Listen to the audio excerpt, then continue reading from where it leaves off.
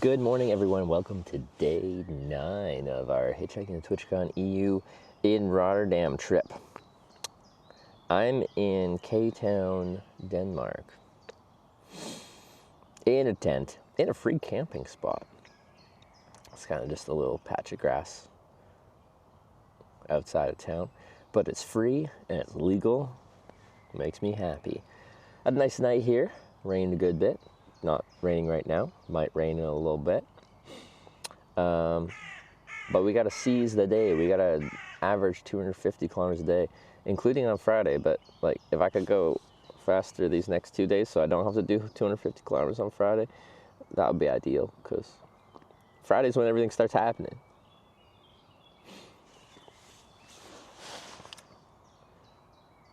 No shelter. Honestly, okay. It was pretty buggy last night, alright? And shelters don't have protection from bugs unless you like bring shelter from bugs in your shelter with you. Like you would bring a bug net inside the shelter kind of thing. And my tent wouldn't really pitch inside. Like I could set up the tent body inside the shelter if I had a double wall tent, but this is not that. Anyway, I was already getting assaulted by bugs just setting up my tent. Imagine sleeping out there all night. That would have been a disaster. Because I love the shelters. Sarah camped in a bunch of shelters when she biked through here a couple weeks ago, or a week or something ago. But it was a little earlier in the season. Guess. I think she was bug free except for one night, and she got assaulted one night. Oh my god. Got some water ingress in that corner. Sorry. Just threw some water around here.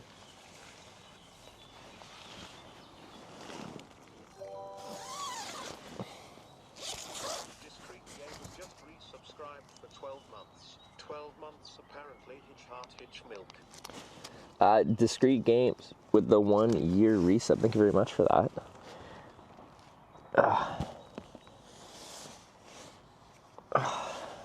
Appreciate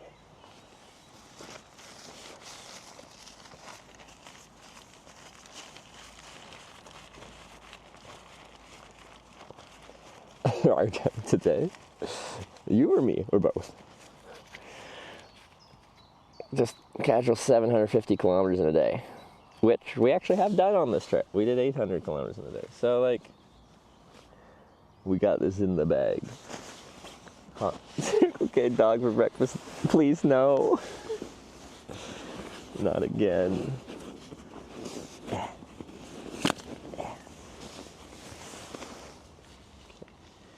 This.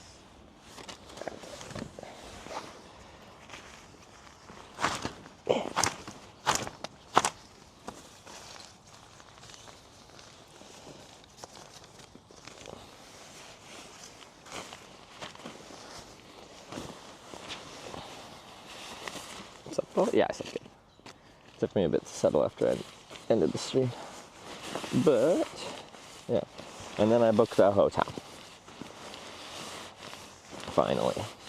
So now I am allowed, I don't have to sleep in a bush in Rotterdam. You'll be like, old Hitch would have slept in a bush. Old Hitch definitely would have. When I went to Oktoberfest in 2015, like, I didn't plan to go there for Oktoberfest. I just showed up there, and I had to wait a week to get my Russian visa, because that took a while to process. Then I was going to pick it up in Munich, so I just stayed in Munich. I'm like, okay, it's Oktoberfest, let's do the Oktoberfest thing. But I didn't have a hotel or hostel or anything like that, and they're way too fucking expensive for me to book one. So I'm like, oh, I'll just go out. And so the night before the first one, I found this spot within metro distance of the metro in Munich, and I camped there. And then in the morning I took a big like black barrel garbage bag, put my backpack in there, and chucked it in the bushes there. And then I went to Oktoberfest,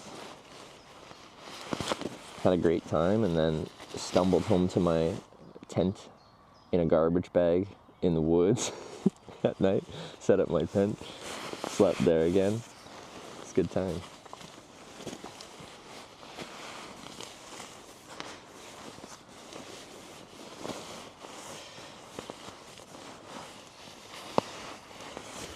Last night I was offered a place to crash with some Norwegian guys.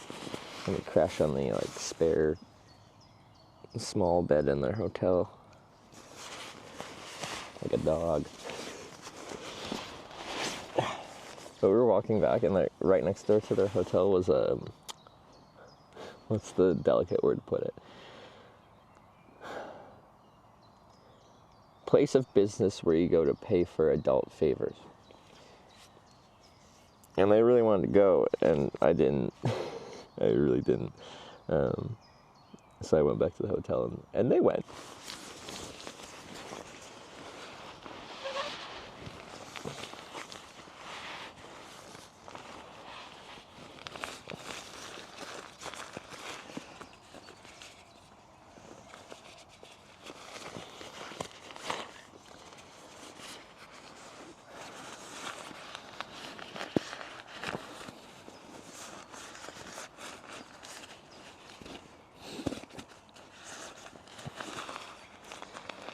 I got nothing against the profession and stuff. I just doing that, but then paying someone to do that just makes me feel wrong. Like, I want someone to want to do that with me. Like, no transaction required.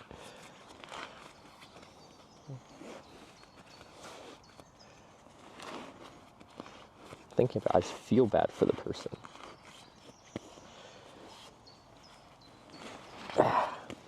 So I got stream feed this guy. I've been lurking, really enjoying them. Hope you get to TwitchCon time. We're trying. Glad you've been enjoying the stream. It's been a really good trip though, actually. So you joined at a good time.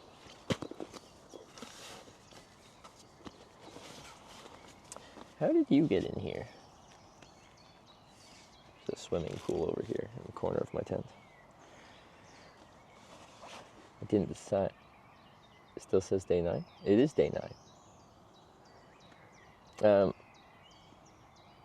Circle pass off this business expense. It's networking. If I'm with clients, right?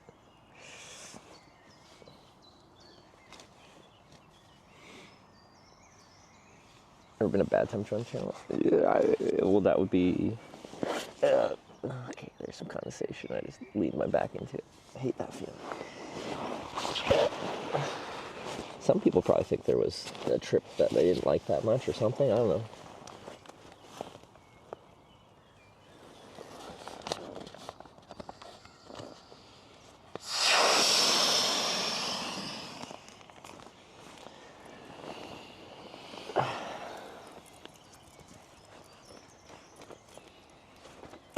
Well, played Surviving Night looked like a dodgy. What do you mean dodgy? This is nice. This is dodgy. Man, compared to this, I've been in some hellholes. I suppose that was like, yeah, dodgy, but dogging. There could be some dogging here. I wonder how often someone actually stays here.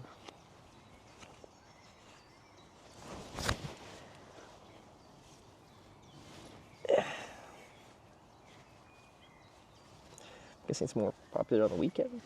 I don't know.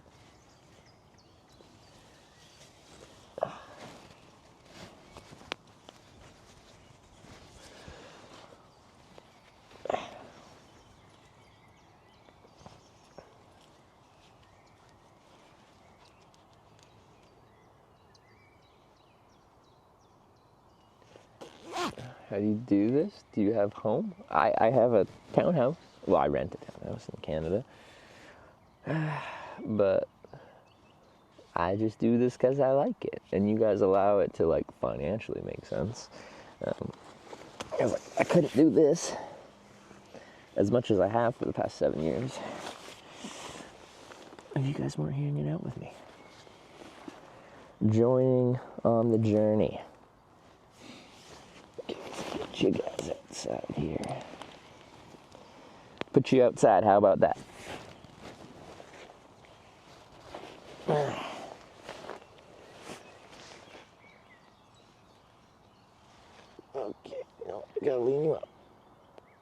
Or down? I guess down. Where'd you start from? Tromsø, Norway. The Arctic Circle. Wow.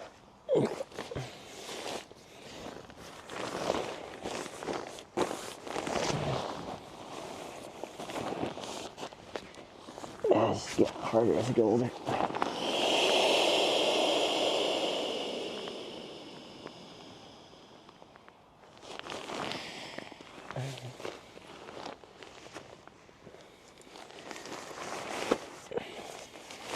So we got a bit of a walk back into town. We were camping. That's okay though.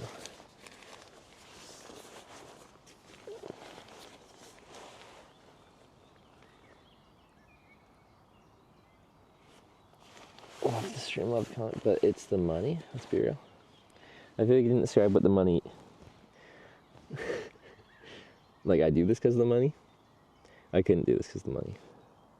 I couldn't, like, if that was my main motivation, this would be fucking torture.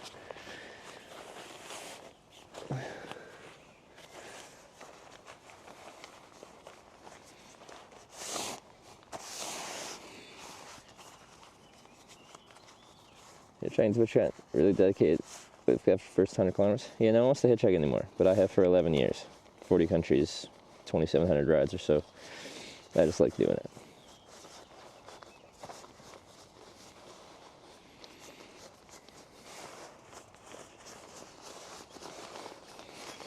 Just doing a sleeping pad.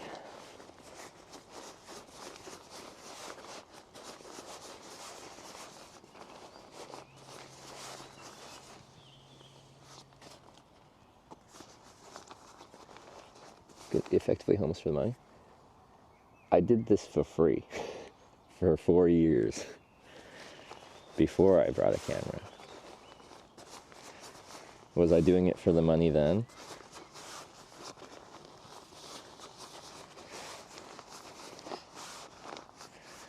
I did it in 25 countries for free.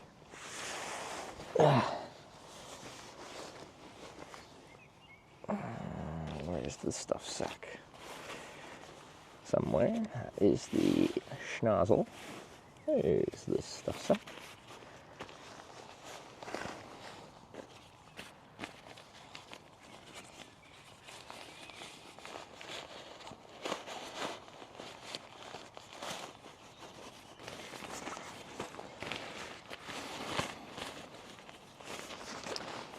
Twitch for the great holiday pay, sick pay, retirement. Yeah. It's funny because you don't get any of that. Which, like, I don't expect to get any of that. Twitch doesn't employ me. I'm a independent contractor to Twitch.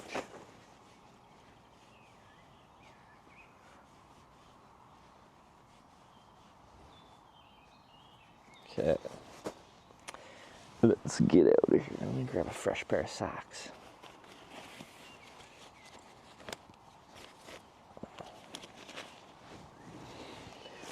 Let's check the boots as well.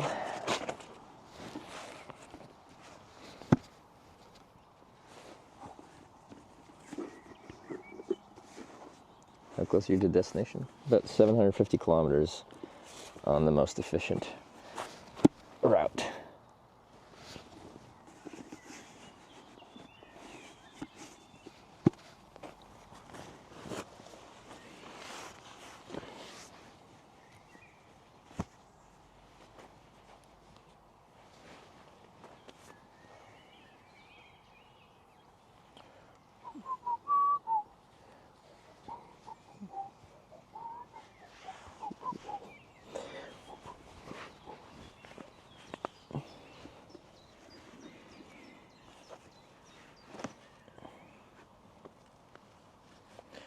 Route.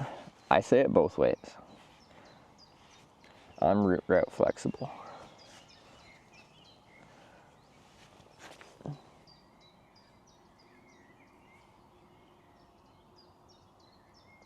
Negative way when it comes to name badges. I like to bedazzle myself with badges.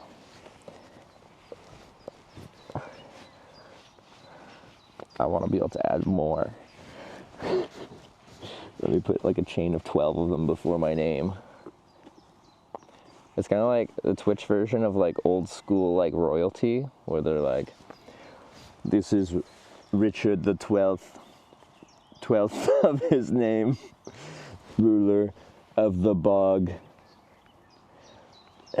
slayer of 3 ants. I want to, yeah, my Twitch name to be like that.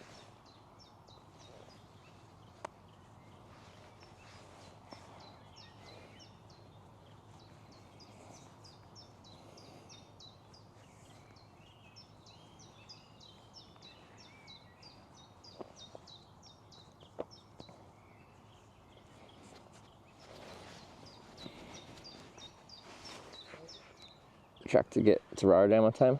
We've done good, but we still have like so far to go, and we have to like maintain a pretty high speed every day. When I started in Tromsø, I had to do 300 kilometers every day for like the whole, it's 11 days of this trip, and now we're at 250 kilometers a day. So we've like had a few days that pushed us to like push those average numbers down. But like 250 kilometers a day is not reliable. It happens a lot, but like we'll also have days in good hitchhiking places where you get skunked.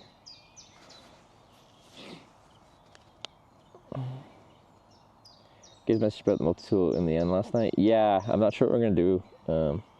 She offered to mail it. I can mail it to where I'm going in Norway. But I was told, even though it's the tiniest little freaking knife, Norway, when you ship knives to Norway, they just consider them all weapons pretty much, and they'll just destroy them and then notify you after. They don't give you a chance to be like, wait, just send it back to sender. No, they just throw them in Mount Doom. Okay, let's go.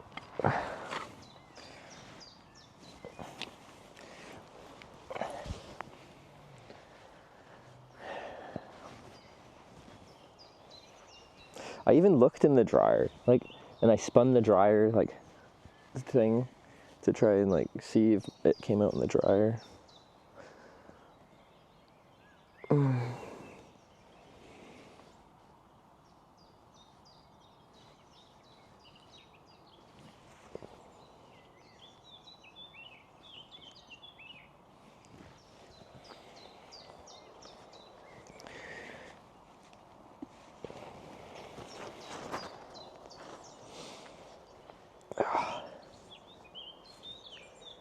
Stretch.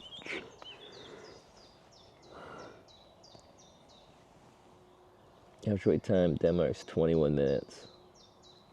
What was it before we started the show? Well, we had that one long wait time. But everything after the airport was like super fast. Yeah, I kind of want to do this efficiently, but like, look at all my signs. All right. We got we got Denmark. Got that E4 South. We're on this forever. Still, I think this is my last clean sheet of paper. Got some northern Swedish towns. Lulu. Love Lulu. And this one. This is my original south sign that got wet on that really rainy day. Oh, you still got the Dresden sign? Nice. Because I need a sign. None of my signs are relevant anymore. We're still going west on whatever this highway is called here, but we gotta find someone going south towards Germany on this next ride.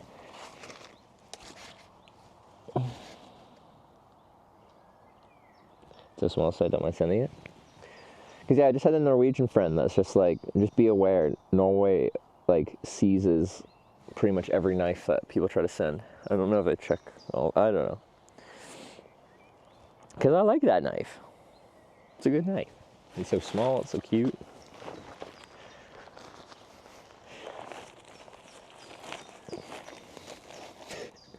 Which is a high priority when I'm like, oh, what do I need in a knife? It needs to be cute.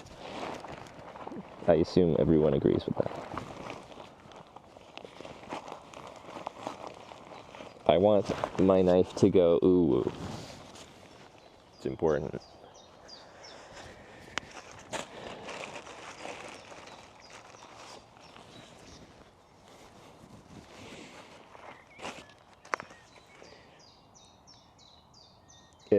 And the Finland bike tour, getting the ferry to Stockholm and go pick it up. We could, but I was planning to go to Estonia.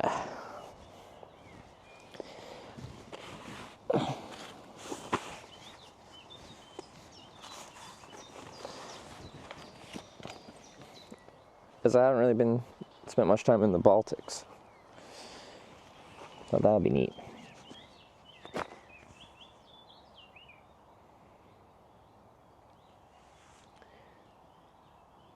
It looks so light, so no trophy in it like the Osprey. Trophy. Yeah, it's super light. It's a, if you want to look it up, it's a Z-Pax Arc Blast. It's rated at 48 liters.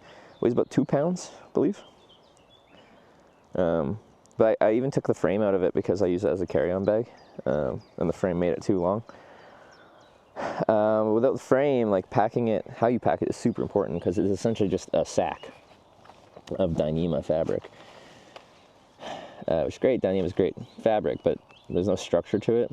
So if you don't put a nice flat back on it, like pack the bag in a way that has a flat back for your back, you're going to be getting poked.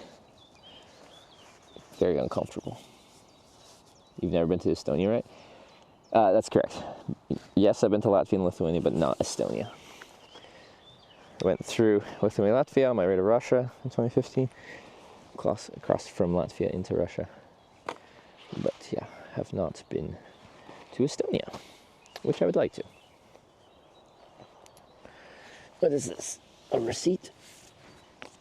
What did I buy? This is a credit card receipt, not a ticket. Oh, this is for my metro through Copenhagen yesterday. Ugh. Old man noises. Only after you wake up, do you stream? I first woke up at 6:30 and I'm like, nope. I was considering getting a really early start, but I felt really tired. But it's light out at that point. So I put my eye mask on and went back to sleep. And I woke up at 8:30 and then I started the stream at like, whatever, 8:50 or something like that. So I was awake for 20 minutes this morning. Wait, there's one sock. Where'd the other sock go? It's a mystery.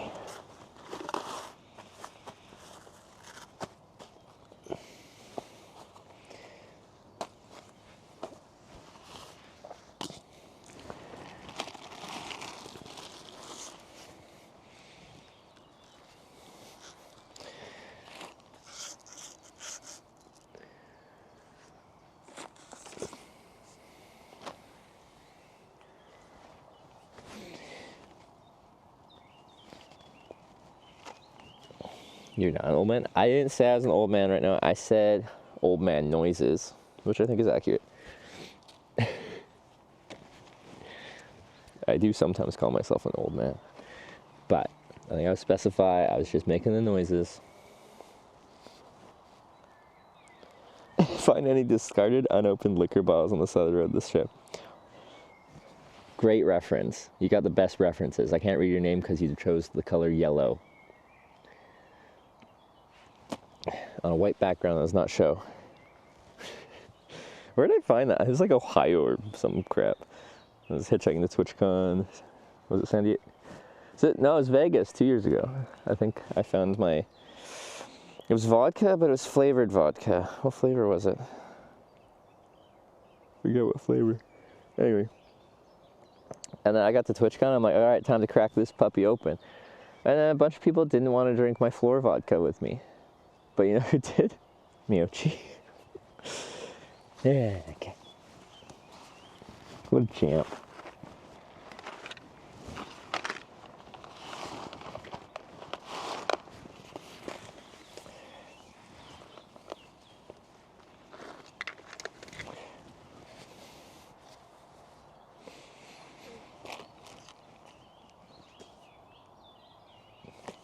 As a feature that recolor those names. I know I did see that setting.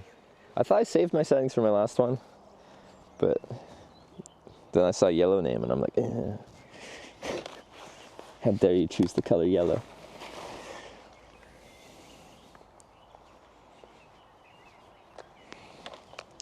Hey Google, play the song Yellow by Coldplay. Is that Coldplay? Now you guys can experience Yellow with me. Their names were all yellow.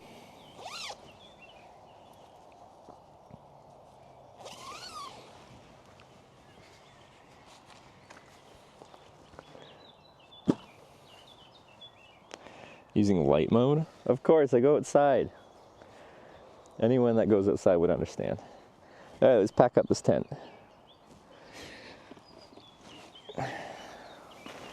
Oh.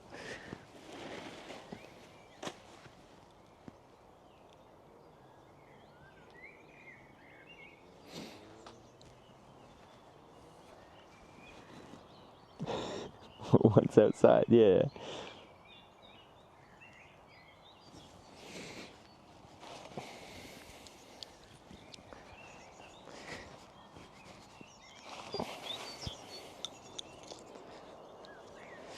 But yeah, I can see making fun of me if it like switches to nighttime and I'm like in a dark restaurant, we're eating and drinking and stuff like that, and then you're like, why is your screen so bright? Put it on dark mode. But like outside, I was gonna say in the sun, there isn't much sun right now. Outside in the light of the day, light mode is superior.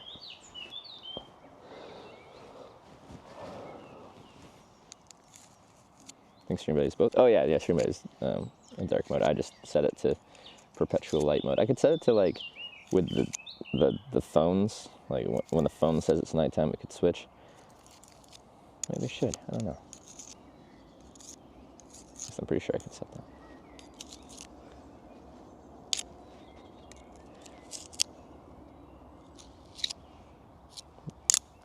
Thick mud.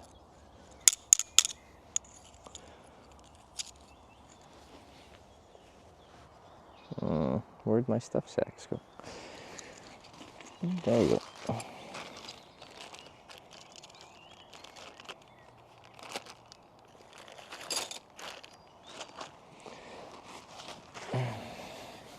I forgot there's a bit of water in my tent.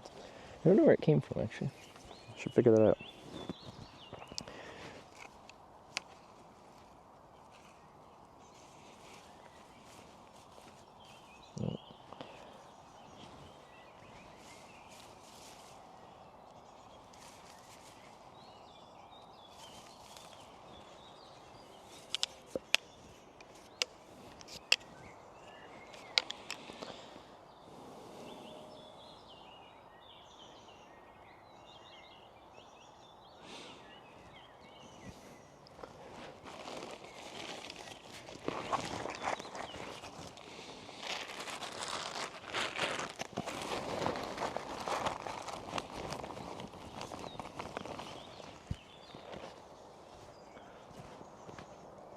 Okay, so I actually want to figure out a little bit of water in here.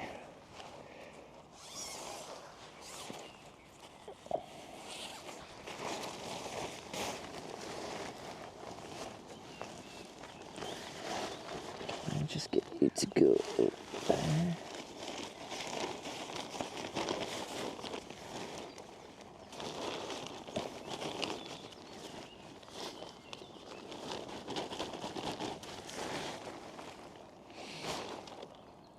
Okay, so here's what I was thinking. They probably don't allow it, but I think it'd be sick. So at that whatever that freestanding tower building in Rotterdam, someone probably remembers the name of it. There's 2 hotel rooms at the top, only 2. Like, and it's like the observation deck is public. During the day you can pay to go up there. But at night, yeah, Euromass, that's the one. But at night, they lock it down to the public, and only the 2 people who have rented out the hotel rooms up there can use the deck and their hotel room. It's kind of nifty. Here's what I'm thinking. We get like people to book out both rooms for the whole TwitchCon weekend next year at this point. And then we have sick parties up there. And you got the whole wraparound 360 balcony, plus 2 big rooms. Whatever, how's Stream Buddy doing? Can you bankroll this?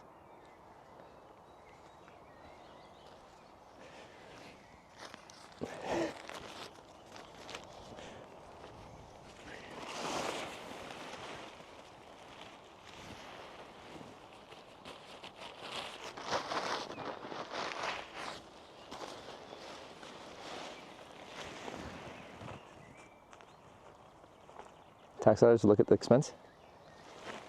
Networking. See, everyone will love the party so much that they'll invest the big business dollars in the business, because parties are business activities, but actually they kind of are.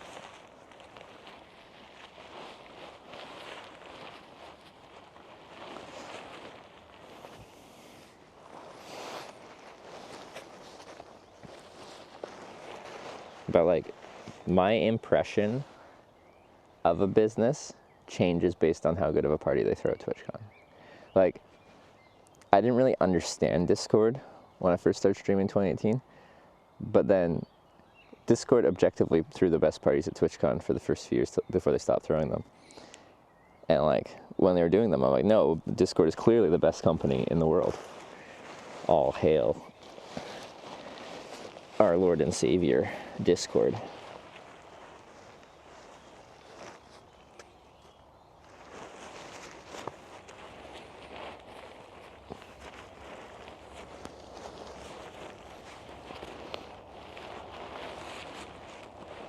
Tattoos for the accommodation fund.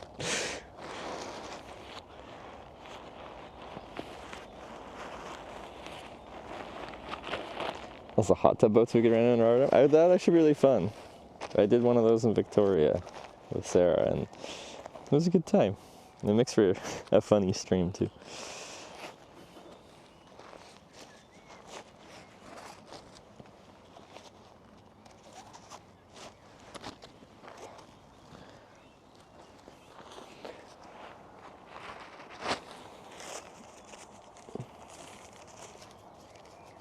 So they're gonna be a Stream Buddy party. Yeah, we're all partying in Wybert's hotel room. He doesn't know it yet. It's a surprise party. Not bringing my swim trunks. Why would you not? Why would you go on vacation and not bring emergency swim trunks?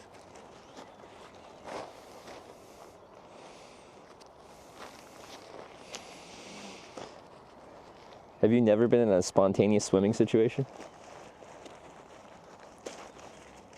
Put up those poles last night, and what are they? I think they're for sacrificial something to whatever god you serve.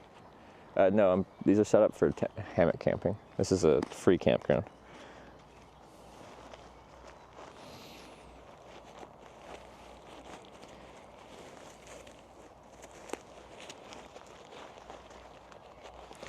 Gonna get banned for streaming with partner party, yes or no? Yes.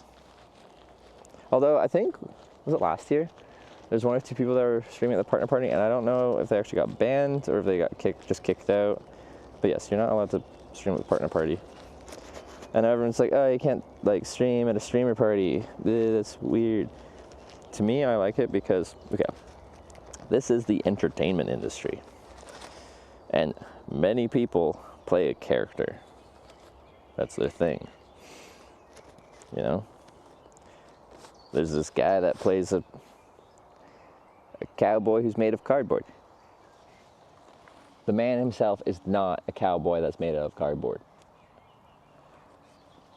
And when we're at these parties, like, it's nice to be able to meet the real person. Because as soon as there's cameras around, those people that play a character on stream feel like they have to play a character at this event. But once there's a guarantee of no cameras, then they can just be themselves and relax and have fun.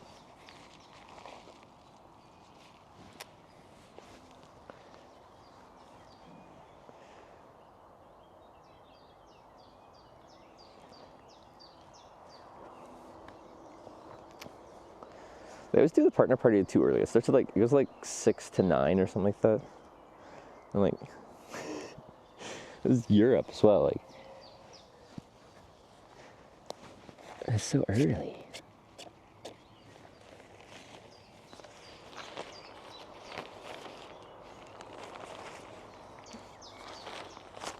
Oops. Yeah, this goes in here.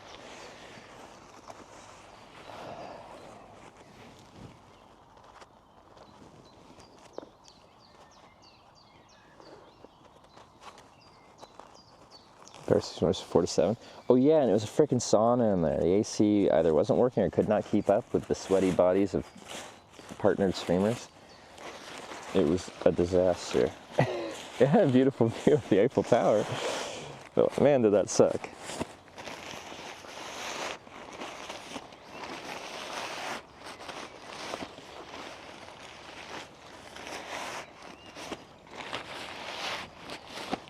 Supermarket next to McDonald's got dropped off has a bakery if you want breakfast, which isn't fast food. Okay.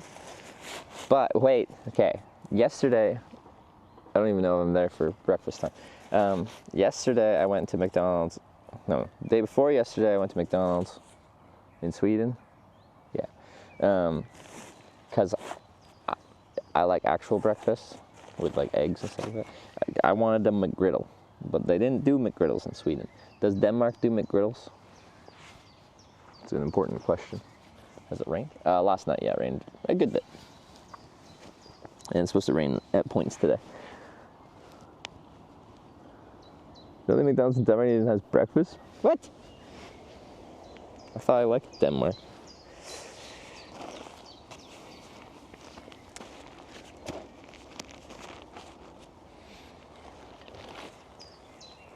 They dropped breakfast altogether? Yeah, there's no point in going anymore. McDonald's Denmark is dead to me. Never heard of a McGriddle? Okay, so it's like a McMuffin, like a McDonald's breakfast sandwich. They're usually on an English muffin. But instead of an English muffin for the outside part, they're pancakes. Consider this.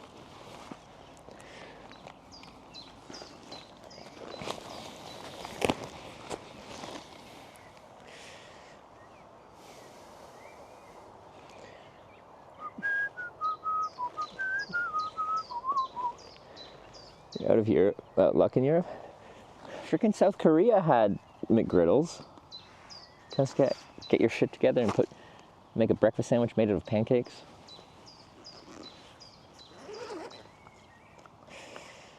Brush my teeth so I don't have bad breath.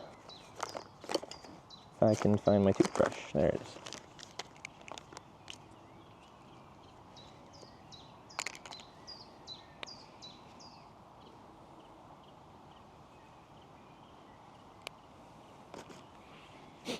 Dane's only ate oats for breakfast.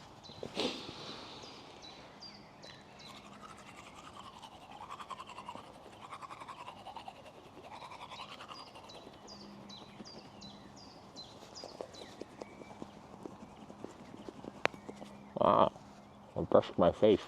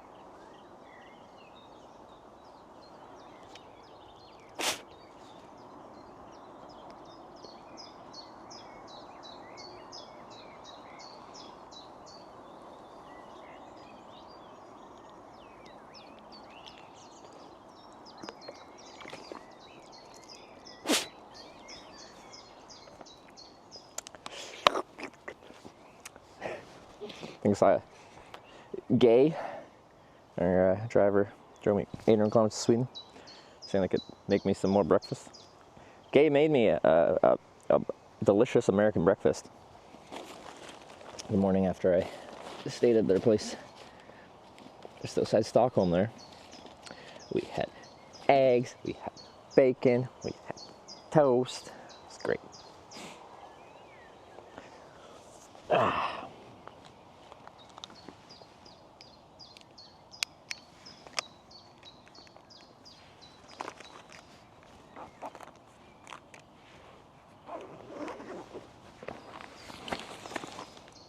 Right.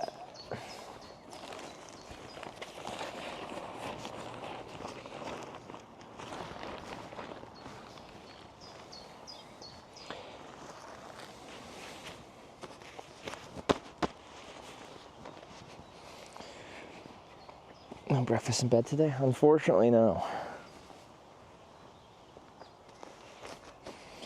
If I was a Disney princess, like, a bunch of birds would just float down with, I don't know, some presents. In this case, breakfast and a cup of coffee. But alas, I am not a Disney princess. Sarah tries to be when she sees cute animals out in the world. She runs towards them, and then they run away. Subscribed for 65 months. Hello, kind sir. I pass all my luck for your rides today, Hitchhike. Ricky Sassy, thanks for the luck, and thanks for the 65-month resub.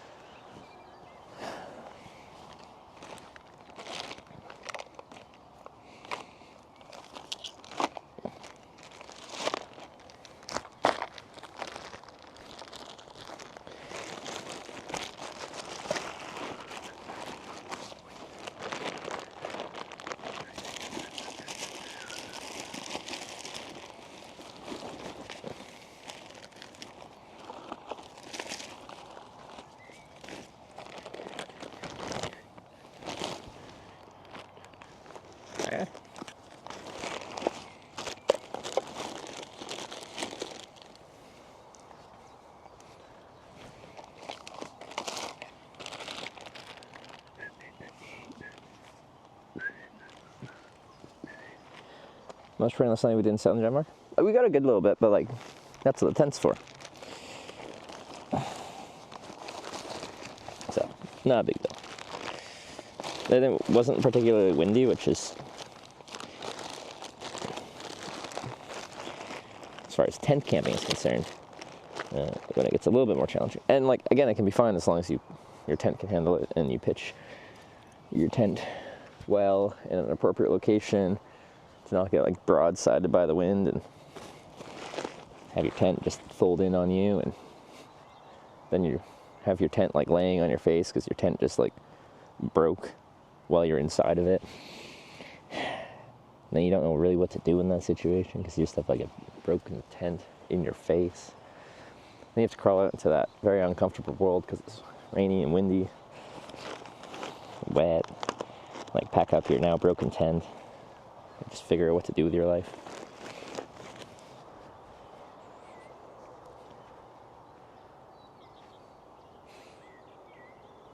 I've been there before.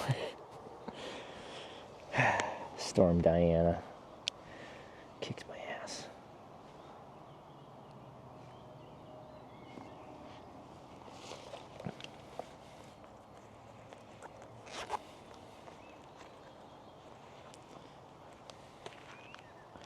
Thing good, mate. Right now, yes. When that tent situation was happening in England, it's not good. It's the opposite of good. It's rather bad.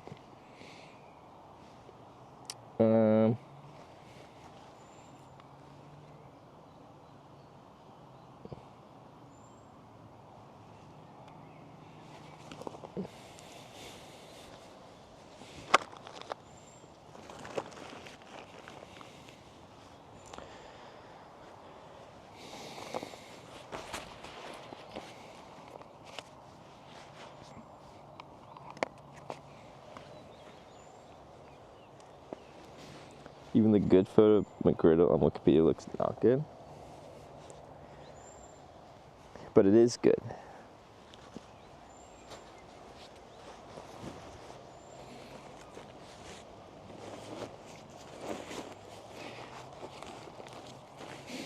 You're not supposed to judge a book by its cover, okay? It's delicious.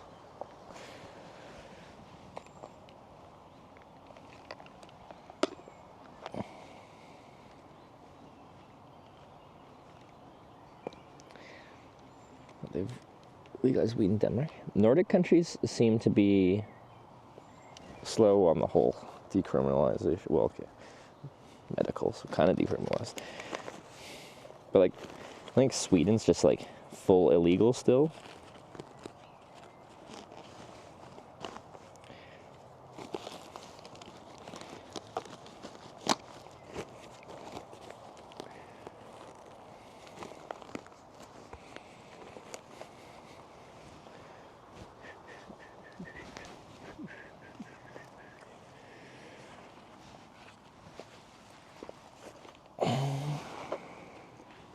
Number two, they got zero tolerance, which just seems strange. They seem so chill about so many things, and then it's just like,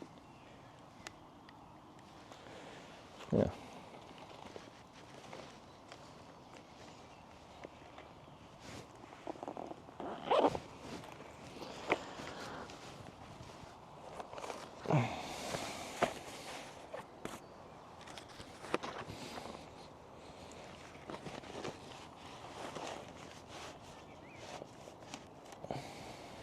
Hey.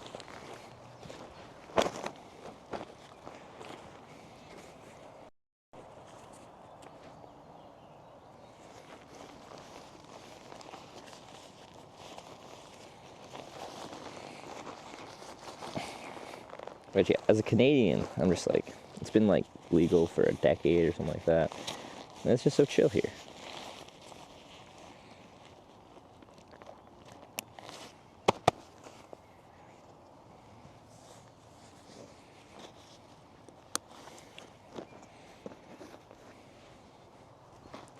Aw, guess I didn't pack the backpack good today.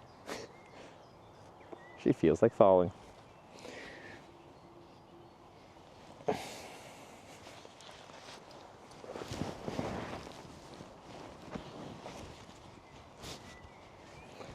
safe and sorry when it comes to legalized drugs? Yes, because prohibition has proven to work so well.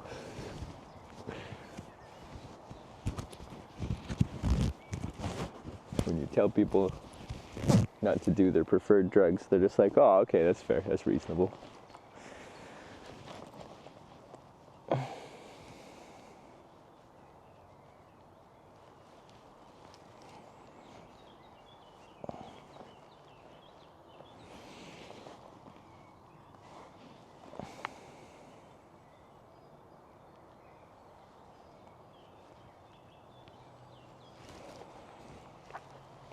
I'm a little high right now. You better not be in Sweden.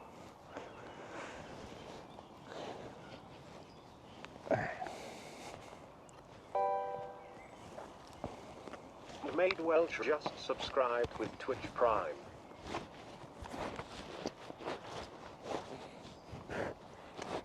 Mr. Madewell Jr. Dang, I was hoping for Mr. Madewell Sr. Thank you for the prime. Welcome to the Twitch Hikers.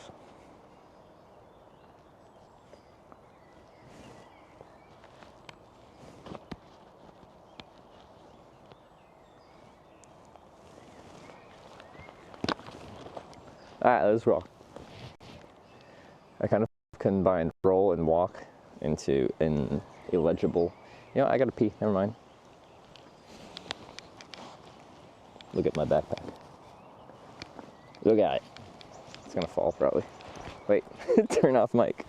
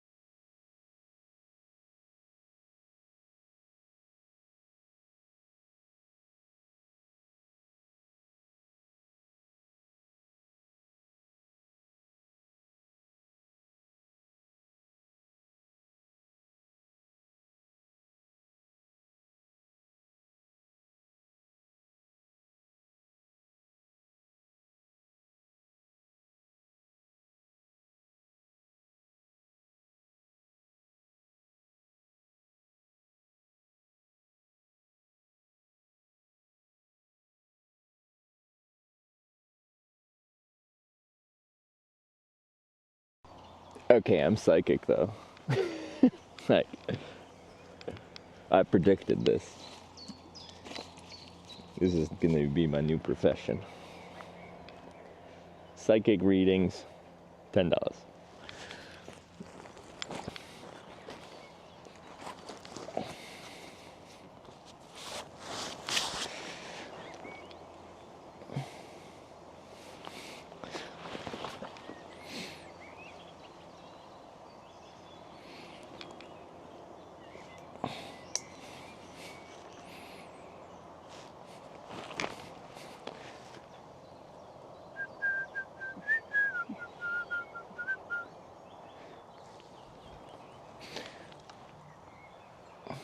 All right.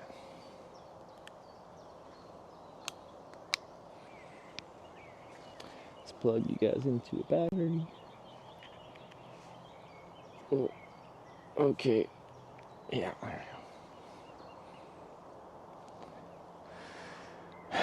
So here's the spot we were. So yeah, these posts. Hammock camping. I got another trio over there. Got a little fire pit. But yeah, it's pretty much just like a flat spot on this hill, and they mow the grass and let you sleep here. That's nice.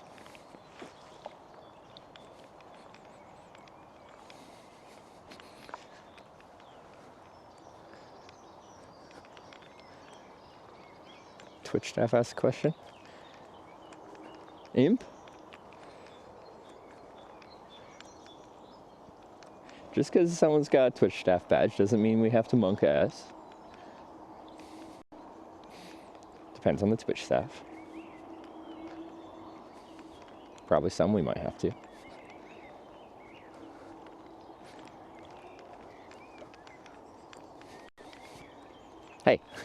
Hey, so we don't have to monk ass. What are those monk ass? What are you doing?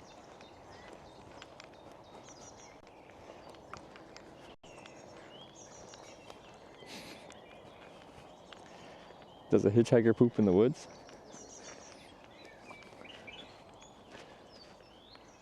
That's how I mark my territory. Haven't really visited a country until you poop in it.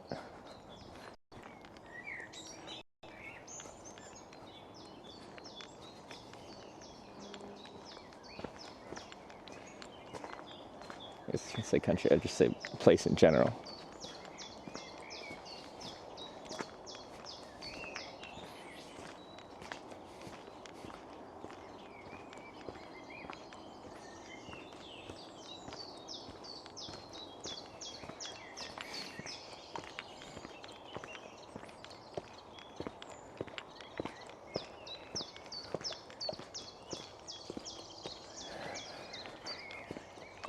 So it's like it's a good bit of a walk to get back to the highway. Next book, Leaving a Mark. Hitchhiker's Diary, yeah.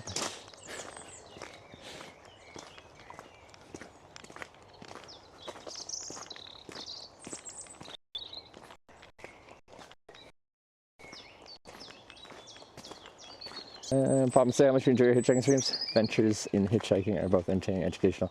Watching a true master at work. Dedication to the game, your interactive and friendly streams. Sense of... Wait. Chat moved. I pulled my stream, or my other phone. Sense of humor, your channel, absolute light. Friggin' chaos. That's really nice. Thank you. I appreciate it. That's a really nice message. You just made my morning. Thanks.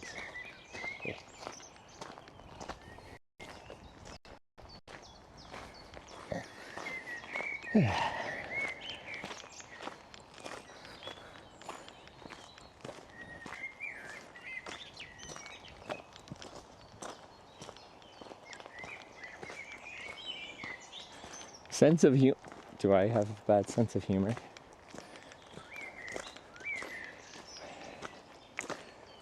We were making fun of the town Middle Fart yesterday. But fart jokes are peak humor.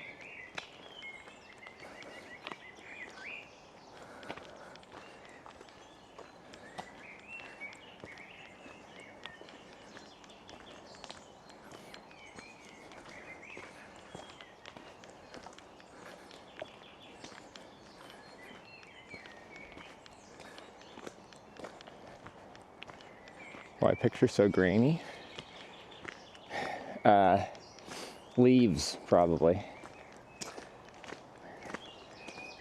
For live video, when you're moving and there's stuff like this, it really struggles to encode it and make it look good.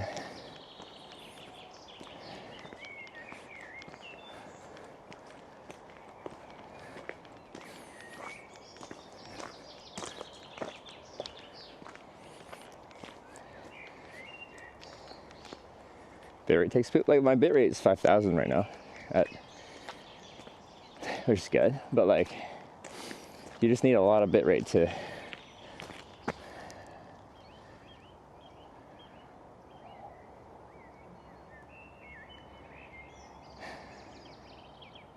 ta ta ta ta ta. Terminator.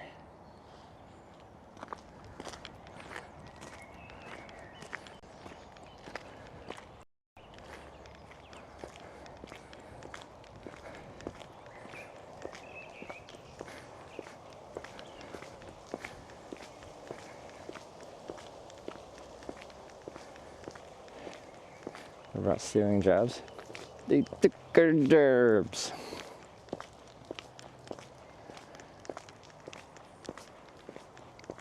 Bougie ass neighborhood.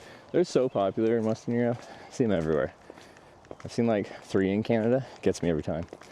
The Victoria International Airport, like in BC, they have one, and they built a cute little shed for it, like a tiny little shed, like with no front door, and you can just see it like parked in there. It's got like a little A-frame roof for it. Oh, that's cute.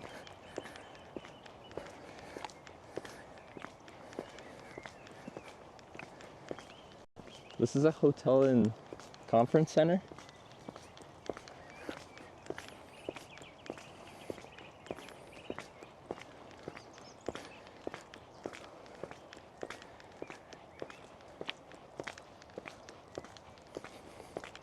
So this is where I slept last night. Because live streamers live lives of luxury and pampering. And a live streamer would never sleep outside in a tent.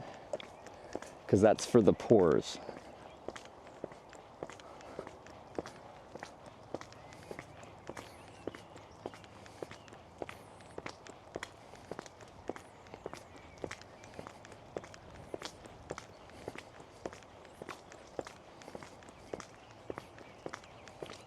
See, I only stay at hotels with at least 2 robot lawnmowers. If you only have 1, you're just trying to be fancy. You can't even afford 2.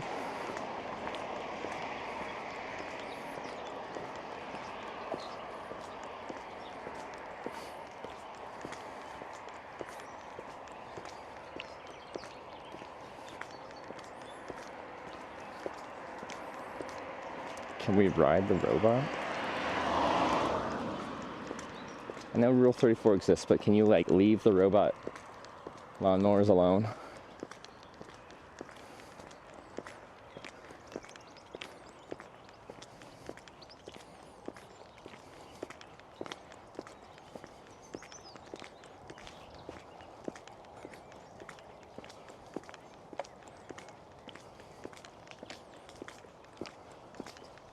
Super green.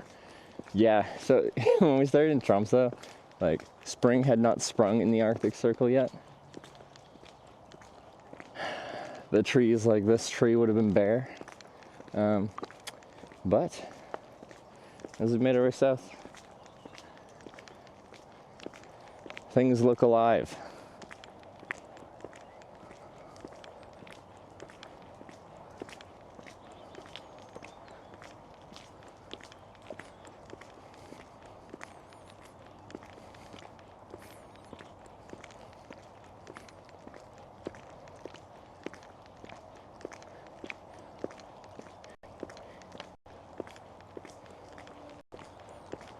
Spring will sprung when you go back? Yeah, I'm pretty sure it will be.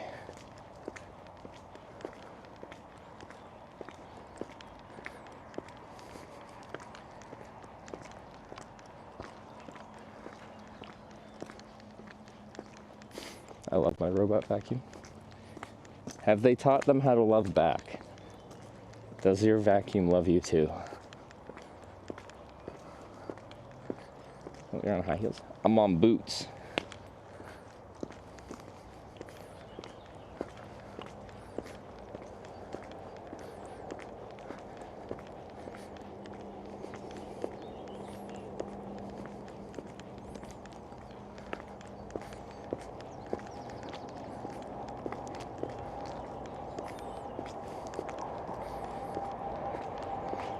These boots are made for walking.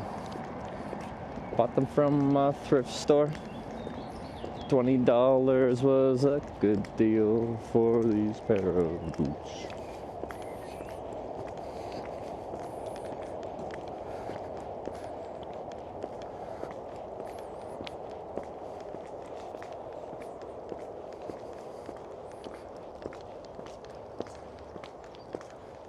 Alright, we gotta go up those spooky stairs, but this time it'll be slightly less spooky. It'll probably still be pretty dark in there. It's a really dense bit of woods.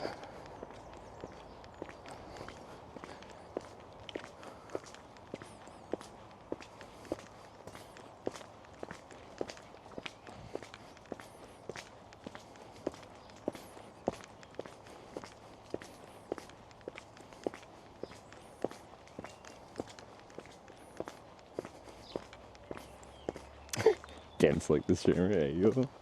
Hey. Thank you guys for being nice to me this morning. I got one real nice message, and then this.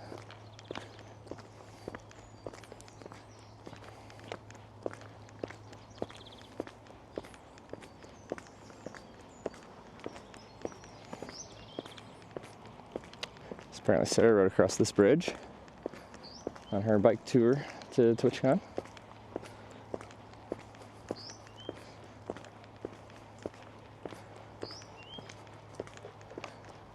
Here's my path.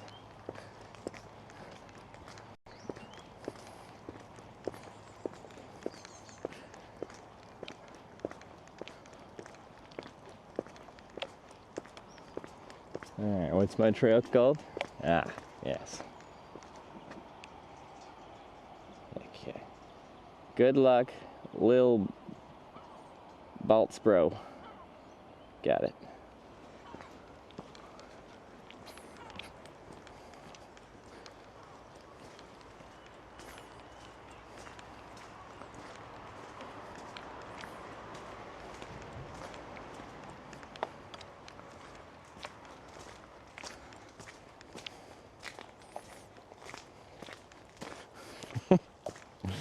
What is this language?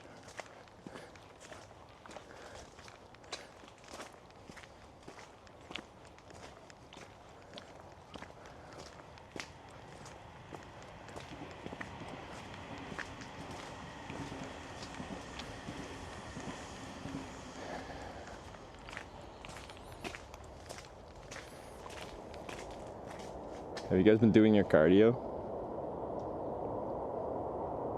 Hopefully.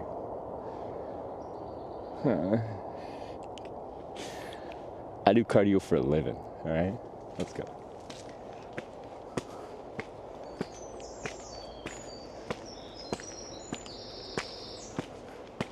Good trip. XO checking later today. Check out. It's going. Alright, see you, gay.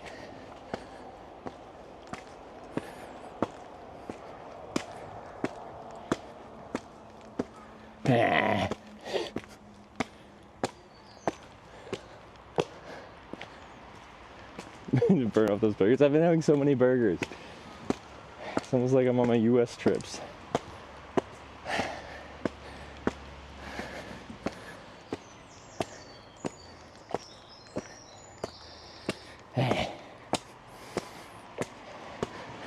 I'm so much heavier than I used to be. 180 pounds. It's more than usual. We made it.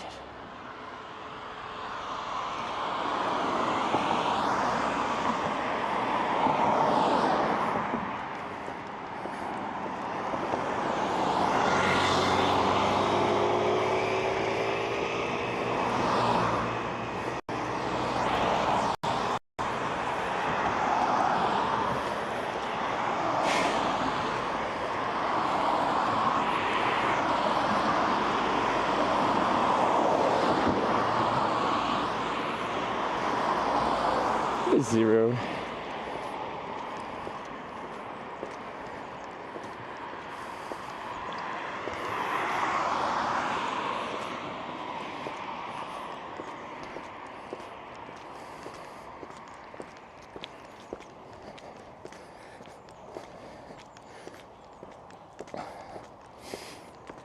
Motor vehicle on sidewalk. I don't know if it's legal here.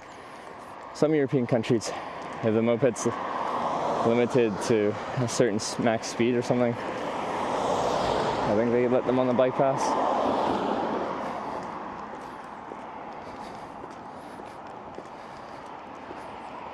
Going back to E20, yeah.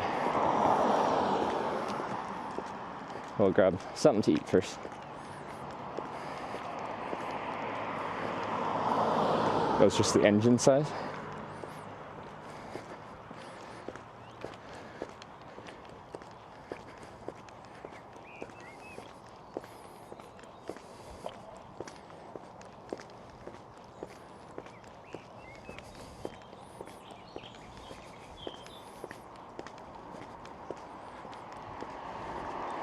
There you go. Small mopeds to drive 30 kilometers an hour are allowed on the bike path in Denmark. Nice.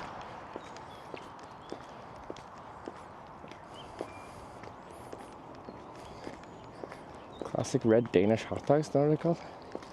I've had so many hot dogs on this trip. I couldn't escape them in Sweden and Norway. They're everywhere.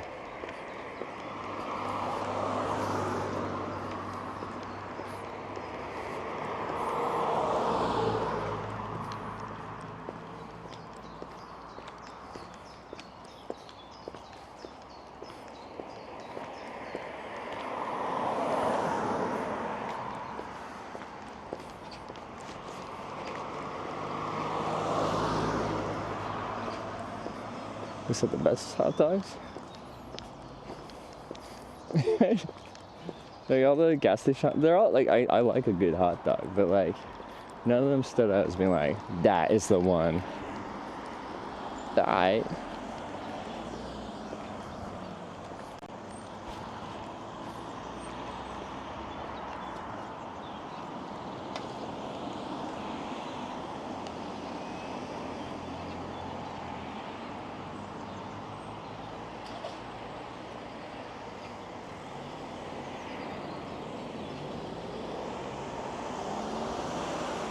From 1000 Sunset Boulevard if you don't want fast food. Okay, yeah, I got options. Okay, so are people saying that McDonald's in Denmark actually doesn't serve breakfast at all, or just doesn't serve good breakfast?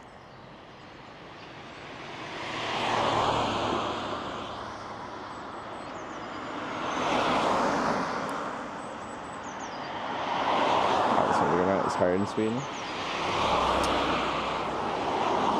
I thought it's the only food they have in Sweden. It's hot dogs.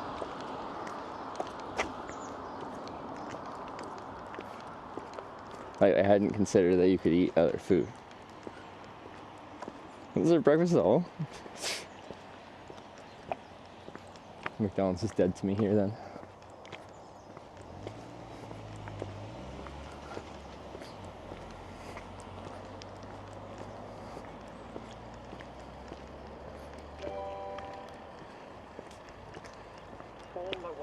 Ooh. My speaker's buried under my shirt. Sorry to start streaming. Oh, everyone's gonna leave now. They want some biking. Who eats breakfast anyway? Me. I eat breakfast. Sorry, I'm just moving my speaker. Bike gang. Is that Sarah?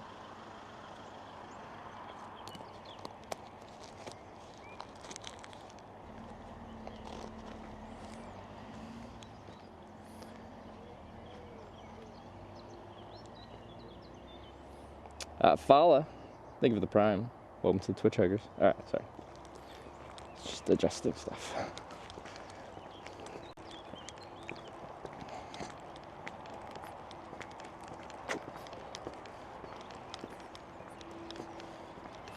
Wants breakfast if in a hurry. I like legitimately thoroughly enjoy a McGriddle. It's very tasty. Is it good for you?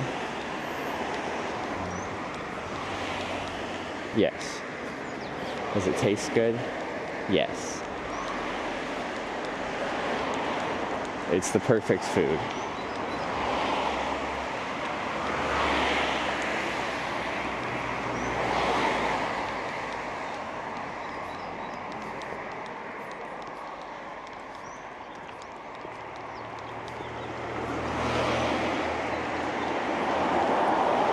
Stopped serving breakfast 10 minutes ago.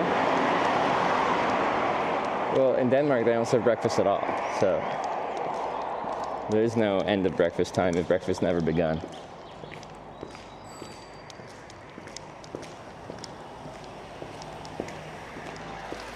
Whoa. Thread the needle.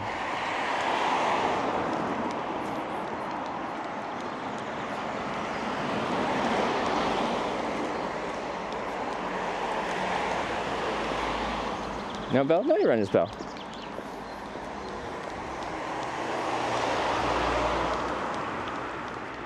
TwitchCon, when is the bike tour? Whenever I fly up to Tromsø.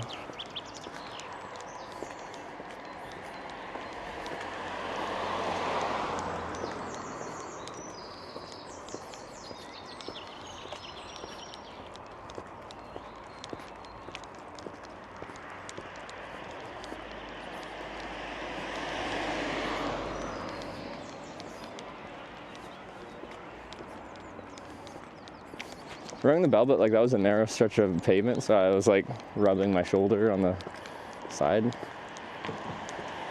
and he went for it.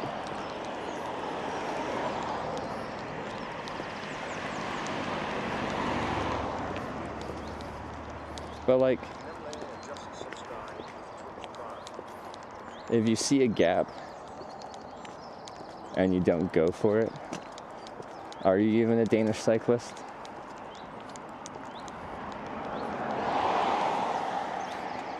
I need to turn my speaker up. Nemler. Thank you for the prime. Welcome to the Twitch Hikers. Did I get Kibaru's 4 month? I don't think I got that either. Thank you for the 4 months.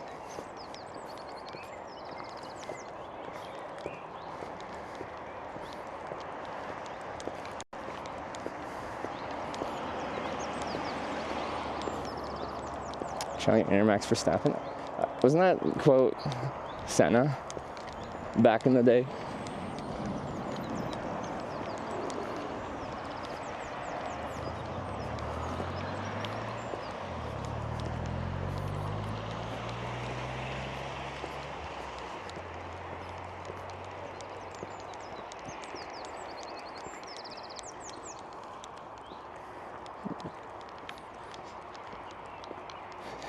Yeah, we got some Formula One enjoyers.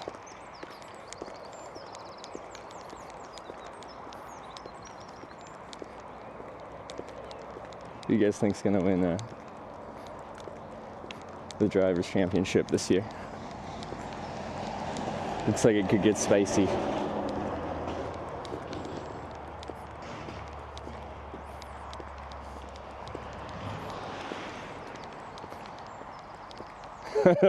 There it is. 3 people in a row. Oscar, Max, Norris.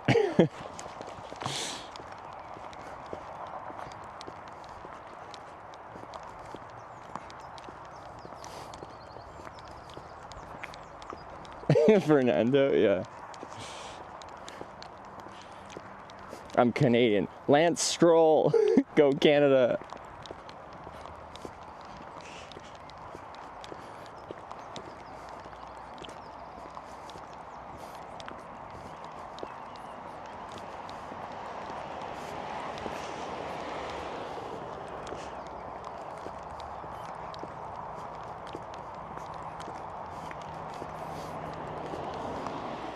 Let Norris get WDC this year, Piastri next year. I think, yeah, I feel pretty bad for Norris if Piastri won. But I guess that's not really the point with sport like that.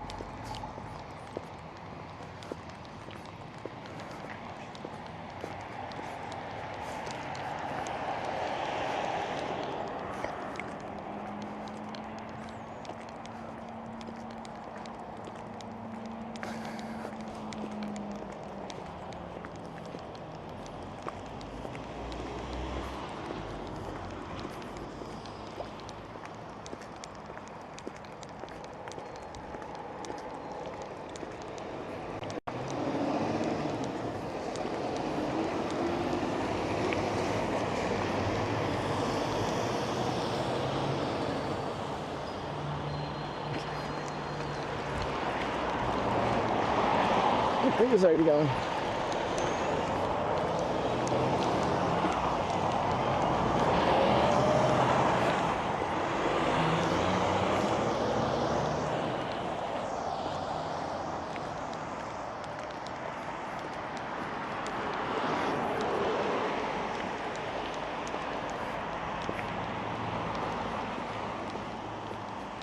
Why did you walk one red? It was green. I don't know if I finished when it was red, but it was green when I left.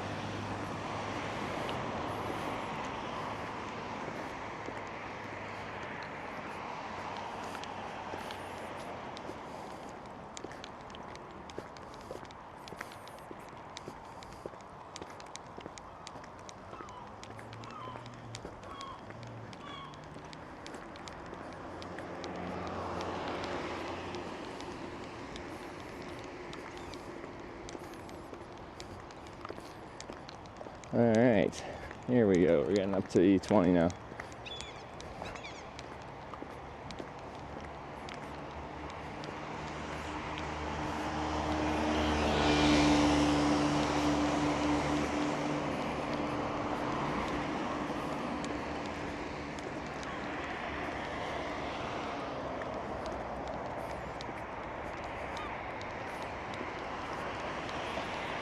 Brad Pitt starring in the new F1 movie.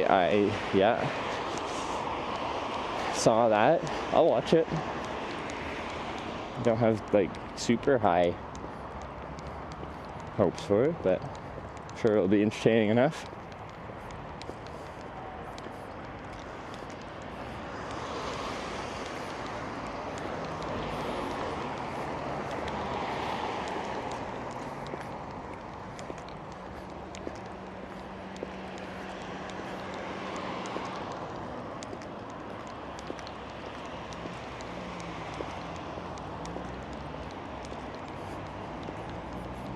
The Oilers won again, up in Series 3. I didn't know because the games play in the middle of the night for me.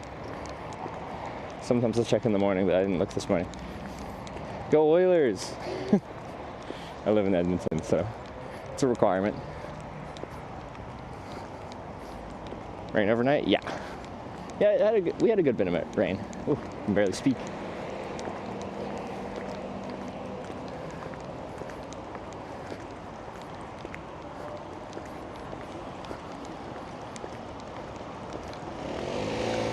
Green light.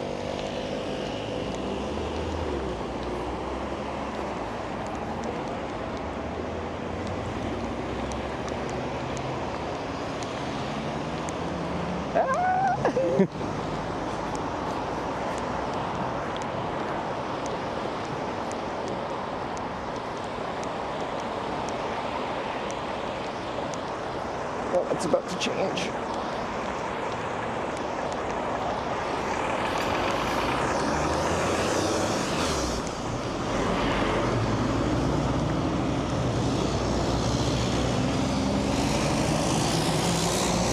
These are made for bikes. They don't have pedestrians here.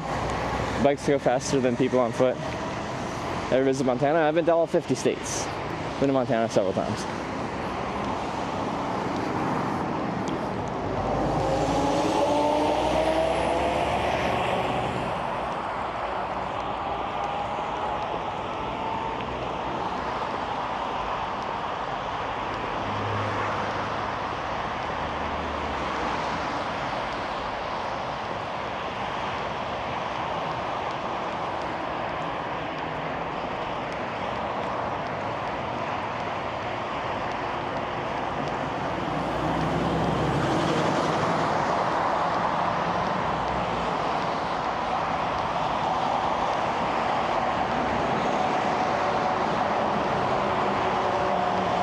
Oh, is it a split ramp? Yeah, I didn't even notice.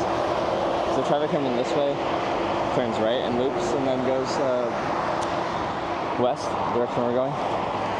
But people coming from town coming this way will turn right and go immediately on the ramp that way. So we don't actually want to get all traffic on the on-ramp because we're probably taking the other on-ramp, looks better. Anyway, this is my highway. This is going back towards Copenhagen, this direction. We gotta go that way.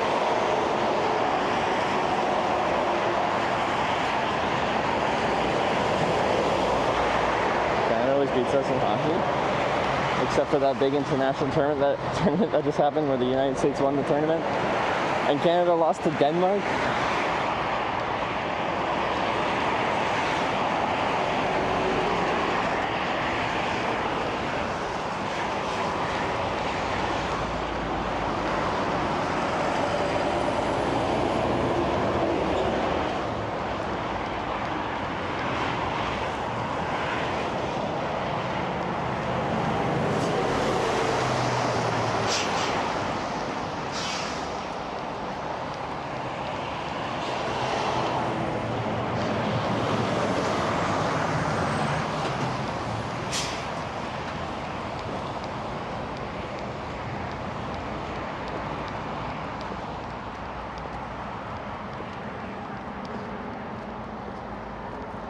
Traffic nice? Oh, I'm used to it. This is my life.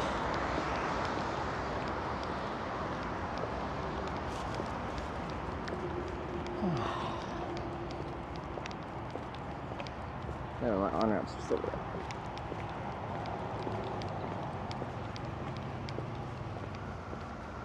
Pretty sure this is probably automatic. Okay, this one doesn't even work. No cars coming. Whew. It's good timing on that green.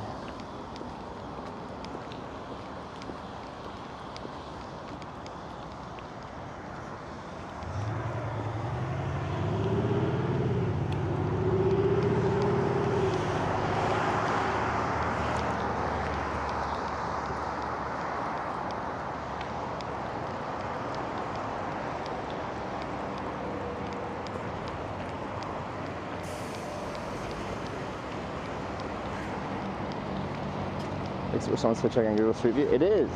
If you want to see someone else hitchhike and what they look like, you can go to this corner on Google Street View. And there's a hitchhiker. Okay, there's a Circle K, there's a McDonald's, there's a Lovebirds, there's a Rima. I don't know what I want.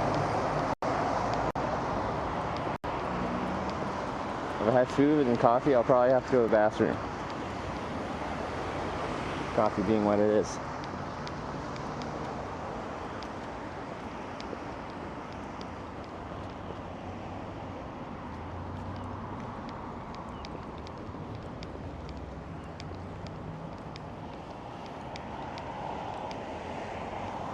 I mean, it's crazy. It's like McCafe, they do all their coffee. They actually make like fancy coffee at McDonald's now.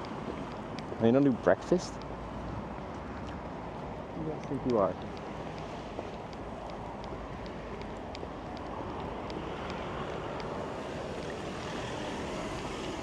I don't know what I want.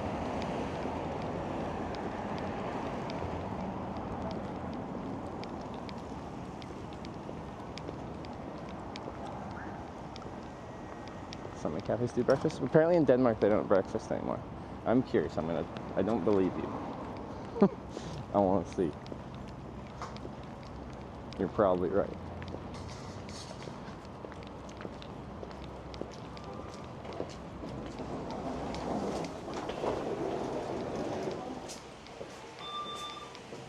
Sprog.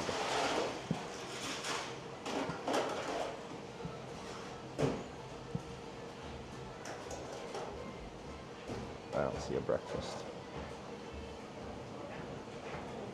Instead, you can get a chicken sriracha bowl and a grimace shake.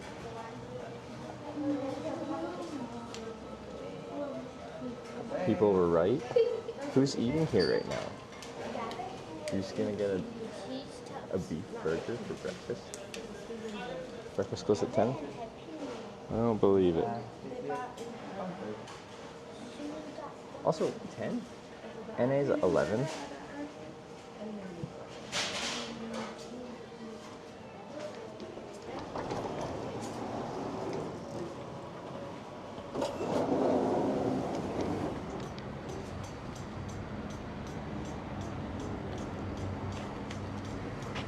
didn't know. Is that a flamethrower? I'm pretty sure that this dude's flamethrowering at McDonald's.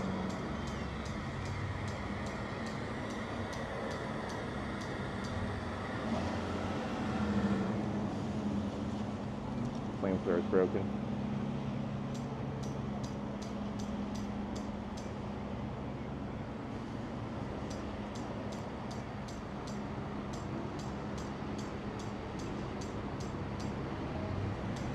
It seems dangerous. That's a lot of gas to be burning. Good. Ah.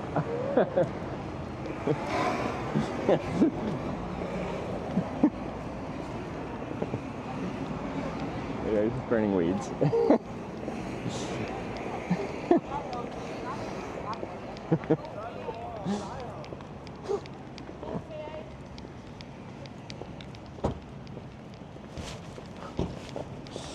Okay, I don't know.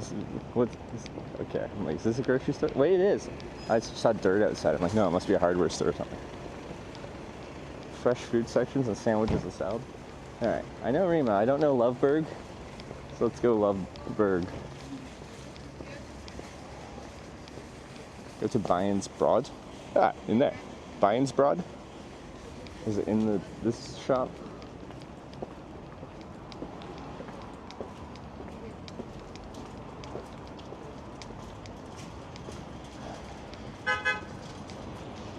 Sorry.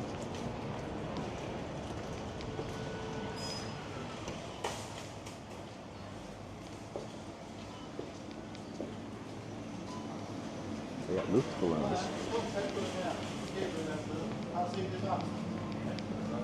Ah, here's Bayerns Broad.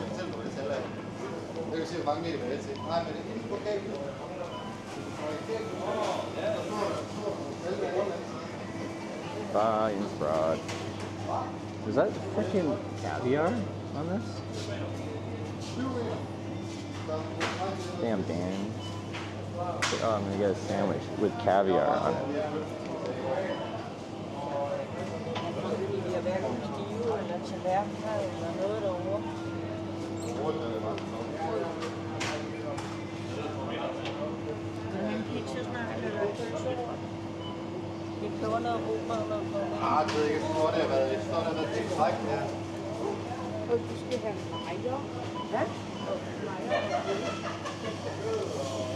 Hand workers sandwich, maybe? What's that? I don't know what's in there.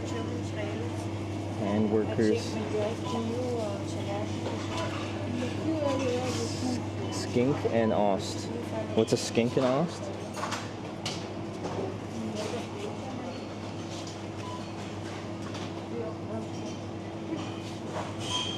I just want to try their sandwich that they have 3,000 of. It's like half a big baguette. I think it's just ham and cheese.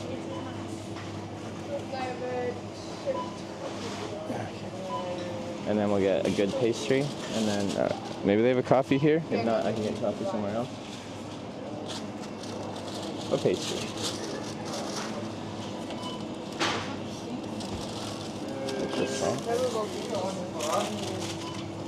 Is that cheese bun?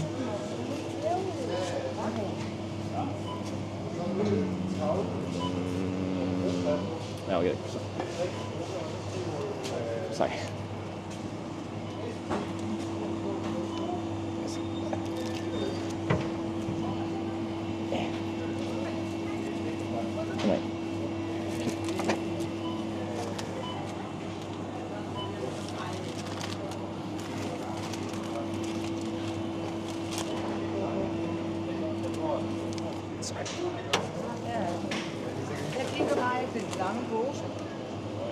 What's that? Sorry. Okay. From Canada.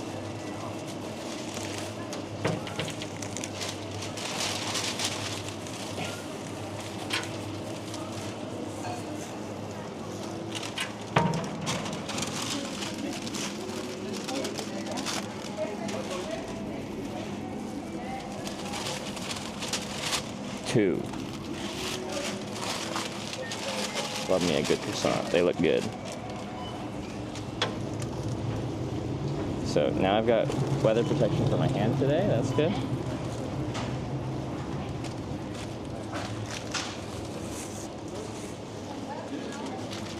2 croissants and a sandwich, and I want a coffee.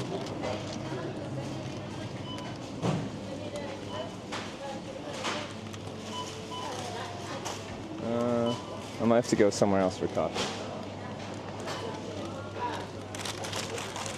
Or this is probably breaking the rules, but I don't want to walk through the whole store just to...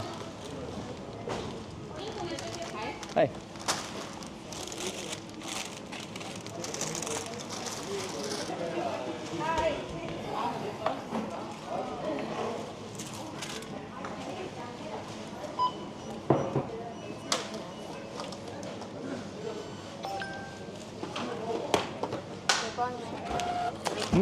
No, thanks. Talk.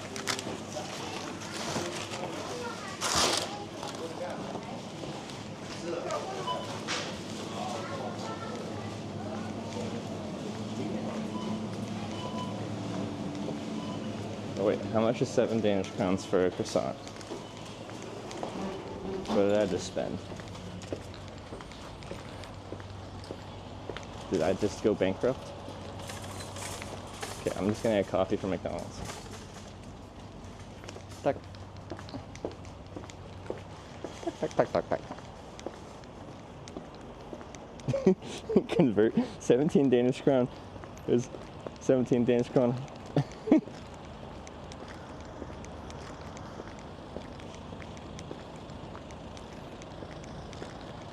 I keep changing currencies, okay? I don't know what I'm spending.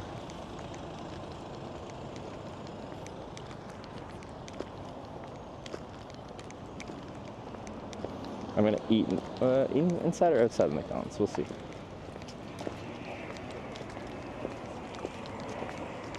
So I could charge a little bit. That's why I throw this down. Even just like 30 minutes. Oh, I need to make a sign too. Wait, $2.6 per croissant. I got 2 of them. Spent $5.20 on 2 croissants. Okay, that's unfortunate. Sprague.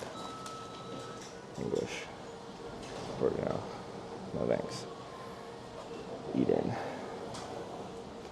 Hot drinks. They got cortados. Love this stuff.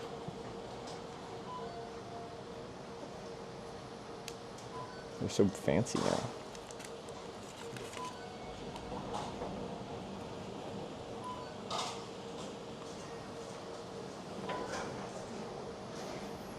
This is pretty pricey, isn't it? 32 kroner? Denmark, why you do this to me?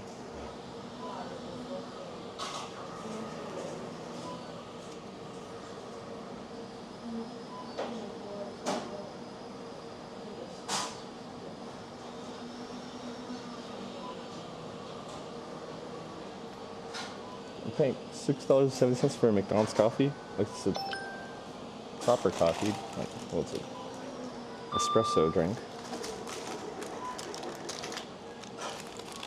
My hands are full.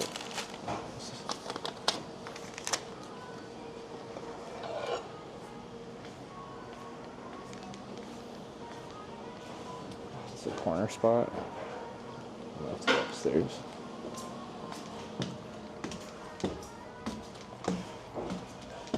There was one outlet in the corner spot, but the table was occupied. I could have probably still charged there, but.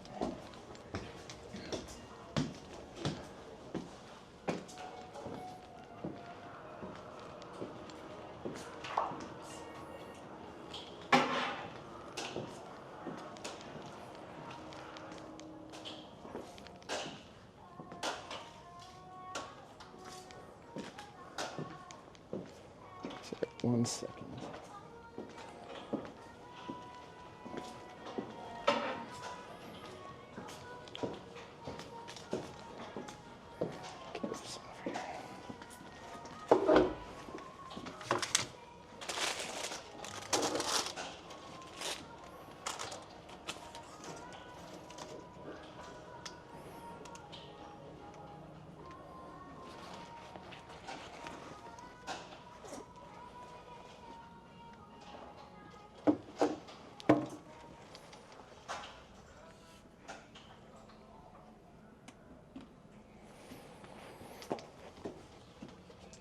There's outlets in this corner.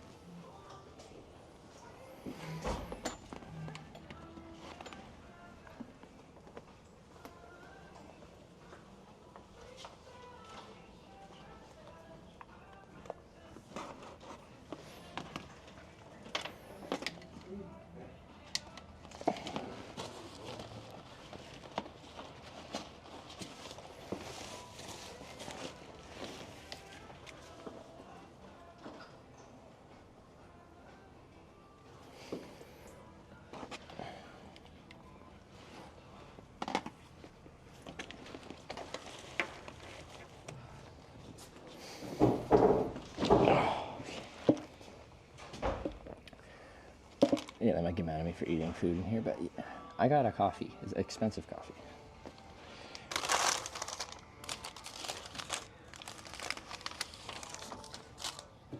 It's a lot of batteries. I'm only charging 2.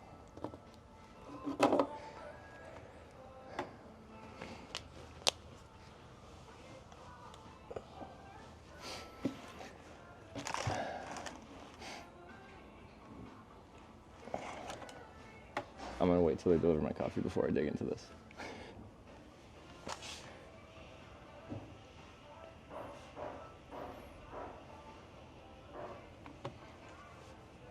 Okay, so pre-streaming days, I remember I was in the UK and I hitchhiked through there for a while.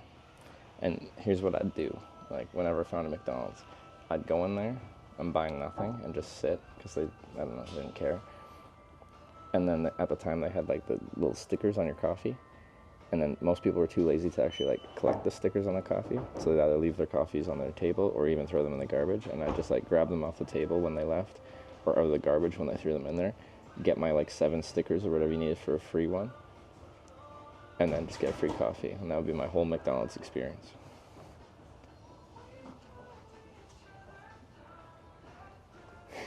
They were £2, and like it was almost 2 to 1 for British pounds to Canadian dollars. So I'm like, $4 for a drip coffee? No, not about that life.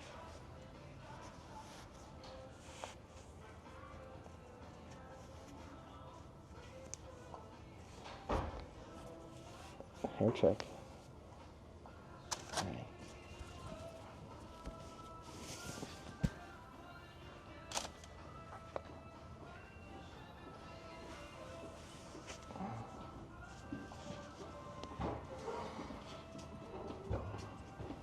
All right. Thank you. At the airport, they gave me a nice glass cup.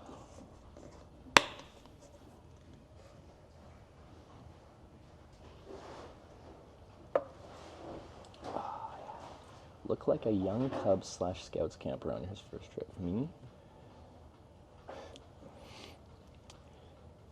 It felt like a different life when I started my first trip on Twitch. This is a cortado.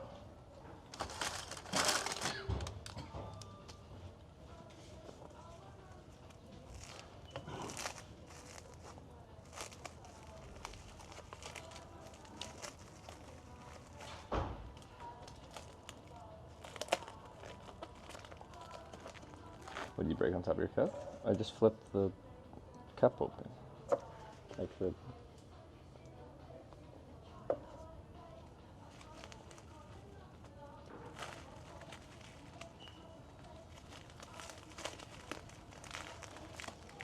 Okay, we're just ripping it. I was trying to unravel it. Didn't work.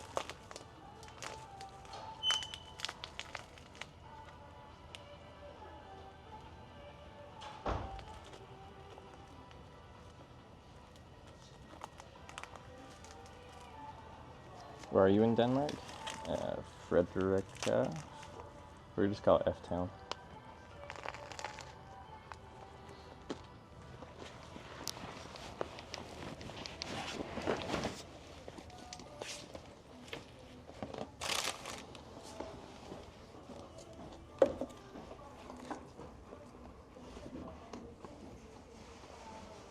Are we upstairs? Yeah, we're upstairs. Got my batteries charging. Got a ham and cheese sandwich. Got 2 croissants. What's the camera? iPhone 15 Pro? I think I'm 1 generation old. I'm not the most current one.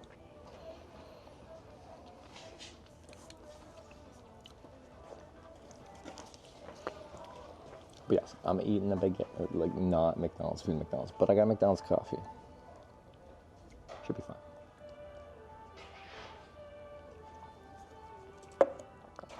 Also, I gotta make a hitchhiking sign.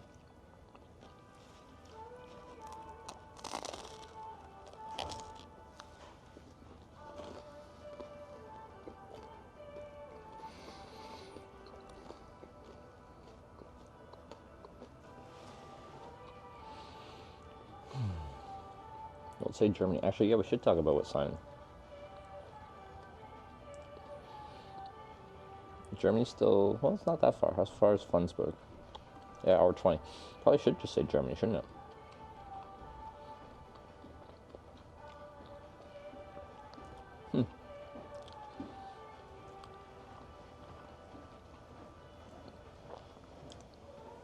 What do you guys think? Best of luck around Hamburg and Germany. That ring highway is something. It just takes, okay. If we run into a language barrier and it's hard to like describe, like talk with someone, that can get difficult. But I've done this before. Like all I need to do is get on the Autobahn. There's a if they're going into the city of Hamburg, don't go into the city of Hamburg. Take the 7 till before, or take the Autobahn till before they exit to go into the city. There's a service station on the highway there. Lots of traffic, lots of long distance traffic. And you will find someone bypassing Hamburg and going the direction you want to go. Germany is actually, once you're on the Autobahn network and you hop from service area to service area, it can be some of the, or you can just get some amazing rides there. Like the traffic stopping on those little service areas with like gas, food, bathrooms, stuff like that, are often driving a long way. So,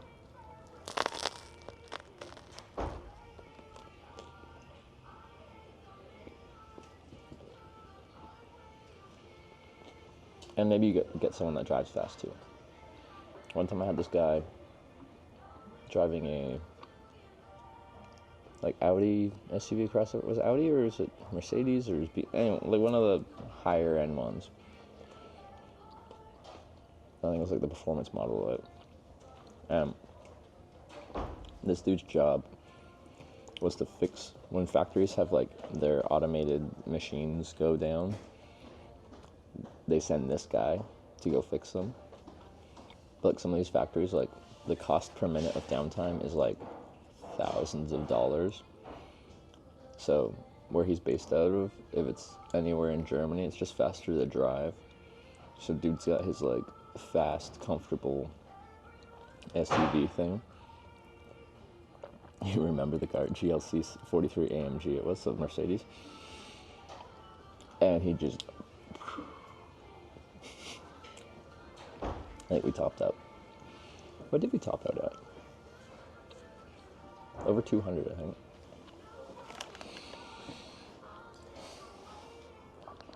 Stay in Germany and cross the Netherlands later, again, Netherlands as soon as possible.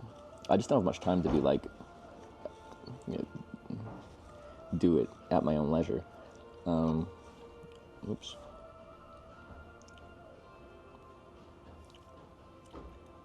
Because Rotterdam's like 750 kilometers away. The most efficient way is through Hamburg, Bremen, and over. If we got someone going past Hanover and over, like that could work too. But yeah, we're almost certainly going to be coming in on whatever, 30, whatever that is, straight west of the Netherlands.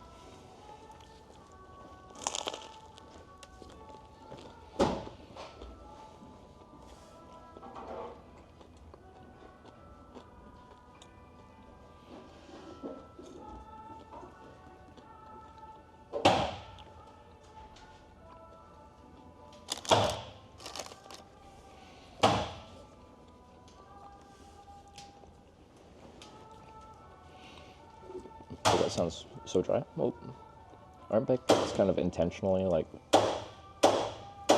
got a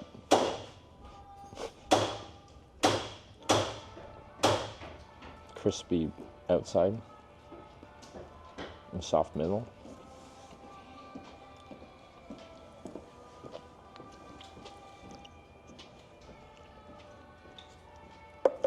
There's a guy fixing a table over there, and he's using some kind of nail gun thing. I don't think it's like a full, like, it's not as loud as like an air nail gun, but some kind of, maybe just electric. Do they have electric ones now?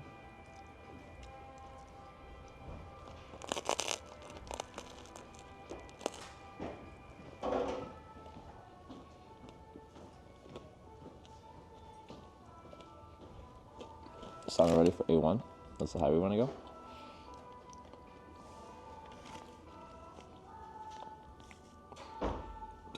don't think that's enough people would recognize A1 from here in Denmark.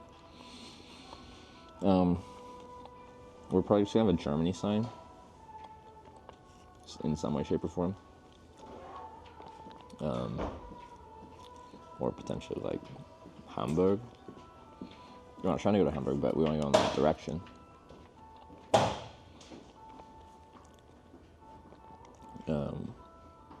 I don't actually know. Because, yeah, we're only an hour 20 from the German border.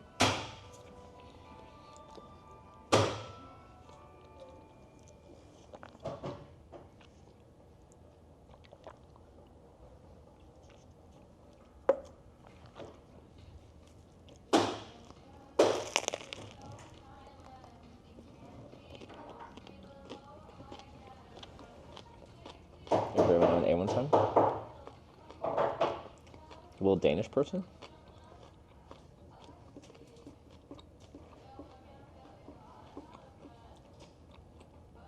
Can't wear your spam hat in Netherlands, have your own brand smack.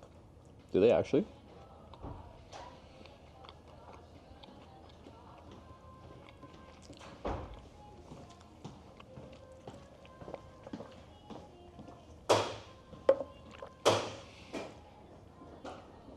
Just write Germany. Usually many Germans in the area you're in.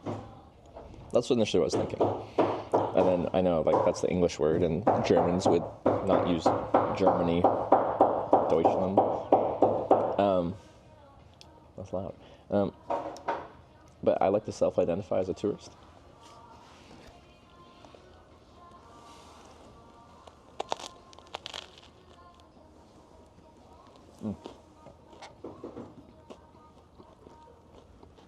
If I see easy access to cardboard, I should get some. I only have one thing to write out now. What sandwich is that? Ham and cheese.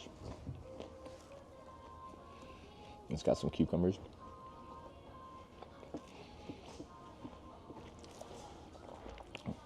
Deutschland probably think you're German. You know, and my German isn't that good. I know. Ein, zwei, Polizei. That's about it.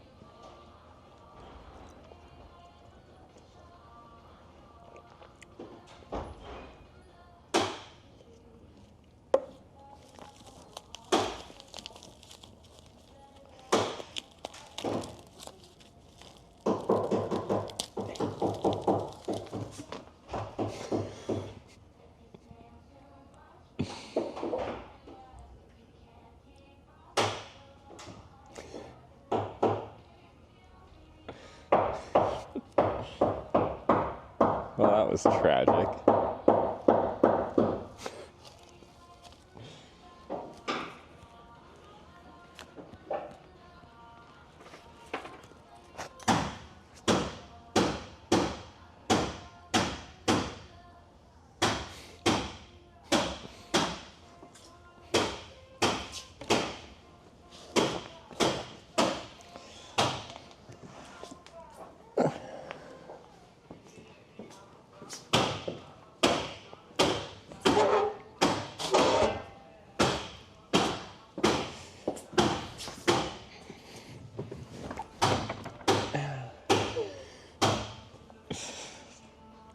Then I hit my head on the McDonald's sign. Oh my god.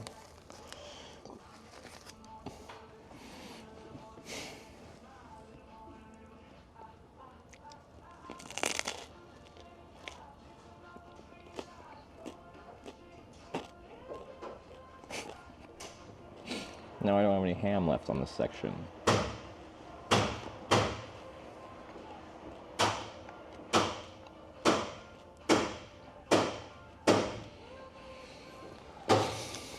I lost the good bits.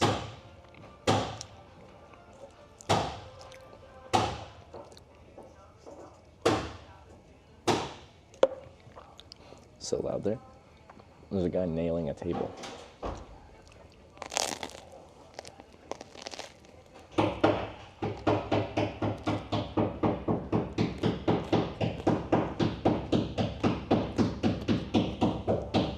Now hammering a table. Hard style.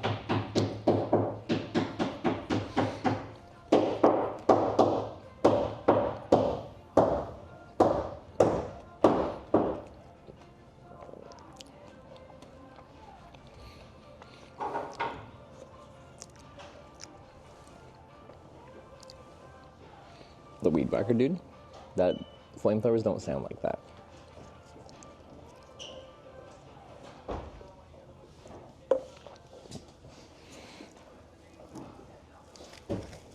Okay, I don't trust my wrapper opening abilities anymore.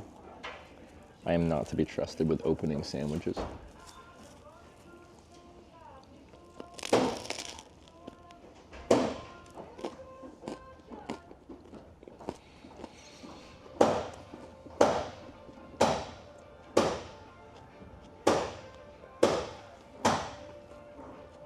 Did you sleep last night? There's a bit of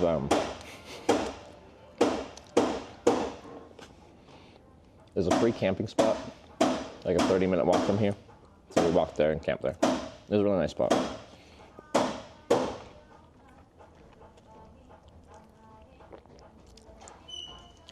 Actually, yeah, I'm curious. I'm gonna put noise canceling on and see how much it does. It's probably too aggressive.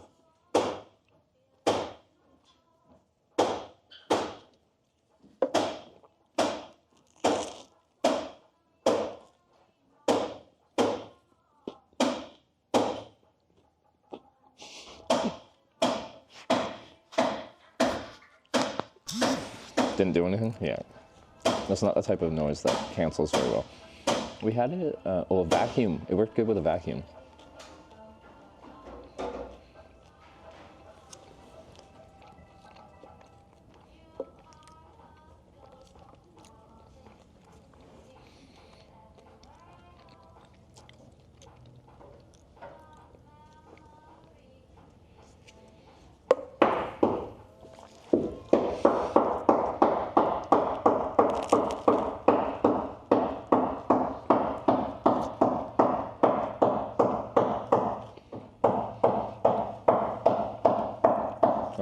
Finally getting back into the sandwich with like stuff in it. Jeez, dude. So you're not hitchhiking today? Where'd you get that from? Because I'm eating a sandwich?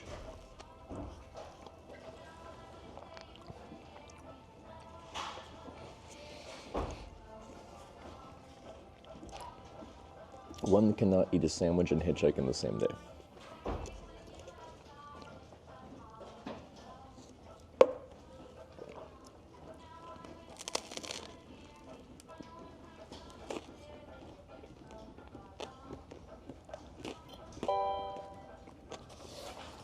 SB3LLB01's just subscribed with Twitch Prime.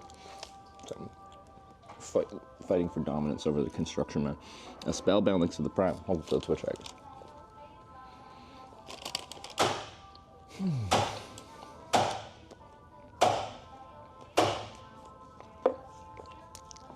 So, just Germany? I think we'll just use the Germany sign. But if we do get a ride to Germany, then I need a new sign. Like Hamburg or something like that. And I'll need my cardboard for that.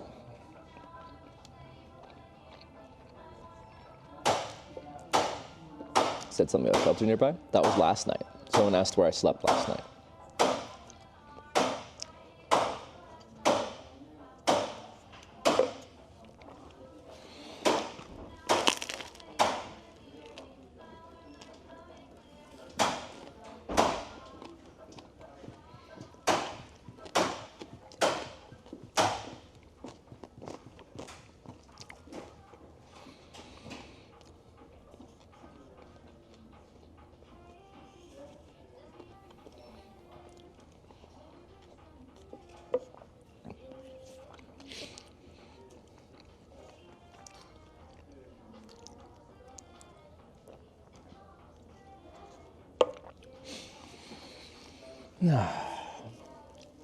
It's an okay sandwich. That was pretty good.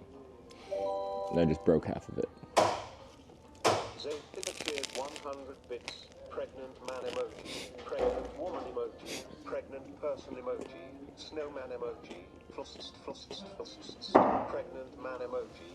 Pregnant woman emoji. Thanks, Sophia. Much appreciated.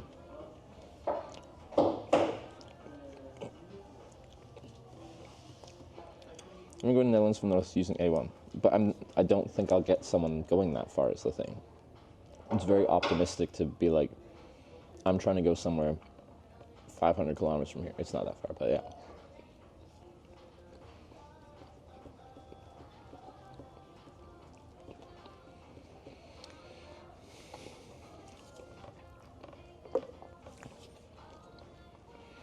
So, like, I am not expecting to find someone going to the Netherlands from here. I am hoping to find someone going somewhere into Germany from here. I'd feel extremely lucky if I got a ride from someone going to Hamburg. But I think that would be, it's more likely I get somewhere closer. Find new cardboard too? Yeah, either now or when we get dropped off next, but...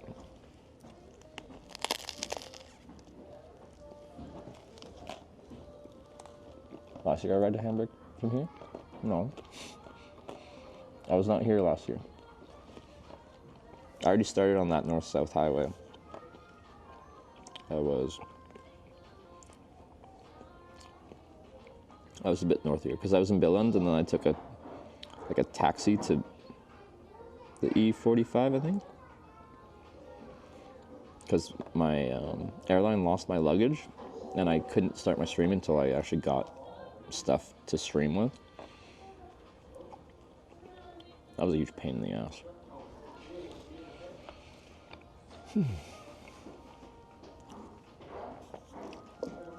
But I don't think I got a ride direct to Hamburg from Denmark. I thought I had to chain a ride or two.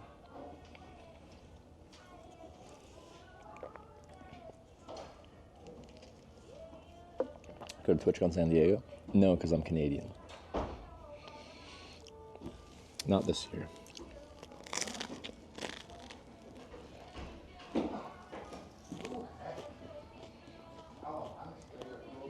I've been to every single TwitchCon since I started streaming.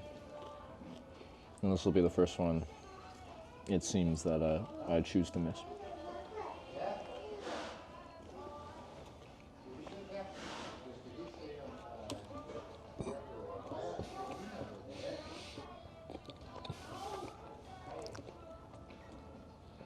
Feast of the Ascension is tomorrow? Yeah, I did hear there's a holiday.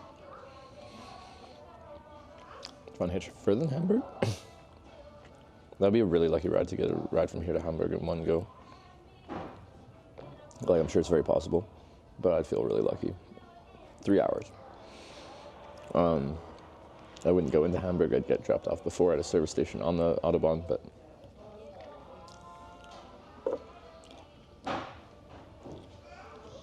Drove to Hamburg from a couple who's going to the airport at Hamburg.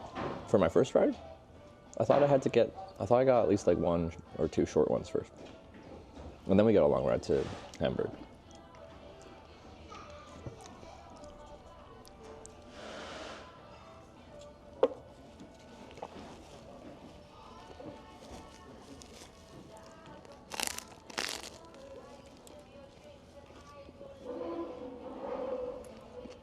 Can you get to Rotterdam in 3 days? That's the big question, isn't it? That's why these trips are exciting but stressful for me.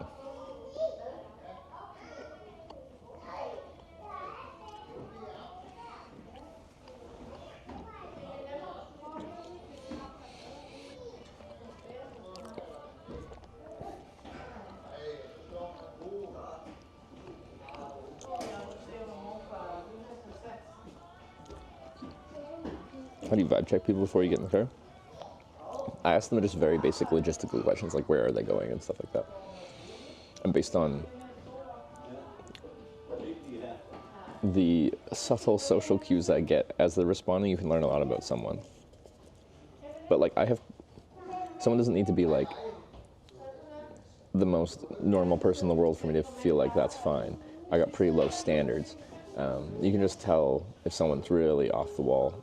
And that can just be like them as a person, but it could, quite often it's more like a intoxication thing.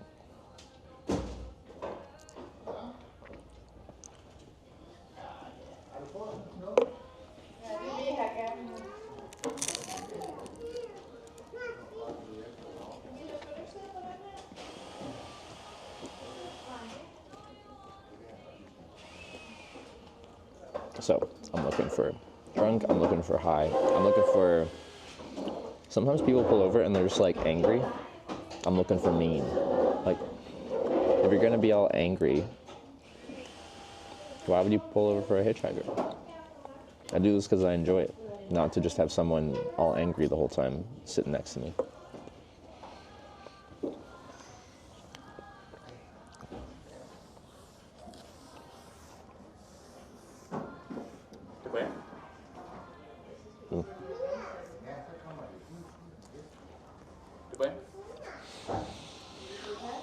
Hej. Jamen, jeg kigger om til en slænge. I solved the anger by talking to someone. Because what was it? Actually, my very first day of streaming ever was actually quite eventful. But anyway, someone pulled over when I was hitchhiking out of this town in northern, or like somewhere in Washington State, rural. And like pulled over, I'm like, hey, where are you heading to? And he's like, I think it was just like, do you want to ride or not? And I'm like, yeah, but where are you like going? And then he just reiterated, but more angry, like, do you want to ride or not? And I'm just like, no, not from you. If me just asking where you're driving to is such a horrible thing, this is not the vibe for me.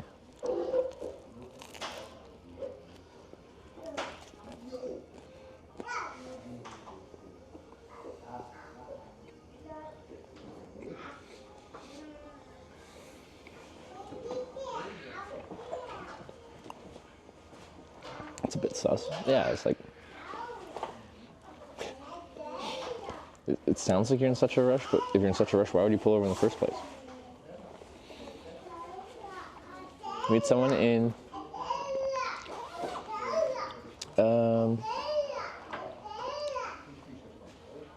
what's the town name? I can get it. It's in a song.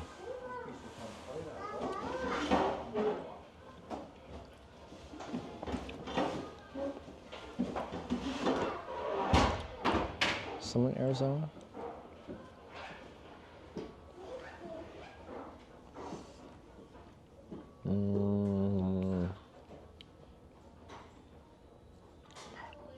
Winslow, yeah. Kona Steve. Oh, I nailed it. Yeah, Winslow. And I was hitchhiking west. I think it was a TwitchCon trip. And this guy pulled over, and he could take me to like one of the next junctions where there's like a small truck stop and stuff like that. But it's one of those like small, like not big chain ones. He's like, I can take you here, and I'm just like, I feel safer being here. I got more services here, but like, thanks for the ride. And he's just like, I think the saying is like, you don't look a gift horse in the mouth. Like you shouldn't like turn down a gift or something like that. I'm just like, mate, I've been caught out hitchhiking before. It isn't about you. I don't want to be stuck in the middle of fucking nowhere in Arizona.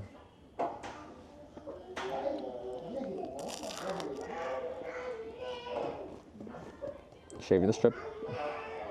I shaved on day 1 before I started the stream in Tromsø, and I shaved on day 6 after staying at Gay's place in Stockholm.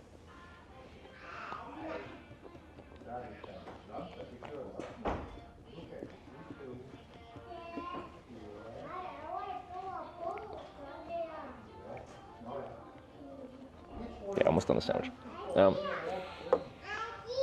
We'll quickly burn out a new sign, and then we can go.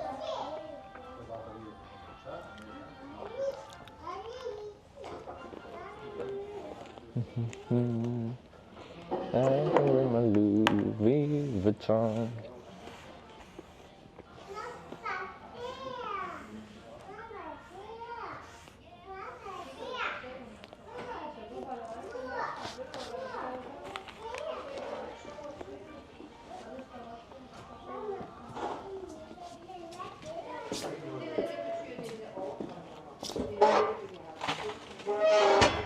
Squeaky.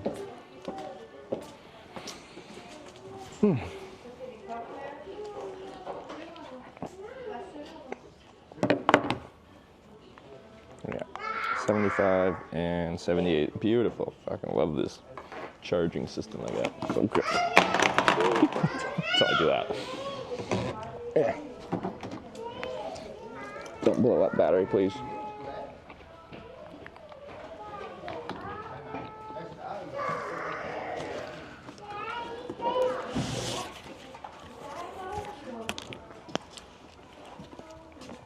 Yeah. Cardboard.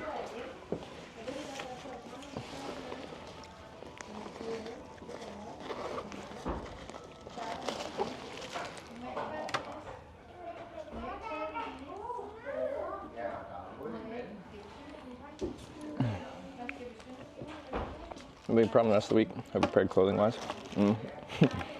I'm okay except for my pants. I didn't bring my waterproof pants. I was hoping for the best.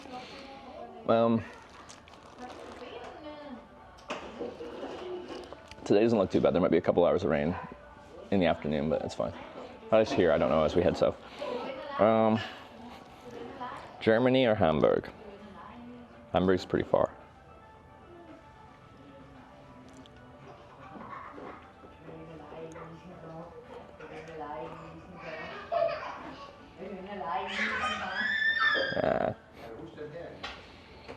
Trash bag skirt in a pinch. You could. Towards Hamburg, that's too long.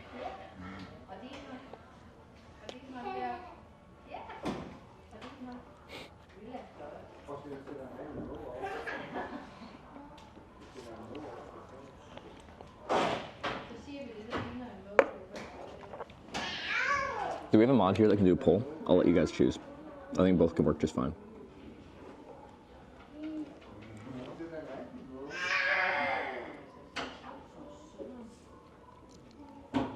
I don't know who we have for mods.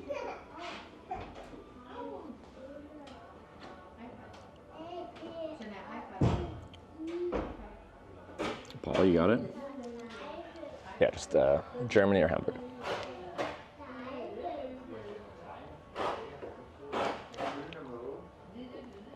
Quite a few Germans that can speak English. Yeah, I know. I like to self-identify as a tourist. Like, I am an English-speaking person. If you don't like that, that's fine. Like, I respect that. But that's what I am. Not the compass, the set. No, we'll just do a normal vote. There we go. Germany or Hamburg? We are deciding on what to write on the sign to hitchhike with. You guys get to participate in these hitchhiking decisions. Germany takes a solid lead to start with, Hamburg falling behind, 65% to 35%, 67 to 33%. Germany taking a stronger lead. Hamburg's going to have a very strong finish here to come back. It's looking like it's going to be a Germany sign.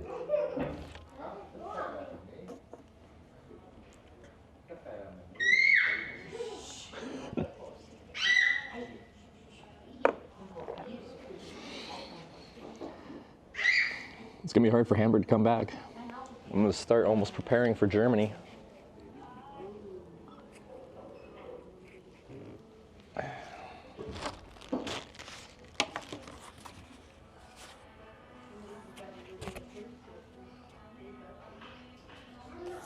T-Swift? No, Hamburg's having a little bit of a comeback. They got it from like 70-30 to 60-40, but oh, Hammerman's back.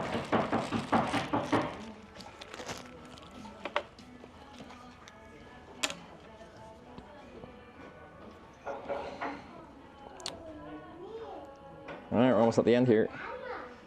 Germany has a 40-vote lead.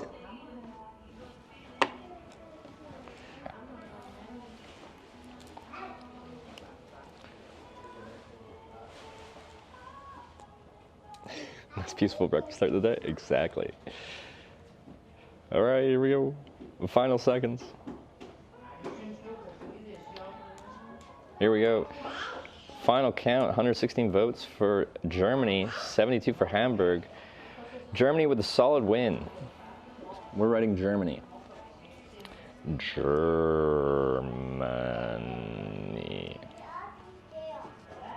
Thank you for contributing. If you contributed.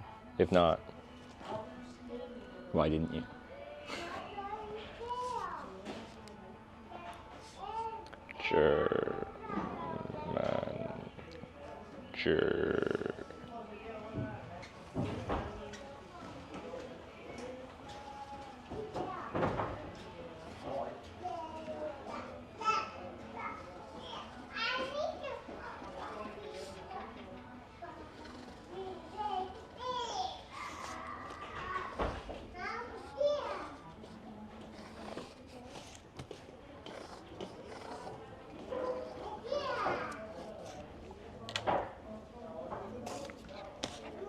Lulu.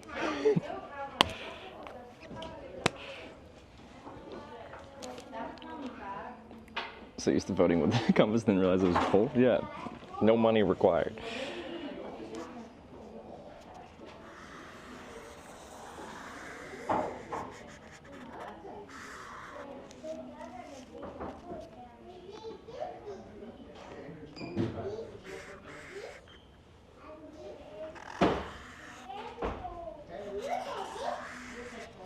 It's a weird looking E.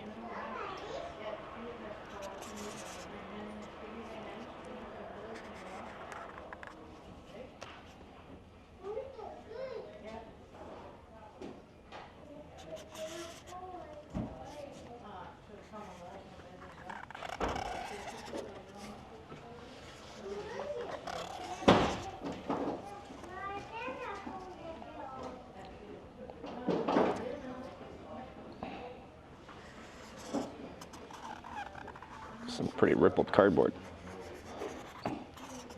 Older cardboard gets, it gets more like just bent because there's corrugations in the middle. Makes it harder to write on.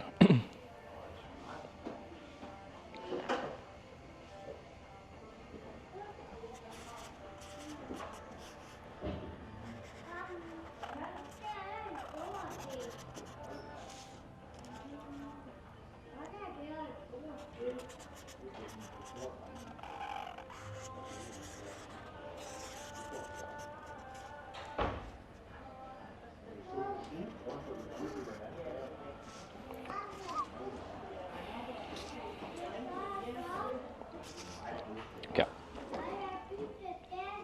So I left it into fewer letters. But yeah, I want people to be able to read it. You just do a quick scribble. So how I see this is like, maybe a neat sign isn't going to like make someone decide to pull over. Like they're gonna assess it like that. But a really messy sign could take someone that was like maybe and be like nah, as I think people will associate your ability to like write, or especially your ability to not write, with your mental state. Like if you just have like this wild scribble of a sign, people will be like, okay, that guy's probably a little crazy. But that's just my opinion, bro.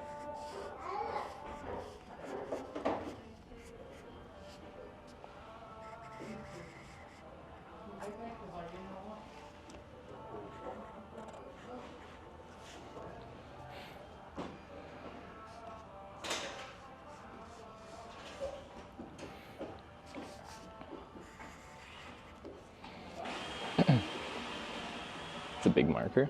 It's a Magnum Sharpie.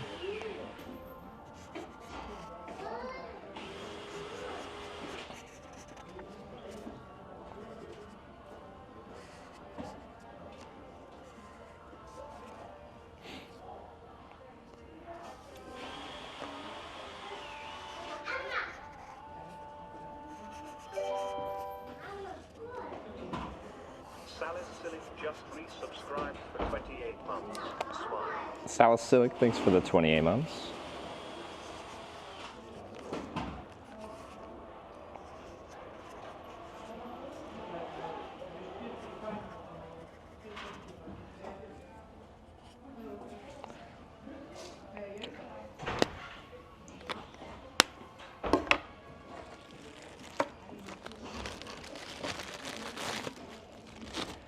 The fact that you're a little crazy until you're in the car. Well, hitchhiking is very much just like first impressions, and it's visual. So anything I can do to like make that visual first impression of someone seeing a hitchhiker, recognize they're a hitchhiker, and be like, you know what, usually I wouldn't, but maybe I will today. That's my goal. Sorry, I can't help it. I need to clean lines up.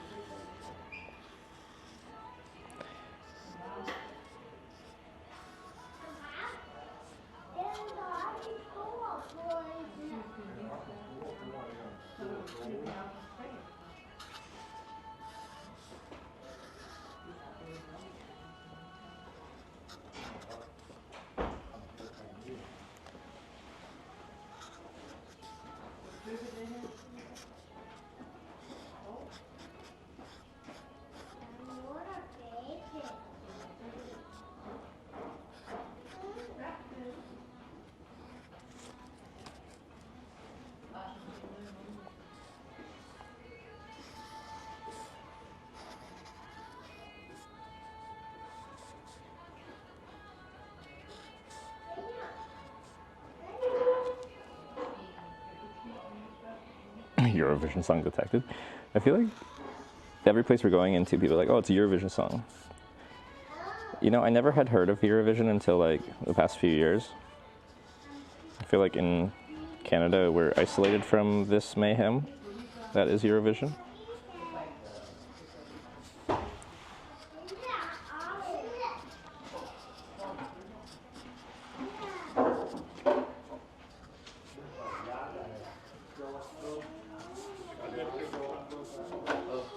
Oops.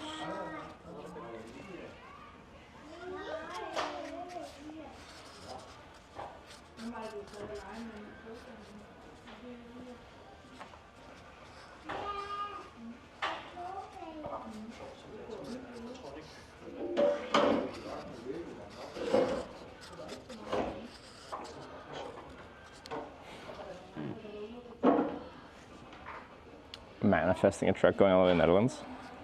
It'll be very unlikely, but possible. You never know. Thing is, I don't take, well, yeah, we'll see. I was gonna say, I don't take multi-day rides because I want to wake up every day and like catch new rides. It's the way we go. The most unlikely but like crazy pickup I've ever had was my very first hitchhiking TwitchCon trip in 2018 for San Jose. I was hitchhiking from St. John's, Newfoundland to San Jose, California for TwitchCon. And I was still in Canada, still in Atlantic Canada. I was in New Brunswick, just past Edmundston, or just before Edmundston, I forget which one. And this truck pulled over right on the highway. I was hitchhiking right on the highway. So when people are like, yeah, people won't pull over because cars are going like 70 kilometers an hour. They will. They will. Anyway, big commercial truck pulls over at highway speed. On the side of the highway, chase it down, get in there. At first I just say I'm going to Quebec, like, and he's like, yeah, I can take you there. And then we get going further, so he's taking me to Quebec, and then we get more talking about my trip, and I'm like, yeah, I'm trying to go to San Jose for this convention thing. And he's like, oh, I'm swapping trailers around Montreal somewhere, and then I'm taking the next one to San Francisco. And if you know San Jose and San Francisco, they're pretty much connected. So somehow in Eastern Canada, I found a ride across the entire fucking continent to the connected city to TwitchCon in San Jose. But I'm like, we just like drive together for like a week or 7 days or something like that straight, driving 10, 11, 12 hours a day. I forget what the legal limit is they're allowed to drive.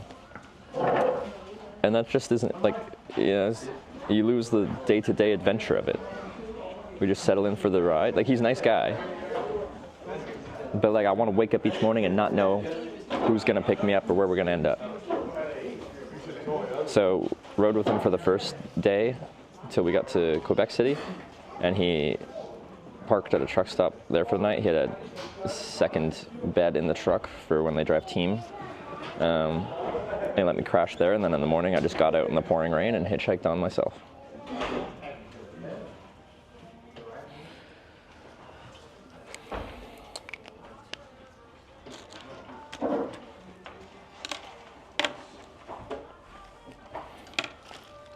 Wake up next to a nice truck everywhere. I've bunked in a lot of trucks in my time, and only once. You think things might get weird, but like most the truck drivers ever come on to me, because you're sleeping in the same small truck kind of thing. They're separate beds, but still, maybe things get weird. One time I had a truck driver that we slept separately in the beds, and then in the morning he's just like, we're both gonna take showers. He's like, I'm gonna take a shower.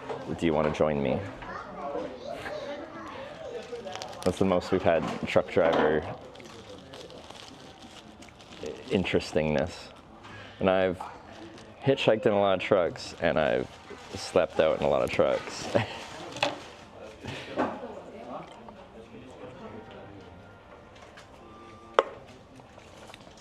And you guys can speculate, that was on a streaming trip. but I've hitchhiked in enough trucks and stayed in enough trucks in my time that I don't think that's giving them away.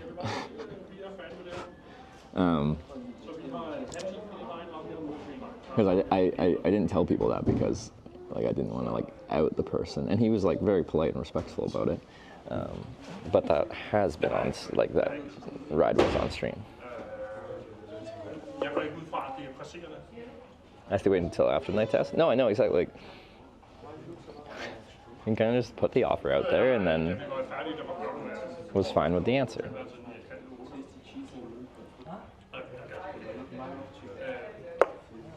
Respect.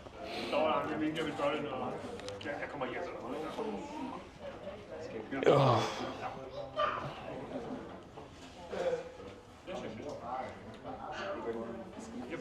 Okay, I'm gonna go to the bathroom here, and it's gotten a lot busier. I go to the bathroom, and then we can go, I think.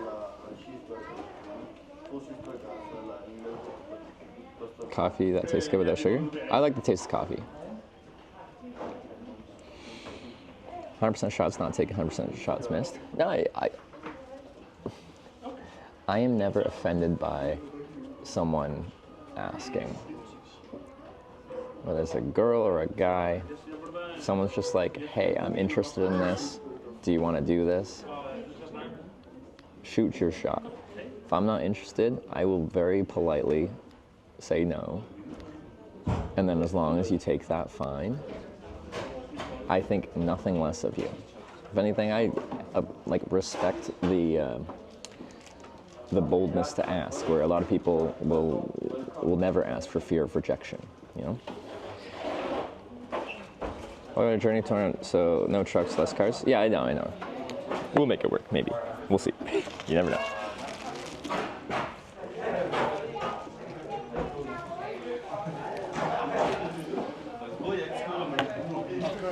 Good, how are you?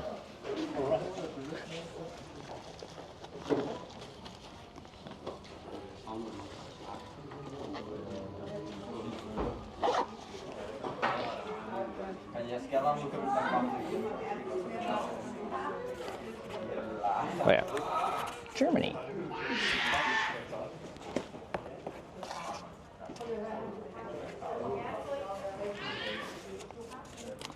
Then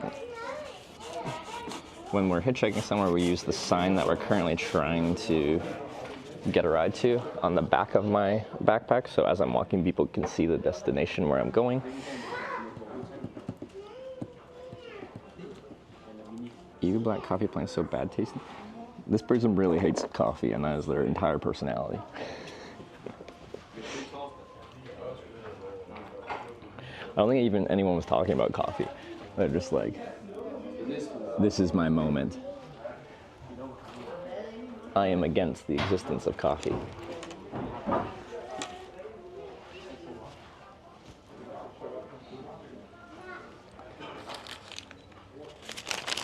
How can you not like coffee? Oh, I can see how you not like coffee. It is inherently quite a bitter drink, I guess. Well, it depends how it's prepared and stuff like that, but just to care that much about it, though, is unnecessary. Well, I think caring so much about something in a positive, like you really like something and you dive into it and you learn a lot about it and it becomes like a big thing in your life, normal. To care about something so much that you dislike, that it becomes a big thing in your life, actively disliking it, where like it constantly comes up in your mind, not a good thing. So,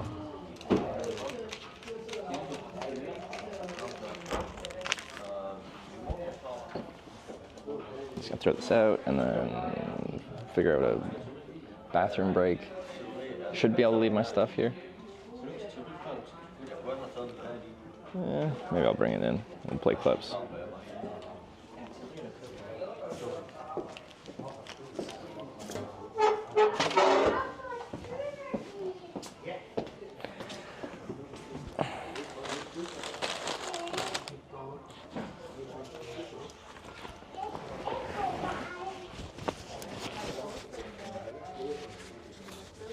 So I'm gonna bring the camera with me. It's busy here, but I don't think it's an issue, but still I'll just bring it.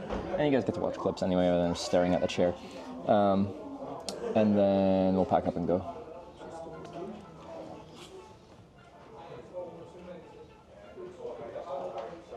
Maybe I should try and find cardboard, but I want to get some hitchhiking down.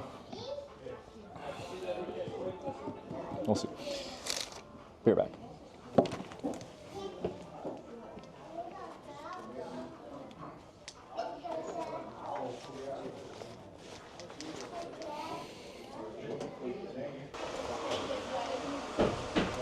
Beautiful, 100%.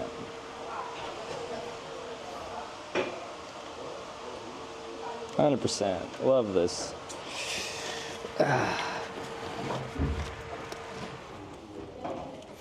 It's over there.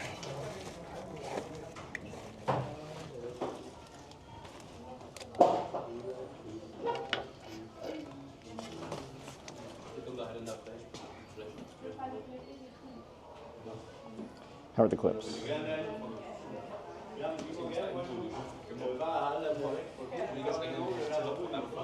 Wait, did I end it mid-clip and you're curious what it was? Which one was it? I can probably describe it. What was what? What was what? Which clip?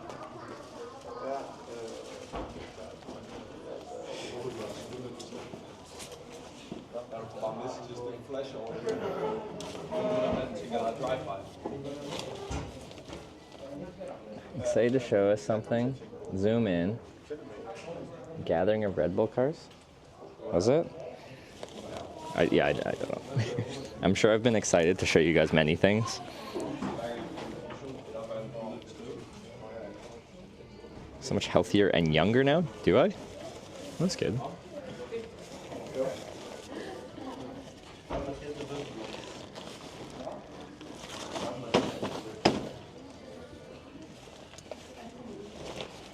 McDonald's fan have a Dutch license plate?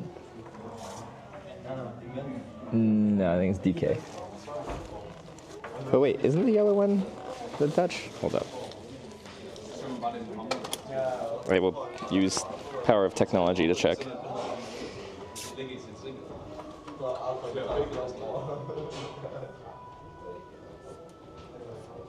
No, Denmark.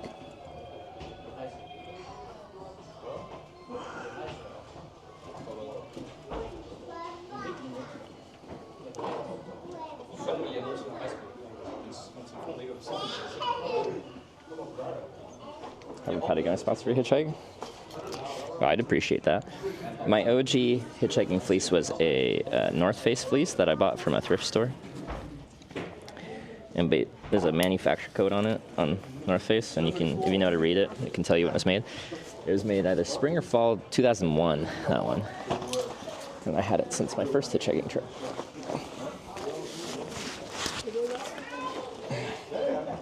But then I wore it so much that I wore holes through it in several places, and it's time to retire it. So this was the replacement.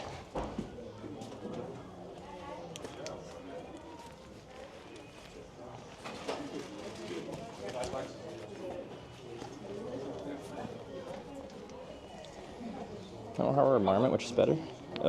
They both make good gear as far as I'm concerned. I feel like Mountain Harbor is better known for a few pieces. I think it's Mountain Harbor. It's known for really good lightweight down jackets. Like all the thru hikers wear. I forget what the model's called, but everyone wears those guys. Not everyone, but they're popular. I think Marmot makes really good like gear for the price. Like most of their stuff isn't like the best in the world. But I feel like some of their items might be like quality for the price, like some of the best. Alright.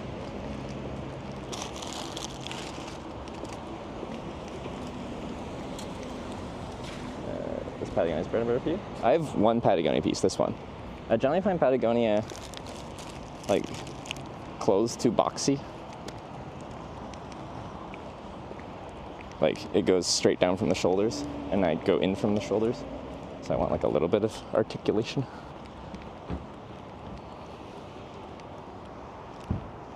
H-O-T-T-O-G-O. I'm just seeing if I can see any potential spots for cardboard.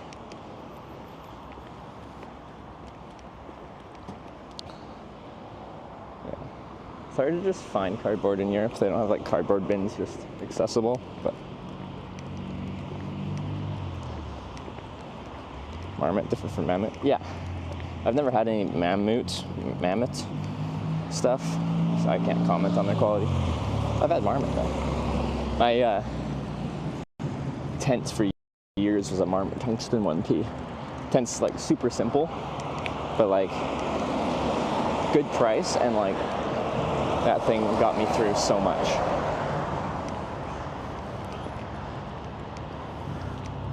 Anyway, we are just going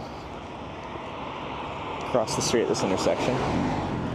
There's, to the right of that pickup truck there, that's our on route.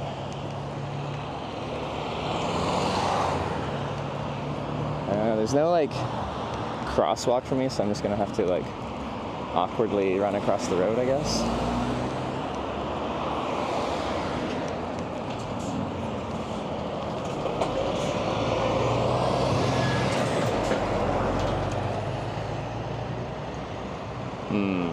It's gonna be awkward.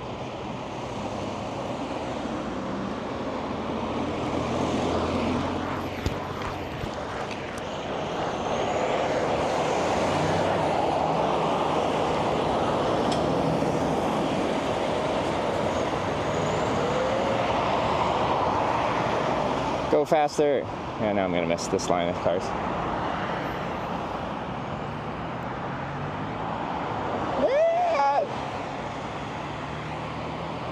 Oh, now these guys are coming. Now I'm gonna be here forever. No, I'm gonna walk through traffic actually. This'll work.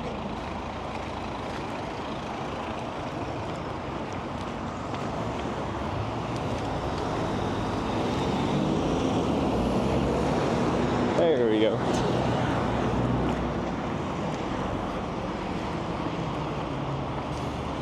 Trying to speak Danish? I'm working on it. It's a work in progress. Alright, where do I want to go? Holy, look at the size of this shoulder. She's beautiful. Oh my god. This is the biggest shoulder ever. And even when you get to the side, it's just like a soft curve up to more stuff. The heck? There's around here. Anyway, that's what we look at. People make the right turn, they go slow. They come in waves because they have a red light. So they stop at that red light. And it's good to be a bit visible while they're stopped. But yeah, look, yeah, oh yeah. That is beautiful. Wow.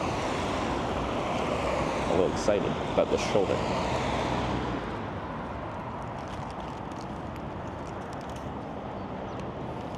Okay, now let's do the hitchhiking thing. Maybe I'll eat a croissant at the same time. Why not?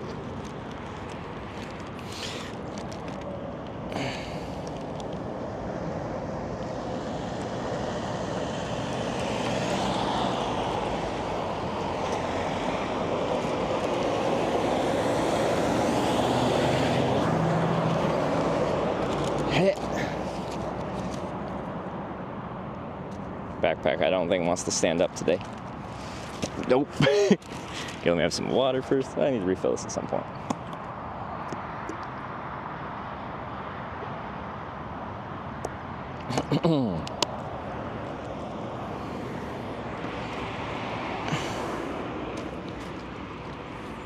There we go. Germany. Adjust this a little bit.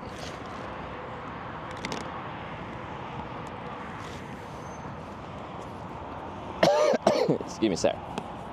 Down a little bit.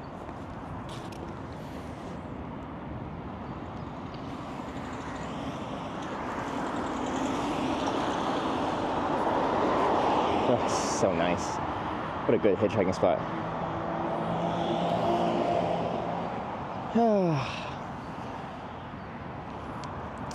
Get my phone out so I can read chat. And we're back at it.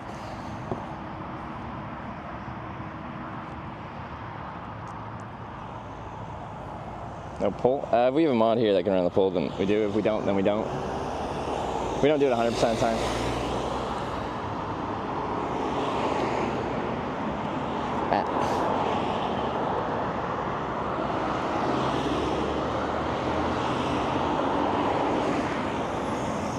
That's a free campsite? Nice. It was like a good little walk from town, but like, no, it was really nice.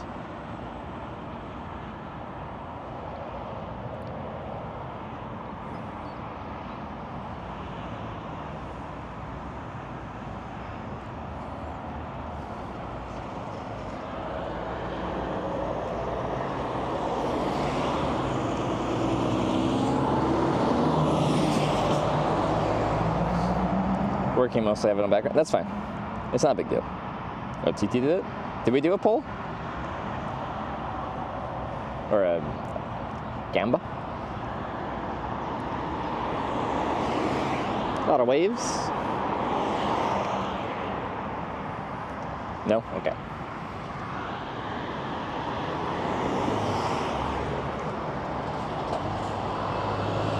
No poll, I'm working. Mods are hard at work.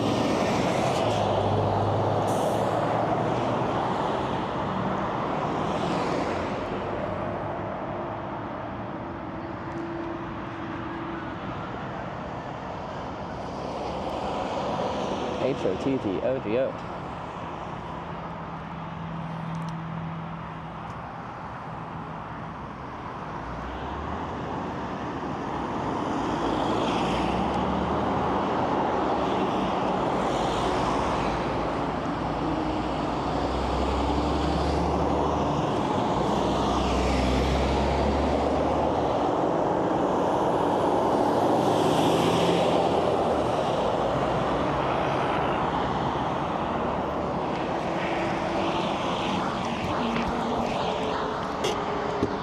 Thanks for stopping. Where are you heading to?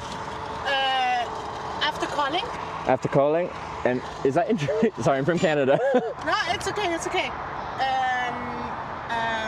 On the way to? Yeah. Oh, close to? Okay. I can show you on the map. Okay. I'm sure it's helpful. These things. Oh, thank you very much. Before I hop in, it sounds kind of weird. I make a live video documentary about hitchhiking. I have a camera. I don't have to point at you. I can just point it out the front of the car. It's okay? All right, Yeah, cool. of course. I've been hitchhiking before. You haven't? Okay. Yeah. You know how it's like. All right.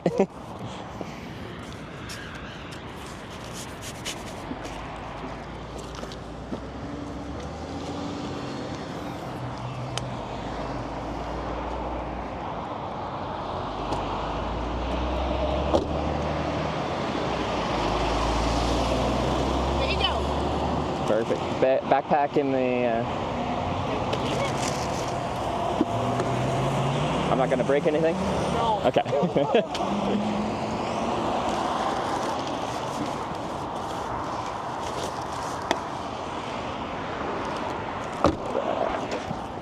Croissant.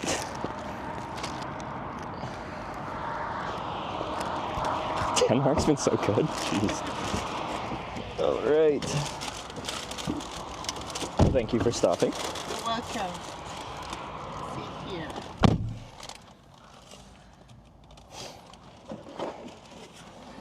I am going this way. Okay. Actually, we're here, and the border is here. Ah, okay. Yeah. Here. So I might, because I'm probably gonna try and stay on this highway. Yeah. So I think I'll probably get it. There's a small stop here.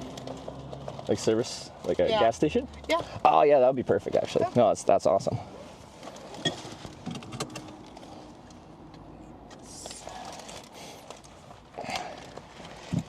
So Canada? Canada, West Coast. Hey. Normal But- voltage. The blue. Is that an audiobook? What? Was that an audiobook? No, it was the radio. Oh, okay. Starting up. I'm just gonna look at this gas station. Colding.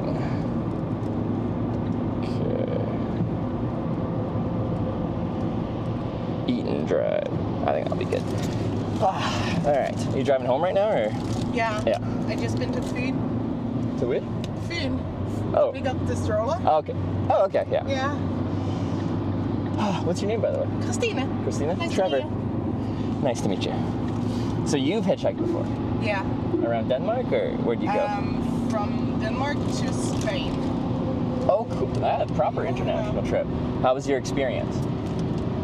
Since it was my first time, it was great. I was nervous. Me too when I first started doing it, yeah. We were in a group of 3 at the point. What was the demographics like? Is it like guys and girls wise? We were 2 girls and 1 teacher. One teacher? Yeah, actually. It was an international high school at the point. Like a high school teacher took their students hitchhiking? Yeah. Yeah. That would not go in Canada. No. That would not be acceptable. I know. But I mean, it's calming for the teachers when you live like that here in Denmark Okay, yeah. to just go. Yeah. So it was fun. Would that still happen now, or is that like... Some of them are still doing it. Really? Yeah. Okay. There's a very different vibe for hitchhiking in North America. Like, it's rare to see someone else hitchhiking because they're like decided to do it. Yeah. You see them in hitchhiking, they're like in a very rough spot, and like this is not an interesting thing for them. This is a desperation thing for them. So there's like a gringy attitude to it. In Europe, I see more people actually being like, I'm gonna go on a hitchhiking trip. I just seen 2 guys on TikTok going from Denmark to China Hitchhiking or hitchhiking. it's a big Yeah. trip because that'd be tough. Do you know how they got east of Europe to get to China? Did you watch their mean, thing? Because it's complicated. You got to get Russia, the Middle East, kind of, Yeah, and they had to go to Russia, and then they couldn't get out of Russia, Okay, fair, yeah, so they had to stay there for like 10 days or something. yeah. But yeah, it's cool. Because I had that decision in 2015. Yeah. I wanted to hitchhike around the world, so I went across Canada through Europe for 4 months, across from Latvia into Russia, and then I wanted to go to more countries other than just Russia, but the visa situation was very complicated. So like, well, I could go straight across Russia, get to the Pacific Ocean in Vladivostok, and then I've kind of gone across the whole Eurasian land mass. Yeah. And then I went to Japan after. But like, I wanted to go through Mongolia, then China was my initial thing. But like, Mongolia was difficult to get a visa, and China was difficult to get a visa, and so I just went right across Russia. Which was easy hitchhiking, big language barrier, but like, they didn't mind picking people up. I could imagine. Yeah. I'm sure we're going. But yeah, I've heard China's difficult for hitchhiking because they just don't understand what you're doing. No. Yeah. They don't, like, that isn't really culturally a thing that exists there. So I read when people are going there, it's good if you like find someone that speaks English and can write in like Mandarin and Cantonese, and then you have like flashcards and you hand it to the people that pull over to like explain what you're attempting to do, because otherwise they're just like, I don't know what you want. They're not used to it. Not like us here in the European countries. Yeah. But yeah. I just found out yesterday that Denmark actually has like official hitchhiking spots. Yeah. Yeah, so I hitchhiked out of Copenhagen yesterday. Got right in 3 minutes. I was real happy with that. Denmark has had a great impression on this trip. It's called the Blaffer spot. Yeah. Yeah. Did you use one? Did those exist when you were hitchhiking? No, it was what, 12 years ago. I Oh, did okay. it. Because So, yeah, I read online it's like a more recent initiative, like it's a newer thing. These Yeah. Blaffer stop. Blaffer stop. Yeah. Yeah. Because Netherlands had some as well, but they're like from a long time ago, and I think they're getting rid of them. They have like a little picture of a thumb, and then it's like, I think it was like Lifter's Halt or something like that. So they have official hitchhiking spots too. But again, to me as a Canadian, that's like the most foreign thing ever. Like, I love it, but it's just like, we would never in Canada put official hitchhiking spots and promote it like that. So how long time have you been in Denmark? I just got here yesterday. Yesterday I started in Malmo, Sweden. But this trip is from Tromsø, Norway, to Rotterdam for a convention this weekend. Okay. Yeah. So, it's day 9. Yeah, day 9 so far. And I got another 700 or so kilometers to go.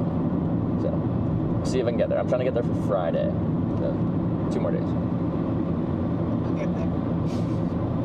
I find Germany's really good for getting longer hitchhikes. I don't know if you had experience, like the service stations on the side of the Autobahn. I mean, the longest ride we got, three of us at that time, it was like 300 kilometers. Oh, okay. Yeah, That's a good route, though. so you can get quite far.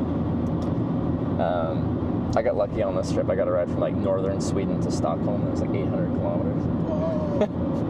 We just knocked it out all day. But yeah, sometimes people pull over and they're driving a really long distance, and they pull over because they either want someone to keep them awake or entertained, or they want someone to take turns driving with them, which is a funny thing to pull over for a hitchhiker. She's like, can you drive my car, please? Like, I'm tired. I did that in America. A lady pulled over and she's like, I was hoping I'd find a hitchhiker. I'm really tired. Can you drive? Like, and immediately, usually if I drive someone's car, it's like we've already driven like 4 hours down the road, Yeah. and now we trust each other. Yeah. Like, they know who I am, I know who they are. Then they're like, okay, you can drive my car. You have your license. Everything's fine. There, they're just like, nah. I'm tired. Hitchhiker, drive my car.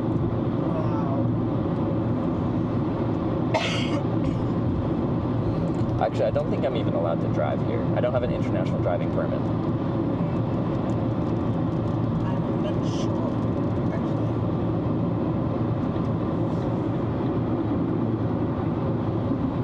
I think you can. But, like, I think it's easy to get the permit. Like, I don't have to do any tests. I don't have to do anything. I just have to get the paperwork. But I Yeah, don't yeah. have the paperwork. I think I just have to pay like $10 or $20 and fill a form out, and then you get it. But I haven't done it. And then it lasts only a year or something. I don't know. Anyway. Do you actually see many people hitchhiking in Denmark? It depends on where you're driving. Yeah. I mean, on the highways, yeah, Yeah. you see quite some few. But on the small roads, no. Okay. I mean, I live kind of in the middle of nothing. But on a daily basis, we have, like 50, 60 trucks driving by the house. Yeah. Yeah. So, The trucks, like, did you get many rides in commercial trucks? yeah. Because, yeah, as the years have gone by, I get less and less commercial trucks because the industry as a whole has gotten a lot more regulated. And pretty much anyone, if they drive for a company, is not allowed to have anyone in the car. It's not a Yeah. hitchhiking thing, it's like an insurance, like, Yeah. Yeah. It's because, I know, I'm a truck driver myself. So oh, okay, I you know, understand, yeah, okay. I know. Because I love getting rides with trucks. I find truck drivers, like, they travel a lot, they got some good travel stories, got some good banter, and then the trucks are really high, so, like, as a tourist, I'm like, oh, king of the castle, I can see everything. Yeah. But I've had one truck ride on this trip up in Finland when I was up there, and it just doesn't happen that often anymore.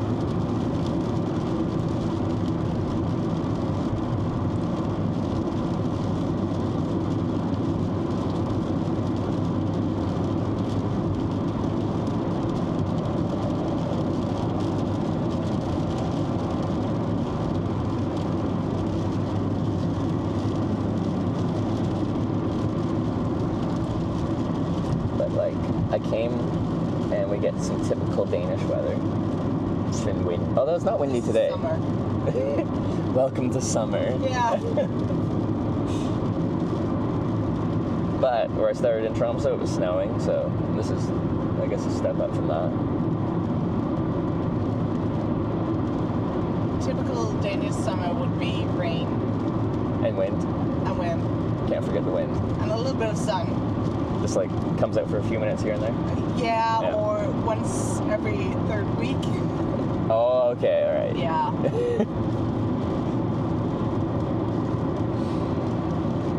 Do you like travel in the winter or something like that to somewhere warm to escape the Danish weather, or are you content with the wet and the wind? I mean, sometimes it would be nice Yeah. to just pack your stuff and go. Yeah.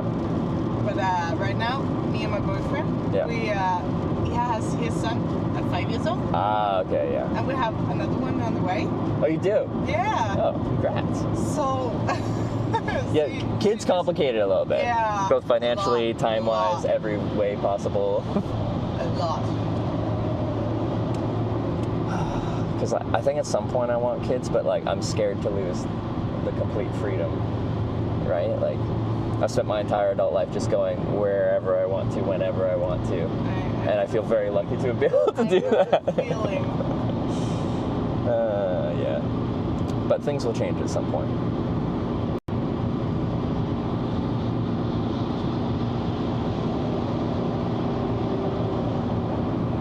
I know. My old family over in Copenhagen. Yep. And then I met my boyfriend and moved over here. Mm-hmm. So yeah, right now I can't just pack my stuff and go over there and say, hi, Yeah. I'm here for a week. Yeah. So like, did your boyfriend already live out here? Or Yeah. Yeah. Because you said you're kind of in the middle of nowhere. Yeah. What's it like living in the middle of nowhere? Are you from Copenhagen? Like where your family is? Not like in central Copenhagen, outside Copenhagen. Okay. Yeah. But I mean, it was a big change My bad. at the start. But now I've been here for like, what, a year? Yeah. And I love it. Okay. I would not move back. Yeah. Because the same thing. Yesterday I got my second ride out of Copenhagen. It was from a lady who moved from the city Copenhagen to a small island Yeah. that I don't know how to say because it has a lot of vowels in it. That confuses me. It's like anyway. And she said the same thing. It's just like when you first move there, it's kind of like this initial shock of like this is very different. Yeah. And then after a little bit, you're like, no, this is great. And then she has kids, so like they can just like run free and not be worried about them in the city and stuff like that. Exactly. I mean, we live on an old farm Yeah. right now, and I mean, there's no cars going by at all. So you just don't have to worry about. Yeah. Nothing. Yeah. That's nice. Then you can actually have like free range children where they just go out to play and they come back for dinner or something. Yeah. Yeah. Just like when we were kids. Yeah. I mean, instead of sitting in front of the iPad or TV or everything like that, Yeah. we were outside. But that was the same. Like I grew up in the 90s, and I feel like that's kind of like the last era where I don't know, there wasn't enough technology to keep you like perpetually inside. You would go out to find your entertainment. Exactly. Now it's screens everywhere. Yeah. But I could also see as a parent, just like you're trying to like do something, you're trying to do work, you're trying to wash dishes, you're trying to do something, and then the kids are just like pestering you for attention, and you're like, just give me a little bit of time, and you put a screen in front of them to distract them, and like that temptation would be so always there, kind of thing. Yeah, I know the 5-year-old Paul, when we're picking him up from kindergarten, he's like, oh, can I go play PlayStation today? Yeah. No. The sun is up. The sky is blue. Go outside. It's this one here. Okay. Are we already driving south now? Yeah. I didn't even notice the interchange.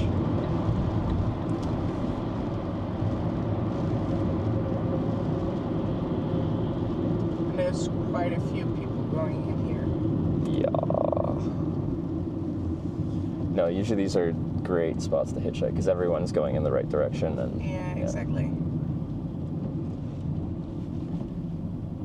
Okay. I think there's a spot down here. I'll just park. Sure.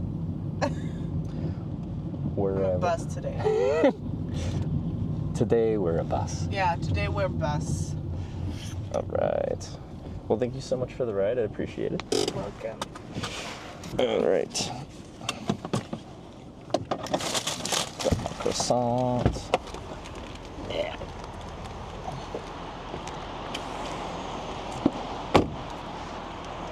My bag. Okay. You got it? Got it. All right. Well, have a great rest of your day. It was nice to meet you. Thank you. Good luck. Thank you. Bye. All right.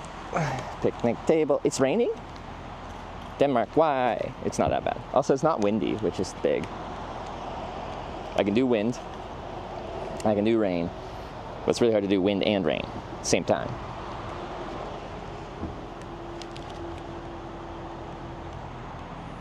That'd be right, I guess. See, now we have directionality. This is a south. We are on the correct highway now. It's wet. I'm gonna put a hat on, you guys. Wait times are good though? No, we've been flying ever since we left the Copenhagen airport, that is.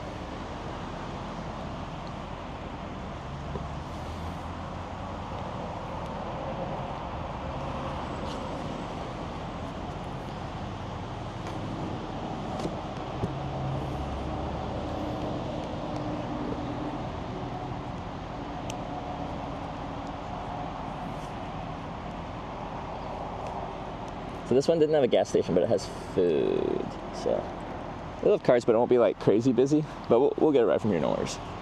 It might take a little bit of time, but it should be honestly, should be able to get a ride right to Germany from here without too much issue.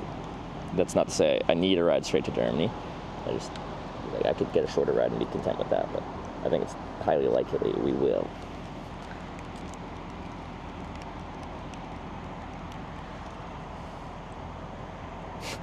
Hat's a little low right now. Should I check out the little restaurant place? Also, I can see if there's some cardboard laying around. I will need a cardboard sign pretty soon here. More rides in Denmark than Sweden somehow? I don't think so. Have we?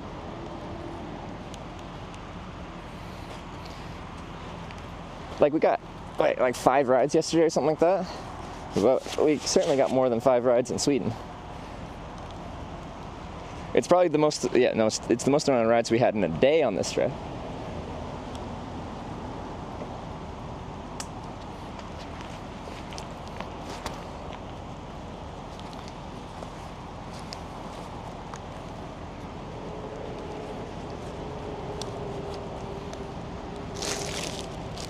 $78 kilometers German border. Oh yeah, easy. Okay, now I actually kind of want a hamburger sign.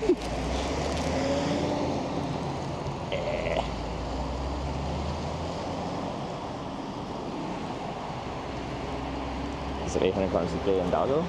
Yeah, that saved the trip pretty much. It's raining quite a bit. Good thing you guys have a hat. I got a hat too. Just isn't as weather resistant.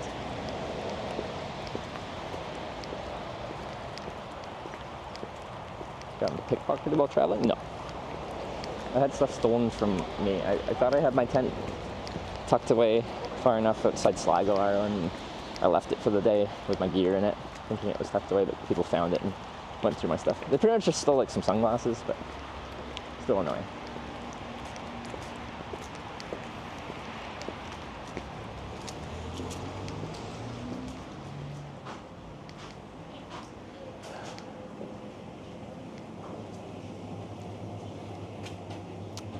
Candy.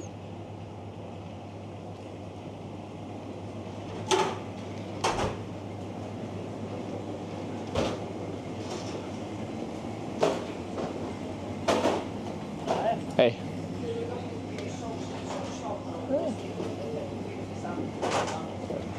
Kind of want a coffee really quick while we decide what we're gonna do. Filter coffee.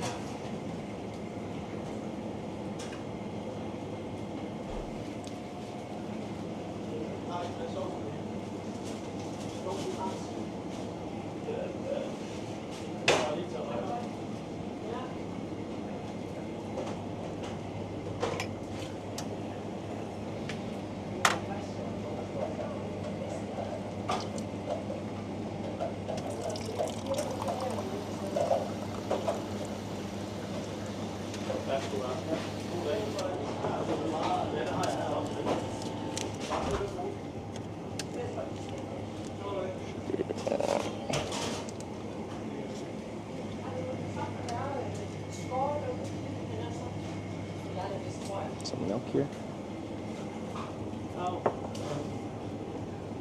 Sugar. Sugar. Okay, I don't need sugar. That's fine. Hey. Are you live streaming? Yeah, Oh, cool. on Twitch. Do you watch Twitch? Yeah, a Yeah. little bit. A little Not bit? that much though. Gaming? Yeah. Yeah. Some League of Legends stuff. Oh, I'm sorry for you. One other question. Yeah. Do you have any like clean sheets of cardboard like that I can write destinations on? Yeah, of course. I have Okay. some. I'll come out with you. Okay, I appreciate it. Thank you so much. You need milk for that or anything? Yeah, I'll have a little. Where's the? I can find it for you. Thank you.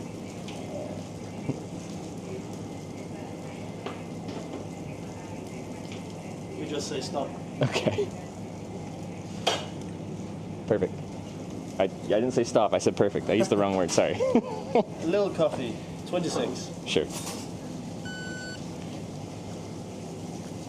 Perfect. I'll find some cardboard for you. Thank you. Hi. Do.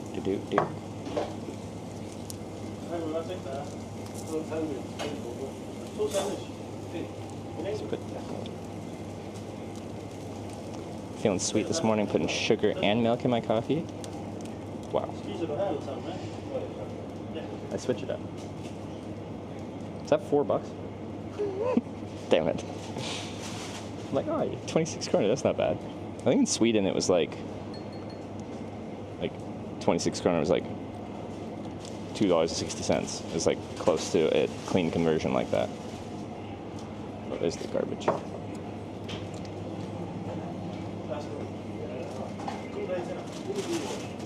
Because I think I might make a Hamburg sign. That Germany sign didn't last that long. Because I really just wanted to get people going towards Germany. But now that I'm on this highway,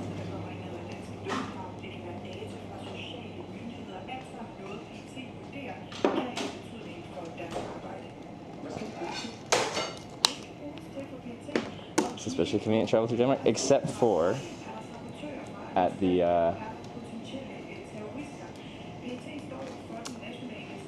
airport. Everything was good except for that.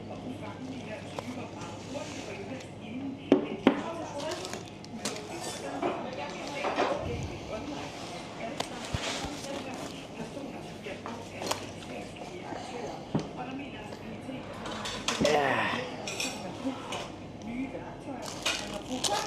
I eat my croissants here too, or a croissant.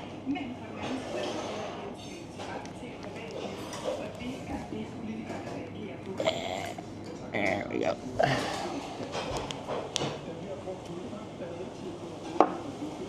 That coffee gives us cardboard? Yeah. This is the price for entry of cardboard. As I'm out. Got nothing else to write on. You can drive for some months new without driver's license. And our driving permit is only needed for Italy, Austria, and Spain. Okay, I didn't know that. Thank you.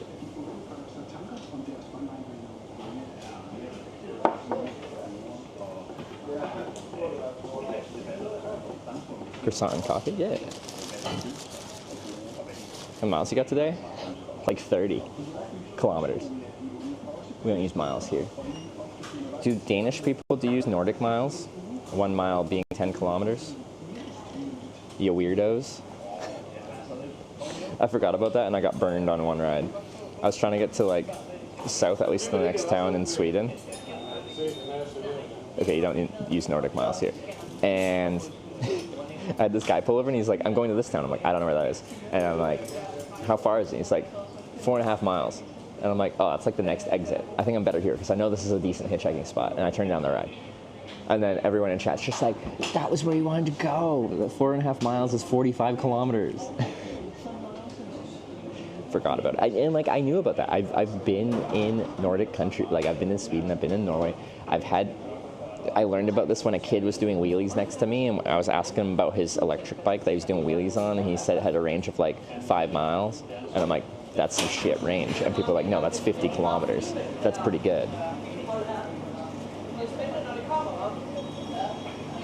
But it'd been a while. I hear mile, I think 1.6 kilometers. That's it.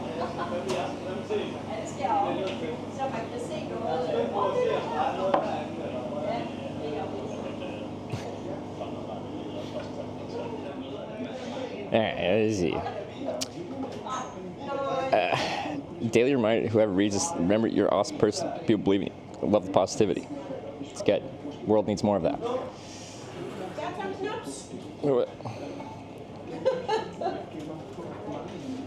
We got a ride. Yeah, we got a ride. It was just a short ride, like 20 minutes down the road.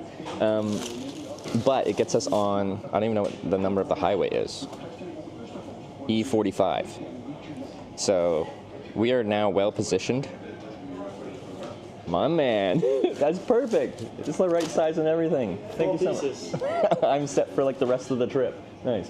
Good. Because yeah, I'm going to Rotterdam. Rotterdam? Yeah. Where are you from? Canada. Canada? Yeah. I didn't hitchhike here from Canada though. Alright. I flew to Tromsø, Norway, to the Arctic. Yeah? And now I've just been hitchhiking to TwitchCon. Yeah. Damn. Alright. Why Rotterdam? TwitchCon's there. Oh, okay. So. What? Yeah. There's a pilgrimage of Twitch people all going to Rotterdam this weekend. Yeah? Yeah. So, I don't know. So you know of Twitch, but you wouldn't say you're like a big Twitch person? No, I don't know that much about it.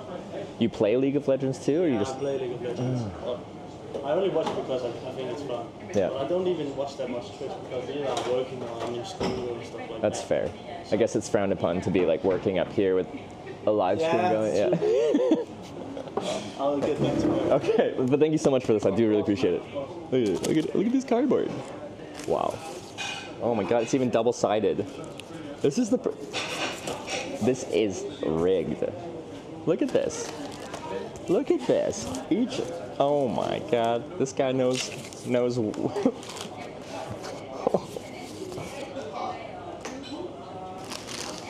That is some quality cardboard. Jesus. Such a friendly League streamer. Yeah. I want to make a Hamburg sign. We could use like Germany Hamburg or Hamburg Germany. I could tape them together. Maybe, I don't know. We'll see what we would feel like doing. I got my coffee. I got my croissants. Now we're going to do art version 2. That Germany sign I didn't use for very long, but we're only 70 kilometers from the border or something like that.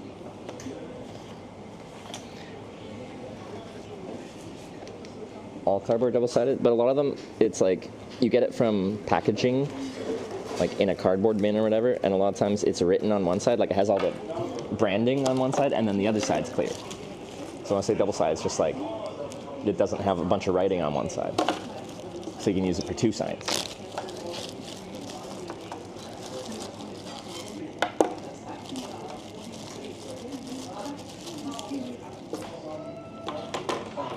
Okay.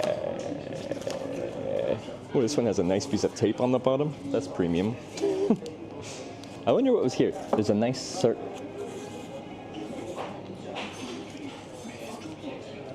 Actually, that'll make it hard to write on in that spot.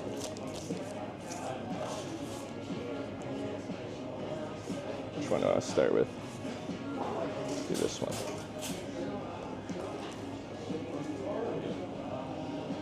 What happened to the ride? It was very helpful, but it wasn't a very far ride. What happened is they got me onto E45 South.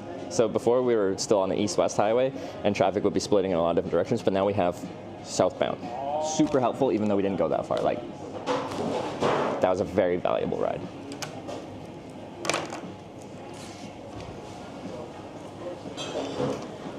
Hamburg.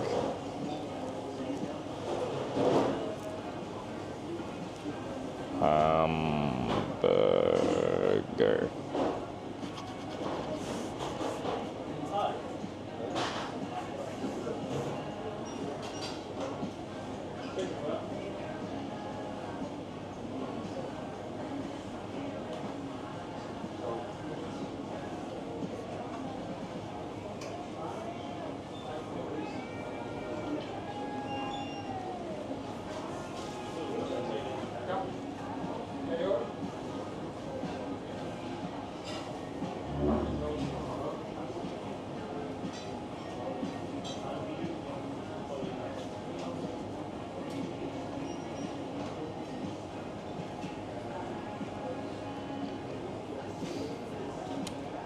Sign's finished. It's super helpful.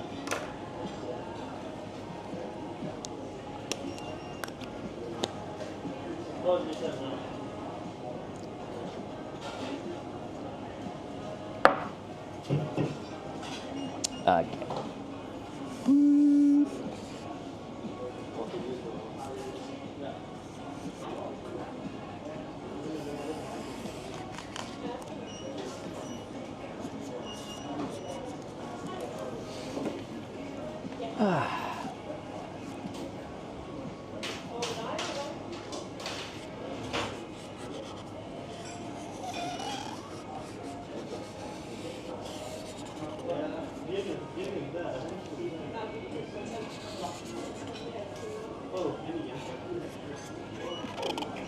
Ellers hvis du har mobile, så er det nogle mobile.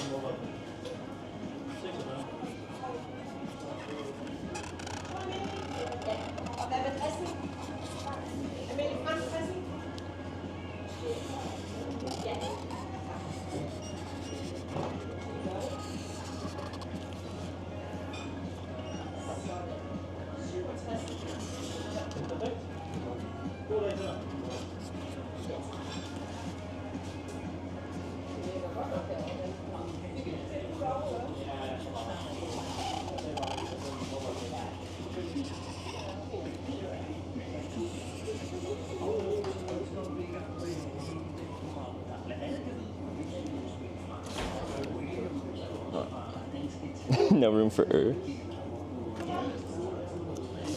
I'll write it in ballpoint.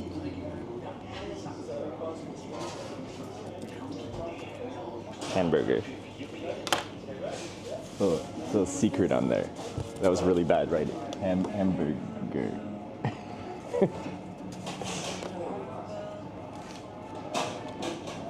Okay. Let's thicken it up a little bit, and then we're good to go. I'll finish my coffee, we'll eat croissant, and then we go hitchhike. Hopefully it's raining quite a bit right now. It's not windy though, so I can just hang out there in the rain, look really sad, but not be that sad.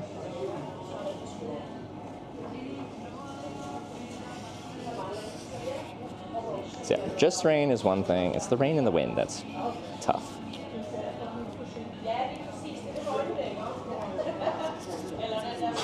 Real thick.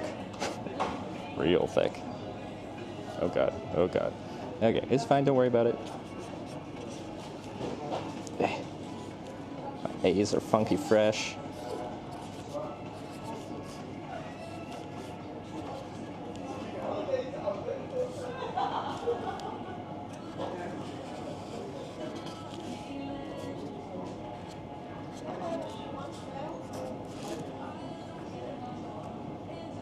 I think I'm fine with these being standard width. I need to expand them. I just like my first letter to be a bit thicker, bold, stand out. Sharpie Magnum? Yeah, you gotta get your Magnum.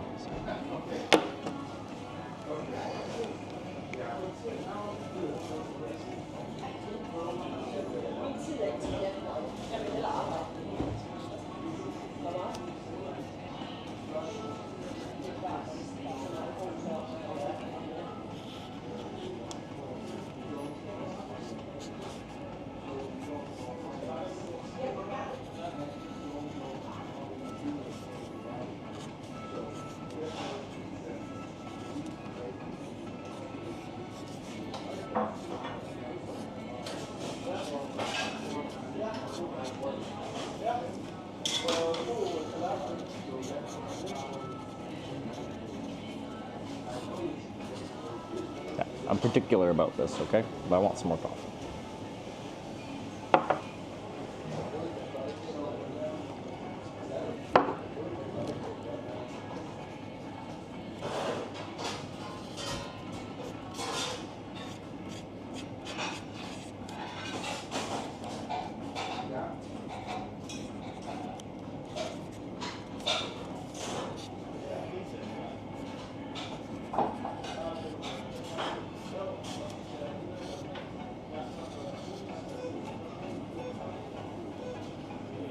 We got like party music in here.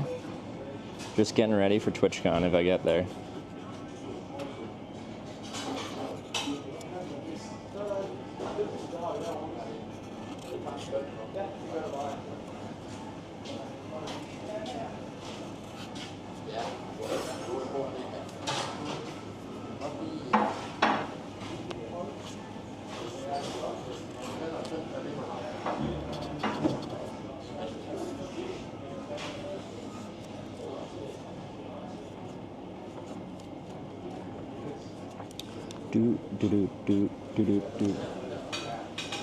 Ever stop for a bathroom? Yeah, when I was at McDonald's, eating a grocery store sandwich in McDonald's, because I'm a rebel.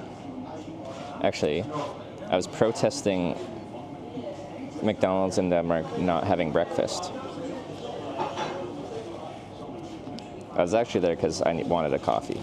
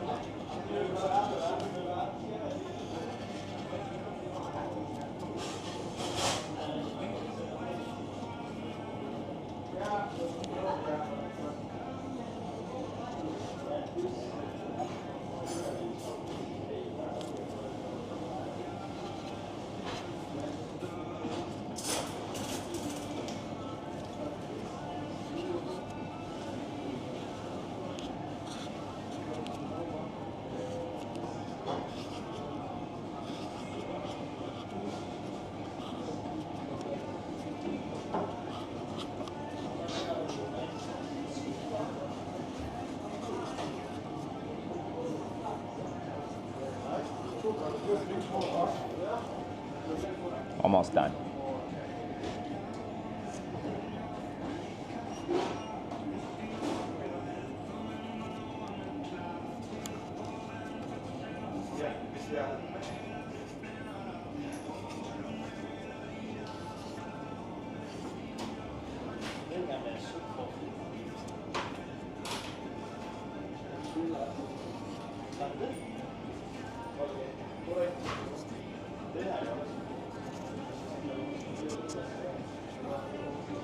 Hamburg.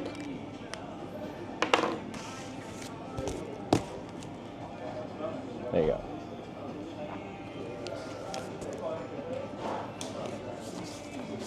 Good to go.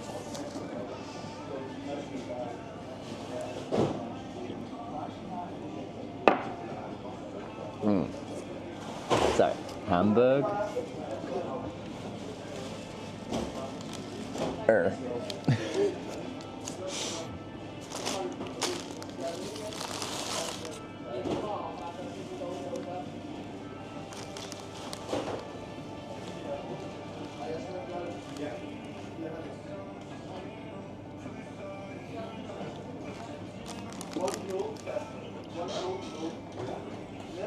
Border shop tourist Germany? I don't remember. Maybe.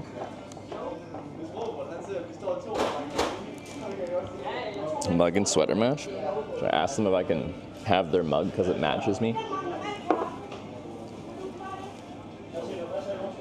Yeah. I've hitchhiked up and down this stretch of highway several times.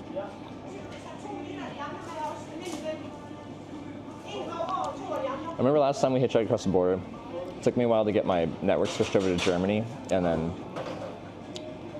I think it was like for Western Europe, Germany has like the worst rural cellular connection,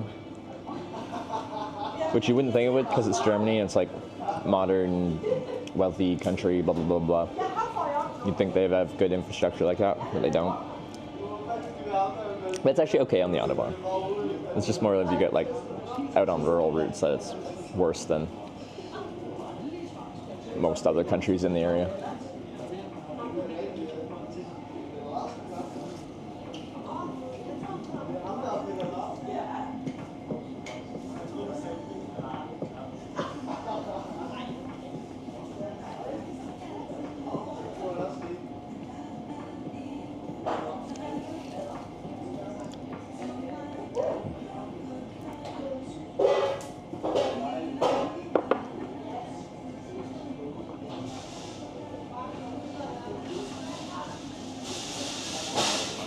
bad Vodafone noises. Yeah. The other issue is I can't, with my broadcast sims, I can usually pick and choose whichever network in that country I want, but it doesn't work on telecom, which is, in many places, the best network to be on. So I have to be on Vodafone or, what's the other one? As soon as I see it, I'm going to remember it, but like, let's go with the other one is. O2, the Alice one.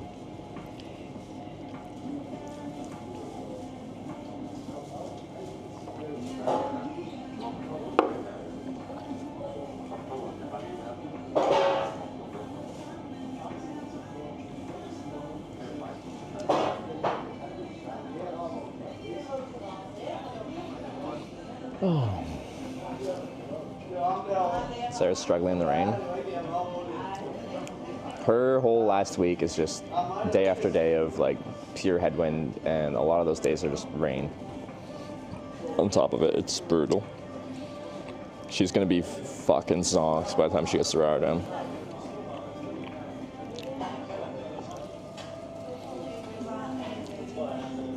How much rain am I supposed to get here? Rain ending. Okay. Rain's supposed to end at some point around here, and then it's supposed to be clear here the rest of the day. But of course we are traveling, so we can travel into weather. She's having time too fun? Yeah. And what I think I've trained into her, and what she honestly feels when she looks back at her trip now, is that like she does appreciate the days and the moments where they were really difficult and uncomfortable, and you hated your fucking life, and you got through it, and you did what you were trying to do. The most satisfying things in life are things that you had to fight for, that you had to like push yourself to get through, in my opinion. And I think she feels that now too. Now that's not something that like is super helpful to someone when they are in that struggle zone. Let them find that own motivation in their head. Because when I like hate my life and everything's shit, and people in chat are just like, "Don't worry, you'll enjoy this later." I'm like, shut the fuck up. You're probably right, but I don't want to hear it right now.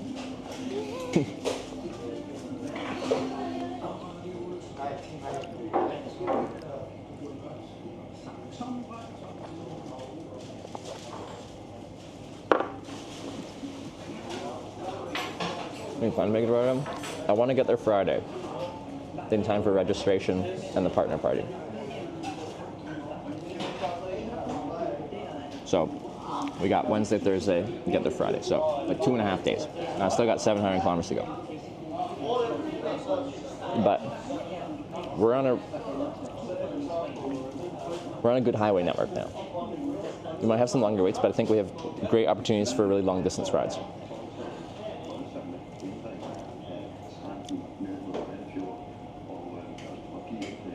I was like, say we get a ride to Hamburg from here.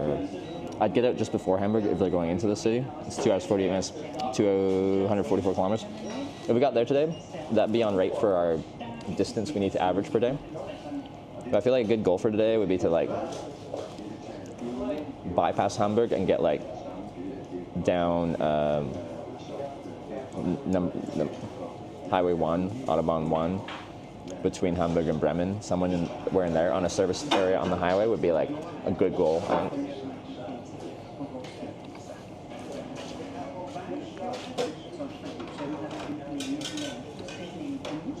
Don't go to the city, Hamburg? No. That's the key to hitchhiking in Germany. Get on the Autobahn. If you're trying to go long distance, if you're like going to places to check them out and be touristic, which is a very valid thing to do too, do that. But if you're trying to like go somewhere far away in a relatively like efficient manner, get on the Autobahn somehow and never get off of it. Before someone drives to their destination, like to a city, get dropped off at a service station on the side of the highway with gas, with food, with bathrooms. People driving long distance stop there, and they're the best spot to find rides.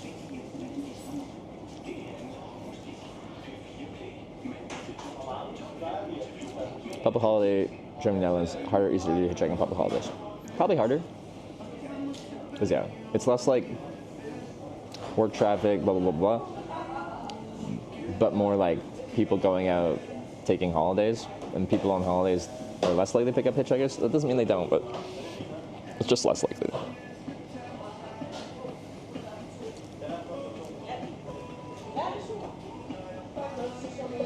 We'll make it work.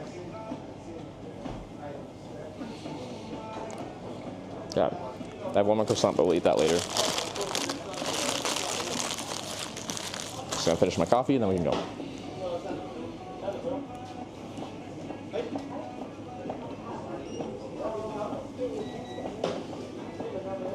Streamers from Rotterdam picked you up, claim not know you. Would you accept? Didn't we have one person that was driving to TwitchCon? Was it last year or the year before? And like they could have been hiding it, but like they legitimately had no idea who I was. If I recall correctly. But they didn't take me all the way there. So how did that work out? I don't remember how that happened. I feel like I was somewhere in Germany and then like, how'd that work? I don't remember that interaction now.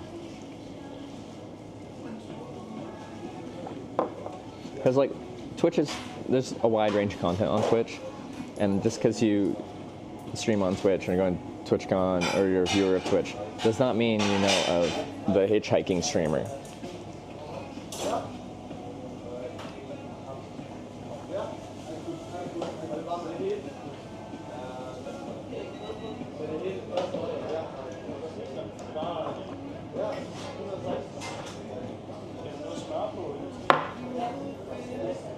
Alright, we're good to go.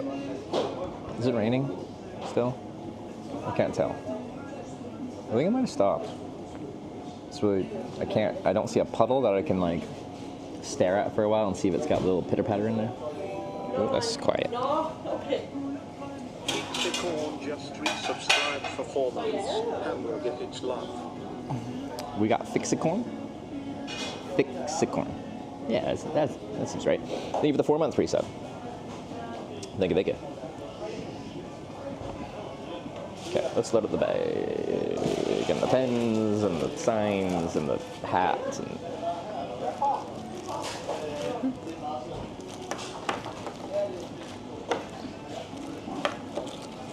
Understand moin? Oh yeah, German.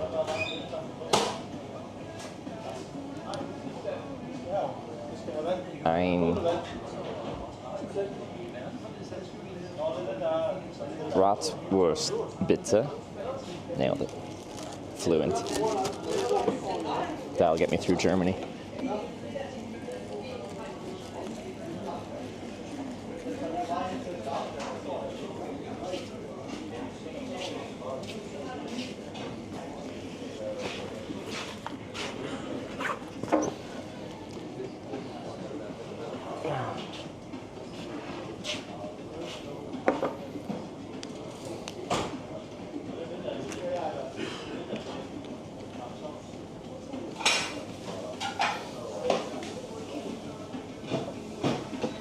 Okay.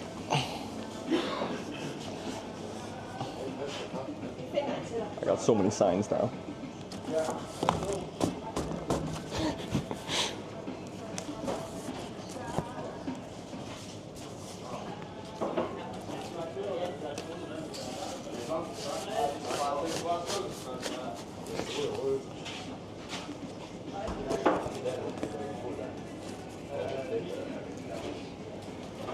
Does he ever pull? Oh, put office hat. I thought you said pull this off, like these strips. No. No one knows what my top of my head looks like. Am I bald? Maybe.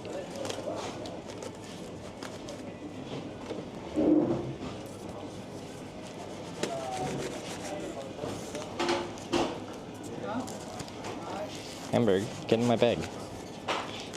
So whatever sign is actively being used, I put it on the back of my backpack so it can be seen as I walk around. Going to south of Greece, TwitchCon EU? Yeah, no, that'd be a good option too.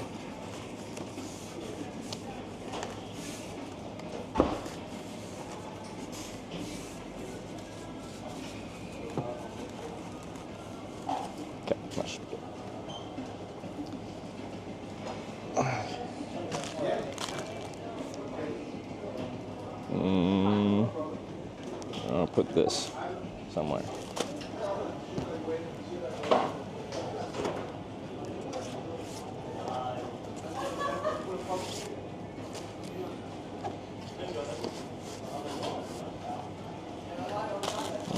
Doesn't really matter. Twitch car in Denmark next time? No, Rotterdam again. Rotterdam is a good venue, but like I like it when they switch it up because it's fun to go to different places. But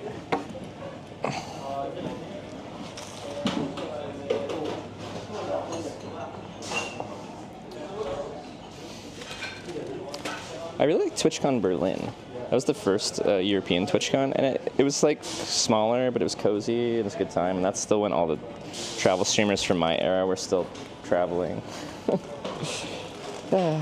Just nostalgia, right?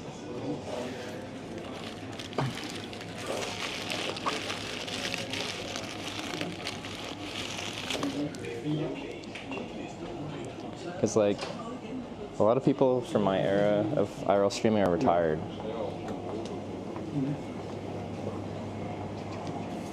Please go. Right over here. Oh, no, yeah, okay, thanks.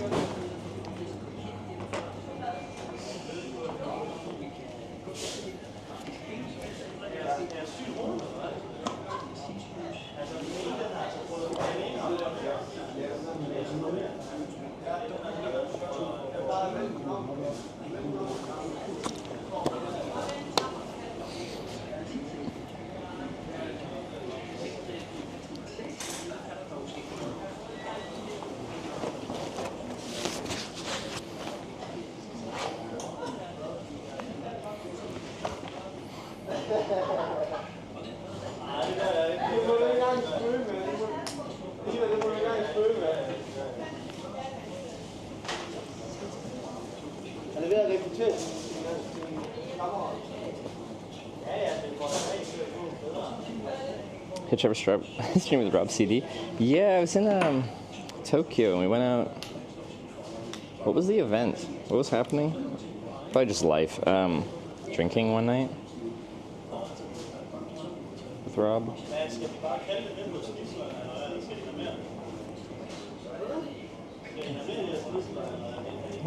Moin.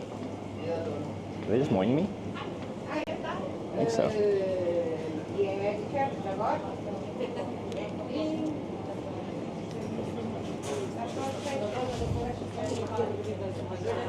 There you see it.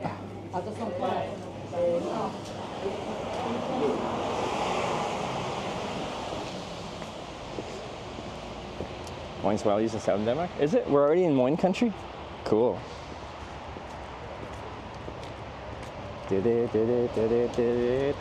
let's look at where I should stand and hitchhike in here. This is also a place where you can talk to people and hitchhike.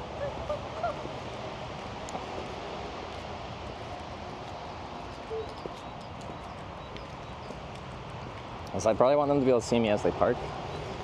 So I don't want to be like way down at the end. Probably somewhere around here. It's not busy enough that you have to really be that worried. Maybe in this just like area, I can left from it. And they can see me as they walk in, kind of thing.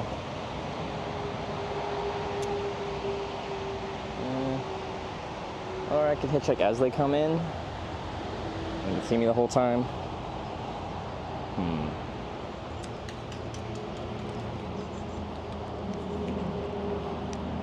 One country tale about Hanover, is that? Thanks.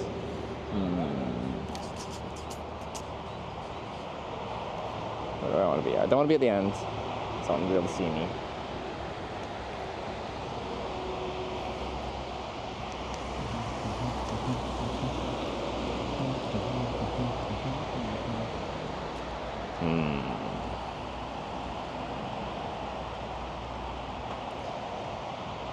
Want to leave us better? Yeah, I'm just thinking like where it could be for that. Go over here. See me pretty good. I can just pull in anywhere. So those cars are kind of in the way. Here? No, if that caravan wasn't there, that'd be fine.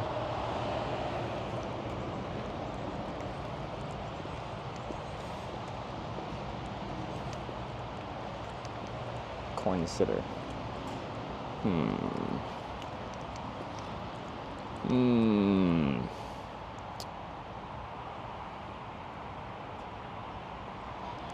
I'm still just thinking somewhere around here, and then they can see me and I can hang out and they can, as I come in and out, like I'm visible.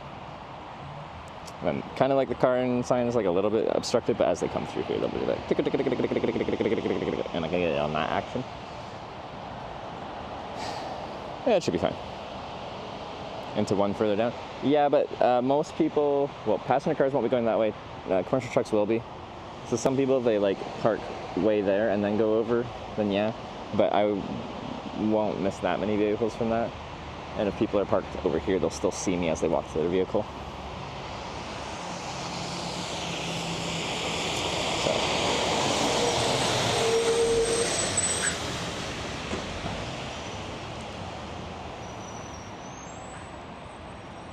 People going to the Netherlands, try with a sign underneath the Netherlands on it.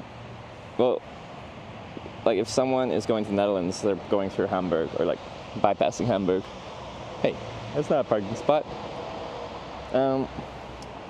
So, in the same way, like when I got a ride from Gay, I had a sign that was like 150 kilometers down the road, and then she picked me up, assuming she dropped me off there, and then we get going, and she's going to Stockholm, 800 kilometers away, and then she just said she could take me all the way. So, I don't think having a sign from somewhere really far away is helpful right now.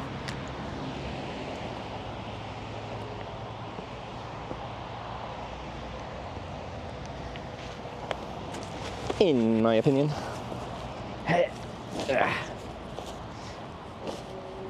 You feel like standing up right now? Barely. It's gonna fall over.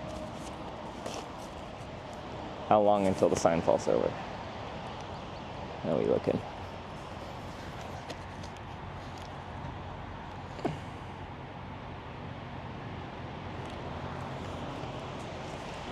Okay, get my phone out.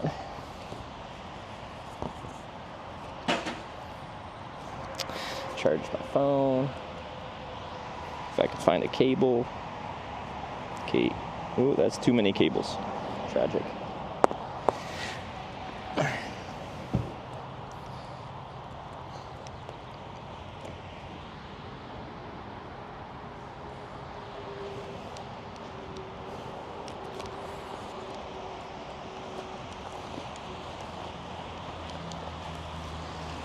Let's get at it. Okay. Doo-doo-doo. And we're back at it. Back on the road again. Oh. Missed a car. He looked in a rush anyway. It's okay. We'll get the next one. Okay. Nice. Blaffer time. Exactly. Type on sign missing ENR. Hamburg.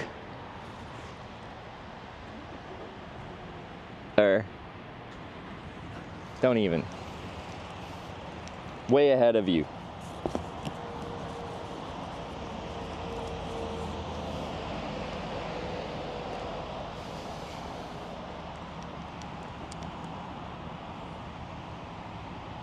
Do you think it would help if I do like aggressive hitchhiking poses like this?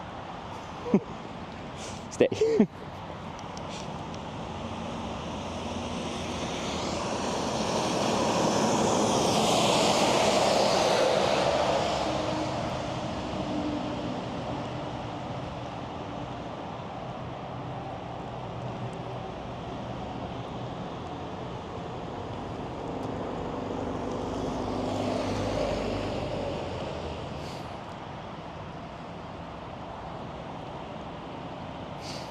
Your parents teach you that it's dangerous? You learn this in grade school?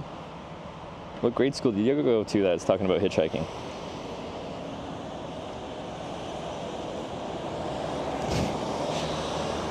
They got German plates, but they got a very full car. They looked very empathetic. Nice.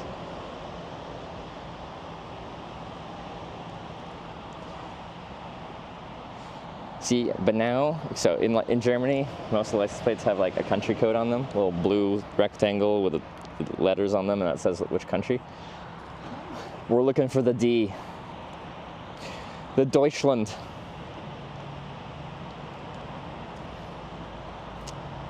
But yeah, I do think in general, people get taught stranger danger. People are scary and bad, and you should avoid people, and I think that's sad. Humans evolved as social beings, and I think the mentality of meeting people is a bad thing is just sad. Hitchhiking has given me the opportunity to meet so many amazing people from all over the world and put me in situations that you literally could not pay for. I've had a really good adult life so far. I've been very lucky to have been able to see the world, and from the social aspect of hitchhiking, just get brought into so many people's lives in a way that, I don't know,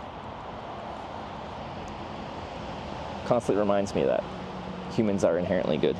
Doesn't mean there isn't bad people. There absolutely is. But I think naturally humans are kind. There's things that can happen to upset that, but I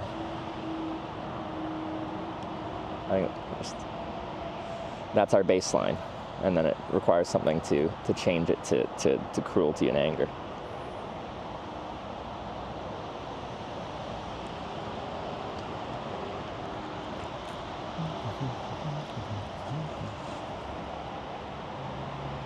Hippie talk? Maybe. But, I don't know. If you spent 11 years doing what I do, you'd probably think the same thing. It's gonna take a while, not many rides. Yeah, so not many cars driving past, but each car is all going the correct direction. South on E45. But that caravan over there, we kind of missed, but they would have seen me standing here with my Rotterdam sign, or not Rotterdam, Hamburg sign. Anyway, so each car is a good opportunity. Aren't you afraid of being picked up by a serial killer? Aren't you afraid of being hit by a meteorite? It could happen. That would suck, wouldn't it? Is it meteorite? Meteor? One's before it hits the ground, one's when it does hit the ground.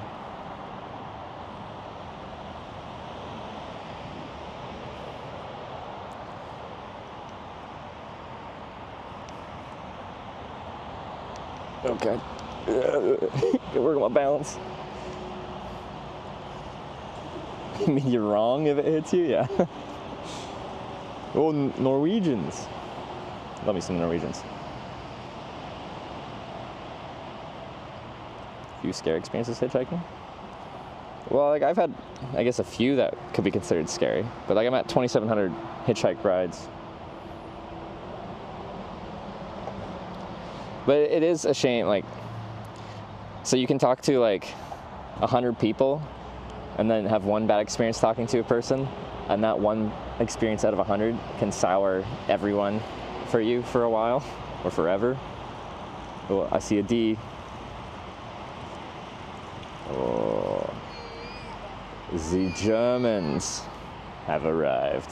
See, now they see me as they arrive, they're parking. They're gonna do their whatever Germans do at these rest stops. And then, maybe when they come back out, they'll have considered that I'm also going to Germany. And they're like, maybe this guy looks friendly. And we want to give him a ride in our minivan. They got bikes on the back. I also ride bikes. We already have something in common.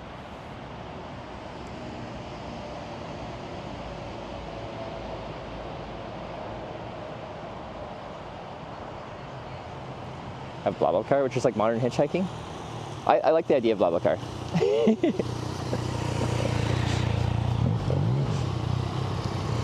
Hey, are they the Germans? No, they're Danish. The guy's like, you can get on the back.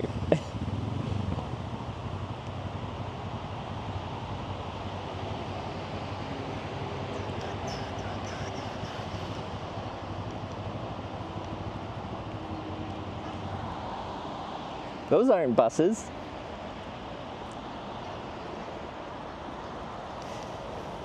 He stopped? Yeah, they stopped for me. All right, wait, Danish?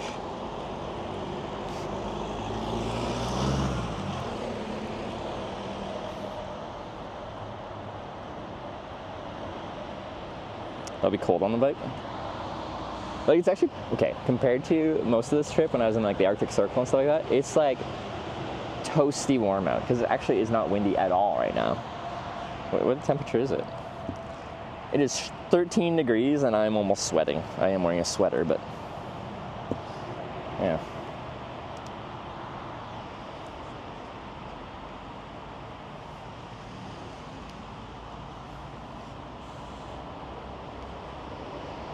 Hold on tight to a man dressed in leather all the way to Hamburg.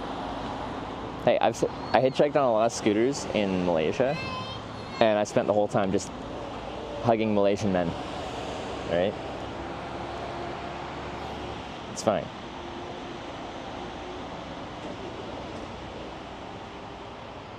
Oh yeah, we're talking about BlaBlaCar. No, I think that's great. I think it's a good thing. I just like hitchhiking. I like the randomness of it. Like not knowing when I'm gonna get a ride, where they're going to.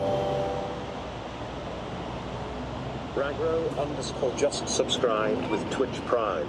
Ragro, thanks for the Prime. Welcome to the Twitch hackers.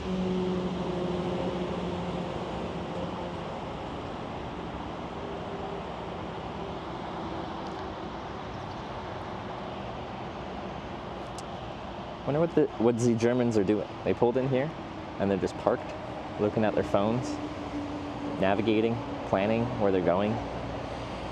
Thought they'd go inside and get some food or something.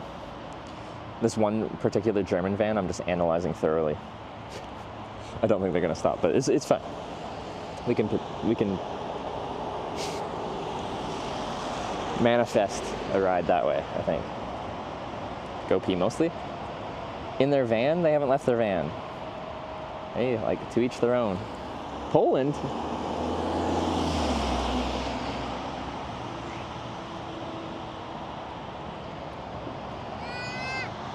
True.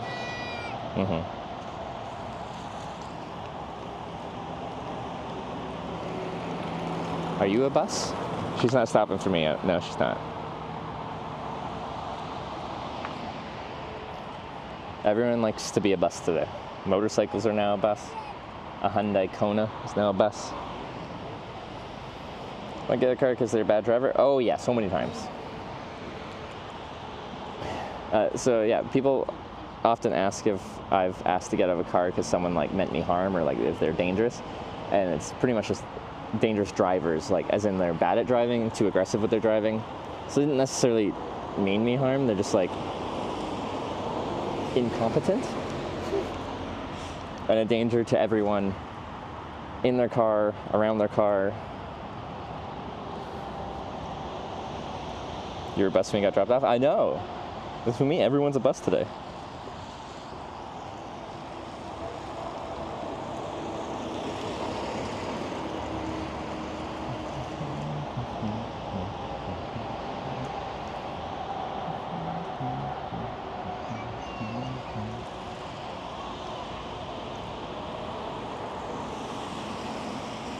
Oh, a couple drops of rain.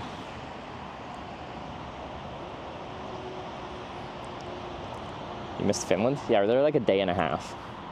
We just like barely crossed into Finland. The whole time you could pretty much see Sweden. Oh, D. See, more Germans with bikes on the back. See, if they knew that I also rode bikes, I'm sure we'd become best friends. They just don't know. But I have a cycling cap on, they should know.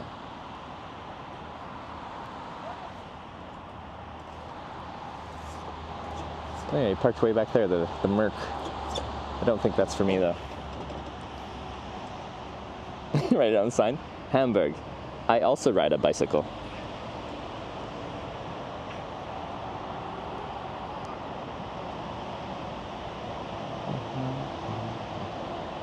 That's probably deterring you. I get around just fine with my hat, thank you very much. Also, I'm balding, so I need to wear a hat so I don't burn my scalp.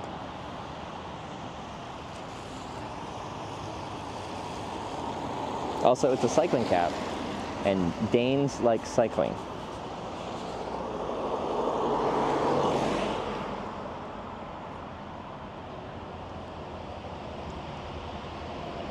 balding. Yeah, this is 30 for me.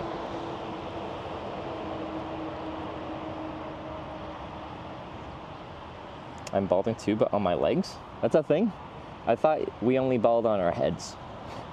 And then we get hairier everywhere else as compensation.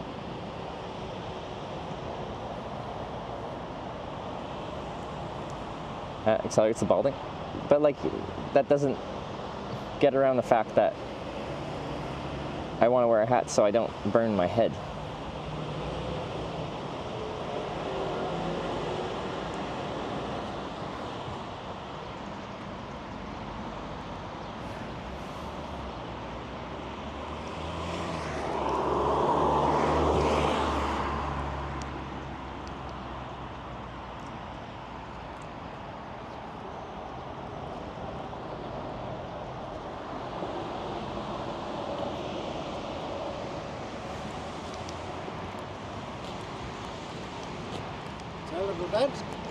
Yeah, I'm from Canada, yeah. So English. No, English. English. Yes. I think you shall stand there. You cannot look you. Yeah, I was deciding between there and there, but like when they go in there, they can see me, so I wasn't sure. No, okay. Yeah. So 6 in one, half dozen the other. Trying to get out, yeah. Yeah. Okay. Yeah. So okay. Where are you guys going? Germany. Oh, to Germany? Yeah. Okay. Are you from Germany? No, we are Danish. Oh, Danish, okay. Danish, yes. Nice. How far are you going? Yes. I'm gonna ride on the back. Have a go. They're all back seats? Yeah. They can see me. Told Trevor they can't look him.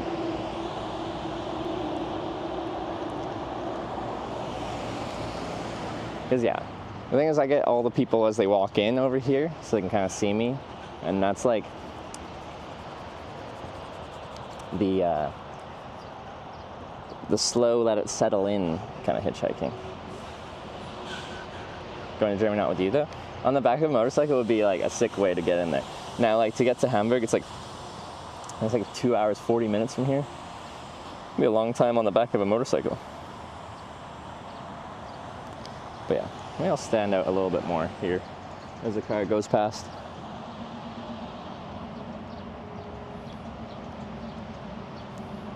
Timed out for backseating. Usually I don't time people out for backseating, we just make fun of them.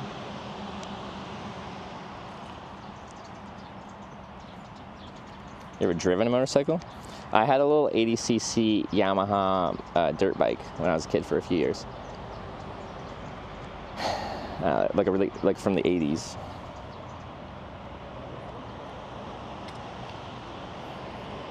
I have a scar on my shoulder from that.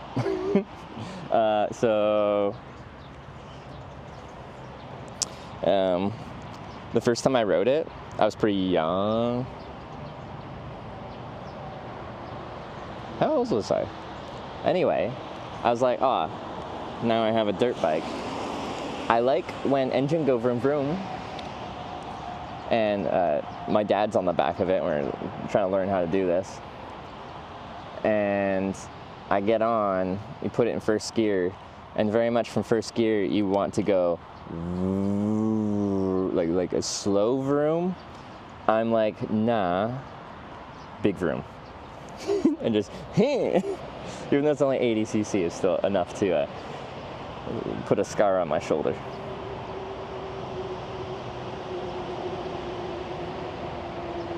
I want big vroom.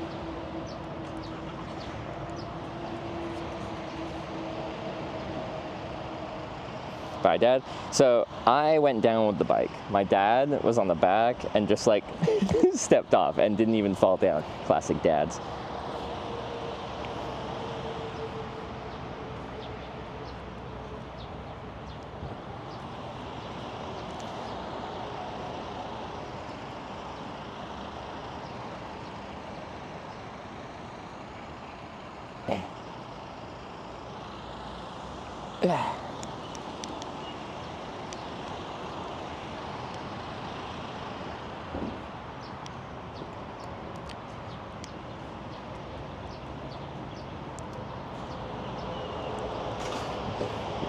This one thing is gracefully sexual hike. Honestly, I learned.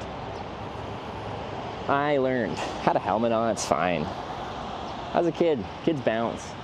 Just protect their noggin and they're good. Does the ride dirt bike? No. I didn't have, no one else I knew had a dirt bike. And like, my grandma had enough property where I could just ride around her house in circles, but like I never got taken anywhere to like actually ride on trails and stuff like that. So I just like rode around in her yard, and like I can only ride around in circles so much before I get bored of that. I think I would have loved it if I actually like went places with it, or if like my dad had a dirt bike and we went dirt biking together, because we used to go mountain biking together, and that was a lot of fun.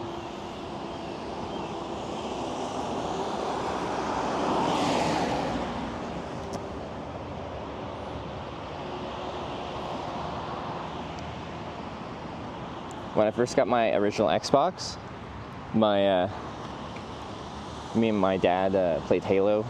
We combat evolved the first one a lot together. We beat the legendary campaign co-op together. Father-son bonding moment.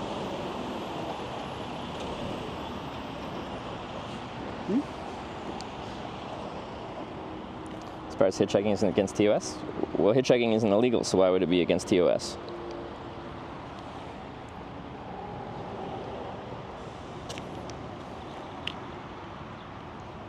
Just because people have a bad impression of it doesn't mean you're not allowed to do it.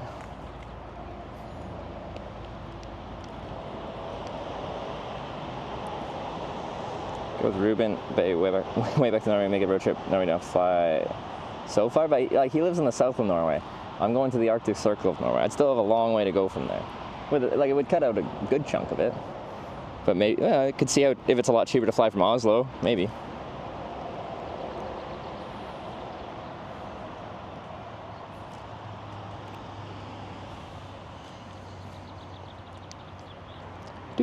Do. Maybe I wanna go.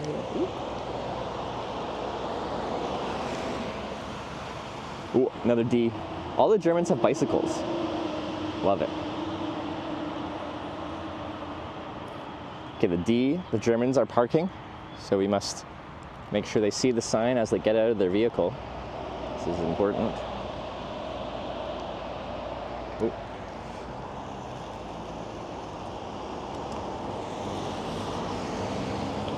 Norwegian?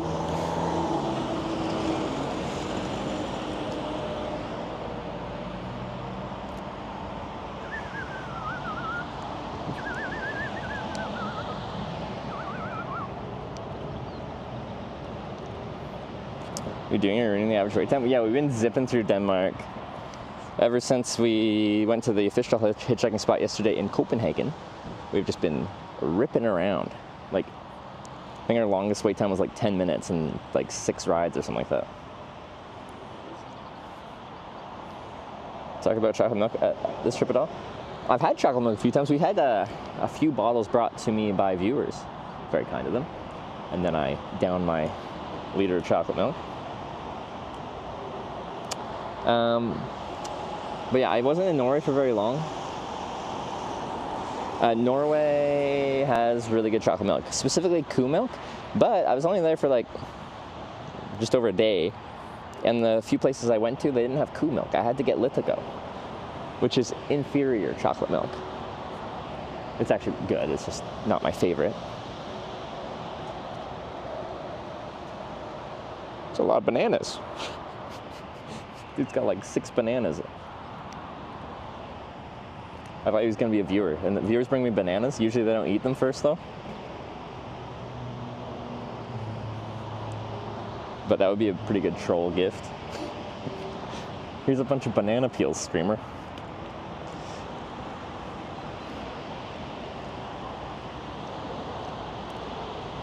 Still in Denmark, you see? I got here like 24 hours ago. How fast do you think I can go?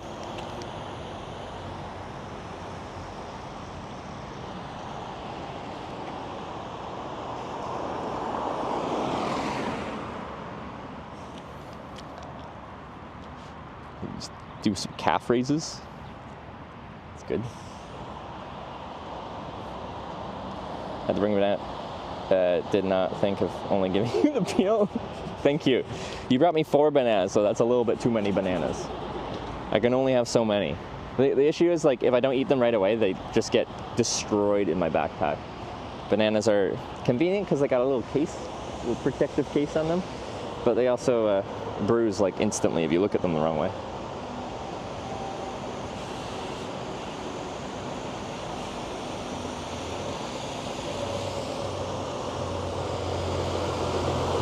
Danish truck.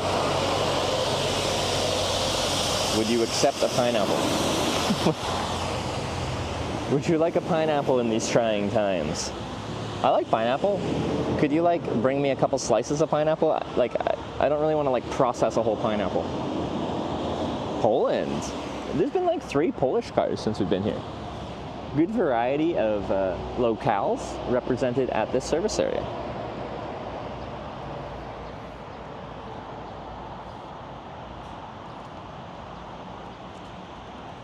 Is it cold and colding? This is like the warmest I've ever felt on this trip. There's 0 wind. The whole trip has been cold and windy, or at least cold and not windy. Or at least windy and not cold, but with the wind, you feel cool. Right now, it's like 13 degrees and not windy, and I feel very warm. Strangely warm. I'm not used to this. Coming from a gas station, this is a service area for southbound traffic on the E45 highway. E45, right? Highway.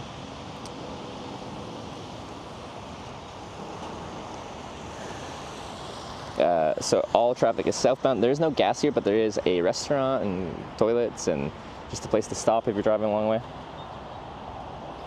Try what I got you is German, so if you'd like to, should be playing more down south. I've seen that brand before. I think they are pretty international. I think we might even have it in North America. Like a US rest stop. It's definitely like a different vibe than a US rest stop. But, like, these are very useful places to get a ride. It'd be better if there's gas here too. Brand is your trousers. These are Arc'teryx, which is a Canadian brand, very overpriced, but good stuff.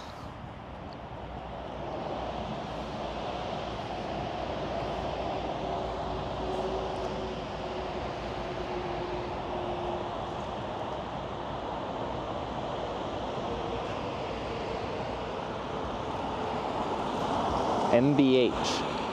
Wait, she's a 3-letter license plate and a Jaguar? I want to interview you. Germans! Why not? You're going to Germany, most likely.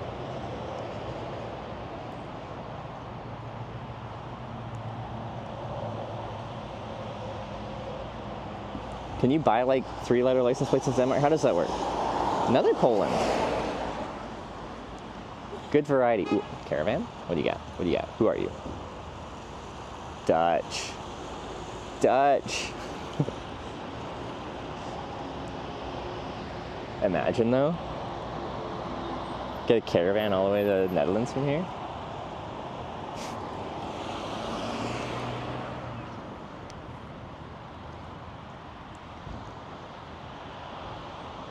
If ever wins to the cup, you hitching to the parade? I don't think I'll be there in time. Another German, but no.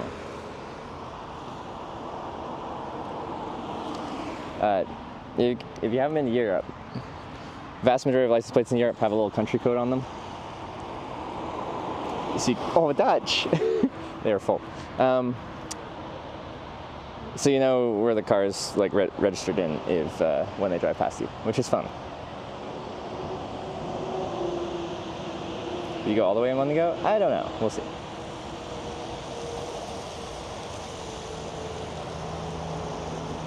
Special number plate is like $1,000 in Denmark. And then you get it forever for $1,000? Is it like an annual thing? Need more rain to look miserable enough for the Germans?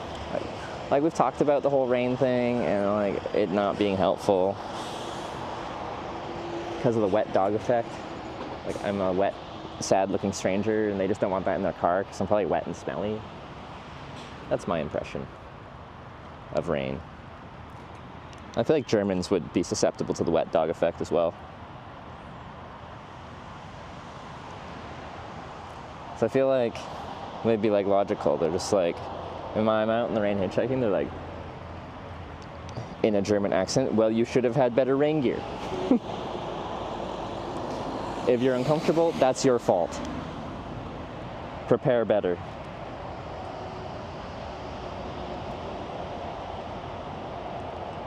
Dogs have hair though? Is that?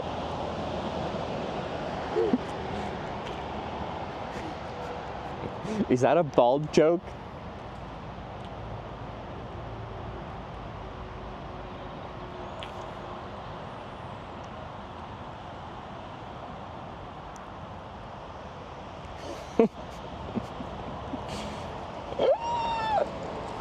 Don't be mean.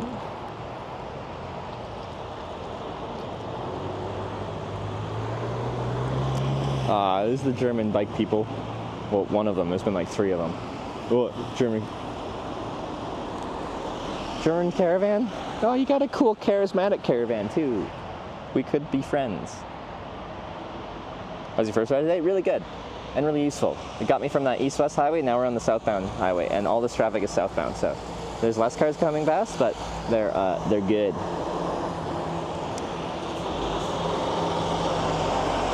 Boy, look at this guy. He got like a lion on the side of his truck.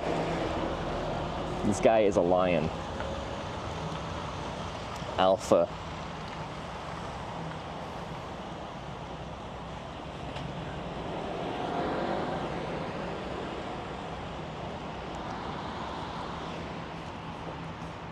But the van left. I'm easier to spot for all the people loitering in front of the place. We need a bold font? This is bold font. How bold do you want me to be? Who do you want me to be? Ever picked up any hitchhikers? Just 3 times. Because I don't see them very much, and then for a long time I didn't drive very much because I hitchhiked, I didn't have a car.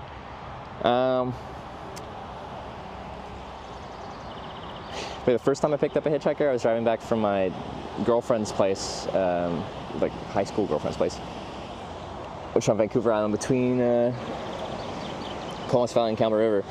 And I was hitchhiking south towards Comox Valley, and there's a hitchhiker in the middle of nowhere, which you don't see. At that point, yeah, I'd already hitchhiked locally, I think. So I picked him up, and it's a young guy. So this guy, about the same age as me, was just like, yeah, there was a party in the woods last night, and I'm just trying to hitchhike home now. I just like wandered away from the party, found the highway, survived the night, and now I'm trying to hitchhike home. I'm like, where's home? And he's like, Campbell River. And I'm like, I hate to break this to you. You were hitchhiking south. I'm going to Courtney Comox. You're, because he waited like 2 hours for a ride. You're trying to go north to Campbell River. So I'm like, if I'm driving to work right now, if I wasn't driving to work, I'd just turn around and drive you home, but I gotta go to work. You can either, unfortunately, get out here and try the other direction, or you can come to Comox Valley and try to get a bus or figure out a way to get to Campbell River that way.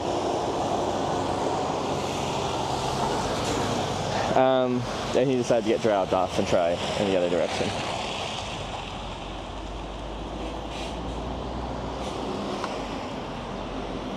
There's another hitchhiking spot. Do you move or try to wrestle him? Yeah, it's like gladiatorial games to the death.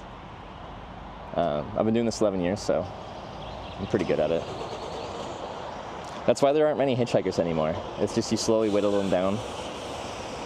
One gladiatorial game to the next.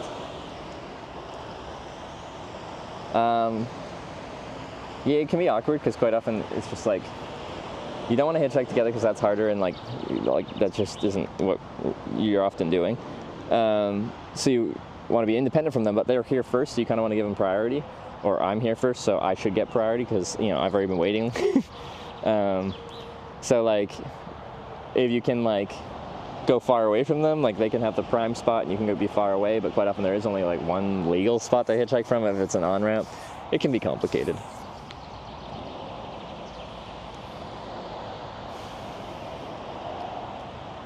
This isn't the highway on-ramp, you'll never get a ride from here. True. I'm gonna move here. I'm gonna get a job at this Eat and Drive. The guy working here is super nice. He gave me like 4 sheets of good cardboard, cut to like the right size too. This guy is like, whew, he's on it.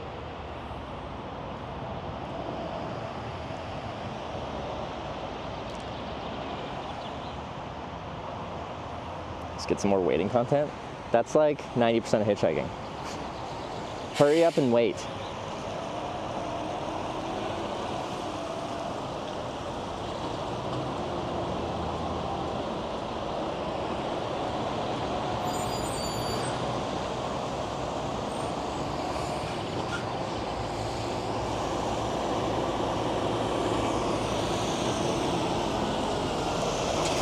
What?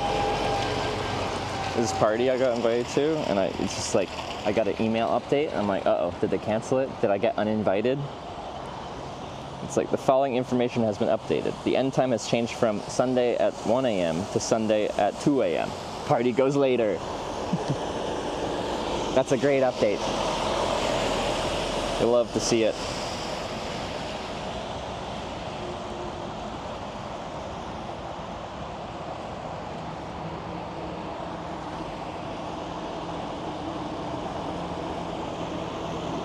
Bulgarian.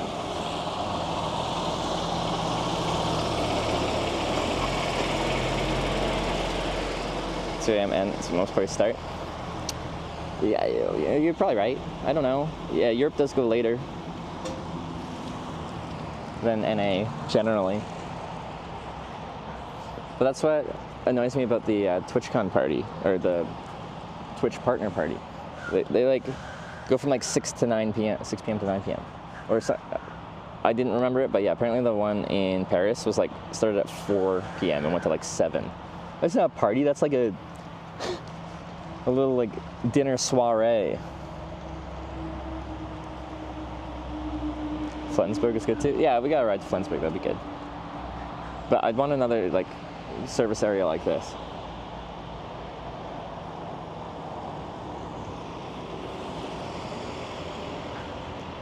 Missed it. What about Bulgaria? Oh, there's a truck with Bulgarian plates. I just like to look at where people are from.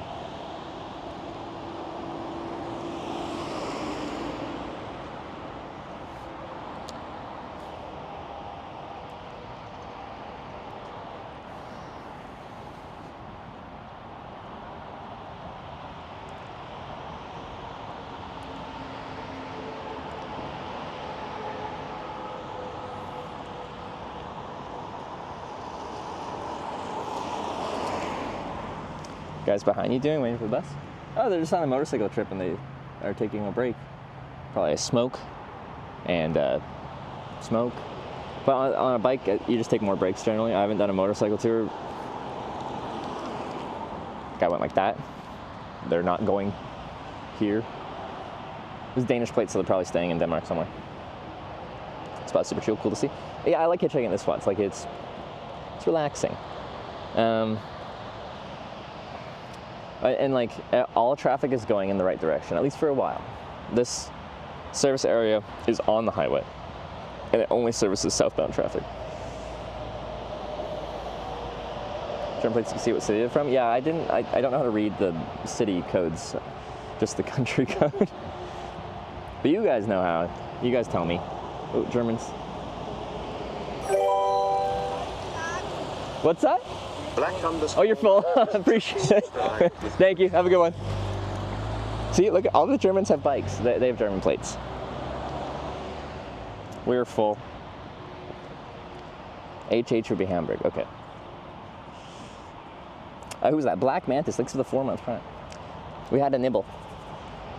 I could have fit in there. I'm not as skinny as I used to be. You entertain yourself during hitchhiking back when you didn't stream? Honestly, I found it relaxing.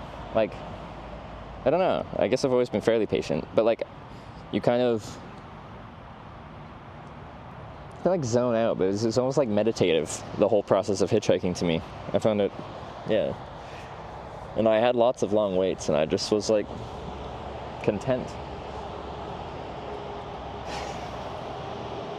Many trucks here can't take you? Yeah, like, honestly, probably worldwide, and the majority of trucks aren't supposed to take anyone. Maybe there's some countries that things are still the Wild West as far as regulation is concerned. And maybe those people in those countries, trucks are going to be common pickups. I don't know where, like in some like African nations or something like that, where it's just like truck drivers are just like, you drive truck and as long as you get here, we don't care how you do it. You want to drive 24 hours straight? You can. This is complete speculation. I have no idea what trucking regulations are like in places that I haven't been, but Eastern Europe doesn't mind picking up hitchhikers? What, truck drivers or just people in general?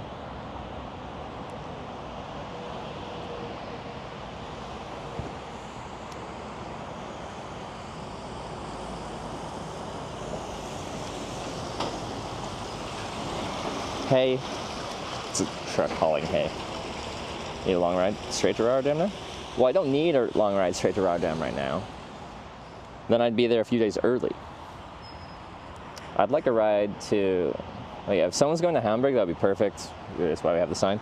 It's like just under a 3-hour drive, and I'd get dropped off just before Hamburg at a service area like this, but probably bigger actually. And then we try to get right past it. But even if I get to the greater Hamburg area today, as far as average distance per day is concerned, I'd be right at about the distance I need for the day.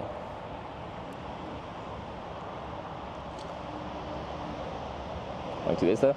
Yeah, we got today, we got tomorrow, Thursday, and then I want to get there Friday. So we kind of have like 2.5 days. So I have to do 250 average a day, today, tomorrow, and Friday to get there. But if I have 250 kilometers remaining, like come Friday morning, I'm going to be a little bit panicked. Because I want to get there like fairly early on Friday if I can. Because there's stuff going on Friday.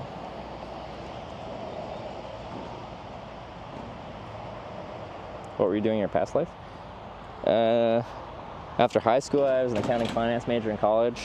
And then I had what I call my early life crisis, where I was scared I was going to become an accountant and never do anything with my life.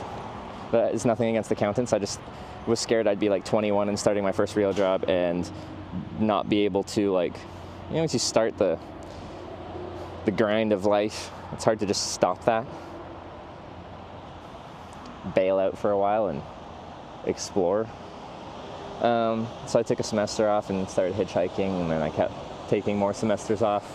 Then it was 4 years of taking semesters off, and then I brought a camera on a trip, and now I'm here.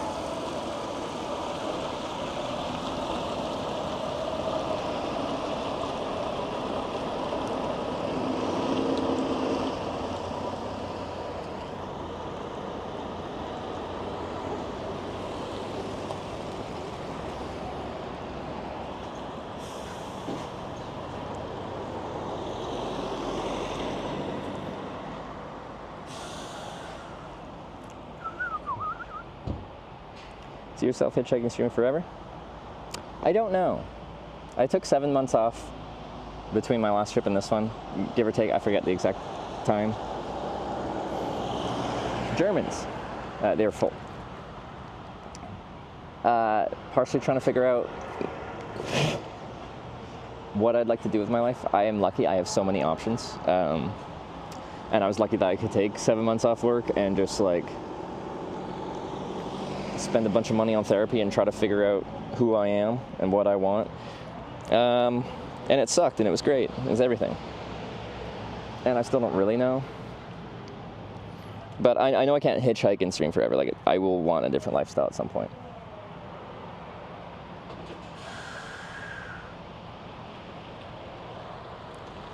I do like streaming. I just feel like when I'm home, I don't have anything to offer. I love streaming this stuff.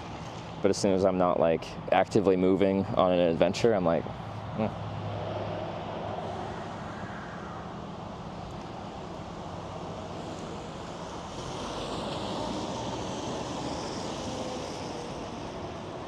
So I could do like house streaming.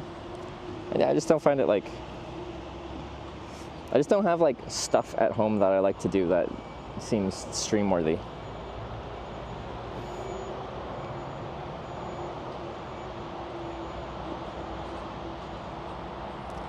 Like I said, it should be across the ice so people see me easier. The thing is, like, if I'm over there, then I'm like less line of sight for the people that are actually walking into the building. I'm a bit better view for people driving through here, but like everyone parks in front of me, and I'm kind of trying to capture their attention as they get out of their car and walk around and do stuff. Because they're already stopped at that point, it's quite easy to like have time to process the idea of picking up a hitchhiker.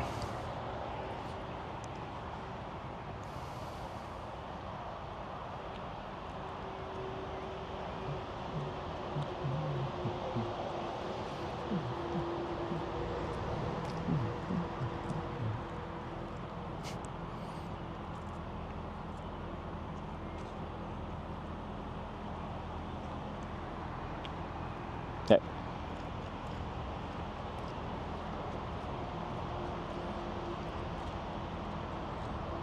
What does Sarah want to do?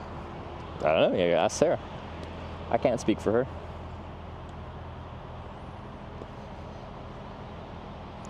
Can you become one of those motivational speakers?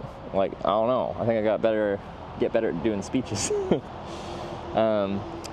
I had my boss, or the owner of a company I worked for when I was selling outdoor gear. So he owned this outdoor store, and he had a few other business things, and he also worked as a motivational speaker at corporate events. He was a mountaineer.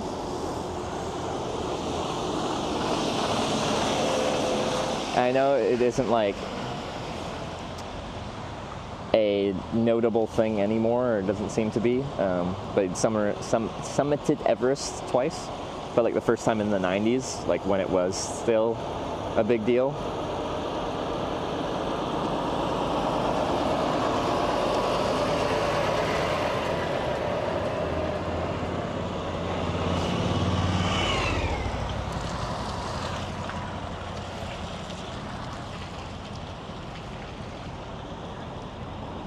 I think he did it the year after there was the big disaster on Everest that a bunch of people wrote books about, like Into Thin Air.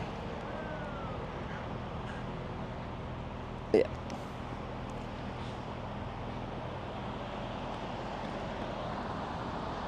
He's meeting up with his friends.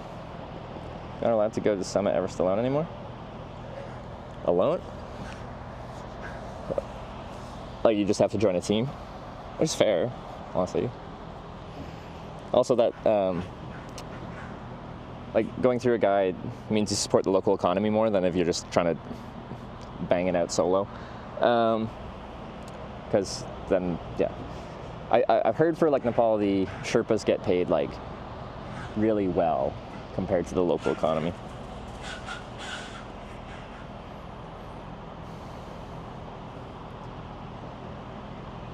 Start coming towards you. He'd have to do some very strange reversing to back up all the way here to hit me.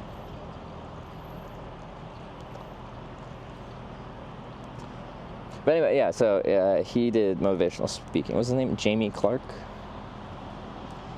And he like when he'd do like staff events at our store and stuff like that, and like staff get together meeting stuff, and he showed up, like, dude could speak.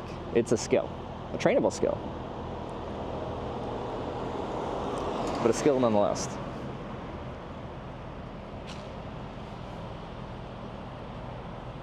I do have like this draw towards mountaineering, but probably more just like mountain hiking. I have no like actual skill other than liking going uphill. Like, I've never had to use crampons. I've never had to use fixed ropes. Anything like that. But there's something that I really like about seeing a tall thing and being like, I want to climb to the top of it. And the goal is so simple, but how you actually do it is physically difficult, if that makes sense. We have to big city to do IRL content. I hate static city IRL streaming. I don't like other people streaming it, that's fine. I hate doing it myself. Like, where you're just in a city for a long time and you're like, all right, it's morning. I'm in the city I'm always in. Let's do something.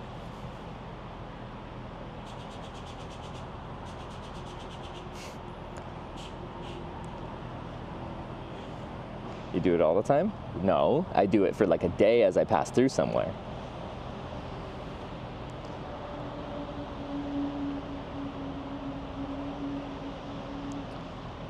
Did you know the streamer Ryan and Rockies? Yeah, that's a blast from the past. I don't know the last time he streamed, but yeah, he did stream climbing mountains around, I think it was based out of like Banff.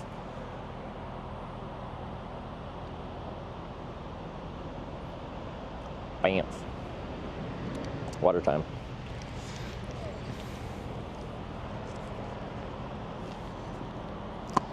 Got you into hitching? I hated Greyhound buses.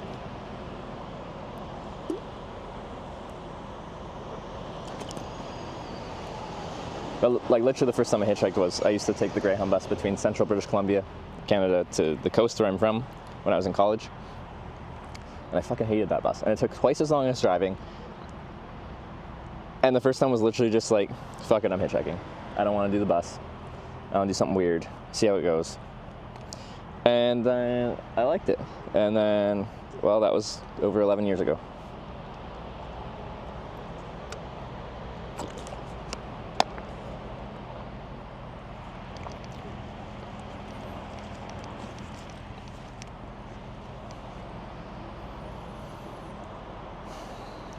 Buy a sailboat, learn to sail, and go around the world in 80 days.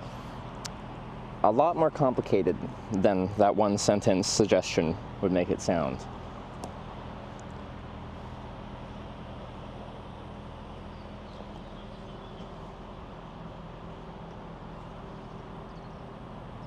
"50 minutes of waiting? Damn. In hitchhiking terms, we're just getting started." My car's coming through here, but they're all heading south on 45. This is good traffic.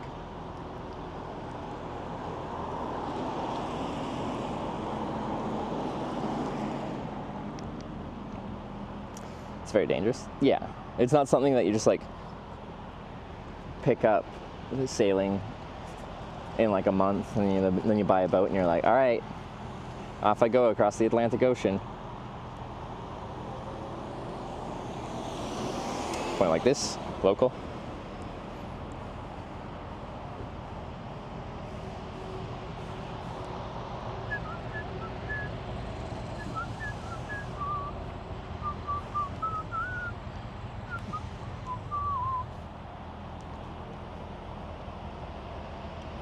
Change to the German sign soon.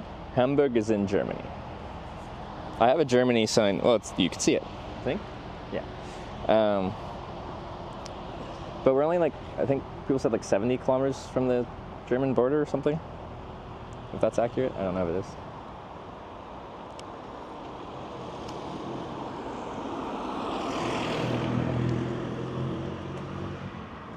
Finnish guy rode across the Atlantic a couple years ago. Yeah, that seems crazy. I feel like I saw something about someone that rode across the Atlantic or some kind of ocean, and like the state of the dude's hands after doing that were like kind of terrifying. There's a spider web on my sign. I've A/B tested just chatting IRL caddies on Twitch. Not IRL, but back when Traveling Outdoors first came out. Okay, so it used to be IRL. That was the everything but gaming category, pretty much. Not exactly, but close to.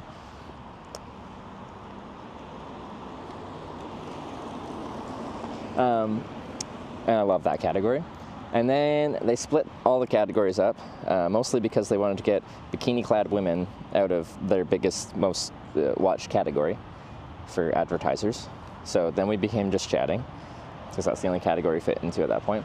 Then after a while of that, they released Traveling Outdoors. And like, I had Twitch staff coming to my channel, and they're just like, hey, we released a new category that fits your stream. You should go stream there. I'm like, okay, that sounds great, Traveling Outdoors. I'm traveling and I'm outdoors. That's great. So I went in there, and I just was plunking along in there. And my stream was quite slow at that point, and that was fine. I was hitchhiking, doing my thing. And then a fellow broadcaster was just like, hey, like everyone that streams in just chatting does a lot better in that category than Traveling Outdoors, because Traveling Outdoors has bad discoverability. People don't click on the category. As a test, switch to just chatting and see like how much busier your channel is. A good measurement of how many people are finding your channel is how many followers you're getting per day. So I switched from traveling outdoors to just chatting, and I'd get about twice as many followers per day, 2 to 2.5 times as many followers per day, which is substantial.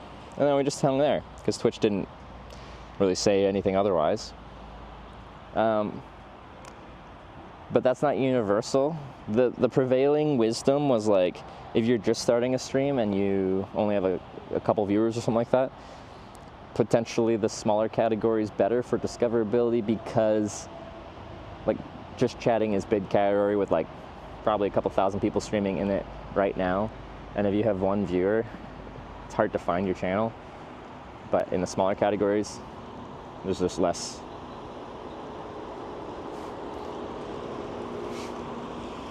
Finland. How about Aura? Wouldn't that be better now? It's gonna be the same thing. As an established streamer now, I'm better in a bigger category for discoverability.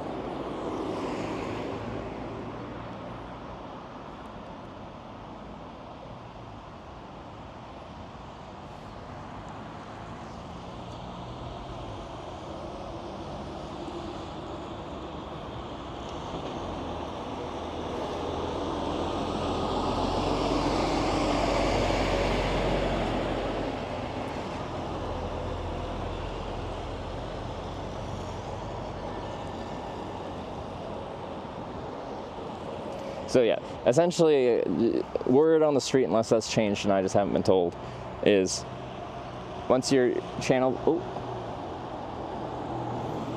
Germans with HH place, they're going to Hamburg. Well, they're from Hamburg at least. Sag. Once you get your channel to a certain like level of popularity, you're better in a bigger category because more people click on bigger categories. That's why there's bigger number in said category, because more people go there. Until that point, smaller category may be better. That was streaming multiple platforms. I'm live on YouTube right now. YouTube chat, testing. YouTube chat, wake up. Unless I forgot to start it this morning, which I sometimes do.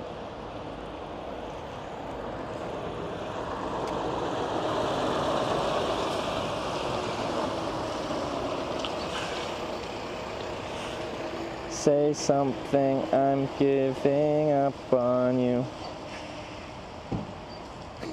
Be funny if my chat just didn't connect and I just couldn't see their chat all day, which has also happened before. I'm not seeing any YouTube chat. Okay, let me check. Ooh, D. Okay, connections, YouTube. Reconnect. Disconnected from YouTube. Okay, now I see it. I think it wasn't working though. We are here. Okay, I got it. I see you, Lucas. Why not just walk? This channel's called Hitch for a reason. I like hitchhiking. Okay, I see it. Unforeseen. Yes, we're here. Matthew. Hi. Hell's Bunnies is here on YouTube. Zimniak. Unforeseen.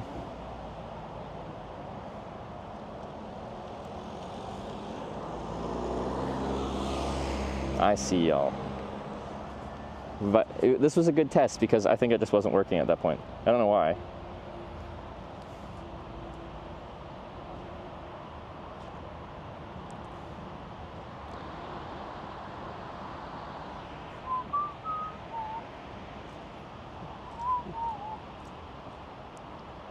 More likely being hitchhiked, maybe a town? No, this is the best spots to get a long hitchhike. We are at a service station on a highway, and all the traffic here is going southbound on E45. So we don't have that many cars driving past in a given like minute, but every car is a good opportunity.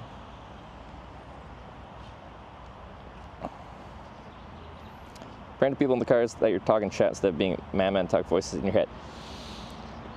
So like when you see me like, I don't know, streaming and a car goes by in your frame, like a couple seconds before you see a car drive by, often I will stop talking mid-sentence even for that exact reason. I'm trying to look slightly less insane because I do think they likely will not see the camera. Camera's kind of tucked away. and then I'll just see some hitchhiker just blabbing his mouth. So, hitch rides in Europe and North America. So the average wait time in Europe is faster than NA. Well, US actually has the slowest average wait time of any place we've hitchhiked now. We're up to, it was like 56-minute average wait time for US now. Slow.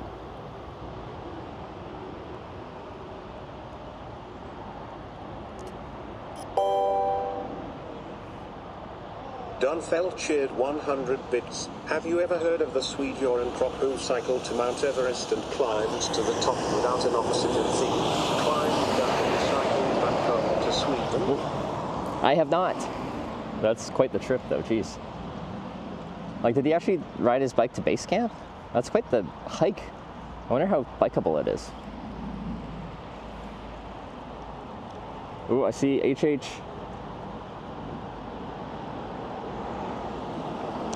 I know you're from Hamburg.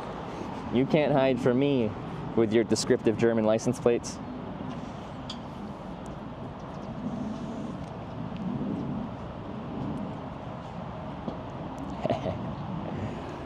I'm still here though. What is it, HH? It's a city code for German license plates. You can tell where the car is registered in. It'll say what city.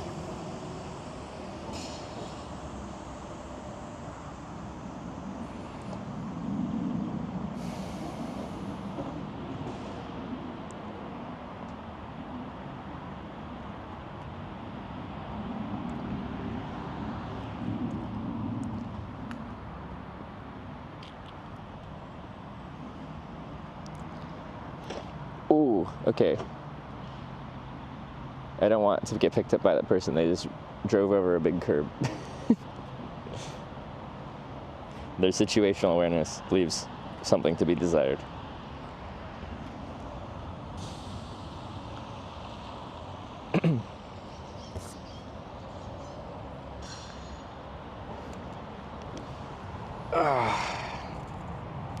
German rental cars are registered in Hamburg, so they all have HH. Oh, okay, yeah. Ugh.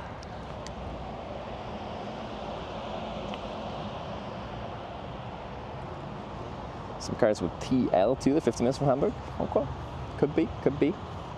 I don't actually want to go into Hamburg. Like, it'd just be convenient if someone's going to Hamburg. They could drop me off just before on a service area on the side of the highway. Now Autobahn, like this, but bigger. And then it's a great spot to find a ride.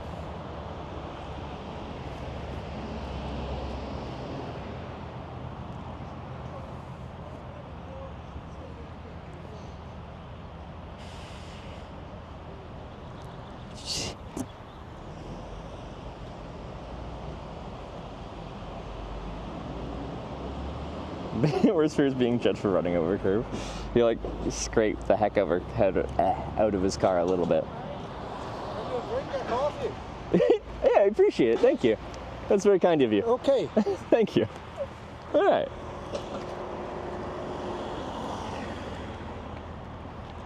The bikers are all right. I'm so caffeinated right now.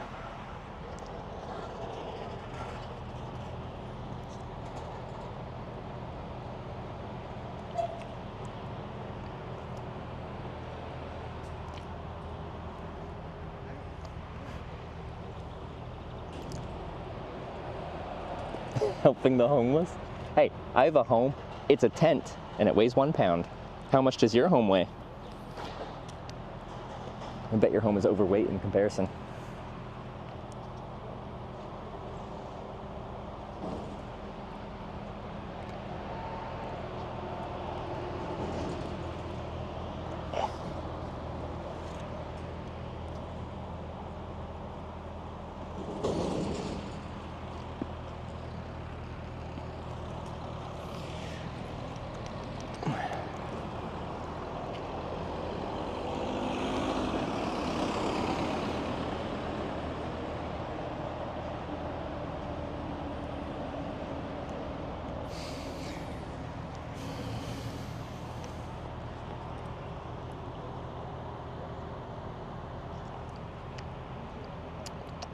Are you planning to stay in Hamburg? I am not planning to stay in Hamburg at all. I'm just trying to hitchhike in the direction of Hamburg. get dropped off on the Autobahn outside of Hamburg, and then continue in the direction of Bremen, and then to the Netherlands, that way. Home is not fat, it's just big boned. Honestly, for a house, having like a good frame, some thick bones to it, probably a good thing. Bike to ride with like Pee-wee's Big Adventures. I think like, okay, one of them could have my backpack, one of them could have me, and we just go on an adventure. Me and the Danish motorcyclist. Wouldn't that be fun? Until highway speeds just destroy my setup. Like that wimpy little adapter thing that keeps breaking. I just make a haul inside at this point? It's too far. A certain percentage of people see somewhere far away, even if they're going somewhere very helpful in that direction, and they're like, well, I'm not going there, so I can't help you. Even though they very much could. They could be driving 3 hours in the correct direction, but they're like, no, not going to Holland. Looks like a parking lot. It's a service station. Well, like it's, okay. Which city is NF in the Deutschland? I'm like too warm. I might have to go down to my base layer.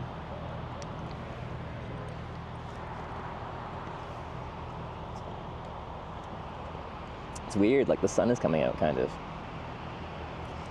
Nordfriesland. Frankfurt? Boy, that would be far.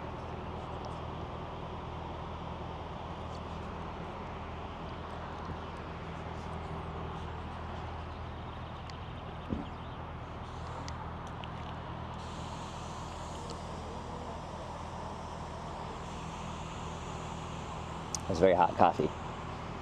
I can only take little baby sips as of right now. Right on the Danish border. Oh, okay. Regions, not cities. I think you're right. I just know, like, we're going to Hamburg. It's HH, and it has Hamburg in the... Well, HH stands for, like, Hamburg something or something Hamburg. Still have your south sign? No, I threw it out. It was all folded. I have an E4 south sign. I could just cut off the E4, fold the E4 behind it. But then it would be a pretty small south sign. Why do you choose a truck stop? These are some of the best places to find long distance rides in Europe. The bigger ones, so this one just has a restaurant and picnic tables and a bathroom and stuff like that. It's better when they have like more stuff, or if they also have like restaurant, fast food place, and gas. So this one has less draw than one with more services, but it's enough. We'll get something good here.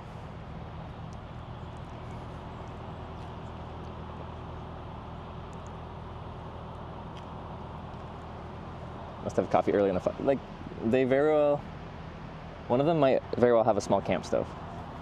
It's really freaking hot, so I think that's the case rather than it being in a thermos.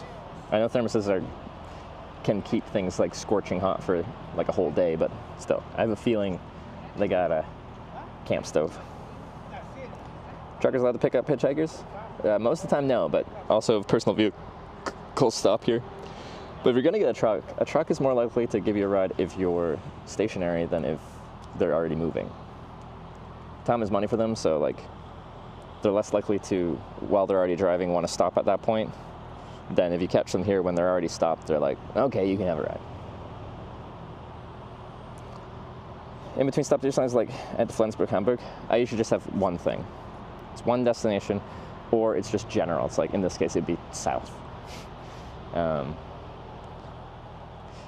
Yeah, some people have like long hitchhiking signs, but I usually have one word. It's like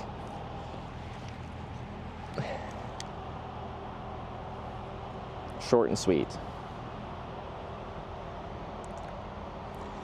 I do think you could like lean in on the, so I say I advertise I'm a tourist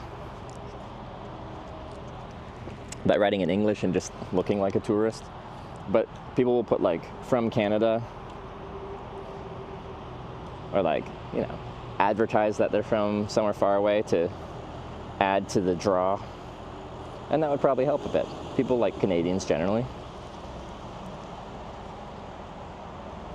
Be a reasonable goal for today. Anywhere around Hamburg would be around our mileage goal for the day, about 250. If I could get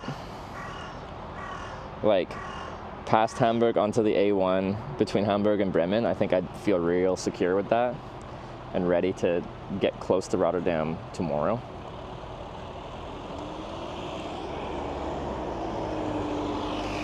Issues with customs when I be hitchhiking? Just the United States custom. Everywhere else is fine. Oh, that van is blocking my view. I like these small European cars, and then a German van comes in and makes it hard to see.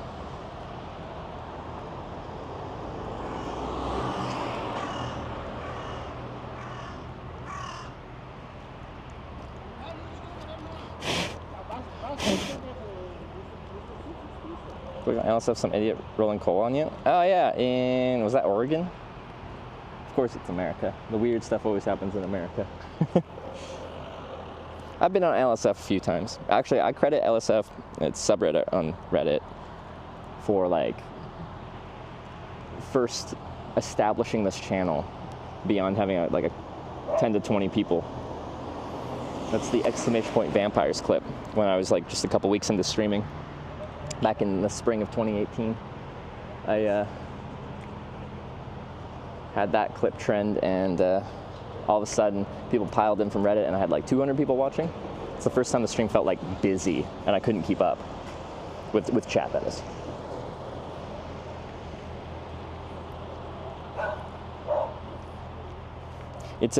That Reddit can be a toxic place, but generally they've been actually pretty nice to me. When they see a clip from me, they're just like, oh.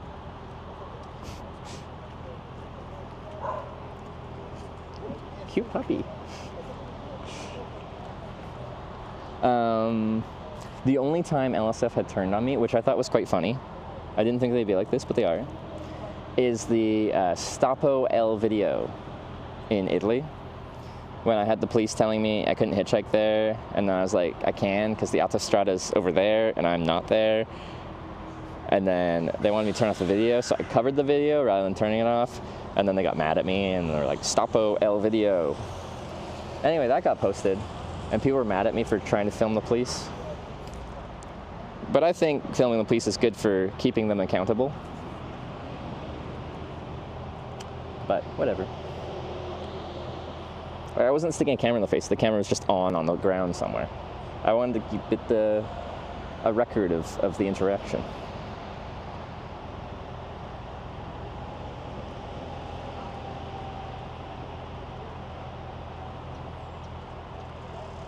Oh, actually, speaking of, what is she at? I think said she was 200 followers away.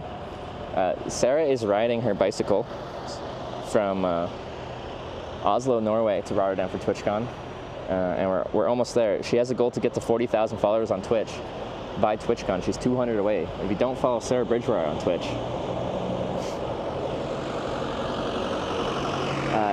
now is a great time to do it.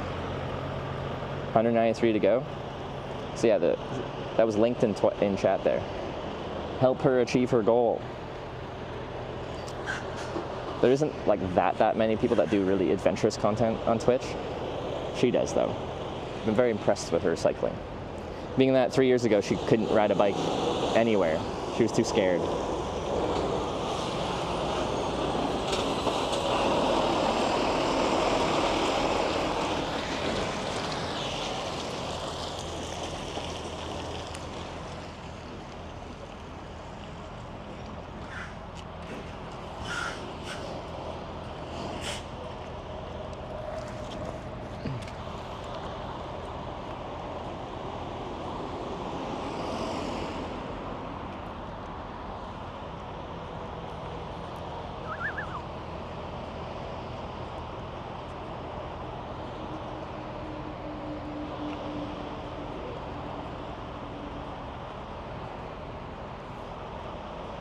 She's in the rain? I know. But like, the perseverance. She's had horrible weather the past for a lot of this trip, honestly. I think like Denmark was fairly kind to her. Well, it was sunny, but it was still windy. There's been a whole lot of Type 2 fun for her on this bike tour from Oslo. Dog spotted. Sarah would have ran away from the stream to go make friends with the dog. She wouldn't have even said hi to the people, just the dog.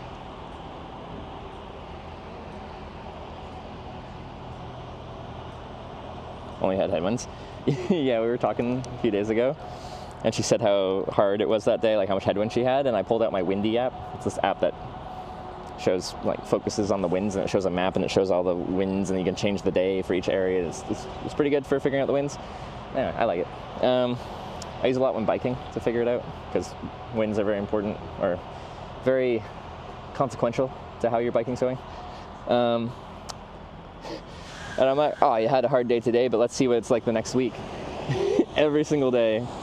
It was like, she's riding west, sustained winds every single day, 30 gusting to 50 plus, like every day, straight from the west, pure headwind, pure pain.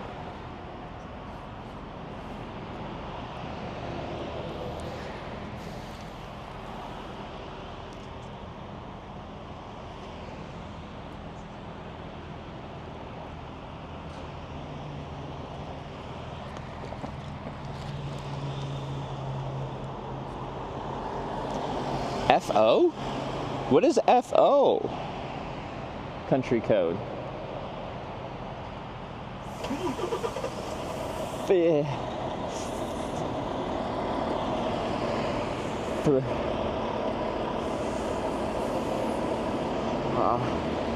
Faroe Islands? No way. Why didn't they pick me up? That's cool. Never seen an FO plate before.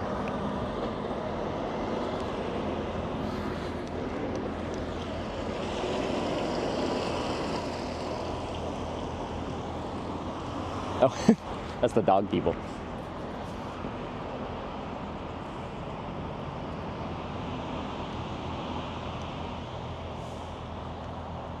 Wind turbine workers use Windy a lot.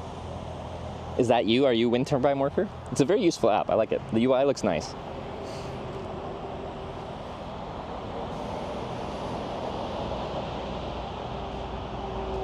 So this is thank you for the shout out. It's only 155 followers for her to get 40K goal. So we got like 30 followers from that shout out. Guys. Guys.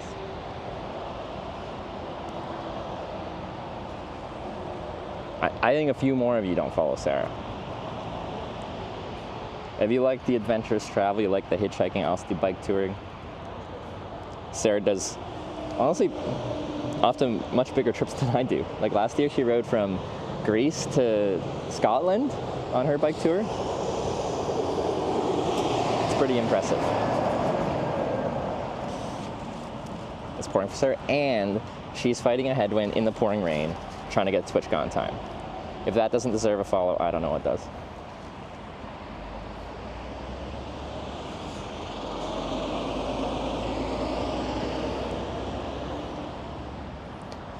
In comparison, this is a nice leisurely experience here. Through the Alps, yeah, rode her bike through the Alps and killed it.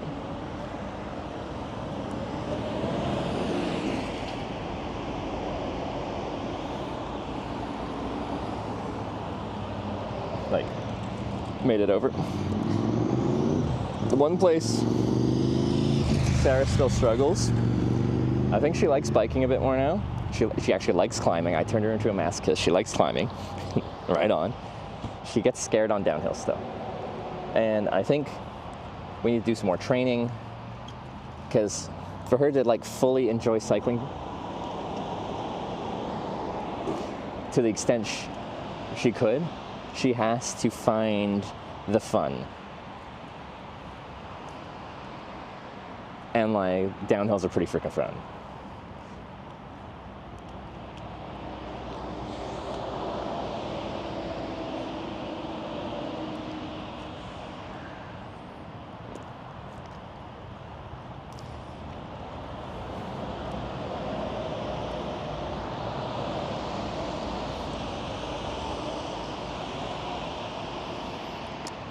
She didn't mind hills, and then she had a good fall a couple years ago in England, going down a hill, and of course that's going to rattle your confidence. So. Deutschland. Ooh, FL from Florida. I don't think they're Floridian.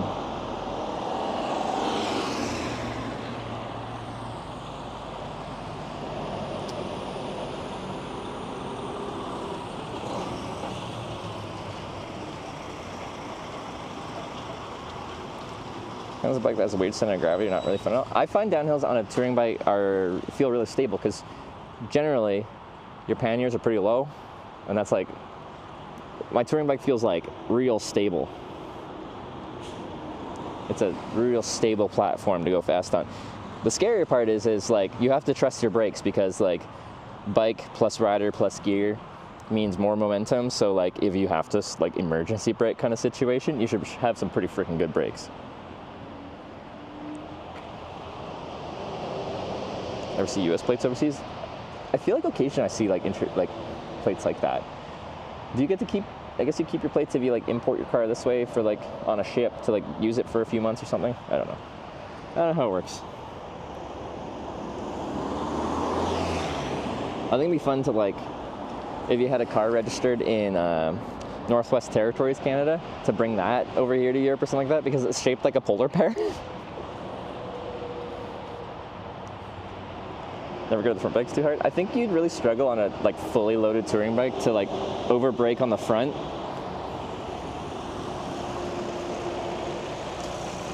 Hey, where are you heading to? German? Canadian. I'm heading to Open. It's a city further south. Past Hamburg? Or no, between here and Hamburg. Yes, it's the last major city before you get to the border. Oh, okay. It's like the biggest city down there. Is there another like service area like this on the way? Yes, in the city there is a lot of traffic at the two roundabouts where we are going up. Oh, to the highway? Yes, oh, okay. by the highway. And yeah. There's a lot of traffic. Is there? Okay. McDonald's, Burger King. Okay, perfect. Yeah, that'd be good. Yeah, I'll take that. Before I hop in, so I make a video about hitchhiking, a live video documentary. I have a camera. Don't have to point it at you. It can be out the front. Is that okay to have in the car with you? Okay, cool. Let's do it. Do you want my backpack in the back seat or the trunk? Just, it's Oh, okay. I'm not gonna hurt the chairs. Okay. Okay.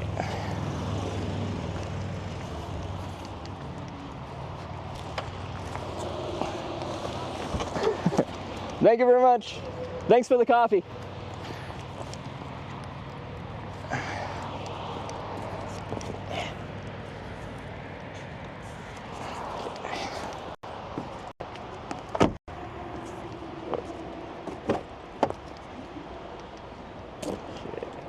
So I'm just gonna, those guys gave me a coffee. Let's throw it out.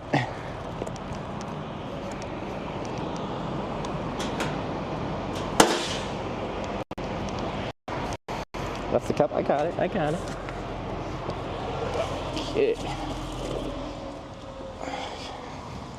I really appreciate the ride. live streamed the whole thing. The whole thing. The trip started in Tromsø, Norway. And Norway? Yeah, way in the Arctic. Jesus Christ. And now I'm going to Rotterdam for a convention this weekend. Ah, so you are on the schedule? This time, yeah. Most trips are free of schedule. I get to go where I want when I want to. This one, I got a deadline. It's cheap. It is cheap to travel. I hitchhike and then I sleep in my tent outside. It's an inexpensive way to travel. Yes, it really is. Have you hitchhiked before? No. No? But I've picked up quite a few of you. Have you? Yes. Do you pick up everyone you see? No, not really. It's still a decision? Because I was going up there because, as you can see, my car is not... It's a safe car. Check engine light. But it has something with the exhaust. Oh, okay. It doesn't read the temperature. Yeah. So it puts too much fuel in the exhaust, and then if I drive for too long, it will cut the power. Yeah. So I just stopped it there every day, turn the car off, turn the car on, drive until it's getting fixed. Yeah. How far does it go before? Almost all the way. I drive from Fredericia. I don't know if you know. Yeah, no, I was there this morning. Yes, yeah. I drive from there and then all the way to the city where we're going. And just like 5 kilometers before it does it. But oh, really? And it's that predictable? It's the same distance every time? Okay. It has been so far. How long has it been doing that for? Since Monday, so 3 days. Not that Oh, so this is new. All right. Yes. Normally I take care of the car. And then my mechanic, he has a lot of overtime right Yeah. now, so he doesn't Oh, have the okay. time Yeah. for this. Yeah. So I have to wait until the 11th of next month. Oh, so quite a while. Okay. Yes. Well, okay. It's the end of May, so not too long. 2 weeks. Yeah. Yep. Okay. So where are you from in Canada? I'm from Vancouver Island, far west coast. Yes, I know. I see a YouTuber. He's from there. Okay. I don't know if you know him, Daily Driven Exotics or something. Oh, I've heard of him actually because where I lived in Victoria, I think he was from near there. Yes. People brought him up before. So you're a car guy then? I was not that much. Okay, all right. Now I have to pay taxes and Cars aren't in the budget, yes. or exotic cars, that is. Nothing is in Denmark. I don't know if you know how much they cost here in Denmark. Cars? Is that where say in Norway, everyone buys electric cars now because they're taxed less because it's based on the Same here. the size of the engine or something? It's the same here. Yeah. But here we have 150% tax 150. on the car after all the other taxes. Oh, okay. So if you want a car that's 450,000 in Yeah. America, it's like 1.8 million here in Denmark. Okay. All right, that sucks. Yep. Is there any cars that get around that somehow? Electric cars. Just so that makes electric cars cheap, And, right? So veteran or in cars. comparison, veteran? Yes, really old cars. They Oh, okay, yeah. have black number plates. Yeah. And they don't cost anything. I see. Okay. And the really small cars. And used cars. Like this one. Because it only has 2 seats. We are the only country that does that with 2 seats. Oh, and then it's tax less with 2 seats? Yes, Yeah. this one I bought it from a dealership. Yeah. It cost 80,000 krones. Yeah. But if it has 5 seats, it's Yeah. like 170. That much more? Yes. That's crazy. I had heard about the 2-seat. I think Norway had something like that too. Yeah, they have Different, but because they had a different color license plate if it was a 2-seat vehicle. And we also do. We have half yellow and half white. Oh, okay. So the first 2 letters are yellow and then all the numbers are white. Okay, yeah. It's just so you have to pay more every 6 months for the tax because this is a diesel car, so you have to pay more taxes. Yeah. And when it's a 2-seater, you have to pay even more. Oh, interesting. Does that ever offset the cheaper car purchase? Yes. Yeah.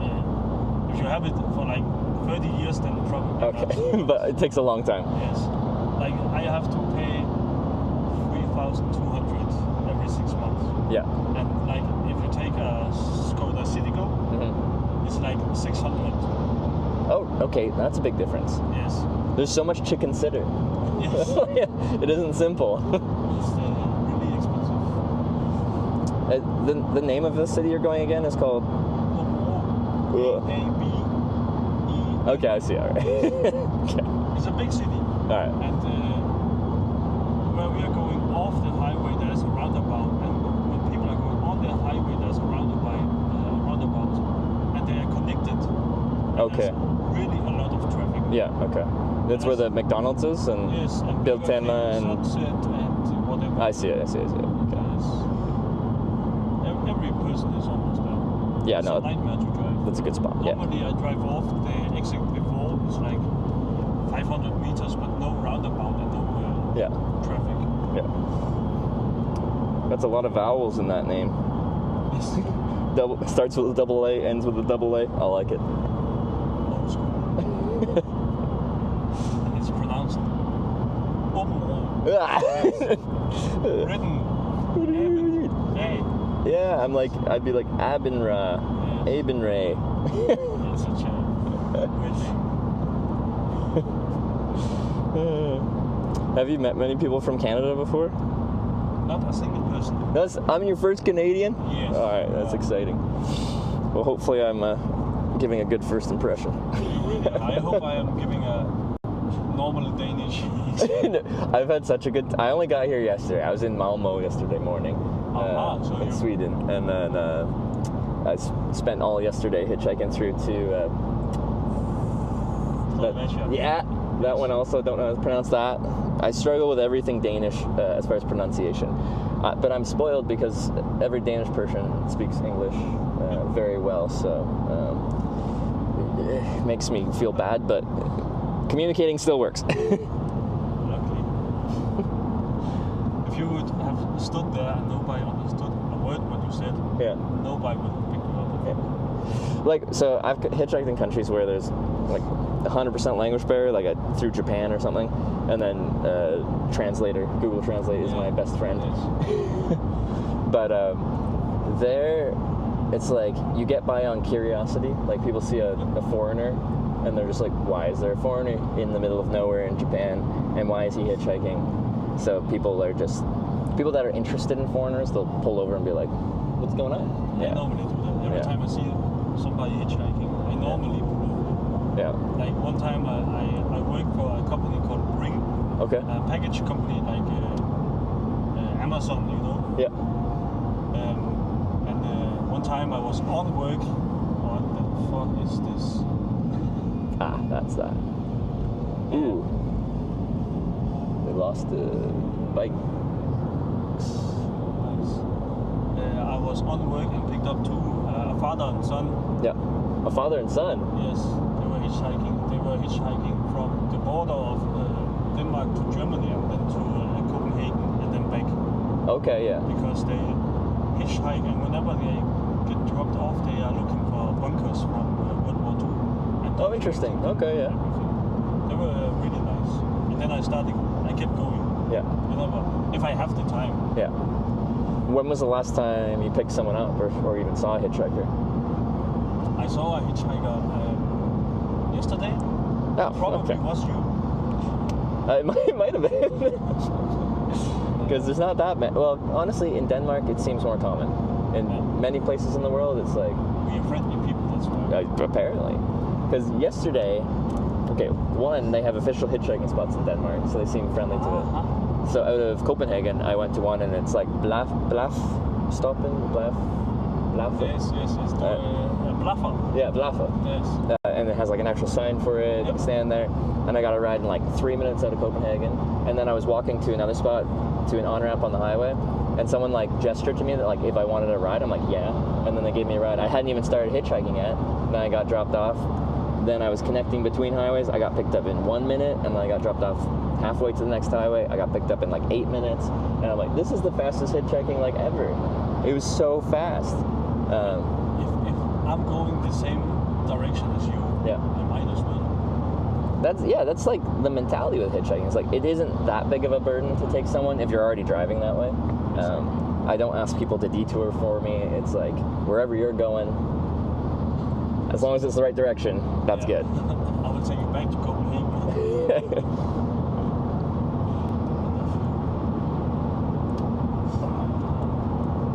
This is how we drive in Denmark. Everybody stays in the fast lane, except the trucks. But we have to stay in that lane, but nobody doesn't. Yeah, that's pretty universal.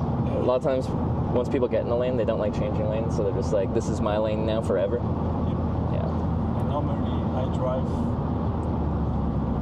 a bit crappy. Like as in fast or yes, like not bad. I'm a good driver. The same with me. Okay. But normally I drive fast because everybody stays in this lane. Yeah. And I have to drive an hour from work, and I don't want to spend half an hour extra because people are driving slow over here. Yeah. So when I get the time to pass, I will pass everybody I can. Yeah. But not with you. Which is fair. Like an hour commute, that's a long drive. An hour? Hour one way, hour back? Yes. That's a lot. It's 2 hours of your day. Because I just moved. Oh, okay. Before it was half an hour. Yeah. Each way. Is that gonna be permanent? Like you're gonna keep that 2 hours of total driving a day? But because isn't gas expensive here too? You can take it in the taxes. You can put in how your commute is okay. Yeah. They pay you you have to pay less taxes. It's a deduction on your taxes. Yeah. Gain on it because Oh, do you? this is so fuel efficient. This car. Yeah. They pay me like. Oh, more per kilometer than you actually burn? Exactly. Oh, nice. Okay. So I just keep doing it. You're going to keep moving further and further away. Might as well. After like I think it's 150 kilometers or something. Yeah. Oh, that's a They maximum. don't really pay you a lot anymore. Ah, okay. So you get paid a lot the first 100 and then less the second 50 and then Ah, okay. really little money Yeah. the last whatever how many kilometers you have. I was imagining someone like, what do you do for work? What's your profession? You're like, I commute. I get paid to commute. I do.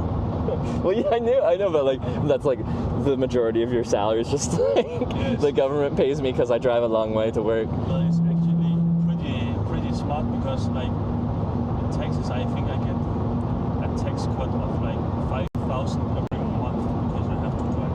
Okay. And in Denmark 5,000 is we are a rich country but Yeah. people don't have a lot of money so 5,000 is Yeah. a lot extra. Yeah. It's such a weird country because we are so well developed. Hmm. We are nice people. We have a beautiful country and everything, but people don't have money. But we have the biggest companies in the whole world. Lego, Novo Nordisk, Yeah. those who produce medicine. Yeah. It's like, isn't some of the biggest shipping companies like Yeah, Maersk. Danish too? Yeah. Yeah, that's the one. It's so weird.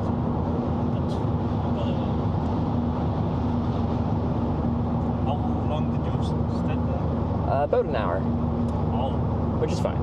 I've waited like 10 plus hours. really? If you're hitchhiking, you gotta be patient. You gotta like be like a monk, zen. What if it's raining? Where I'm from, on the west coast of Canada, it's a temperate rainforest. It rains forever. Like, I just exist wet. Although my technology likes it less. Electronics don't like being wet. I put a little hat on them, and I put rain gear on me. But yeah, rain is fun. It's when it's like windy and rainy, which Denmark often is, because Yesterday and the day before. yeah. Because then like I can cover myself and cover the gear, but then the wind comes and the rain comes sideways, or we get like Mary Poppins mode, where, like the umbrella on the camera like pulls the camera over. Yeah. I completely agree. It's Yeah. So, but when it's hot in Denmark, Yeah. it's really hot. Like I work with people from Romania and Iraq and everything, Yep. and they tell me if there's 20 degrees here, 25 degrees, it feels like 40 degrees in their country. Yeah. No, it is just a different kind of heat. Yeah. But we also have it really cold. Not compared to you, but compared to Europe. Well, I feel like the type of cold you get here is similar to where I'm from, because it's with that constant rain on the west coast. We get it because it comes right off the Pacific Ocean, Yes. and it doesn't get that cold. Like it rarely snows until you get into the mountains. The ocean keeps it mild. You have to go further inland in Canada to get the real cold weather. So I just moved to Edmonton, which is east of the Rocky Mountains in the flat part of Canada, and like that's where we get the minus 30 degrees, minus 40 degrees. Okay. I think last year we had minus 15. That's good. Yeah. And it's so weird because our winters are like delayed. Are they? Like they Yes. start late? Yeah, so they're not like in December you don't have snow. On Christmas you don't have snow. Yeah. It's rarely an occasion. Yeah. But when you go to February and March, Yeah. there's snow. Interesting. Okay. Yeah. Delayed. There you go. The summer is early.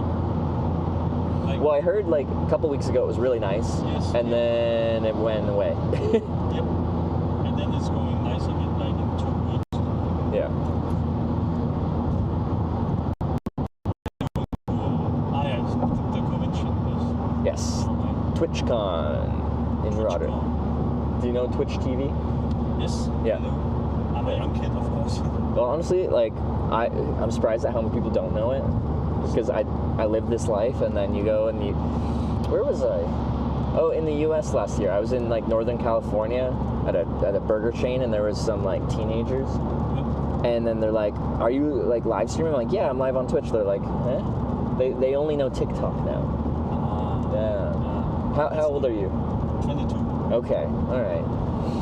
I feel like people, maybe not here in Denmark, North America, kids a couple years younger than you. It's the TikTok generation. TikTok and Fortnite. Yeah. Wait, what's that? Oh, Fortnite. Fortnite. Is Fortnite still cool? I don't know. I don't know. I don't know. Maybe. I haven't looked into it. Guys, is Fortnite cool? Do we? Minecraft? Is Minecraft cool? They made a movie. Minecraft's still cool? That's still cool. Perpetually cool? It will forever be cool. Forever be cool? It doesn't matter if you are 50 or 5 years old. Everybody plays Minecraft. I found I bought it like with my PayPal. It was like 2011 or 12 or something, like quite a long time ago. I was an early adopter. I barely played though. I play. You still play? Yes, Yeah. of course. What else are you going to do when you get home? I play Mario Kart and get stomped by Japanese children that are way better than me. It's always the Japanese. Every game has a Japanese name on the top. You're just good at video games. Yeah. But they also made every video game ever. Well, Nintendo. Not every. And then, well, what other studios are Japanese that are, like, make games for PC or PlayStation or Xbox? I actually don't. I don't know. But they have always been the capital of games. Yeah. And movies and technology, cars. Well, I feel like capital of movies, you could say, like, maybe anime, but then capital of movies gotta be Hollywood. Yeah, right? Of course, yes. But, you know, with the big screens they have on the buildings over there. Oh, the advertisements there? Yes. Yeah. Those kind of Yeah. movies. Okay, how they do it, yeah. Have you been to Japan? No. It's a cool place. I want to. Yeah. Are you a weeb? What? Are you into anime? No. Okay. I absolutely hate it. Okay, not a weeb. But Understood. My old roommate, he loved anime. I watched okay. the League of Legends anime thing with him. Oh, that was really good. Yes. It was so much better than it had any right to be. The music was perfect. Yeah.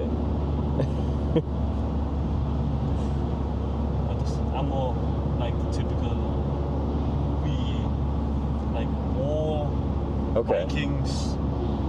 They said biking. I'm like, biking movies. A war biking. Have you seen the Viking series on Netflix? It's just called Vikings. I think I saw the first couple seasons. What's his name? Ragnar. Yeah, Ragnar Lothbrok. I really liked it. Yeah, it was good. It's the best ever. Yeah. No, I liked that. I'm trying to think. War.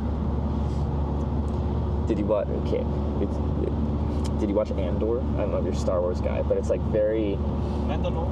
No, Andor. Mandalore. No, should. It's very good. No lightsabers, but I think it's better for it. Well, Star Wars has to be without lightsabers because otherwise it would just be about the Jedi, Sith, whatever it's called. But like every main Star Wars film has Jedi in them with like sabers and stuff like that. This is like a more niche story. Even the Mandalorian has lightsabers. This is true. They got that dark saber and stuff like that. Yeah, that's cool. That's so cool. It's not the typical red Yeah. and blue. But like, then you got Mace Windu, who's just like, I want a purple lightsaber. So they like wrote purple lightsaber into the lore. Yeah. American trucks. Is it American trucks? Yes. This is European trucks, whatever you see. The flat front one? Yes, but the ones with the long, it's American trucks. Was there a long fronted truck here? Yes. I didn't see one. Oh, I missed it.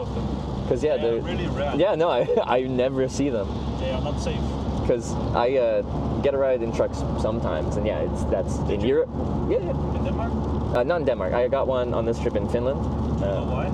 You didn't get one here? Well, it's very regulated. They're not supposed to pick people up.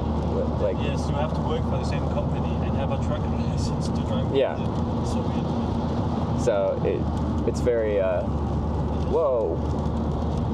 It's right up his tush. I was scared. I just wanted to Yeah. move out. See? So nice. So beautiful. Just, Love it. just typical Danish weather. Have you been to Austria? Yep, yep. That's a beautiful. It is. I like anywhere with mountains. Yes. And Austria has plenty of them. I want to move there at some point. Yeah. You've been there on vacation, or like what were you doing there? No, I've been to Italy, Spain, Greece, but I drive in the car. Ah, okay, But, yeah. a friend. Every time I drive in the car with a friend, because you don't have restrictions. If you fly, Yeah. you have restrictions. Then you have to borrow a car, and that's expensive. Yeah. And you don't get to enjoy the travel. Okay, Like, yeah. When you go from here to Spain or to Italy, you have to drive 6 hours. Then you are in Germany somewhere, and it looks like complete. I don't know how to say it without swearing. You can swear. It looks like complete shit.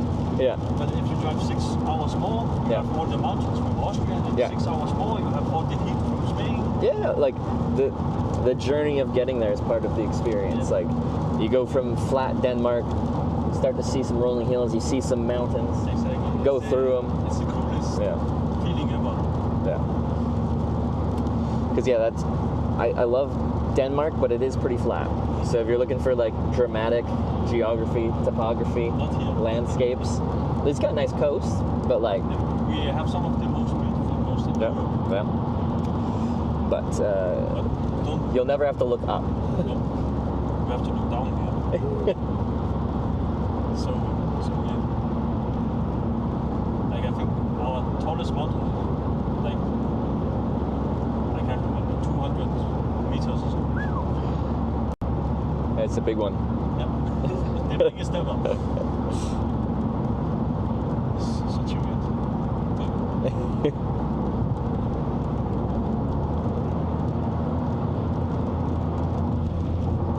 What do you do for work then, other than stream? This is my full-time job. Well, when I'm streaming, it's my full-time job, and then I take breaks at home. But yeah, I've done this for 7 years, streaming on Twitch. You get paid? Get paid to do this. That's nice. It's a strange job, but it seems to work. Huge on Twitch? Like, it depends on your definition of huge. What would you call huge?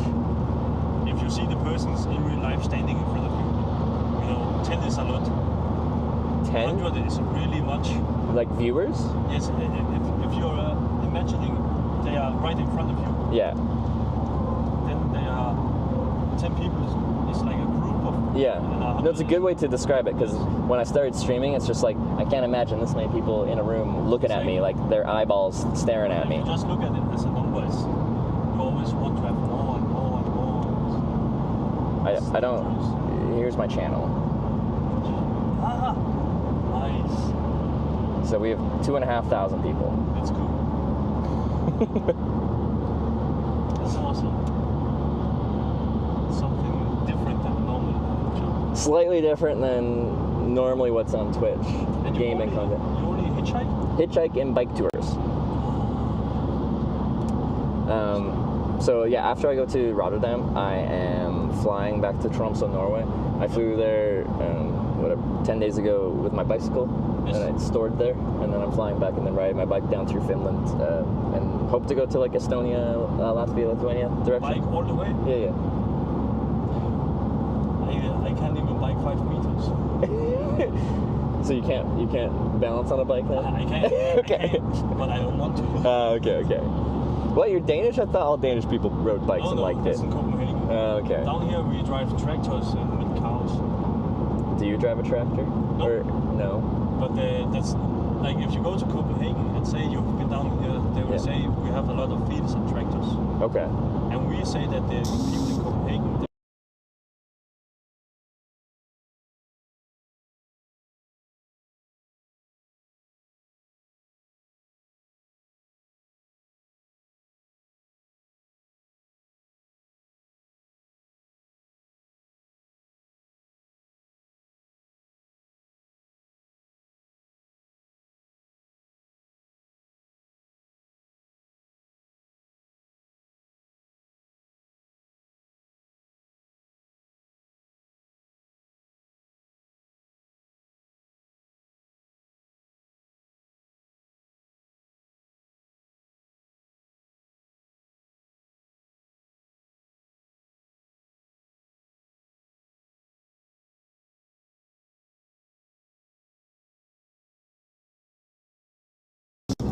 judge my own music. Where do you post it? Spotify, we are listening to it. Oh, okay. But I don't think it's something for you. You don't look like a type that wants to hear the music. What genre is it? Rock, pop, emo rock, I think. Okay. I grew up with like pop punk, and it's like my nostalgic genre. So like, I don't know. I just went to a Sum 41 concert Yes. a couple months ago, and I loved it. This sounds good. What are you talking about? I like. This is you? Yes, it's me and some friends. And you're the singer? I don't know. I can't sing like that. You can't sing? I have the accent. Yeah. Danish accent. It's actually. I fell in love with our own music. It's dangerous. It's good. So, do you guys ever perform live? No, we just started, record? End of last year. Oh, really? Yes. Like end of last year, so like a few months ago? Yes, like October or something. We started posting them on. What's your band name? I follow. No one. No one. Oh, that's easy. Yes, because normally we don't want to get recognized for who we are, but for the music we produce. Instead. Okay. No. This? Nope.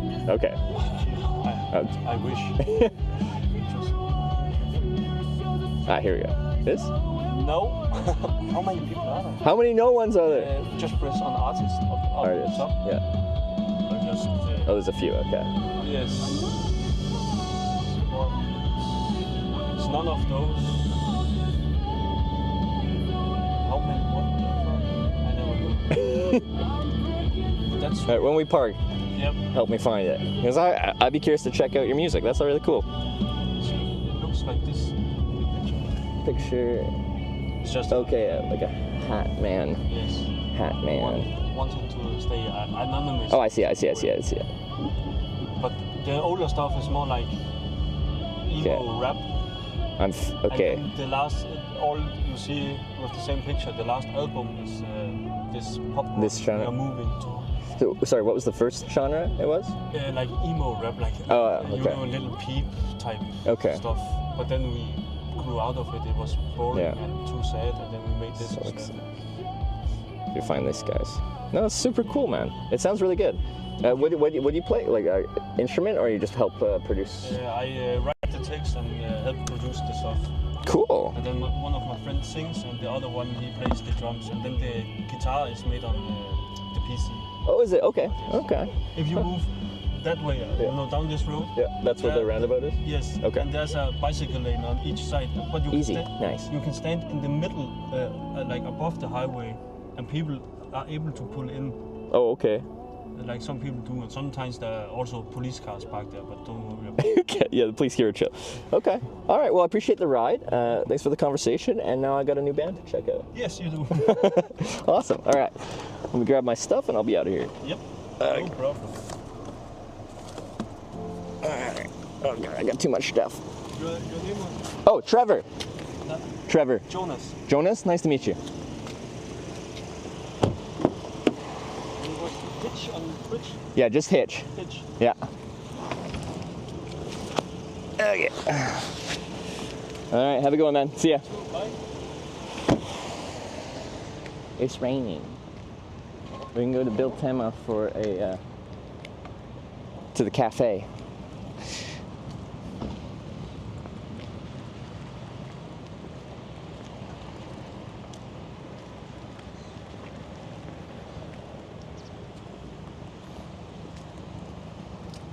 He said I didn't look the type to like punk music.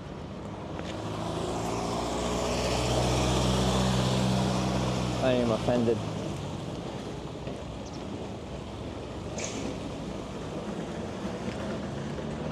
Well, McDonald's. You can't escape them. They're everywhere.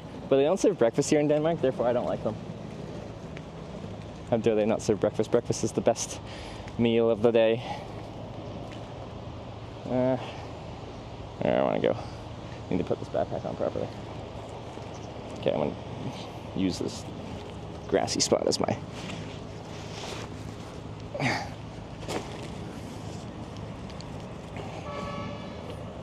Did anyone else find their band? I thought they sound really good. So, hamburger. Oh, sorry. Hamburg. Where is it? Where is it? I can't see.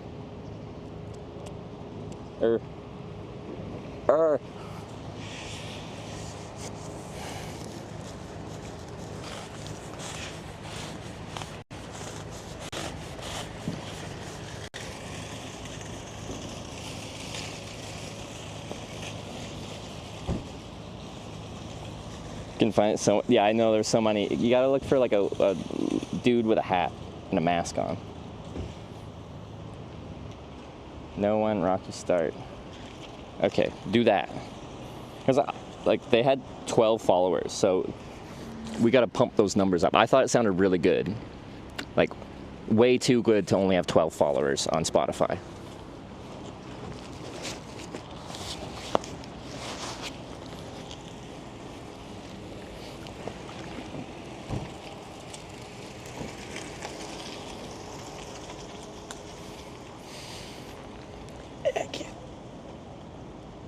They just started. I know, but like, this is, we help them boost it up a little bit. Have some more followers now? Yeah, I like to see it. All right.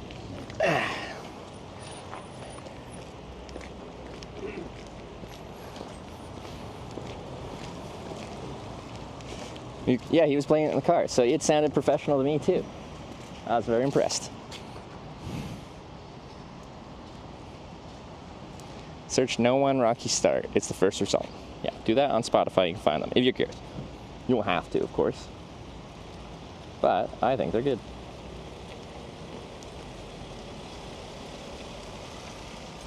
It wasn't 12 followers. It was 12 monthly listeners. Guys, we can do this. Composer lyricist credits is a guy called Jonas. So there you go. That's awesome.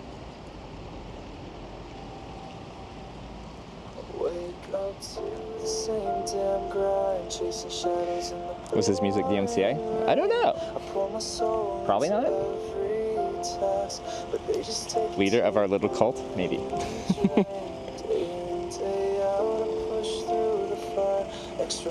So yeah, we're right by a roundabout. So let's go to the roundabout and hitchhike. Yeah, it's just right there.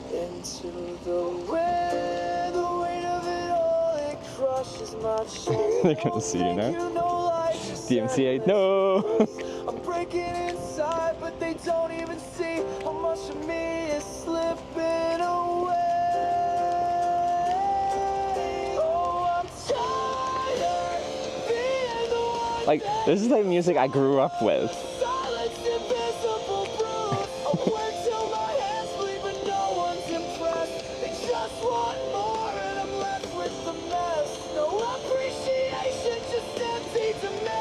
That's awesome. That's actually really good.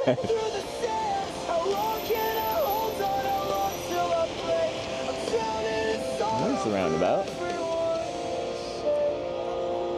Why is it not?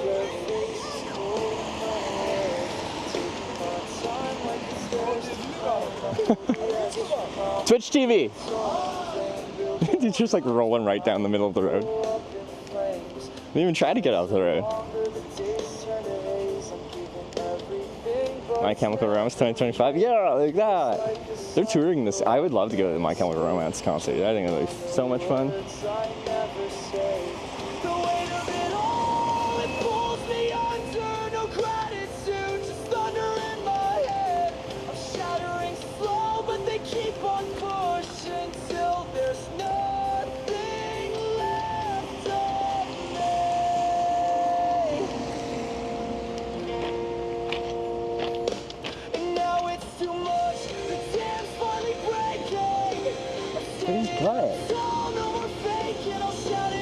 On YouTube too? Yeah.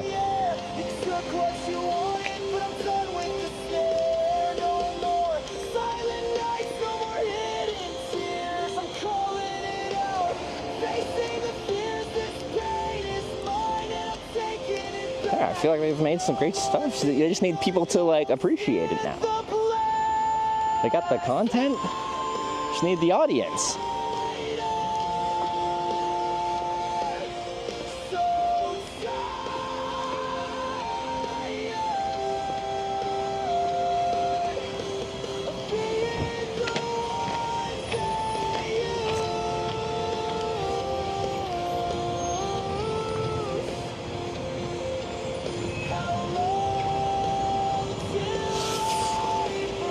Which ramp is mine? Second.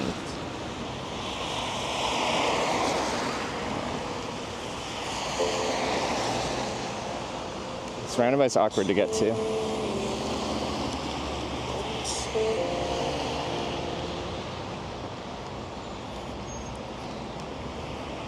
Yeah, if you type in exactly that, the No One Rocky Start into Spotify, you can find. There's a lot of bands that go by No One, but apparently that one. It's like a. This is what the picture looks like. Look for dude in a rain hat.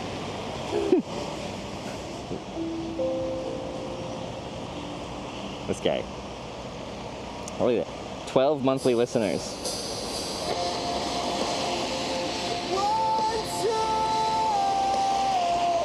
I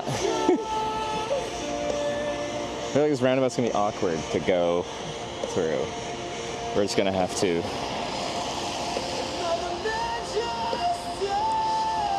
Cross the left side and back under on the right is a pedestrian bridge. What? Is it a pedestrian bridge? Like, where? Go across on the left side, then back under on the right. Like, I can cross there as bike path lane, but over there? Is there a way over there?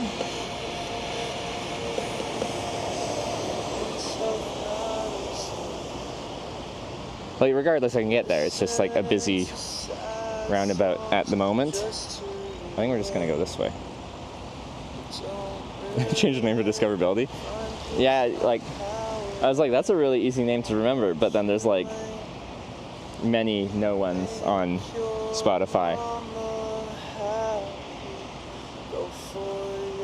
This is basic go. I don't think it connects. Yeah, I think we have to cross this one, that one, and then we're over there. Anyway, we're just gonna wait for it to be safe seeming over here.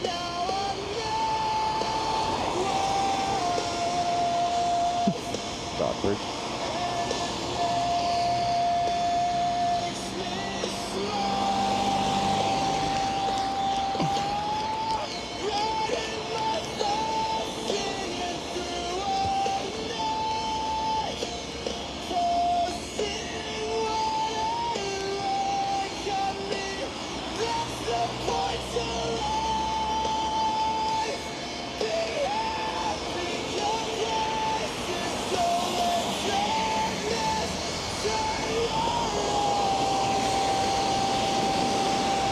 Busy, busy.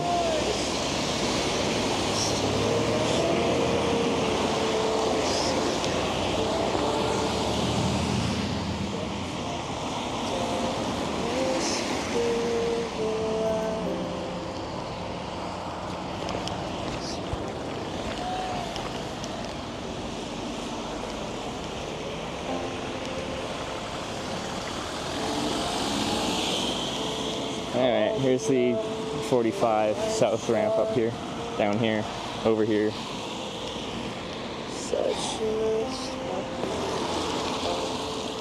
It's got a shoulder, it's fine. Just getting there is apparently awkward.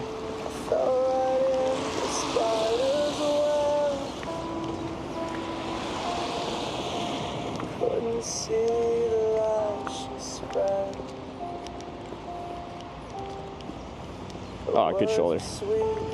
She's beautiful. This won't go past the green sign. All's well. Oh yeah, there's the bike path. I wonder if we could have scrambled up through there. Looks difficult. Denmark's got great shoulders. Compared to Sweden. Yeah, this is what we're looking at. Pretty sexy, if I do say myself. We should get a ride to Germany. There's a German car right there.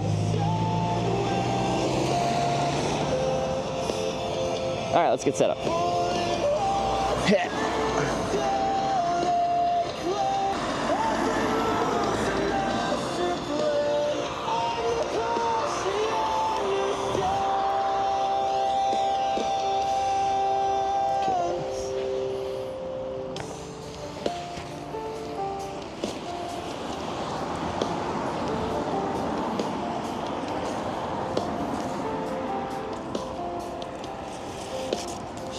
Hamburg. Whew.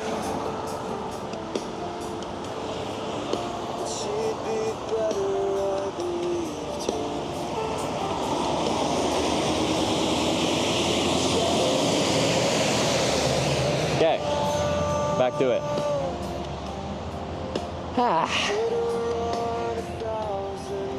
There we go, first car.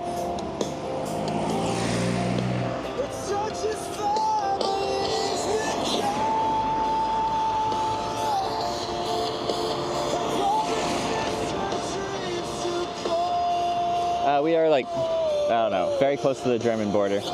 Hamburg's like 2 hours from here.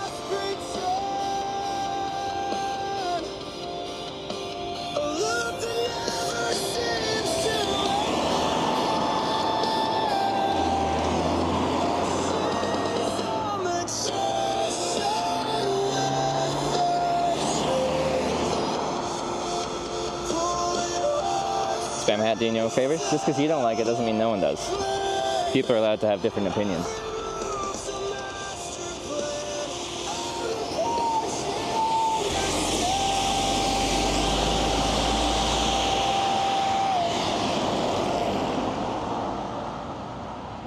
Start walking? I can't walk down this highway. Wait, Florida Panthers win Stanley Cup? How do I ban you? Fuck the Panthers, all my homies hate the Panthers. That's a YouTube chat. Wow, is this local?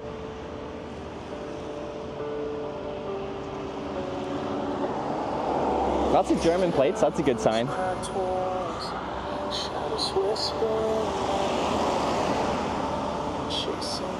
Yeah, go Oilers.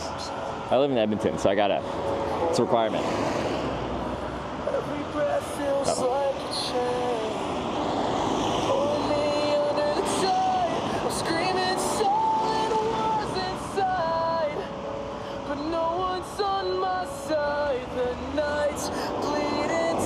Germans.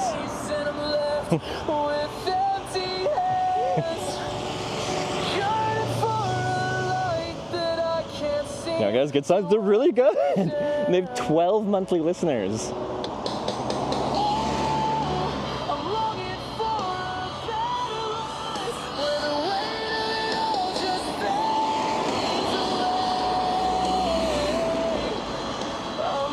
HH Hamburg, yeah.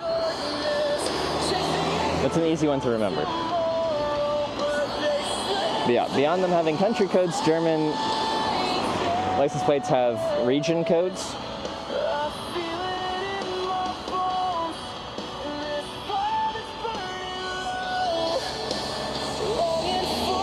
Poland. City codes? I said city codes before, but like not all the codes are for like a city, they're for like a region.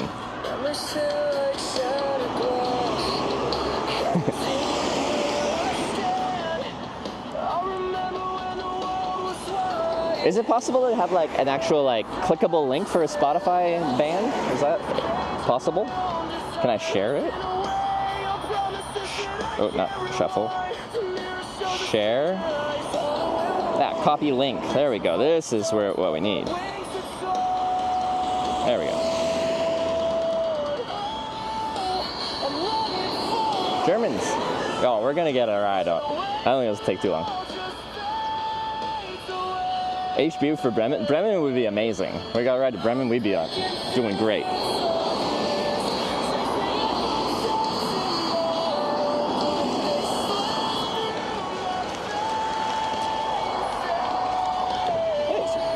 Thank you for stopping. How far is that? From Canada.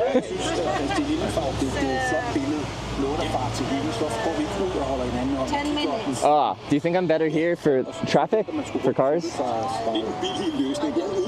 Or is there a service station? It's the same? What do you think? 5 minutes? There you go. Sorry. Yeah. Jo, godt. Ligesom alderen selv. Vi ser bare her. Sætter skibet i søen. Det skal nok komme i havn. Poulsen og Holm på I don't know. It's the next big. It's the next big? What do you guys think? Skip? I think I'll stay here. Okay. Thank you so much. I really appreciate it. I don't know if there's a good spot there or not. And I know there's a good spot here.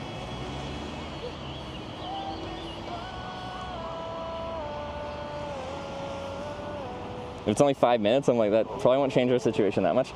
I was thinking like maybe if there's a gas station on the highway, we could get back onto like that long distance traffic life. Ooh, an ambulance.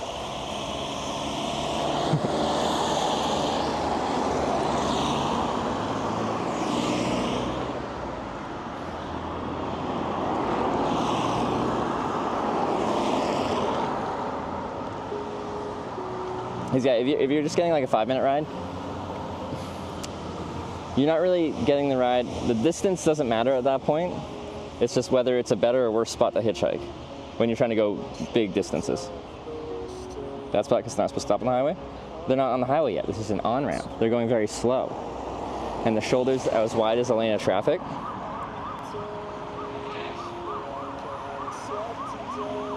Okay, back to the tunes.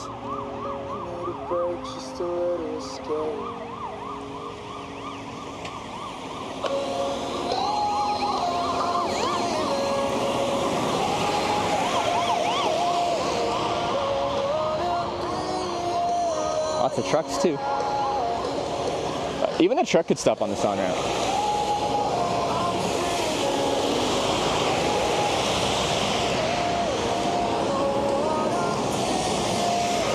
Truck said that. How many nights did I wish for this life? Wait, what you? A lot do. Here it's actually very social. It's nice. Another little red car. Hey, thanks for stopping. Where are you guys heading to? German, English? English, Canada. I can take you to Helper. How far is that? I'm a tourist. Is it in Germany or still in Denmark? Denmark. Okay. By the border. Is there like a gas station on the side of the highway between here and there? Like a you know what I mean? Like a service station? You go to Padborg?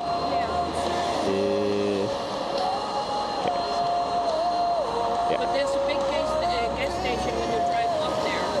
What? Right by the highway. There's like one right on the highway. Are you getting off before that? This is Padborg, right? Yeah. Oh, I need to turn my music down. The one here? Or are you getting off the highway before this?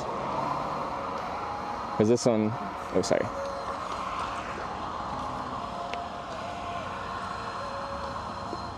Er det ikke derude, hvor vi blev testet for corona?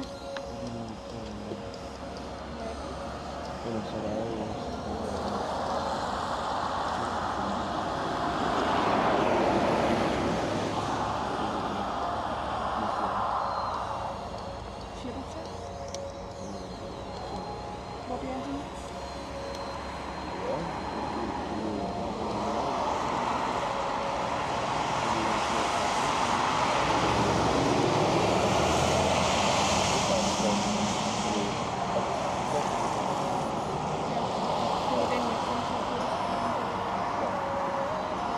So like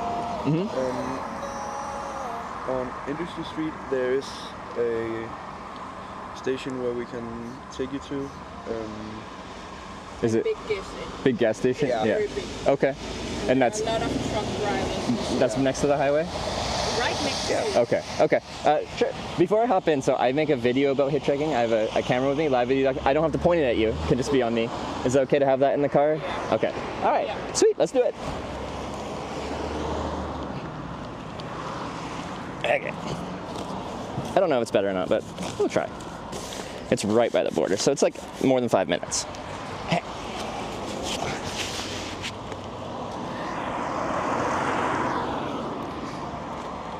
Bag just back here? Or? Or in the trunk, or... Oh yeah, it's a two-door. We're gonna squeeze in here. I can like check here. Okay. Ooh, yeah, don't want to put it on there. Yeah, I can do it. Okay. Yeah. That's okay. Is it okay? Ooh.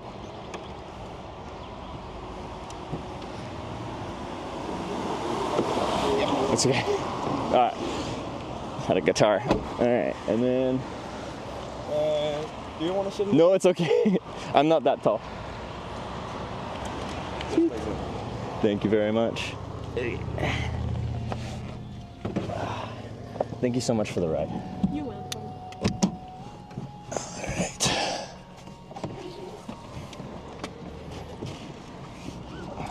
I gotta turn my music off. Thank you. Oh. You guys driving home? Yeah. Yeah.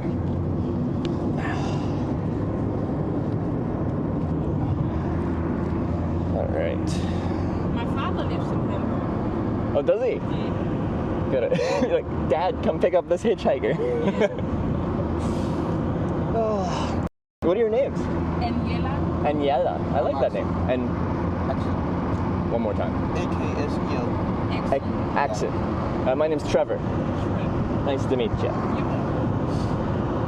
Do you usually pick up hitchhikers like me? No? I just saw the sign and I think, okay, Yeah. we're driving this way. Okay. This is the right direction. Hellboy is very easy to, there's so many truck drivers there. Ah, okay. And it's always easy to find someone. Yeah. Because more and more now, it's hard to get rides with trucks because the industry is very regulated, very strict. They're like, you're not allowed to take hitchhikers or anyone not insured by the company. So most of the time, I'm in private vehicles like this. Yeah. But lots of long distance traffic. The more up in Denmark you come, the more selfish the people become. Yeah? Really, Okay. Really. And that's why I think Hellboy is more, they're so friendly, and there are a lot of German people in Hellboy. Is there? Okay.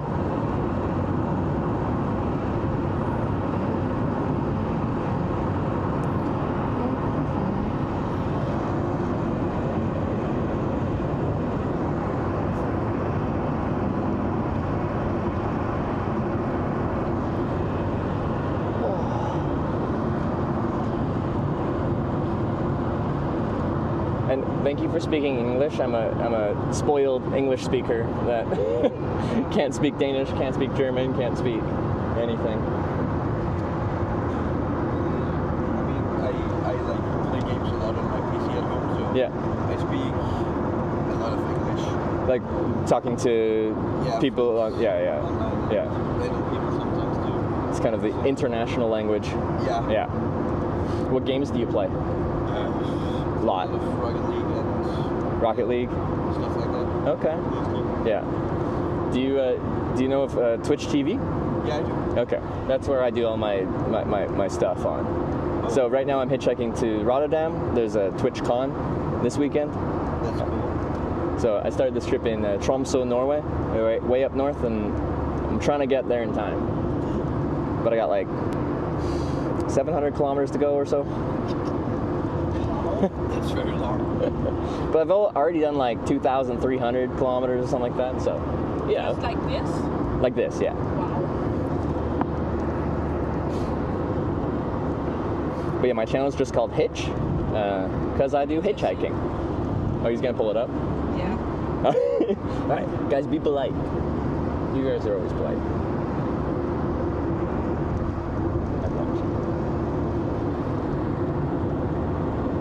Ask them if you smell it. No.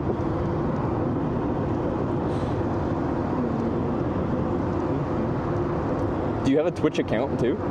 Yeah, I do. Oh, you do? You should say hi.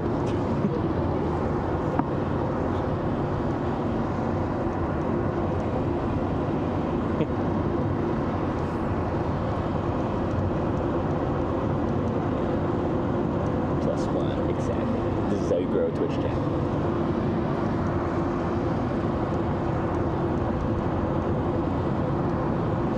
At first I thought this was just a 2-seater car, and I'm like, this is gonna get cozy.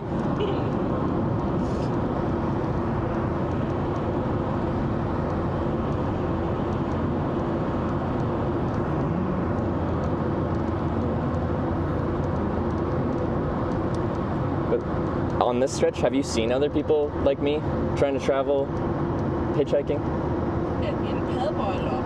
Oh, you do? Okay, yeah. But usually I don't do it because you don't know who they are. Yeah.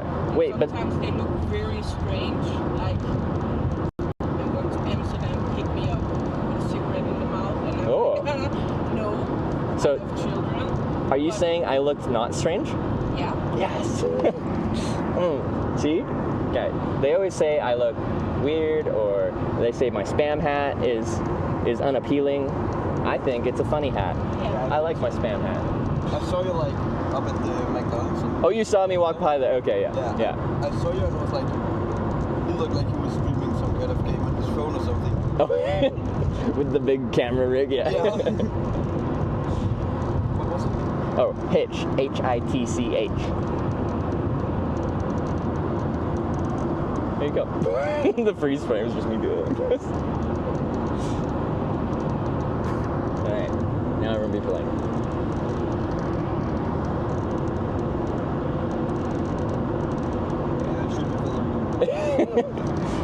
This is how you grow a Twitch channel. You hitchhike, and then you get everyone to follow you.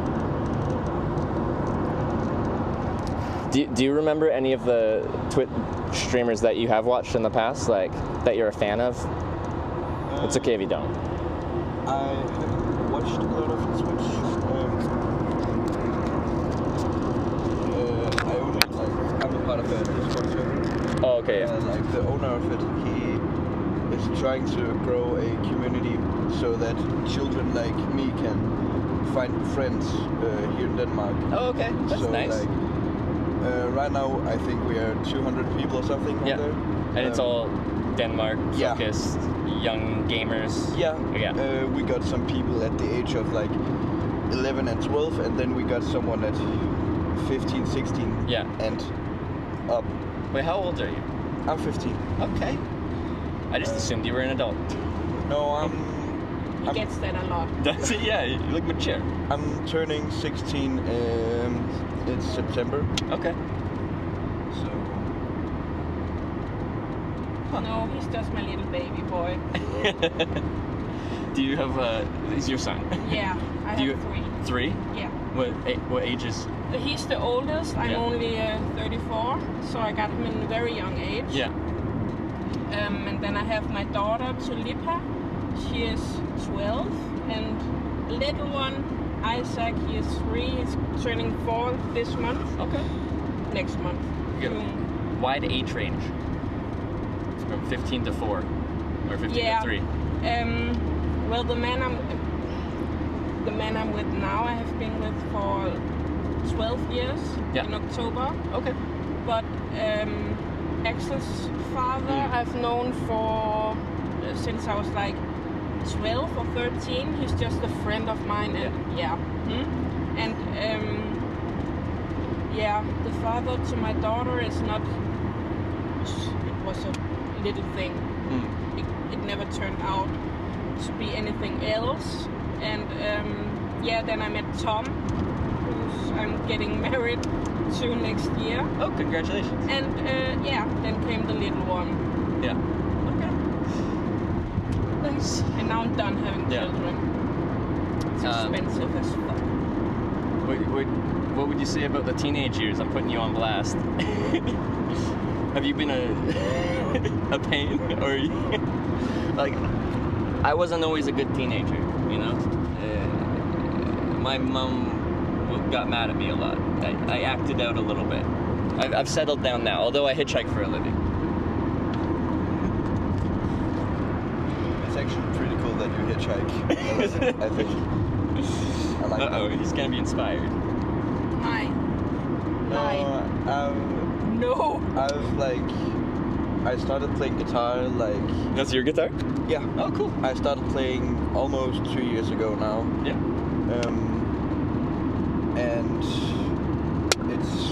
my dream to get big in the community with music and just make my own music someday. Have you started like writing your own bits of music here and there? No. Still learning? Yeah. Yeah. That's cool though. He's good at it. He's very good at it. Yeah.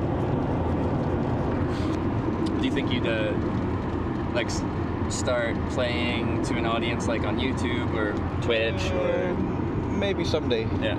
When I like I feel like it's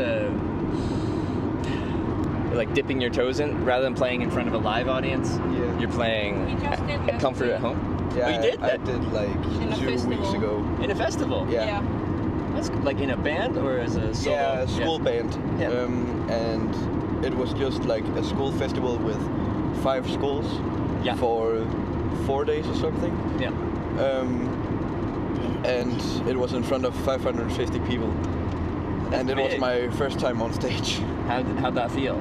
It felt nice. Like felt very good. From the beginning too? Yeah. Yeah, that's good because a lot of people would be terrified. Yeah. I was nervous. I wasn't terrified, I wouldn't say, but I was definitely nervous. Yeah. But then I played the first song and we just went from there. Yeah. I also had to sing one. You sung one? Yeah. Oh yeah. I said to him next year, the next season in Denmark in X Factor, I'm gonna sign him up. Yeah. And now he's going with his father next time actually. Oh, cool. Yeah. Yeah. Oh, that's awesome. Yeah. He also plays guitar and sings. Nice. Is that how you got into the guitar for the first time? No. No. Just on your own? Yeah. They didn't have contact for a lot of years. Like Axel was 3 years old when they saw each other for the last time. Okay. And then we moved down here to my fiance 6 years ago, and Axel never knew that his father Mike actually lived in Sønderborg, which is like 30 minutes away from us where we live now. Okay. And he had a really hard time in school and so he didn't went to school for like a month or so, and I didn't know what to do, but I could also feel on him that there's something missing, and he didn't know what. Yeah. So I thought, okay, I'm gonna write his father on Facebook, and the same night they met up, the same evening, and the day after, and now they're meeting every weekend because he's going on a school where he's only at home in the weekends. Yeah. And then we always split up, like Friday to Saturday he is then by us, and then I drive him to his father. Yeah. And they the first evening when they met, they stand on the roof at a big supermarket where you can park on the roof, and they stand there for hours and playing guitar and singing together. That's awesome. Very great. Yeah, that's really cool. Yeah. How often are you practicing? Like Every day. Every day? Every single day. Nice. For at least like 2 hours. That's impressive. That's Spil et nummer for ham. dedication. Hvor er din guitar? On bay. No. I feel like I'm excited for you. Like, you got so much opportunity. Yeah. It's like a little harder here in Denmark because it's like so small and stuff. Yeah. But like, I think 3 years ago or something, one of my father's friends, he was in X Factor. Yeah. And he X Factor, like the TV show? Yeah. Oh, cool. And he also, I think he only sings. Yeah. And he got second place, I think. And then I think about 3 days later or something, Sony actually called him and asked him if he wanted to like Do a record. Yeah. Really? So Yeah. He has a record out now? Now. Or this is still in the works? Or? He chose to say no and work with his like independent, like on his own. No, he took like some time to work with himself and just go hvad hedder uddannelsen nu? Education. Education stuff. Yeah. And he was still taking in education, so he chose to work on his education and then see if he could do something also there. Yeah. Okay. So his friend doesn't have a record out, but he got the opportunity. which I think if the opportunity like that was presented to you, would you jump on it with Sony? Yeah. Yeah. I think I would. I definitely would. It would be very cool. Like, I don't know if you guys are in a rush, but like, for me, like, would you want to play a quick song on the guitar when you drop me off? I just asked him, so you should play a song for him. Yeah. I definitely can. Yeah? I can. I'd appreciate it. That's cool. I'm excited. Oh. Få nogle Twitter-fans, eller Twitch, eller hvad det hedder. But yeah, I can definitely play a song. You should stream on Twitch. I can like send my viewers over to you. I will. Okay. All right. Wow. I just need to know your username so I can follow you, and then when I end my stream, people can go watch you play your music if you want it. Yeah, I definitely will. Like be streaming. Yeah. More when here in the weekends and stuff. Cool. And then like I don't know, sometimes play some guitar. Yeah. And just talk a lot with my friends and play some You games. should do it too. Axel always says there's a lot of girls in playing guitar and singing. Oh, there is. Wait, what? A lot of girls in playing guitar and singing. He always says that. Oh, like he'll get a lot of girls? Oh, yeah. Like probably. Is that the main motivation? He was always so goofy before he learned playing guitar. Yeah. He learned it all by himself. and then all of a sudden, like when he changed the school, the girls were always after him, and now in the old school they're writing him all the time. Oh, you're so good. You're getting like letters, like love letters from the girls? Okay. They just like text me sometimes and say, hey, I miss you and your guitar playing and stuff. Yeah. But like that isn't what motivates me. Okay. The thing that motivates me is like when I'm listening to music, for example Metallica and stuff. Okay. It inspires me to like just get better and keep practicing. Yeah. So Metallica, metal. Yeah. That's where it all started, to be honest. Is it? Okay. Because you got an acoustic guitar back there, but yeah. Do you? He has all kind of guitars. Oh, you got. I got an electric. Yeah. I got a Spanish guitar. Yeah. And I got a Western, the one in the back. Yeah. And a ukulele. Yeah. So like, if you were gonna make your own music and become an artist professionally in the future, what genre do you think would be your focus? Country. Country? Yeah. He Really? listens to all kind of music, but he sings very much country. Yeah. Was not expecting that. What do you think? That was your mom's answer. What's your answer? I definitely think like country too. Yeah. Okay. Because it's just easier with the chords and stuff. Yeah. Do you have like a country drawl? You got that twang in your voice? Howdy, partner. I don't know, but like in this past week I haven't like sung that much. Okay.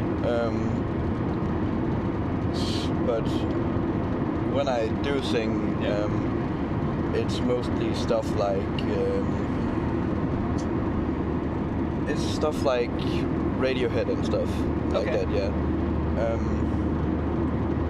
Also, Zach Bryan. Also, I play a lot. Got rock. But like, yeah, you don't have to like one genre of music. You can be everywhere. Yeah, exactly. Yeah. But and then he said very funny with music. He's just like me because we listen to every genre. But the first concert we went to together was Teddy Swims. And was who? Teddy Swims. Okay. And now he just went with his grandmother last week to a Ghost concert. Ghost. Yeah, I know that's Teddy also Swims, that's soft rock. Oh, it's a Swedish band. Yeah. But no one know how they look, and so they always wear masks and a lot of makeup and I got really really cool music, but very different from Teddy Swims. And I, like over the past half a year, I've been trying to go. I hadn't been to many concerts in my life until the past half year, and then I'm trying to like knock off different genres. Like I'm going to pop, and I'm going to punk, and I'm going to rock, and I just went to a metal concert, and like experiencing that live and the energy of the band and energy of the crowd is so much different than listening to a recording. Yeah. Oh, it's great. That's Ghost. Yeah. Okay, they look pretty cool. But when you look at them, you think of Slipknot or Yeah, no, it looks something like that. dark. It's very no, it's not like that at all. I didn't knew Ghost before he told me about it, and I was like, that's bullshit. That sounds dumb, and they look stupid. And then I heard the music this weekend, and my whole playlist on Spotify is Ghost now. It's really good music. I don't like heavy metal at all. See, there are always a lot of people standing right here with the sign this way. That way? Yeah, Okay. because they come this way, Okay. and then you go on the... Okay. Alright. This'll work. Eller hvad? Nej, fordi hvordan er det, når du kører på her, så kører du mod Isn't that the Kolding? highway there? Yeah, så kører du den vej ned. Never mind. It's when they're going up north in Denmark. We are gonna drive you to the other side of this town. Ud til Lyren. No, yeah. Cause yeah, let me look up. Where are we? Where am I? There's like, I think it's a Shell or a Q8 or something, I don't know. Yeah, there's a Q8 like right on the highway, which is where initially I was thinking. Okay, I can drive you there if you want to go there instead. Because that gets only southbound traffic. Was my thought. I don't know how you get there from here though. When we had the coronavirus, you could always get tested down there on the gas station right behind it. So it's... But that one, because there's one on each side. There's one serving north and one serving south. I gotta get to the south. Because I think I can probably like walk there. There's like a trail that goes there from just up there. I don't know. Because from here you can't really get onto the southbound, I don't think. Right. But where is it coming from? Mystery. Yeah. Okay, where is it? Oh, behind us. Okay. Unmarked police car. Police. I don't know, there was also a police car like in Omro. Yeah. I don't know what's going on.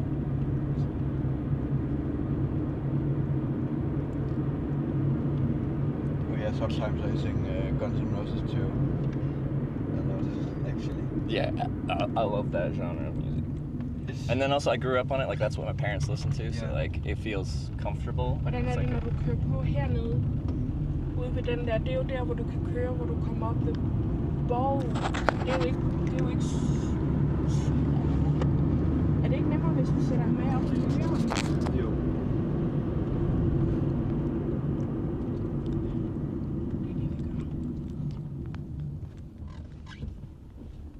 Also like Don't Cry, the intro to it, I was also always like wondering how do I play that, and then I just looked it up and I was like, I just said like I think for an hour practicing, just kept on doing the same thing over and over again, and then like I had it in the fingers, just muscle memory all the time, and now I just know how to play it.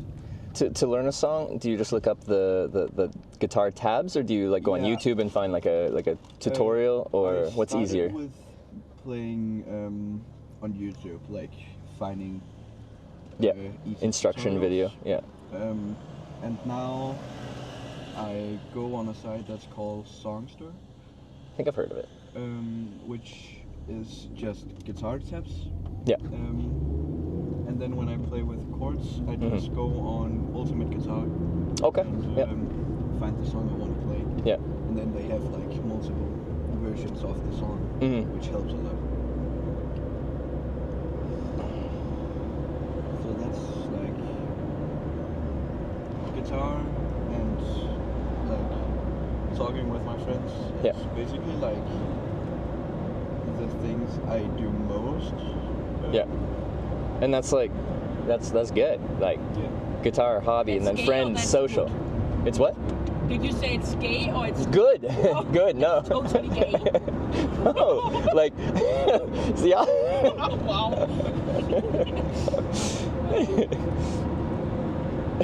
Totally gay. No, that's awesome. Like, you got a hobby and you got friends. Like that is. So gay. Like, yeah, I don't have a lot of friends, but like you don't need like I'm a few good friends. I just need like a few friends always there. Yeah. When I need Absolutely. it. Also, just talking with each other. Yeah. Is what means the most to me in friends. It's just being there for each other. Yeah. Like. Yeah, it's awesome. Yeah. Also, I'll say it's the opposite. That's true. Say anything to each other and still know it's like meant and fun. Cause no, those are good friends. Yeah. Like you don't have to meet a standard for it to be accepted. Yeah. You're just. I got a friend like from up north. Yeah. Like 4 hours drive, I think. I thought people from the north weren't nice though. He is okay. He's the exception. Yeah. He is. I'm sure you're all nice up there. One of my best friends now. Yeah. And I also got a friend from, I think, Vejle. Where? Vejle. Yeah. And I've known him for 9.5 years now, I think. Yeah. And we are very close, even though we don't meet a lot anymore. We are still like very close when we talk and stuff like that. And that's like, do you just talk through like Discord or like on video games or just on the phone? We text a lot on Snapchat and then we just talk sometimes on Discord and just like talk about life and stuff. Because like when I'm traveling like this, one thing that I am bad at is staying in communication with friends and family because I'm always busy traveling and to the detriment of my relationships with people I care about. So it is important to do that. Yeah, it's definitely important. Sorry for getting you detouring all around, driving me to the service area. Oh, this direction? Like 2 minutes ago. Okay. I'm just gonna pull in here. Right there stands Flensborg and border 7 kilometers. Very close. Yeah. Very close. Yeah. Okay. And we may park here so he can play a concert for you if you want Sweet. to. Let's do it.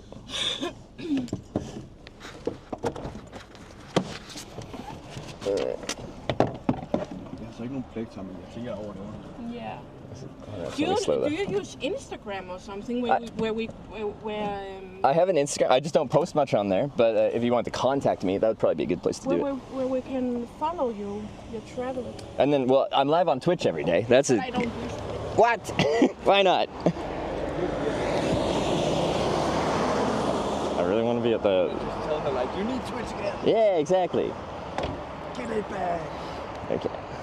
Because like this on-ramp's not gonna have traffic, but there's a gas station like 2 kilometers down, but I can't walk there from here. Well, I probably could, it'd take a long time. All right.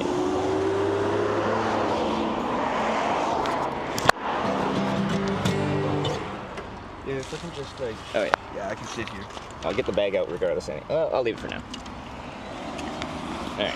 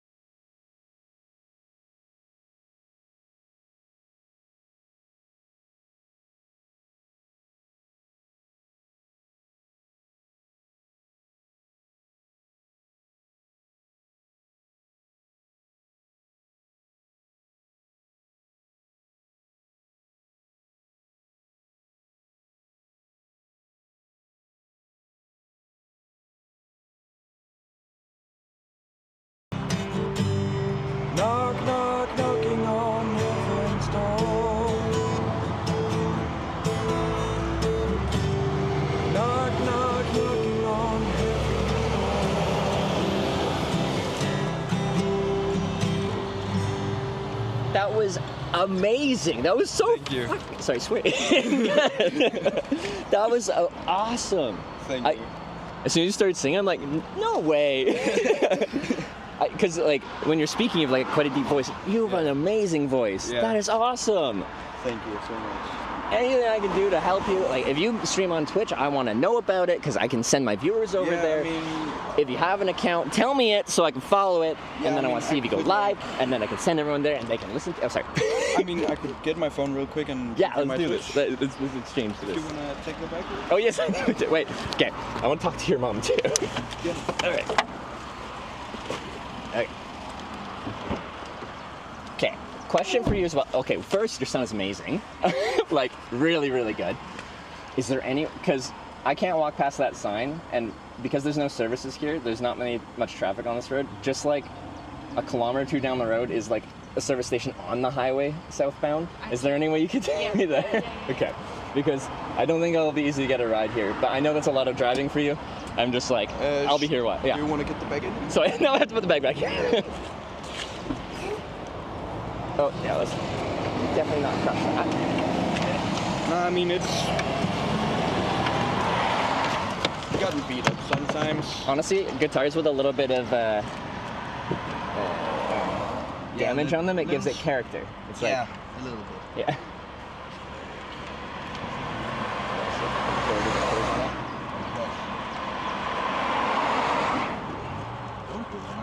It's okay, you can leave. Alright, that works. Yeah, like that. Slowly. Should be okay. Yep. Okay, alright. Alright, we're going back in.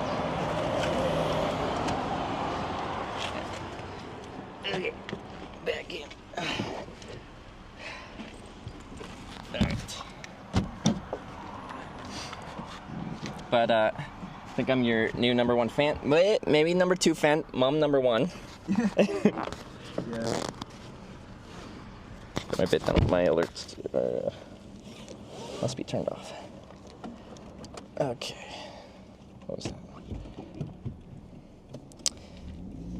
Oh yeah.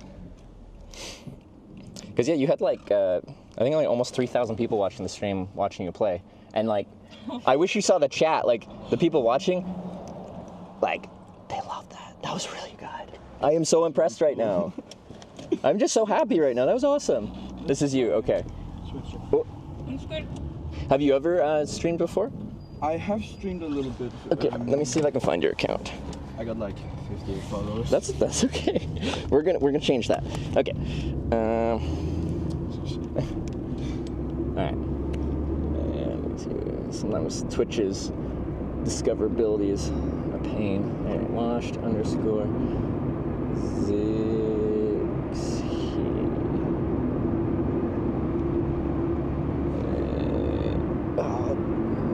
that's not it.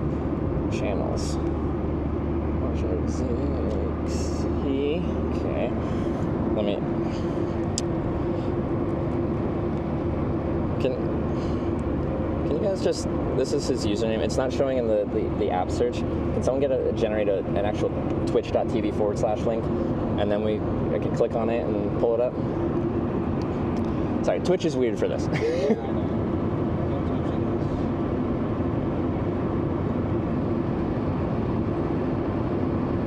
Immediately give to the sub.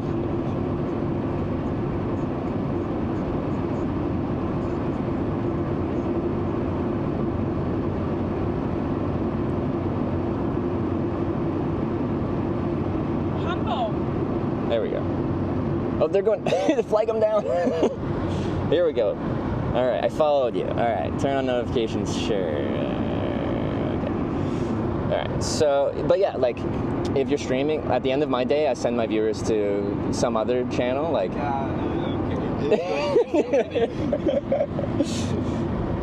Yeah. It's definitely Is it on this highway? Oh, yeah, sorry, it's just after this exit, so straight, and then it's right after this, Okay. yeah. That's fine there. And then... Oh my god!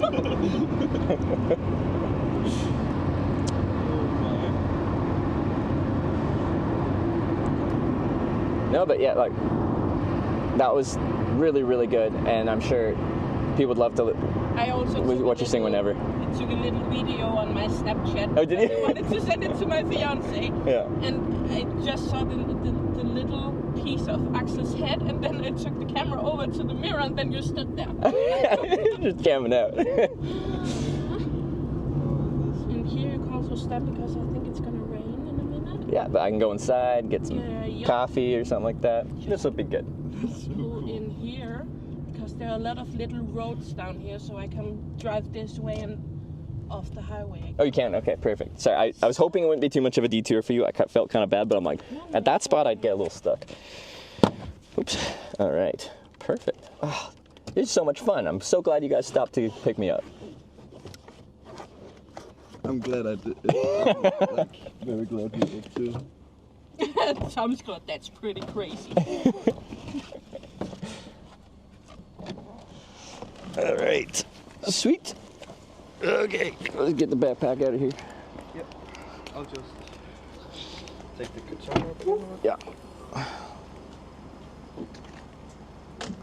Sweet. You gonna play another? You want to? I loved it. I'm ready. If you're ready. As long as your mom's not in a rush or something like that. Okay. Okay, I'll just look. Find it. Wait, can we go professional? Can I clip this on you? Sure, definitely can. Okay. Hey. Oops. Let's go. Yeah. Okay, that's fine. Find a song in here again. No, absolutely. Just have it right here, I think. Yeah. There's getting mic'd up. Have you been mic'd up before? No, this is my first time.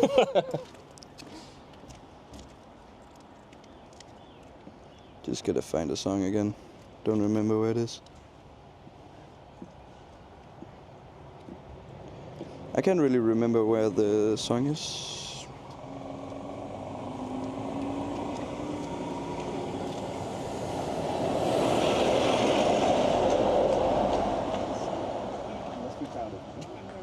That's awesome.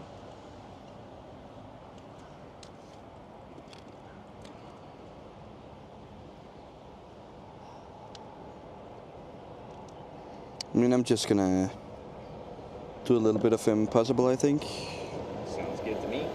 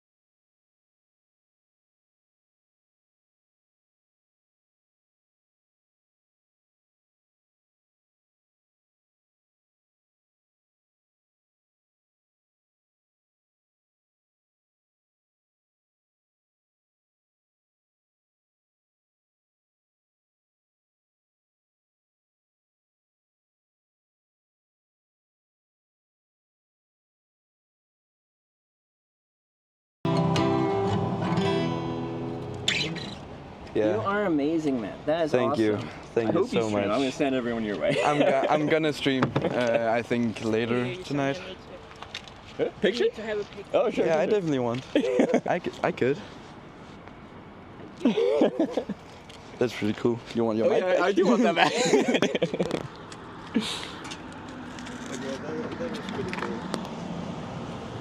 I'm glad we stopped too. Yeah, no, mutual. That was awesome. It's one of the reasons I love hitchhiking. I never know who's gonna pull over, like what their story is gonna be. Yeah. Ah. Love it. Okay, what are you doing today now? Just home and like relax. Okay, well, that's a good day. All right. And then you're gonna like practice your 2 hours. Yeah, maybe. Maybe on Twitch. I already practiced like I think maybe 4 hours today or something. You already did? Yeah. What? Because on my school, Yeah. there's lines where we can go on. Oh. And the line I'm on is music and drama. Yeah. But we just do a lot of music. What are you doing?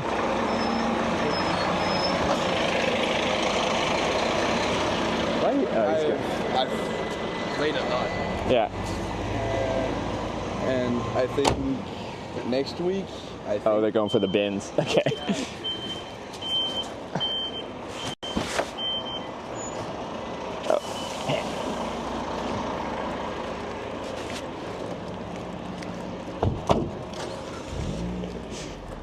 Garbage man's like, yeah, get out of my garbage zone. But like, I think it's next week we're going to like go on a little concert for school. Yeah. And we're gonna play like the whole set we did at the festival. Yeah. And then a Danish number and a Green Day number. Really? Yeah. Which Holiday? Oh, I love Holiday. Yeah. American Idiot. I think one of my favorite albums. Yeah, that's 2 more numbers. That means we're gonna play 7 numbers, I think. Do you know all of Holiday right now? Yeah, I do. Ah, I love Green Day. Okay. I can also play the solo. You can? Yeah, that's sick. It's one of my favorite bands. I grew up listening to Green Day. I love them. Like big for it, but yeah, I can play it. Yeah, definitely. Sorry. Oh, that's good. Okay, but yeah, like when you stream on Twitch, like play all that stuff. I want to see it. Yeah, they want to see it. His username has been spammed in the chat a little bit. Follow me if you want to hear more music. He's really good. I will play more music. Yeah. I definitely. Okay. It was cool. It was cool. Awesome. No, I enjoyed this so much. Everyone else did. No, I'm your number 2 fan. I'm letting your mom have number 1. But yeah, no, I'm looking forward to see what you do in the future. You've got a ton of opportunities your way. So yeah, I'm excited for you. That's awesome. All right, but I'll let you guys go. But it was really nice to meet you. Nice to meet you too. Okay. All right, I'll let you guys go. But thank you so much for picking me up. The conversation, the music. Yeah. Nice day. You too. You have an amazing son. All right, see you guys. Yeah, and good luck. Yeah, you know where to find me. Yeah. Yeah. Oh, that's sick. How is everyone so talented in Denmark? We had a musician the ride before this too. And that was really good too. Why is everyone so good? That's like a positive thing.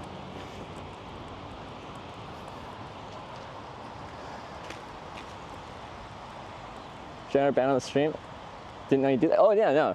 I just think your music's really good. You looked at me and you're like, I don't think this guy likes this type of music. And I do agree. The attire I'm wearing isn't exactly like punk. But that's intentional.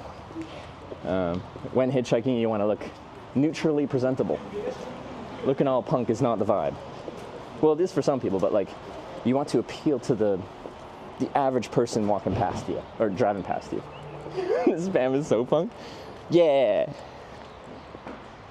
Actually, I think I've hitchhiked. Maybe not here. I've hitchhiked somewhere very similar to here before, but a lot of these kind of look similar. Because I've hitchhiked like right at this, where the roads come together point, many a time.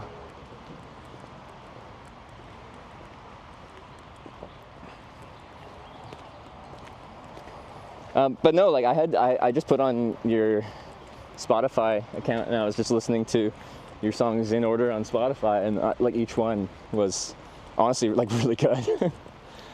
I was very impressed. And then we get picked up here, and then we have 15-year-old music prodigy. Just, it's really good.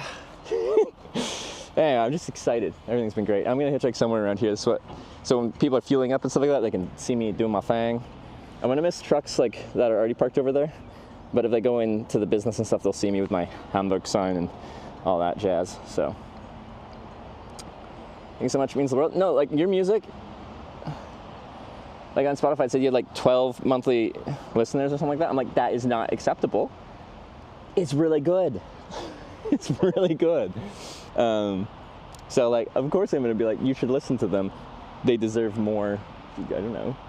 They deserve people to listen to your music. When you produce something good, like, it should be consumed. It should be... Anyway, I was impressed. 2 musicians back to back. I know. What are the chances? Denmark, what are you doing?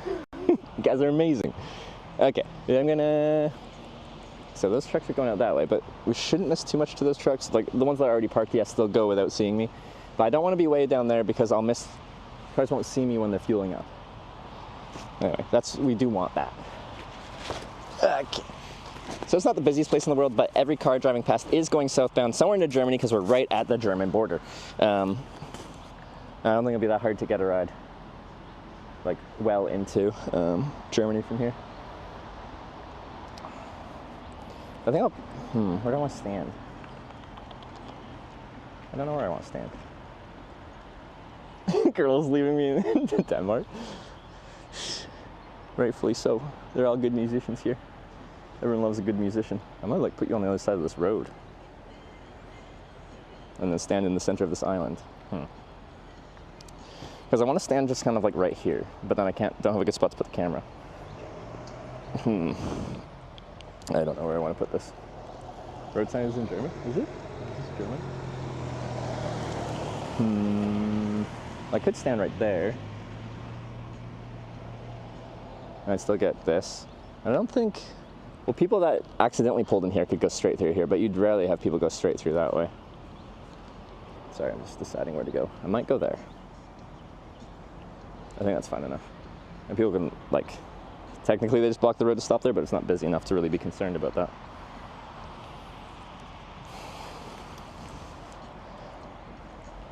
Okay.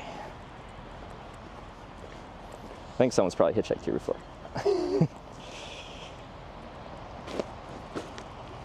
Also, quite often where you see like stickers on posts or where people often hitchhike, I don't approve that because you're giving hitchhikers a bad name by like, you know, putting your stickers on everything.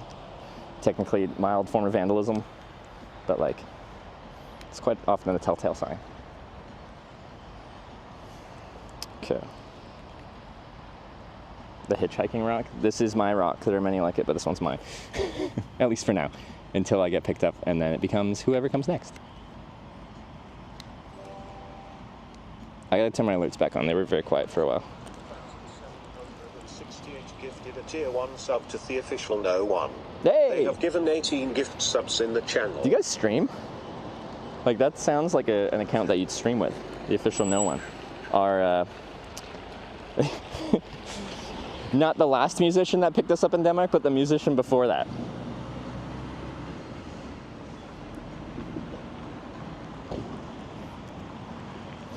But Iceberg, thank you for giving that sub. Hamburg? Gotta show it off. Hamburg?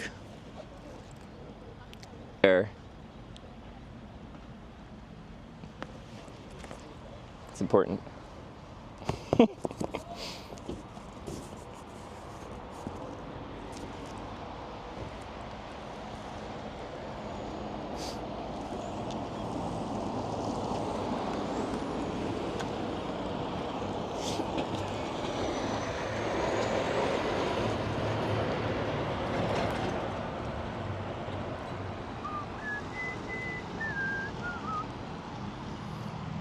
What a great day so far. We haven't gone that far. Still got quite a few hours before we'd call it, so if I get anywhere close to Hamburg, I'll be very happy. I'd be very happy if I could get just, I guess, what is it like, just west of Hamburg on Autobahn 1. Oh. There's our musician friends. Denmark has been a breeze. Yeah, ever since we switched from that the airport hitchhiking spot and went to the official one in the city, it's been like boom, boom, boom, boom. To get the ride here, it took us like an hour.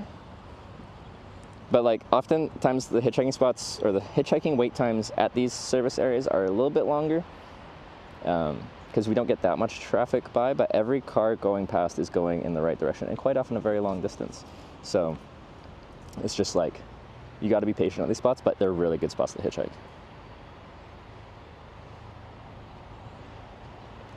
It's not busy there? No, but like every car going through here is going somewhere decently south. In theory. I missed Kitty Meowser with the Prime, I think. Overlord Chung with the gifted sub to watch Zixi, Salt Pastillen yesterday with the musician. snipe. Danish people have been so very nice. Sarah is getting drenched in land of Dutch, beating us to the con a bit much. Music talent on this trip is insane. So good it hurts my brain. Yeah, that was a good one. Also, Salt Pastillen, I don't know how to say your name, man, but you got a shout out in a daily poetry. You should feel honored.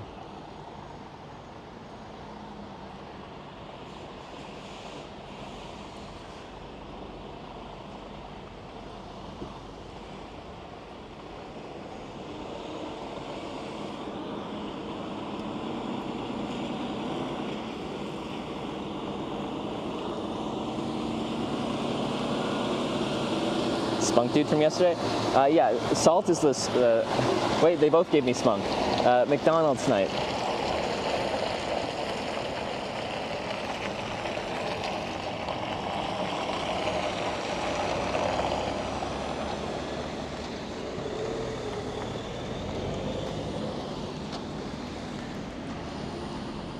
Let me see you later. Yeah, see you later, man.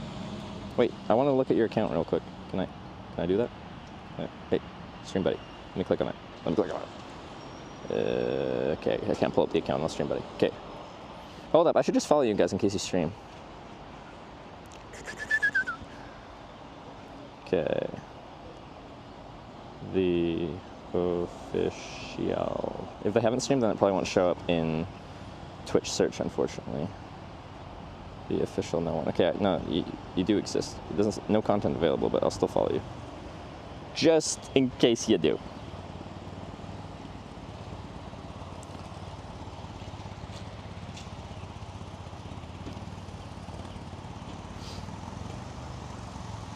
Oh, we got a command for them? Nice, that's sick. That's great. No, they're really good. We can listen to them. Oh wait, we got alerts. Toadner cheered 300 bits. Toadnar. Thank you for the 300 bits. Much appreciated.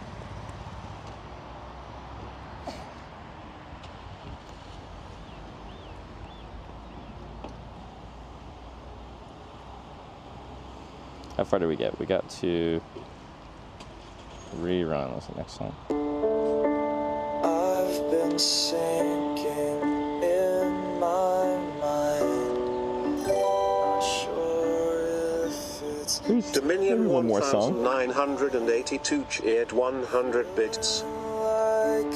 Dominion with the 100 bits. Thank you very much. I appreciate it. Lazy Eye 73 cheered 100 bits. And Lazy Eye with the 100 bits as well. Is this him? This is, okay, not the 15-year-old music prodigy that we just got dropped off by, but the ride before that, they have like a punk band, a pop. What genre? It's like My Chemical Romance, kind of that vibe. I'm just playing some of the music on Spotify because I think they're good. Emo rock, yeah. I don't want to miscategorize a band because that can be insulting, I guess.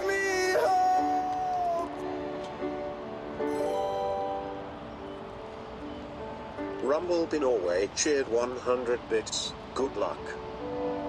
And Rumbleby Norway with the 100 bits for luck as well. I appreciate it. Thank you very much.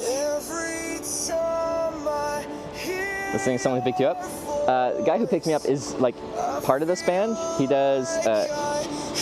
I think he said he helps produce and he's like a lyricist, like he helps write the songs, but he doesn't sing. But he's like in this band. How do you get back-to-back towns like this? I don't know. What's going on in Denmark? What's in the water over here? Something good. Music too loud? Is it? It is close to the mic.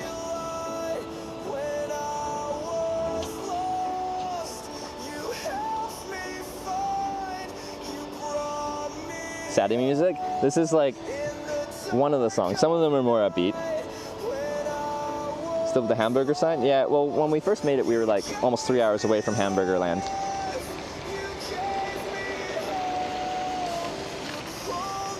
Now we are, actually,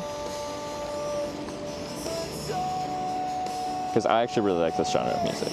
It's like, was a guilty pleasure, and now I'm less guilty about it. I just like it. Also, when we get picked up, we're going to lose internet like a couple minutes into it while I switch over to German internet. Sad. 2 hours, 160 kilometers.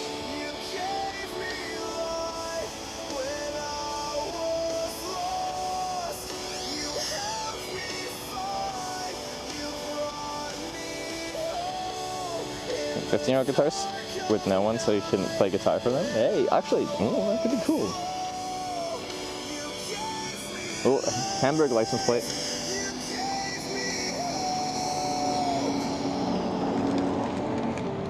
We could have got a Porsche e-hybrid to Hamburg. It's got the license plate that says Hamburg area. Okay.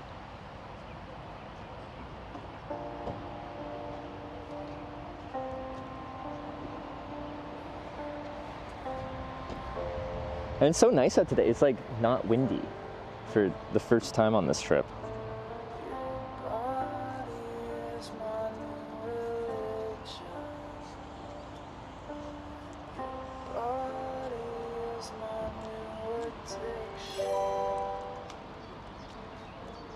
Nick Lovin2 just subscribed with Twitch Prime.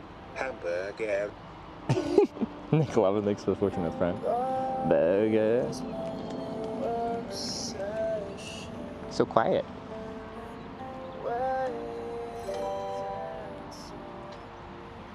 Rumble in Norway cheered 250 bits. Yes.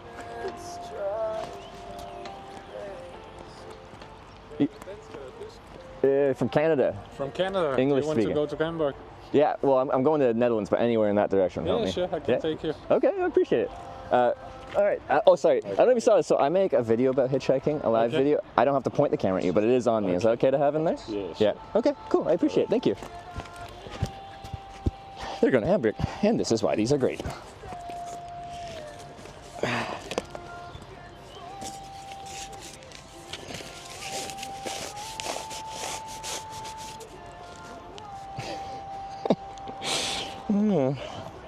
Love hitchhiking.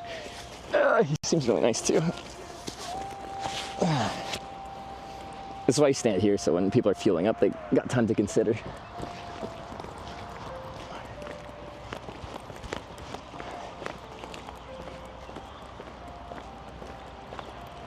we'll just throw everything on the back seat. Back seat? Okay. Sounds good.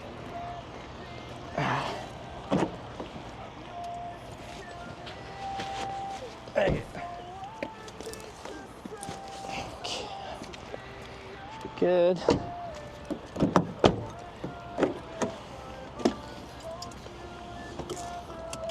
I really appreciate the ride, thank you. Yeah, sure. I'm going to southern Germany, so. Southern Germany? Yes. Got a long drive ahead of you. Jeez, like Munich or? Close to Stuttgart, Frankfurt. Okay, yeah. This area. Where are you from in Canada? Vancouver Island. Oh, nice. Far west coast. Have you been to Canada? Not yet. Not yet. I like the. dreamt about going. Do you know where I'm a you? big ice hockey fan. Are you? Yes, for sure. Okay. Like, do you watch NHL or more like international hockey? NHL mostly. Okay. Stanley Cup playoffs going on right now. Yeah, What team do you support? I supported the Washington Capitals, but Okay. they're out already. They are gone. Of the remaining 4? Who is the left? Sorry. It's a little bit loud. Is this Green Day? Yeah. Oh my god! Love Green Day! We were just talking about Green Day in the last car I hitchhiked. No, I don't know. Who's left in the playoffs right now? Oilers versus Dallas, so Edmonton, Dallas, and then Carolina Hurricanes and Florida Panthers. Well, then I guess Carolina. I don't like Edmonton, though I know it's a Canadian team, but I just don't know. I don't like these guys. I live in Edmonton. Now. I'm getting out. I can't do this. Okay, how about this though? Hockey's like Canada's sport, all right? Yes. And we haven't won the Stanley Cup since 1993. Yes. I was born in 94. The Canadian team hasn't won since I've been alive. Yeah. And I'm not a young guy anymore. It's unfortunate. It is unfortunate. So I think it's about time, and this time it can be Edmonton. Okay. What If do you think? say it like that. Have I convinced you? I expect you to be like, go Oilers! Yeah, I have to say it. I have to actually support them because Draisaitl is playing for them. I'm originally from Germany. Okay, yeah, he's German. I have to support them. Right? Okay, just for Draisaitl. He is really good. So there you go. Yes, he is. So usually you're a Capitals fan? Yeah. Is there? Why? I guess. I'm a big Alexander Ovechkin fan. Good, yeah. Okay. I was born in Russia, so. Oh, okay. He's the same age as me. Yeah.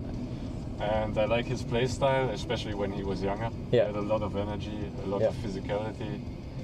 Great goal scorer. I mean, he's the greatest goal. Well, I was gonna say he just now. passed Gretzky. Passed Gretzky. So like that's impressive. Anyone passing Gretzky is something to be celebrated. No one thought it was possible even. So. Yeah. Well, I think it's his assists are probably impossible to that pass. is impossible. Goals, yeah. Not even Crosby can pass.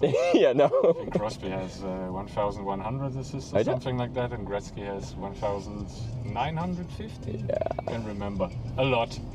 Like he's just one of those guys where like most of his records are just like you can come up with statistics and just say how hard they would be to pass. Like it is, he's kind of crazy. So like his points total is impossible to break. Yeah. We got. I didn't realize we already. Oh, it's the border traffic. Is this? Yeah. Okay. Do they actually stop people at the border here? Because it's Schengen, right? Open borders. Yeah, rarely. Okay. I'm traveling back to Germany once a month. I was never stopped so far. Okay. Oh, so they selectively, like they'll occasionally, like flag someone down or something? Almost never. Okay. Especially from the direction from Denmark to Germany. Yeah. Just the trucks get controlled sometimes, but not the small passenger cars. Yeah. So on your route, are you going like straight south past Hanover, that direction, or? Yeah. Yeah. Okay. So I can drop you off wherever you want along the way. Yeah, I'm just because initially I'm like probably Hamburg direction Bremen, start heading west that way, but I'm curious if heading south that way. I'm not sure. I'll have to look at that. We've got time to think about it. I guess we will be close to Hamburg in like 2 hours. Yeah. Hanover is probably 3.5 away. Yeah. Depends how fast you drive on the Autobahn. As fast as I can, but this is not the fast car. It's not a high performance car. Yeah, usually in Germany I only accept rides from high performance sports cars because I'm in a rush, right? I want to go fast. Yeah, but I mean I'm in Denmark now, so we pay a lot of taxes on these cars. That's fair. Okay, that's fair. Because one time I got picked up by this guy, and his job was like when a factory like automation shuts down, he's like a technician that will like go to fix it. But time is very, very much money to that. Like when a factory shuts down, so he has like a high performance Mercedes, and he just goes like 200 plus the whole way because it's faster to drive than fly to do. Yeah, well, not all the Autobahn, but sections. Almost everywhere. Yeah, which is unique. Like you just can't really do that in most places. Yeah. Have you picked up a hitchhiker before? No. You haven't? First one. First one? Okay. So congrats. What's your name, by the way? Oh yeah, Johan. names. Trevor. And yours is? Johan. Johan? Nice to meet you, man. Why did you decide to offer me a ride? Well, you look like a decent guy, so I thought, why not? Decent guy so far. So far. I like that you like keep it up there, just be like, this could change. I could change my mind. Maybe. No, I don't think so. What were you doing in Denmark anyway?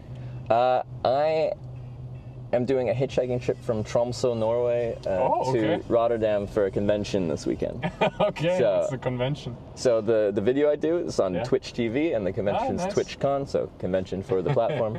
So I'm just trying to get there in time. But, hitchhiking, it's unpredictable. You can't really control it. I'm How at the many whims. viewers are online right now? Let's see. You guys can answer, but there's a bit of a delay. Let's see. My channel, 3,000. Oh, okay. Yeah. It's a big channel. Yeah, it's my job, of all things. Nice. So I hitchhike and I do long-distance bike tours. Okay. Yeah, is my two things. So actually, after this Rotterdam section, I'm flying back to Tromsø. I flew there with my bicycle, and I'm gonna ride my bike down through Finland and hopefully go through like Estonia, Latvia, Lithuania, Poland that way. Oh, that's a long trip, man. I'm from Canada. I'm used to like big distances. Like everything's spread out. Because my first bike trip was during COVID. I only started biking during COVID because I couldn't hitchhike. It was too social. Like, this is a good way to spread a virus kind of thing. So I was like, I don't know what to do. I'll buy a bike and just start riding east across Canada and see how it goes. Eventually made it across Canada. That took all summer because it's a big country, 7,000 kilometers. And now I kind of do like one biking trip per year, a hitchhiking trip per year. Okay. And, yeah. Awesome. Yeah. I like that. Yeah. Do you bike? Rarely. Okay. I gave it up once I got my kids. When you gave it up, like you did it as a sport or you did it as retired. No, it wasn't a sport. Okay. Well, it's like in Europe has a very different mentality in a lot of places. It's utility. Like a bicycle gets you around. In North America, it's much more often like exercise. Like you do it as a sport. You can really do much on the bike. Yeah. Even if you go to shop groceries or something like that. Yeah. But you can do that without a problem in basically every city, at least in Germany, also in Denmark, though it's a little bit more spread out. Yeah. But in Germany, actually, it's much more convenient if you live in the city to go with the bike only. Rather than the car, yeah. And that's just driving based, or is like parking based, like figuring out where to put your car? Yeah, sure. Yeah. I lived in the middle of a city, and like getting a parking space took me sometimes half an hour. Yeah, like, and you very much get that vibe in European cities, especially. It's not really made for cars; it's made for everything else, which has a nice. I'm usually not driving myself, so whether I'm biking or hitchhiking, and then I'm walking through, it's nice to have infrastructure made for me. Because I do a trip across the United States pretty much every year, and they do not consider that people could be anything other than a vehicle. Yeah. Yeah. You drive a car, or what else are you doing with your life? You gotta drive your lifted Ford F-150 pickup truck everywhere to get groceries. Sure. Had you been to America, I think? No. Oh, you haven't experienced it yet. Okay. It's different. Not yet. Would you want to? I mean, America is not on my roadmap, actually. Well, I want to go to Canada, but... Okay. Fair. I was born in Russia, so there was always a little bit of animosity with America. That's true, okay. But, okay, so in 2015, my goal that year was, this is before I had a camera or something like that, I wanted to hitchhike around the world, and then it was across Canada, through Europe for 4 months, and then around the world is difficult east of Europe because you have Middle East or Russia, and I chose Russia and went straight across in Russia because it's one visa, and my visa was a pain in the ass to get, my Russian visa. But yeah, like I hitchhiked from the Latvian-Russian border to Vladivostok in like 3 weeks. Easy to hitchhike there. Language barriers, of course. Yeah, the language barrier is pretty huge. Yeah. Which part of Russia are you from, originally? Novosibirsk. Yeah, I went through there, right in the middle. Yeah, super isolated. Yeah. Actually, I got a ride from, I'm gonna butcher the name. It was like near Nizhny Novgorod to Novosibirsk. So it was like 3,000 kilometers. Because this guy picked me up. He's one of the only people in Russia that could speak English. He was a doctor, and he had a CB radio in his car. Okay. And he was only gonna drive me like, I don't know, not that far, but as soon as he picked me up and he heard what I was doing, he's like, "You're going to Vladivostok? That's the other side of the country." And he got on the CB radio. He's like, "I have this Canadian guy trying to hitchhike across Russia," in Russian, of course. Can anyone give him a ride east? And then some people were like, "Yeah, we're going to Novosibirsk." Yeah. And I'm like, we looked up how far that was. I'm like, that's crazy. 3 days drive. Yeah.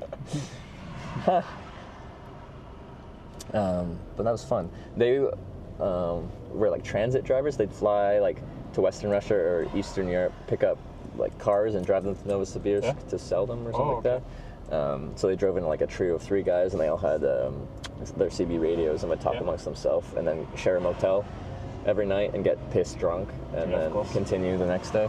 It was quite the experience. Because also, like, we could talk through a translator a little bit, but you'd get tired of that when you're driving like all day long. But once alcohol enters the system, language barriers become less of an important thing. Speak any language. Yeah. I mean, 3 beers. Yeah. And I'm fluent in basically French, Danish, everything. Yeah. But yeah, couldn't hold it. So, like, you spent your whole childhood in Novosibirsk? No, we moved with my family when I was 7 from Russia okay. to Germany. Oh, okay, yeah. Because my family is originally from Germany. Yeah. So half of the family was already in Germany at the time. But now with all this politics going on and how Germany is developing, I decided to move to Denmark actually last year. Okay. Oh, just last year, so recent. Yeah. My family is still in Germany. Yeah. But they will move to Denmark in 2 weeks. Oh, okay. So this will be your last big trip. You're visiting your family now, or is this? No, this is just over the weekend. Oh. Tomorrow is a holiday. Yeah. Were you driving to southern Germany just for the weekend? Yeah. That's a huge drive for a weekend trip. Because how many hours total from your? It's basically 10 hours from where I come from in Denmark. Yeah. But it's okay. I'm used to driving. Well, I was working for a service provider in Germany before. Service provider? I traveled a lot. Yeah, consultancy basically. Oh, okay, yeah. And I traveled a lot, like twice a week at least. Yeah. Basically for 400, 500 kilometers. Okay. On each trip. Yeah. And I don't mind driving since then. Yeah, grabbing a few things. Yeah. Well, Helps yeah, to me, like, the Danish language sounds difficult. It's completely difficult. Yeah, okay. Because they mumble all the time. It's so horrible. I don't know any country where you have that. Because in most languages, you have a clear difference between the letters of a word, right? Yeah. But that's not the case in Danish at all. It's very it's slurred like a flat together. line. Yeah. Well, that's what. So I was going through like Norway, Sweden, Finland, and then the classic thing is they say Danish is similar to Norwegian and Swedish, but they speak with a potato. Yeah. So and then it's very like No, Norwegian is actually a nice language as a German, I think, because it's very close to Danish. But they pronounce each letter in a word, which they is don't like do in Denmark. Basically, they swallow half of the words, and this is horrible. Like the first thing you learn is what's your name, right? Or to say your name, and this is Jeg heller Johan, for example. Yeah. How would you write that? Jeg heller Johan. Yeah, so H-E-L-L-E. I don't know. Yeah, so it's J-E-G. Yeah. That's the I part. Yeah. And Heller is H-E-D-D-E-R. Oh. So that is... You know what I mean? And that's hard to grasp. Yeah. Basically. Like the pronunciation. So like, but you get used to the pronunciation. It's just basically understanding people is the most difficult part because when they're speaking fast, it's I don't know, very difficult. Yeah, but it's like this is basically the border now, by the way. All right, so, but like that's one thing I love about Europe is just like I know it's slow because they're making us go down to one lane and they do their border checks or whatever, but like. It's nothing compared to the Canada-US border. Like, you get interrogated every time you cross the border into the United States. I always spend like an hour plus at the border because I like cross with my big backpack on, and then they ask me where I'm going, and I'm going several thousand kilometers away, and they're like, "How are you gonna get there?" I'm like, "Oh, I'm hitchhiking," and I hate that answer. And anyway, I get interrogated, but they let me in eventually. That doesn't happen in Germany usually. In Denmark or the border, common border. You have that in a few countries, but in Schengen Europe? Yeah. Oh, okay. Because that was supposed to be the whole point. It's just like it's open borders between countries, but then they still sometimes check, I guess. Yeah, sure.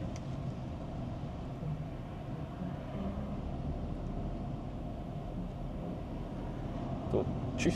Couldn't. So that was it. That was it. All right. Germany. We made it. Woo. We did it.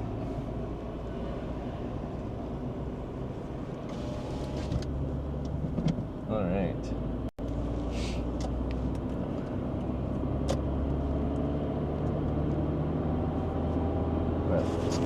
I switched one of my networks to German, but we'll get a little questionable for a while, maybe, possibly.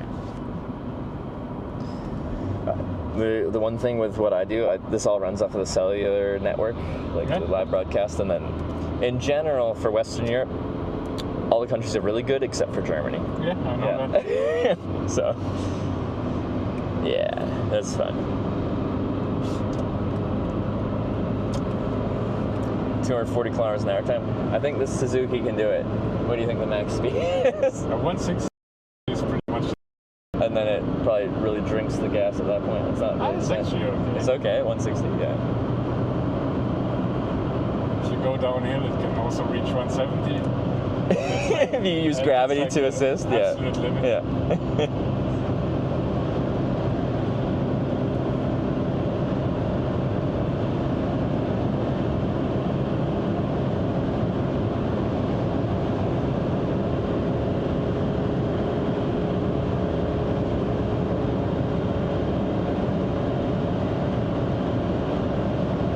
How fast do you drive in Canada? Fast speed limits are a few spots of 120. That's it. That's the most. 120 kilometers per hour or miles per hour? Kilometers, yeah. We're metric. You're metric in Canada. We're weird. Like, so we use metric, but like since we all that Americanism like penetrates like our day-to-day culture. So like all Canadians will say their height in feet and inches, and their weight in pounds. But like my driver's license has my height and my weight, but it's in centimeters and in kilos. So we're like this weird mixture of metric and imperial.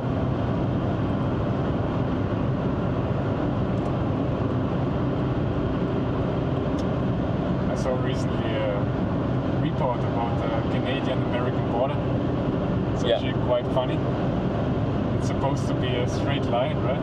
Yeah. But all these exceptions that there's a lot, yeah. and even like, okay, when they first drew the border up in like the 1800s or whatever, at the 49th parallel or whatever it is, they didn't have like GPS, so when they're surveying it, like each section is just like they kind of got a rope and like went in a straight line, but it's kind of like going like crooked the whole way, and it just stayed that way. So America, yeah, I know. But they don't have a school there, so like the kids get picked up by a school bus in America, get driven through Canada to America again. So funny. No, you have I think was it 3 or 4 of these exceptions where basically people have to cross the border to get basis. yeah. Which is it's strange. And then it's an annoying border. I'm guessing for those people they're like, oh yeah, you're a regular. They kind of just like exceptions.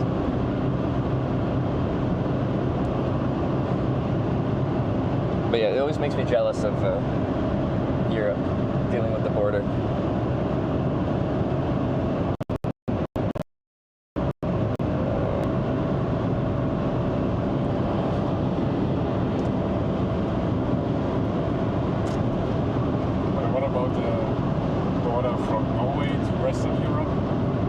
What's about that? The border from Norway to the rest of Europe. I'm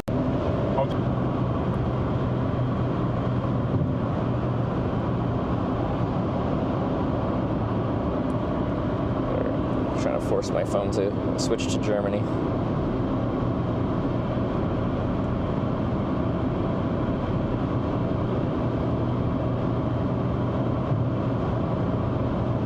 Where viewers from? Are they mostly Canadian or across the whole world? Across the whole world, it's like right now it's like 30-something% US, 11% United Kingdom, English-speaking countries, of course. I think we're like 10% Canada or so, and then the rest is like a spattering of everything. So yeah, people are all over. One sec. Why won't you let me switch to Germany? Not working. APN. W.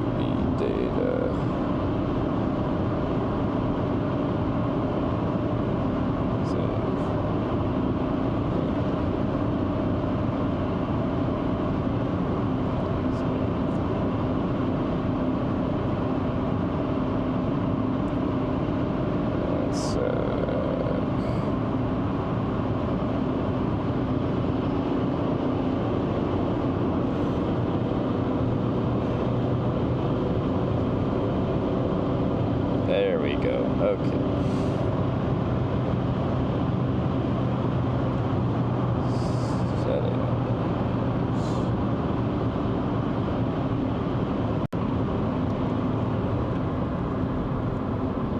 So like if I'm in the North American time zone, it's much more North American. Here, like when I start at like say 8 a.m. here, it's the middle of the night for North America, so you don't get as much. And then Asia is something else entirely too.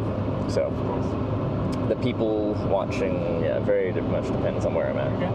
But you're always streaming live, or? Yeah. So the goal when I started doing this 7 years ago was, well, I had already hitchhiked for 4 years without a camera. I just like it for the adventure, the social aspect, not knowing what's going to happen that day. I decided to bring a camera because I thought there wasn't any form of media that accurately portrayed what it's like to hitchhike. Because anything you get is editorialized, like it has someone has put their bias into it as they edit it into a book or like a YouTube series or something. Where if you just show it live, you show it in its raw state of sometimes boring monotony of waiting 5 hours for a ride, and sometimes very exciting moments when exciting things happen. I didn't know what was going to happen, but I started doing it, and within a month or two, it was financially self-sustaining to just continue going. That's because hitchhiking is inexpensive. Like free transportation, I sleep outside in a tent, that's free accommodation. It's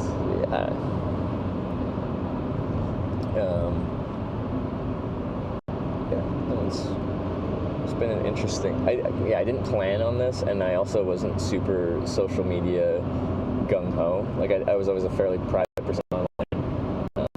But like live streaming. Top 3 of trips so far. See, and this one wasn't even shown here, but it was my first big life. Just like, I don't know, for the first time going out on your own and just like seeing the world for what it is in this kind of way. It has to be one of my top 3 trips. I'll pick one that isn't even hitchhiking. Is 2 years ago I rode up the west coast of Norway the whole way up to Nordkapp. And like I love mountains, I love coastline because I'm from an island with mountains and coastline, and it was spectacular. And I got so lucky with the weather. Like the whole way up the coast, I think I had like 5 days of rain the whole way, which for Norway on the coast, you could ride through the summer and just get rain every day. I think the rain there is kind of enjoyable. I guess the hard part is just like if you're getting rain every day, broadcasting, it's just like electronics hate rain, and it can just be like it will, no matter what you do, it'll slowly seep into things. If you get one day, you can keep things dry. If you get a couple days, it just slowly gets more wet. If you have like perpetual rain, it's just everything is wet forever. Yeah.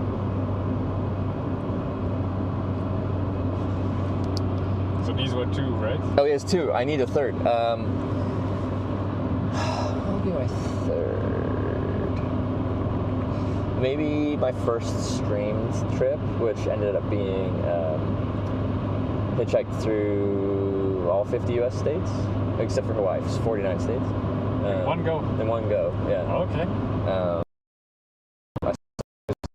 Trip, Twitch, my mother. And then by the end of it, like, I don't know, like I made an okay living, I guess, off of doing something that I enjoyed doing. It was like a trip that, again, opened my eyes to something that I didn't even know could exist in my life. How long did it take you? What was that, April through September? Okay. Yeah.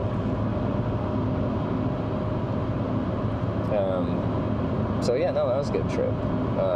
Have you traveled quite a bit? Just a little bit. Around Europe. Have you gone? Yeah, obviously, most of my life I was pretty poor studying and everything. Yeah. And then quickly after I finished with the university, I already married, got kids with my wife. Yeah. So, and with kids it's a little bit hard to travel. Absolutely, yeah. I think once they're older, like reach a certain age, like maybe 12, I guess. Yeah. Then we can start having city trips again and all that. True, yeah. But for now, it's just basically we look for a place and stay there. Yeah. For our holidays. Sorry, how old are your kids now? They're 6 and 9. Okay, yeah.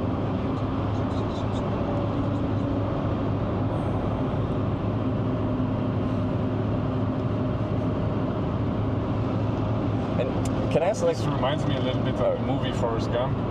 Oh, Forrest runs yeah. through whole America. Yeah, no, I've compared myself to that because the running scene, right?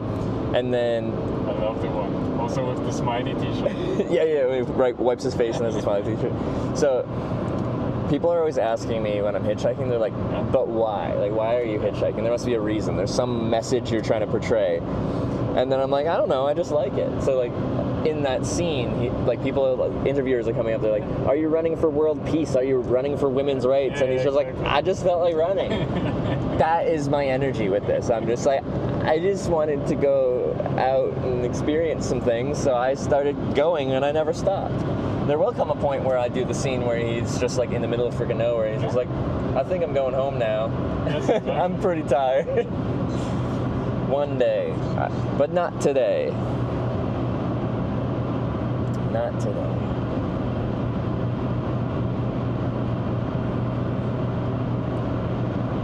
And then in the future, where would you like to go? Like when you have more flexibility, kids are a bit older.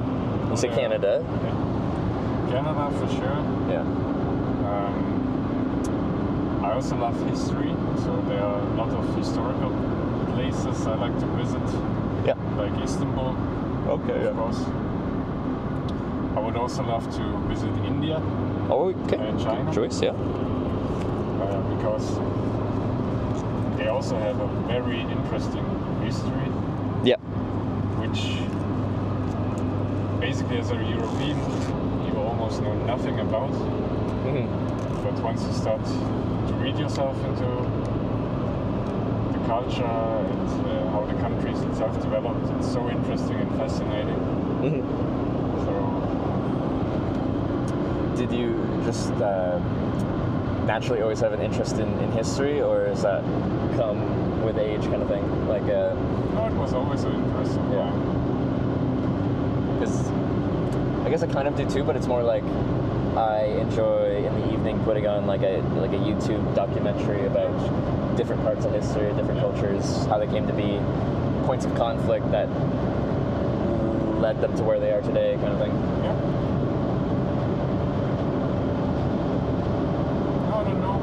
Like to observe how humans behave. We are an interesting bunch of... Yes. Like in the context of history, of course, but also like on a daily basis.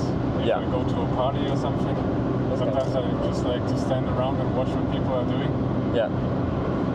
Not for a purpose, like the same thing as with the hitchhiking. Just doing it, you know? Yeah. It's good. It's like a curiosity thing. So, like, that's how part of how I see the social part of hitchhiking. It's just like, people are so different. And every time a car pulls over, I have no idea what type of personality, what their story is going to be, what kind of experience it's going to be. And I'm just here for it. I'm ready for it.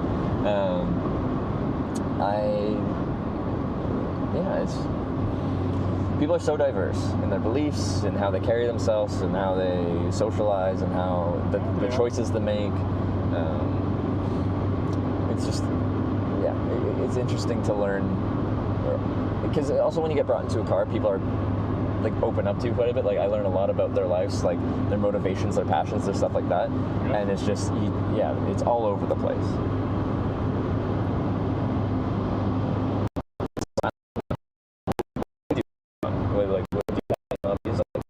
Outside of history. So right now, basically my job is kind of my hobby as well. I'm a software developer and I actually love doing it. Oh yeah. It was never like a dream, but once I started developing stuff and getting good at it, just I don't know what it is, but when you're developing, sometimes it's just you have boring tasks and sometimes you have a complicated problem and you just get sucked into it, thinking constantly about it, how to solve it, what's the best way, what might be the best way for the users of the system. Yeah. It's just fun. So for most people, I guess it's like a boring thing, but no, And how you described it, I feel like that would be satisfying. I don't have the knowledge to. Yeah, it's basically like solving logical puzzles. Yeah. Right? So I always love also logical games like chess or Go, the Asian game, if you know that. Golden Age? Or what did you say? It's just called Go. Oh, Go. No, yeah, I know that game. Yeah. So these kind of games. Yeah. Do you find it extremely? I love puzzles. What can I say? Do you find it extremely frustrating? What is that? That on top of that car had like a freaking plane-looking thing. If like you're working on something software-wise and there's some kind of mistake and it seems like impossible to solve, like eventually there is a solve. There's no such thing. But like, everything. Like you get stuck for a while. You just are more motivated to find the problem and fix it. Yeah. Basically, the harder it gets to fix, the more motivated I am. Yeah. And the more time I spend on it. And what side of software development are you in? Like. Basically, I do everything. I don't care. And so is that independent, like on your own, or do you work for a company doing that? I work for a company. Okay, yeah. Mostly it's web development, web applications. Yeah. Both customer facing and business to business. Yeah. But I actually don't care. Whatever needs to be done. Mm-hmm.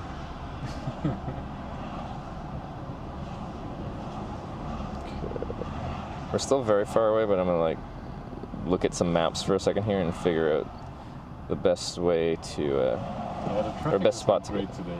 No, it's not, is it? I thought it'd be smooth sailing once we're in Germany, but it is not. But I guess it's because tomorrow is a holiday. Oh yeah, so everyone's rushing out to start their holiday already. Oh yeah, Germans do that. They spread out and keep a lane open in the middle. Of course. Canada, yeah, no. No, but in Canada, the roads are also a little bit wider than here. That's true, yeah.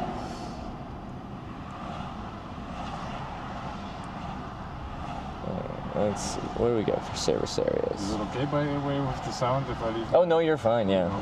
I do not care.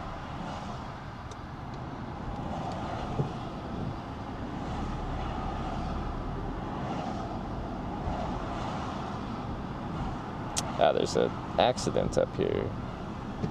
Or expected delays 18 minutes ago.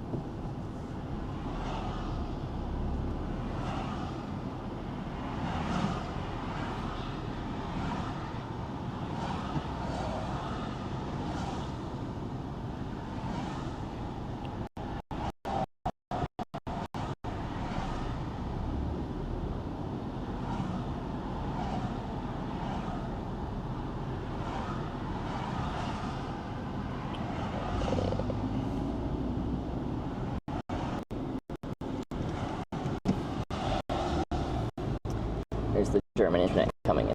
Gosh. Can't even load a map.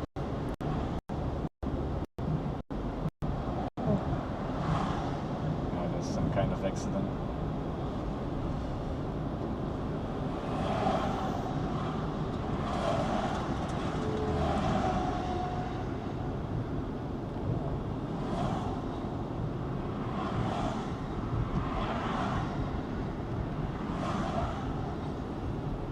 Nothing? Oh, it's just very slow to load.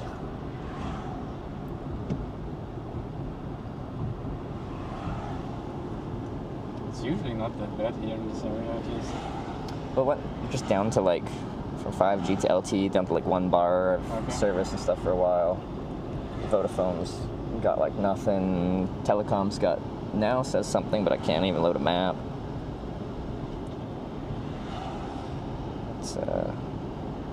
It's great. Germany, great job. See, that's why I moved to Denmark. Purely for the cell service.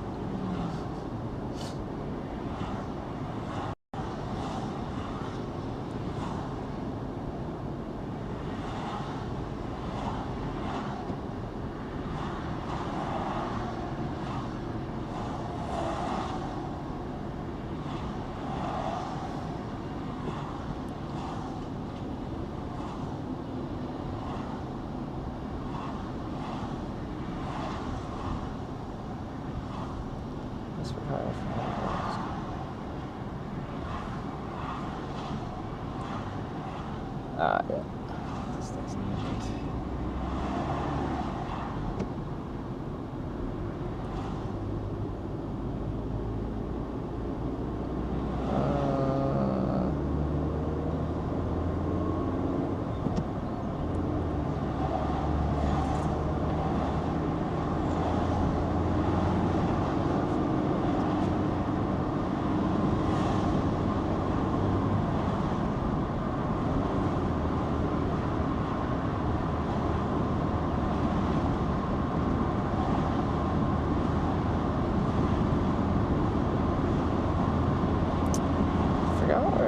Hitchhiked before. Where did I get out? I've been down this way before trying to get towards Rotterdam for this convention before, and I think I got out at a service area on the highway just a bit before Hamburg, to then try to get a ride onto the A1 towards Bremen. Okay. So I'm just trying to find where that is. Maybe that.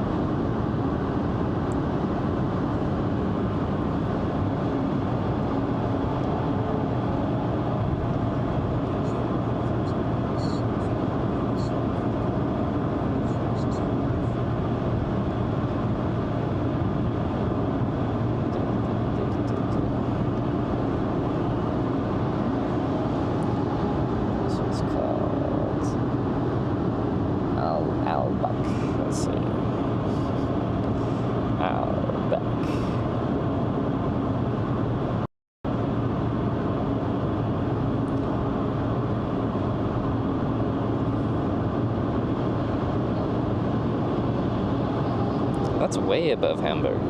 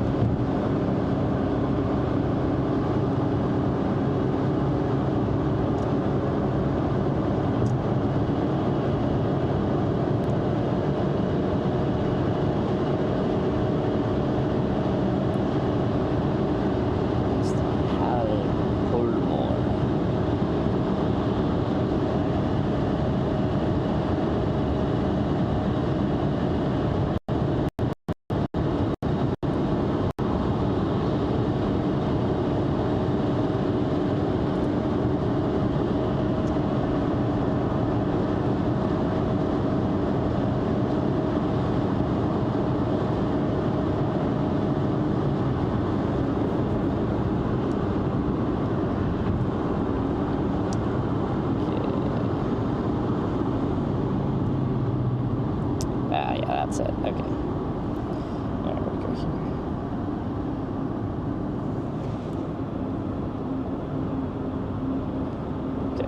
Another 92 kilometers, just before Hamburg.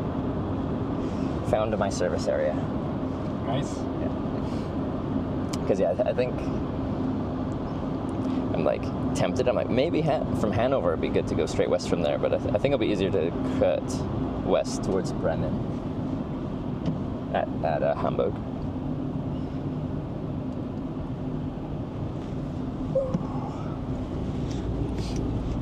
It's also a long trip for you. Yeah, well, the whole trip will be about 3,000 kilometers from Tromsø. And when I started, it was snowing in the Arctic, and spring definitely hadn't started. Things were not very green. Crazy. And now it looks a little different. So what are your goals? Where do you want to go?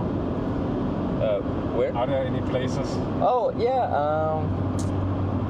I'm gonna do some more of Southeast Asia because I've only like gone through Malaysia and Vietnam so far.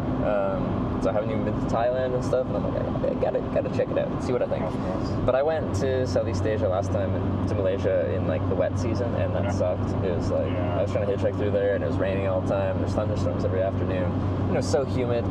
So I want to go when it's like December through That makes sense. February. I think are the good months.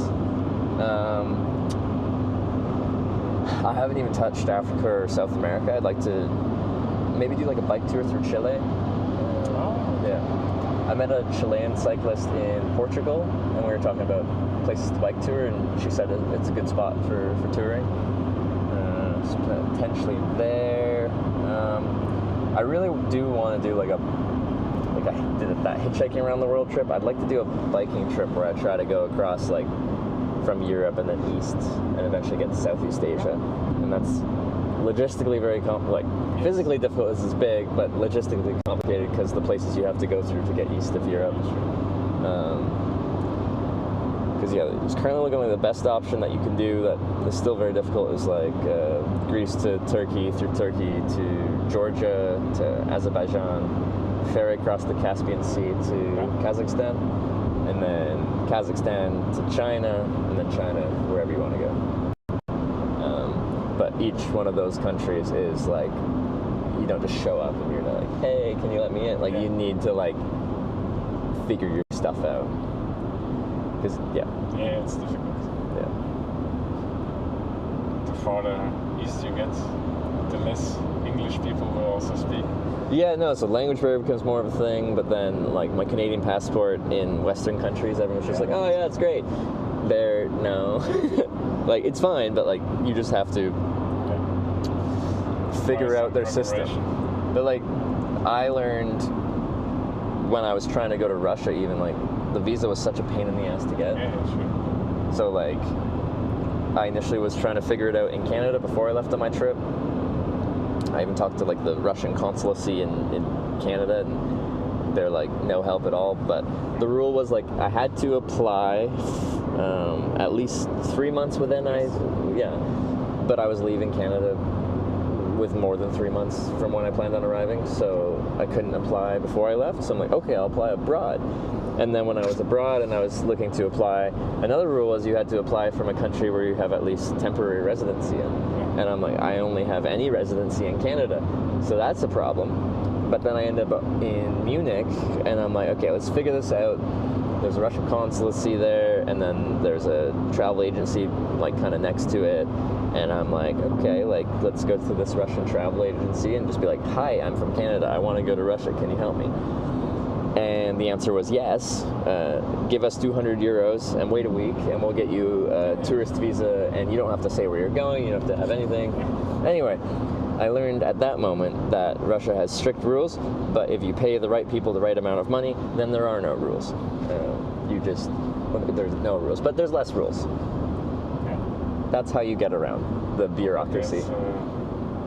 Officially, this express tourist visa thingy, which costs you a lot more than if you apply like the usual 3-month way. Yeah. Is that what I did? I don't even know, because they're just like, yeah, we can get that for you, but it'll cost 200 euros and take a week, and you won't have your passport for that week. There's a regular way and there's the express way. I did the express way? Yeah. Okay. But yeah, I ended up, it wasn't intentional, but when I decided to do that, it was like Oktoberfest in Munich, and I'm like, okay, let's experience that, which was fun. But like I didn't have the funds back then to like pay for accommodation like ever, so I was like sleeping in the woods after drinking all day. It was a good time. Then I made friends in a hostel. Oktoberfest is also crazy expensive. It is, yeah. Like, but it's like, especially. I was looking at how much it costs for like last minute accommodation. I'm like, that is not in the budget. But just drinking is expensive. Because I think it's probably gotten more from that. This is 2015. I think it was like $11.35 for a beer. It's more expensive now. Yeah. And also, I learned that they expect people to tip. Maybe just tourists. I don't know. Because I'm like in Europe, I'm used to not tipping, and I don't mind, but because that's normal in Canada and the United States. But I think the first beer I bought at Oktoberfest, like I paid with a 20 euro note, and then they gave me the change, and then she just sat there like this. Yeah. And I'm like, I guess we tip. And it was just like you round up to the nearest euro was like what they kind of expected, but like, yeah, they weren't shy about letting it know that you're supposed to. Yeah, it depends on which country you're in. Yeah. So you've been before to Oktoberfest? Yes. Yeah. What's your opinion of it? Not a big fan, to be honest. Yeah. It just, I guess it was different like 2 decades ago when it was more of a traditional fest, but now it's also like so crowded. It was so noisy. Went 10 so years. So expensive. It is very expensive, yeah. And if you don't have any reservations, preparations, it's also not that enjoyable, I guess. Because just getting a spot at like one of the like nicer beer tents was like difficult. Like if you went to the Hofbrau house, because we didn't have any reservations, and if you just showed up fast enough, you could get a spot, and then you do not leave. Like you stay. But yeah, I made like friends that were staying in hostels, and they'd let me like sneak into the hostel to get like showers and hostel breakfasts and stuff. And it working out good.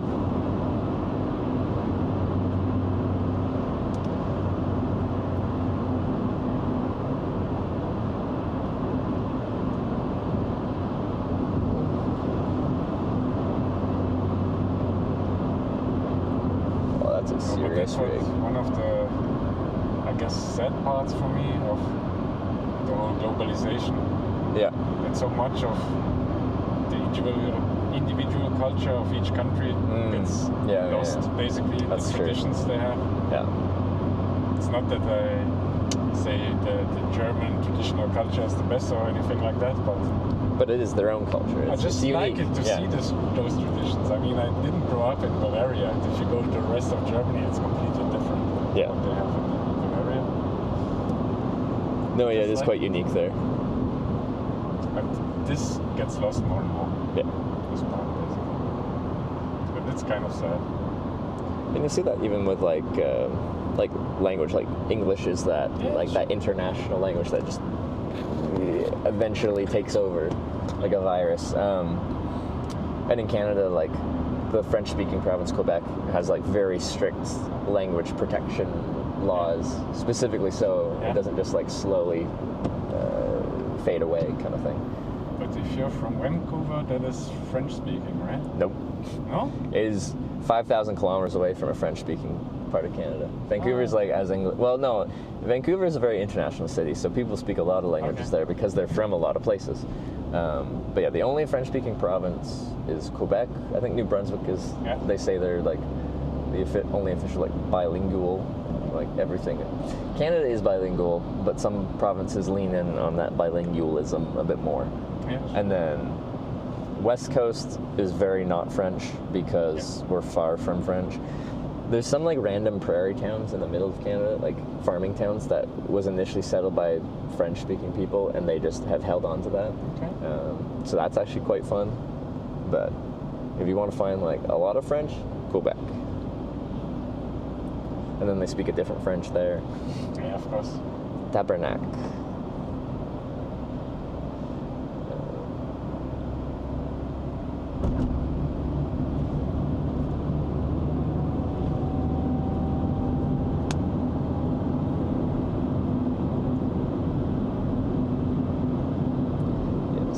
Québécois. But that was one of my favorite provinces to ride my bike through. It was quite a beautiful province, that one. And it felt kind of European in that they actually had infrastructure for riding a bicycle between towns. Yeah. In Canada, if you find any bike infrastructure, it's like in a city, and it's only within the city, and you get to the edge of the city, and then it's just highway. Yeah, of course. And you ride on the shoulder. But it must be a beautiful country. It very much is. But it's also like, it can take a long time to get to a different geographic area. So like, you get to the flat part of Canada and you're like, okay, can I see something? But I actually like the prairies, the flat parts. I think they're beautiful in their own right, just different. And then they have, in the prairies it's quite flat, but they have these like random valleys like in them, and that's where like you find all the real nature that you can find. Yeah, exactly. In that part. That's what you miss, I think, in most of the places here in Europe. Yeah. Because if you just look at the horizon, right, like every tree has the same height. Yeah. Because everything here was artificially constructed. Ah, okay. Yeah. You barely can see any raw nature here. Yeah. And I guess you have a lot of that in Canada as well. Yeah, no, that makes sense, because like it's been settled here for so long that just nothing is as it originally was. Yes, exactly. You'd have to go thousands of years back before it was like raw. Where in North America, it's just like there's so much untamed wilderness still. Yeah, I love that. So if you went to Canada, is that something you'd be looking for the natural side of it, or yeah, both? A mix of both, basically. Yeah. The cities as well. Like I said, I want to watch an NHL game. Yeah. Ideally in Canada. So not well, it could be a Capitals game, but in. Of course, yeah. In Canada. Do you have a favorite Canadian team? It's a big question. Consequential. I don't know if I can say that. The Toronto Maple Leafs, I like them actually. No, that's fine. Like it's an unfortunate team to support for your own sake. Like, yes, of course. Because they are famous for disappointing their fans. Yeah, of course. Yeah. So no, that's fine. Well, honestly, all Canadian teams disappoint. Like we just never win. I was a Vancouver Canucks fan growing up because I'm from near Vancouver, and the Sedin brothers. Yes, back in that era. Yeah, with Luongo. Yeah. Of course. Oh, Luongo was a great goal. Yeah. But like they made it to the finals, Game 7 in 2011. It was horrible. And like, I still don't like Boston because that wasn't a good time. I stopped watching hockey after that for years, actually. There were even riots after. Oh yeah, we rioted. Like people tried to tear the city down. They tried to burn it down. Oh, it was a time. Canadians are pretty nice until you fuck with their hockey. See, but we're not the only ones. Like, I think Montreal rioted when they lost one year too. Like, we get really upset. We get really upset.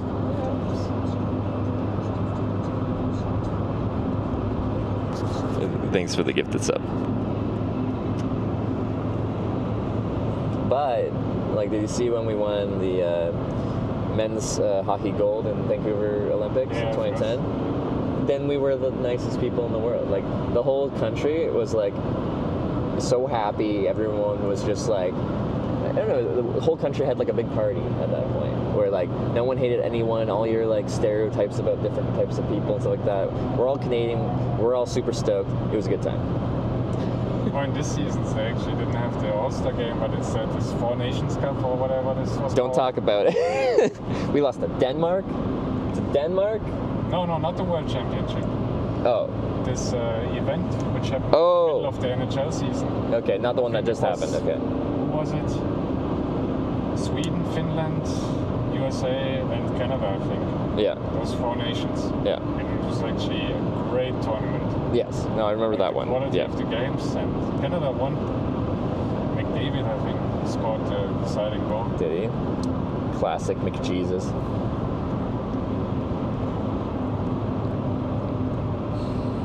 Did you play hockey growing up? Yes. Yeah. not when I grew up, but it's hard. In southern Germany, there are almost no places where you can actually play ice hockey. Really? Okay. Oh, I guess so I yeah. started Okay. when I was, I guess, 25 or something like that. Because Cool. you basically need a car if you want to play Yeah, ice hockey yeah, in yeah. Germany. It's, Yeah. You need to be ready to drive for long distances until you Yeah. find a club Yeah. or go to one of your games. And it's difficult. It's not a hockey nation at all. Had you already known how to skate at that point? Like, did you have a base level of hockey abilities before you started like trying to play in a league? Not that much. Or right from the beginner? Yeah. Do you still play a little bit, or too busy? It just Life? took up too Yeah. much time. Yeah.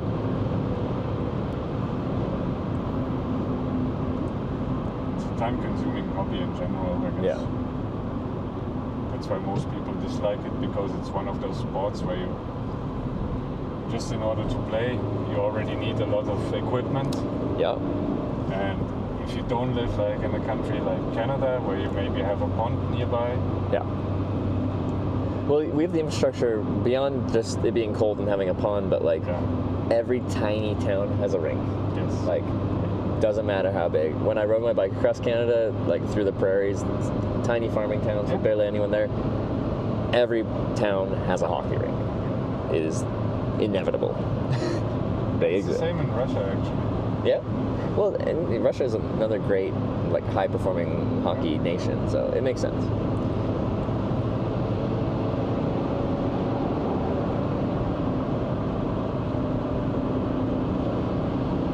And it's funny because when I first started hockey, it was no problem for me, like, to dribble the puck, basically, or control it. But I realized when I was starting to play with others as well, many people are just struggling with that, like the hand-eye coordination, I guess the basics. Yeah, yeah, I yeah. didn't have to learn it. Oh, that just came naturally. Did you always have good hand-eye coordination, like in other sports? Yeah. What did you play? It never occurred to me that it might be a problem for some. Ah, yeah. Well, I'm super impressed. Like when you see professional players, like their hand-eye coordination when someone like shoots the puck and they can like actually adjust their stick to tip it in, like, and that's intentional. Like if I was playing, it might just like hit me and then bounce off me, but like I didn't try to do that. I just existed. Because that's impressive to me.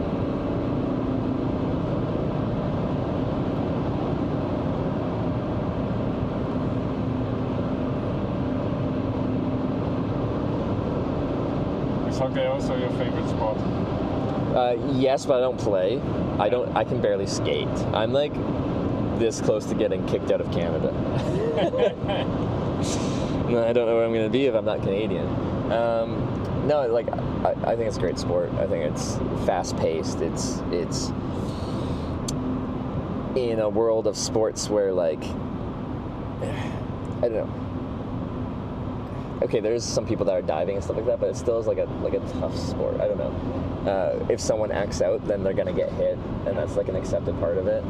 If stuff's going down, then they just fight it out, and then the game continues on, and that's not considered like this. It's only in like NHL, like in lower leagues, that's a big deal. But in the NHL, I guess it's shifting, which is okay because, like, if you watch hockey games from 30 years ago, like the quality or the skill of the players between the first line and fourth line was huge. Yeah. And you had basically one line of enforcers who only fought, and now like the general skill level is already so high. Yeah. Even with the worst players in the league, they all can. Because you can't just be like a big guy that fights people anymore. No, you have to like. Impossible. And this fighting part is basically disappearing a little bit. Yeah, it's a lot less common than it is, but. Well, which I think it's okay. Like, I think there's controversy right now with like, I think everyone's pissed at the Florida Panthers for playing dirty, and then they're like, they need the old school bit of hockey to like, an enforcer to just ring someone, and then they won't play so dirty. But honestly, I don't have a great opinion on that because I'm not a hardcore enough of a fan where I feel like my opinion matters. I'm still a pretty casual hockey fan. I watch it, I support my home team, and I think it's a good sport, but... It's a great sport. The only thing, and it never occurred to me, but there was empirical research on hockey games, and it showed the highest randomness of basketball. I think it was one of the lowest in basketball in the NBA. Yeah. So basically, the best players, the best teams win with, I don't know, a 70% probability. Yeah. And in the NHL, it was like 15% or something like that. Oh, interesting. Okay. And I can see that. Like, it can go end to end in a second, and like, there's just weird bounces, and then like. Yes, of course. But I watched so many playoffs where basically, when one goalie becomes hot, and stops everything, it's over for the other team. That's true. Regardless of what the other players are. Yeah. I think it would be absolutely terrifying being a goaltender in the NHL in the playoffs. Like, one bad game or like one bad goal and like everything turns on you. Like, all the pressure is on the goaltender. But that's also part of the excitement for the game. Oh yeah, no, like, it's a double-sided coin. Like in some ways that's terrifying. Other ways it's just like the whole team. Like, you're kind of the most critical one player on the team that holds everything together.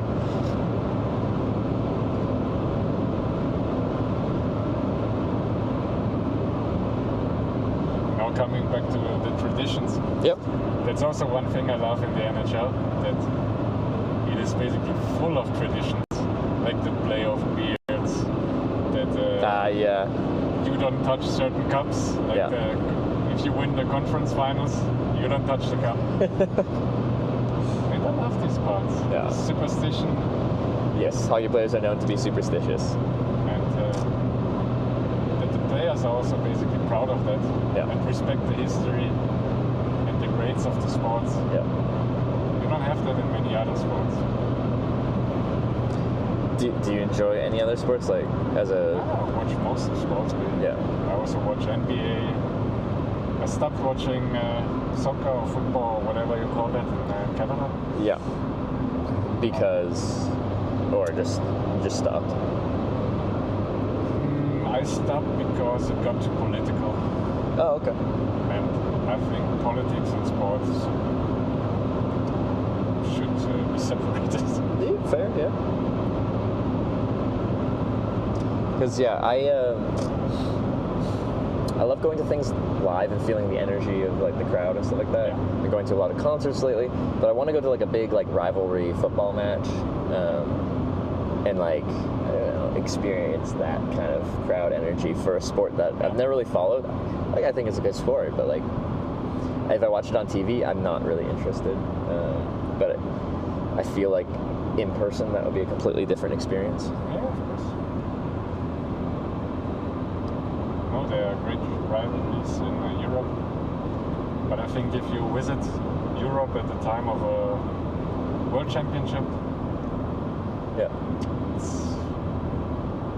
it's kind of a special atmosphere. I guess it's similar to what you might experience if a Canadian team is in the finals in the NHL. I can see that, yeah. But basically the whole city is on their feet.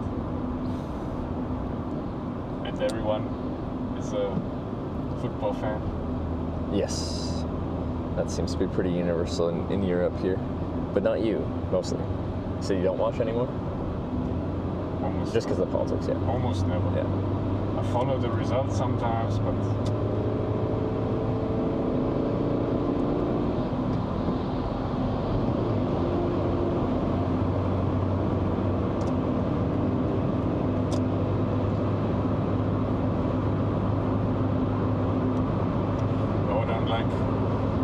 I don't know what it is about our culture, but there are like things where you almost feel forced to do something. Just because of like living there, kind of like the culture. Just because it's a trend right now. Like, where was it? There was this World Championship in Dubai, I think. And Like football? Yeah. Yeah. Basically, there was a lot of corruption going on, so that the World Championship was in Dubai anyway. Wasn't it Qatar? It was Qatar, right? Yeah. Right, it was Qatar, I forgot. Yeah. And if you tuned into one of those matches, basically they were only commenting on the country and the political situation and the situation for the people and everything. And then the players started to show their, I don't know, disrespect, I guess, for the whole thing. And that's when I said, no, I don't want to see that. Yeah, that's fair. Just separate those things. Yeah.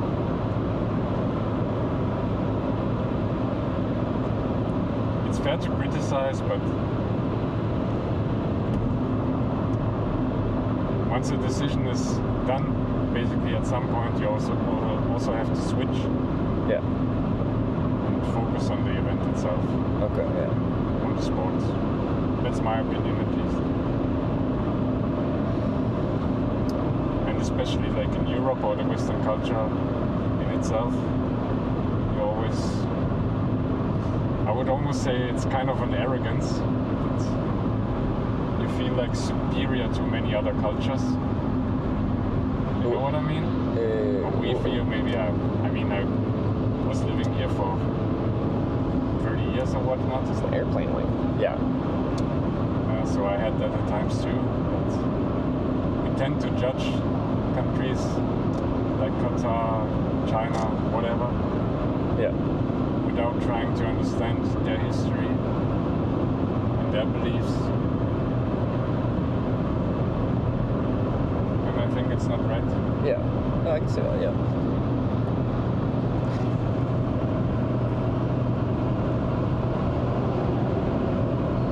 Is there like a specific culture that culturally, historically, you seem most drawn to, like most interested in? No. I like to be open-minded. Yeah. And most countries aren't, in a sense. That's true, yeah. But it's been a common theme on this trip is just like, I think one of the most valuable mentalities you can have as a human being is curiosity. Yeah, exactly. Is seeing the world around you and being curious and wanting to learn more and understand. And I think a lot of people lose their curiosity as they get older. Like kids have that like insane curiosity. Everything around them is new and they want to understand it. Exactly. And then a lot of people get to a certain age, they decide they know enough things and they're set in their ways and the curiosity goes away. And I think that's when you've lost a lot of, I don't know, one of the beautiful things about being a human. It's like the search for more, whether that's knowledge or experiences or... But also I think part of that is that you start to look always for the easy answers. Like you have a problem, let's say with, I don't know, too many cars on the roads. Yeah. You start increasing the taxes for those cars, so that people stop buying them. You have a conflict with China, what do? You start introducing some tariffs to punish them. Yeah. It's always like a negative punishment for negative behaviors. Yep. And for me, it always seems like, sure, you can do that. It's like the simple answer to a problem, but it's also something that just grows animosity. And what I actually prefer is always looking for that answer that is positive. Will give inspiration to those people having a certain behavior, whatever that might be, to change on their own, by their will, because they see like a positive example of what can be better for their lives. And I think you can see that in most things in life is positive reinforcement generally works a lot better than negative reinforcement. Like it's pretty well understood that like hitting your kids does not help them. So try to find a way to yeah, like positively reinforce good behaviors. Yeah, exactly. Yeah. I think it's probably everything to do with like international relations is complicated, but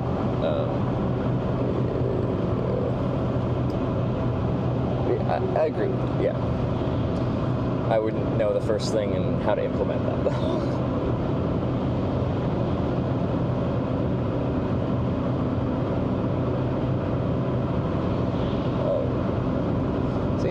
Actually, the fastest I've ever driven is in like a Volkswagen like that, and like you don't think, you'd just be like, oh, Volkswagen wagon, like that's gonna be the car going like 230 kilometers an hour down the road, but it is. I had a Golf GTI before. Yeah. I was basically driving the whole road 250, 260. Yeah. If there were no limits. Yeah. That's fast.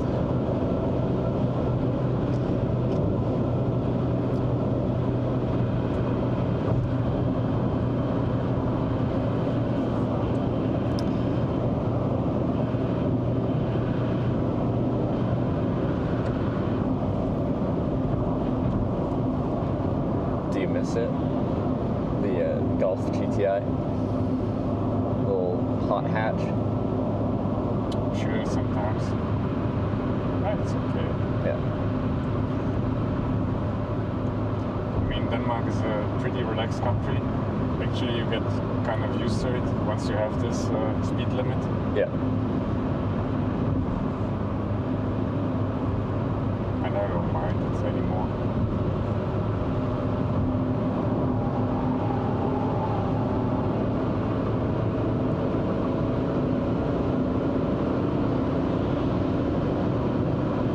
My car is also pretty fast.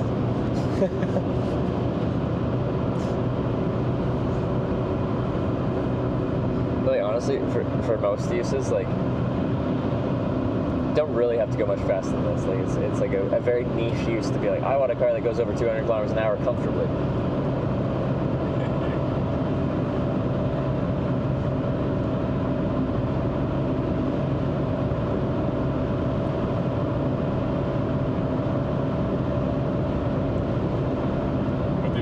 For work, it's kind of nice if you can. Oh yeah, no, that would be, yeah.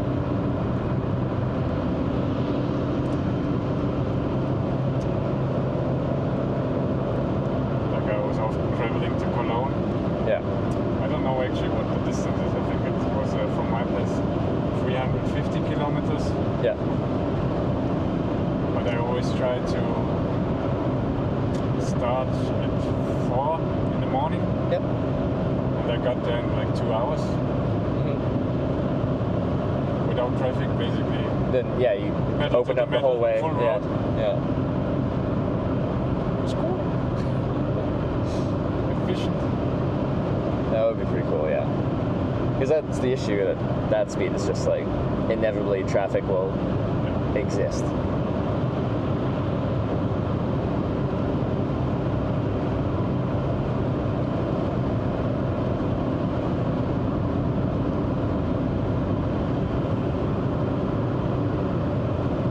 Traffic is pretty horrible the further you go south. Just in Germany? Yeah. Like here, I mean the area around Hamburg is also sucks, but once you get close to Frankfurt, that's when your mood is really at the bottom.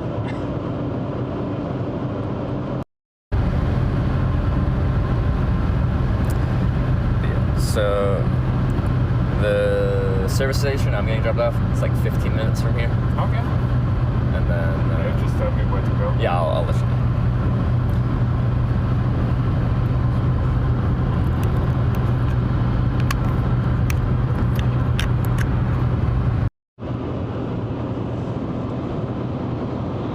How many battery packs do you have with you? Like 8 of these guys. A lot. I just charge them when I eat and stuff like that, but yeah, most, like when you pick up my backpack, it's heavier than you might think it would be because batteries are heavy. Yeah.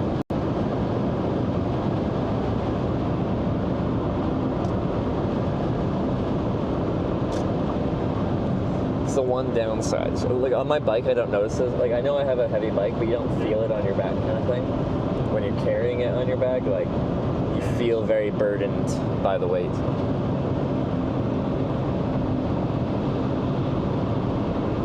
I guess that's the downside of streaming, that you have so much equipment and all of that is so heavy. Yeah.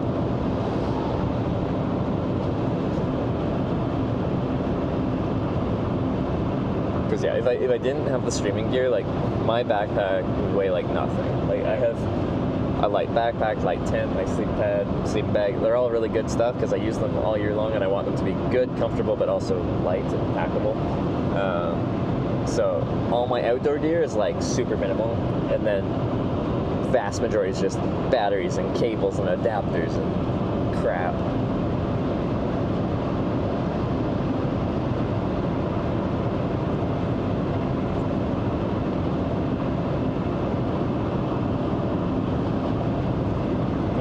Nice part of Canada. You have so many popular photographs and videographers there with a great style. Like I was following a channel, I don't know if you know this guy, Peter McKinnon. Oh yeah, no, yeah, photographer. I love it. Yeah, no, he's great. Do you watch a lot of YouTube? Oh yeah, sure. Yeah. I mean, I reached the age where I can basically focus on a full movie. Yeah. So my attention span is maybe 10 minutes. Ah, okay. So YouTube is perfect for me. You can't watch a full movie? Or you're just like, life is complicated to have a 2-hour block of time to like... I have so many friends which have the same. So once you are like 35 or you're close to your 40s, yeah. If the movie is not interesting to you, like from the first 2 minutes, yeah, you just don't care, and after 5 minutes you realize, oh, I'm not even watching consciously. See, like, because I feel like I went the opposite. When I was a kid, I needed something to grab me, like some action, something, or it's like, oh, that's intense. But now that I'm older, like, I don't know, my tastes have like widened, and I could. Also, I feel like once I got into like broadcasting, this is very amateur, but like I start to like notice the art in the like the videography and like the production that I hadn't seen before. I'm like, I work behind the camera enough to kind of like see how much effort, how much work is being put into creating these shots to tell this story, whatever that story is. So it's like my interest in all genres of film has gone up greatly as I've gotten older. No, I had that phase around my 20s, I would say. Okay, yeah. I was watching so many movies. Like, have you ever watched The Godfather? I haven't even seen The Godfather, which is embarrassing because it's like, oh my everyone's God. like, every guy in the world is like, it's the best movie ever. Is it the best movie It's ever? definitely one of the best. Yeah. Like the music, Yeah. like the pictures in itself. The movie was so influential for the whole industry. Yeah. And it's so funny because regardless of which movie you see nowadays, there's still so many quotes from The Godfather that you only know if you have seen the movie. Yeah. Like even The Simpsons, they contain so many quotes of The Godfather. Yeah. See, the thing is, like, you're right. It's so adapted by popular culture that I know a lot of The Godfather just from everything referencing it for decades now. Oh, this is one of the movies you have to watch. I agree, and I assume Not the Godfather part, 2, Part 2. Yeah. Godfather 1 and 2. Yeah, not the third. Yeah. See, I even know what the good ones are without having even seen them. That's how popular it is. I mean, sometimes you have movies like Dune. Have you watched them? Oh, I love Dune. Yeah, the new ones. I love them. I was focused for the full movie. Yeah. It was basically perfect. Also, great sound, great audio. And the cinematography. Oh, that was awesome. It's beautiful. Like everything. Every shot was almost perfect. I watched them both in IMAX, and I'm happy I did because it's just like the big screen. Oh, plays well. But movies like Dune, maybe, I don't know. Maybe it's an age thing, and you know how people always say that music was better when they were young. Yeah. And everything. It also seems to me that movies got a little bit worse over the time. Like the effort they put into storylines, but also like figuring out what the best shots might be for a movie. And especially now with Netflix and everything, where you have this low budget productions. They just crank them out. Because it's all about like, if they think they can make money, and with that, if they find something they think can make money, they'll like beat that to death until it doesn't make money anymore. And oftentimes it's just, I watched a movie about a couple, they argue sometimes, but what's the point? Why did you tell that story? There's no moral in it, there's nothing that I have to learn. It's just, I don't know. And like, I'm curious, because like, people say that about music, like music was better, like you said, when they were younger. But I think there's more music being produced now than ever. You just aren't exposed to it on the radio, or like if you just put on something that's like new top hits, you're getting pop music of right now. But if you actually want to find like any genre of music, so the ease of being able to produce music and have it sound competent and put it on the internet is so much lower than it used to be. You don't need to like go to a studio and record it. You just have to like put effort into finding that music. I think it's a little bit less for film though, because like there's still the barrier to entry to make a film to be consumed by an audience is much higher than music.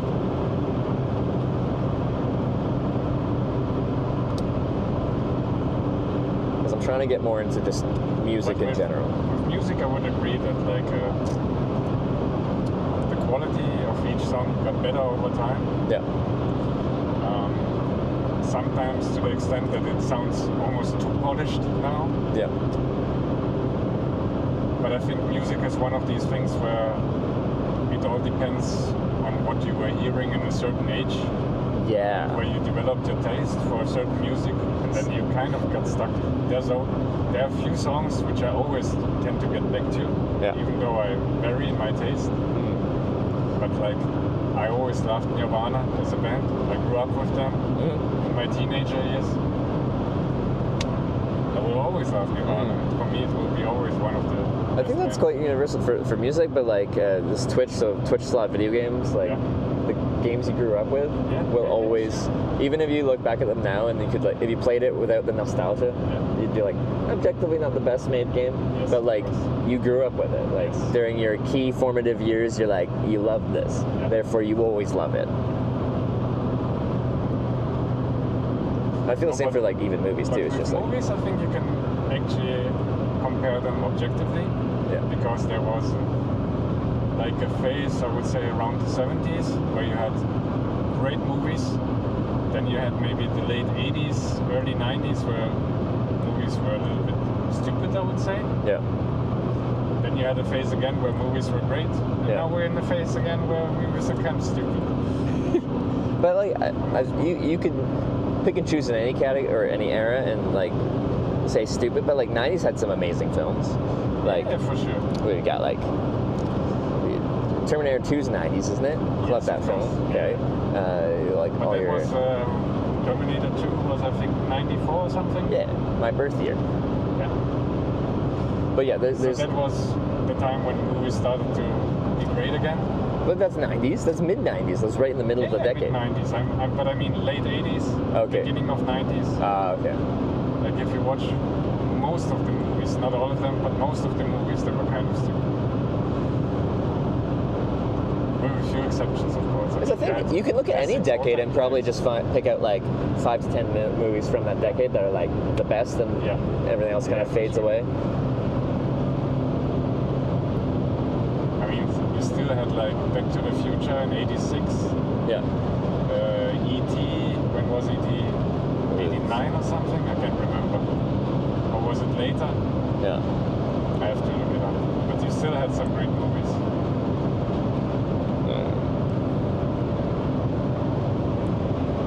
Just giving you regular updates. We're 6 kilometers out.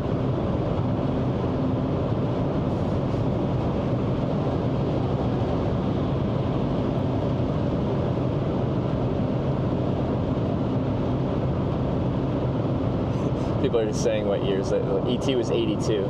82, really? Yeah. Oh man, was it that old? Okay.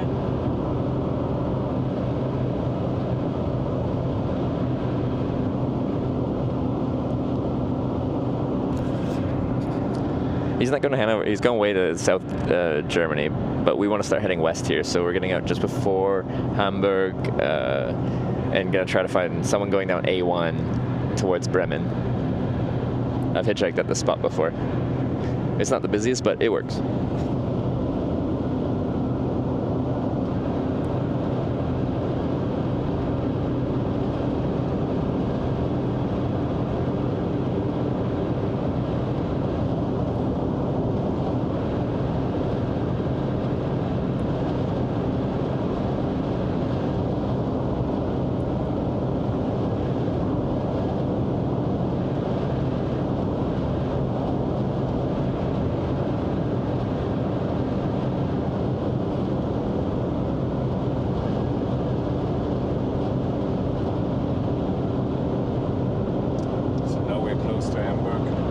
Yes, yeah, we're just before now. Because yeah, this is kind of the last spot where I can get a spot on the highway before you start going south to Hamburg. And at that point, I'm committed to south. So, because yeah, from a hitchhiking perspective, these little service stations on the side of the Autobahn are like premium. Like sometimes it takes a while to get a ride, but you can get really long distance rides here because people are stopping, fueling up, and driving a long way. That makes sense. Like especially before Hamburg. Yeah. Many people go out because usually you get stuck in Hamburg like for 1 hour at least. Yeah. Oh, just traffic, like bypassing it. There's no way to avoid it. Yeah. Oh, there's this construction of the new motorway with the Elb Tunnel. It's a huge project. I don't know. I think they're gonna finish it by 32 or something. Oh, okay. Long-term project. Yeah. Always in Germany. Yeah, there's always a traffic jam. Yeah. You have to go in the middle of the night to basically avoid that. Actually, yeah, and this is a bad time of the day, so like 5 o'clock, day before a long weekend. So we're here. Usually in the direction south. This one here. So. This one here? Oh, sorry. Otherwise, I'm stuck. In the south direction, it's a little bit better than if you go to north. I don't know why that is. So where should I stop? Anywhere easy for you, because I'm hopping out, you're going straight, so. It's a stop after the gas station like I found you in Denmark. Yeah, I'll probably be. I actually have hitchhiked at this exact spot before, so I will be where that tree is and that sign. Of course. Stop here. Okay. Alright. I've actually camped behind this place before, too. I've slept here. Really? Yeah. Memories. Okay. I'm all tangled. Okay.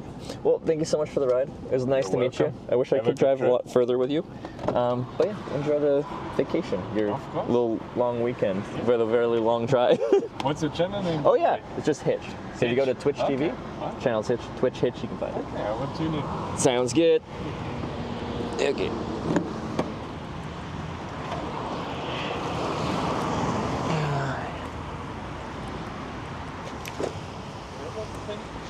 I hope so. Yeah. Have a good one.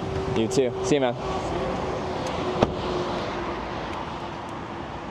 Oh, yeah. Oh, today's been so great.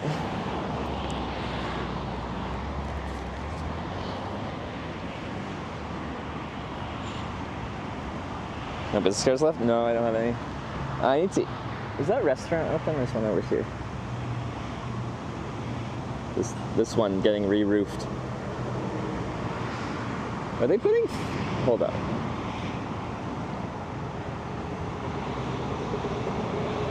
Are they putting thatch? Oh, they're thatching it. That's fun.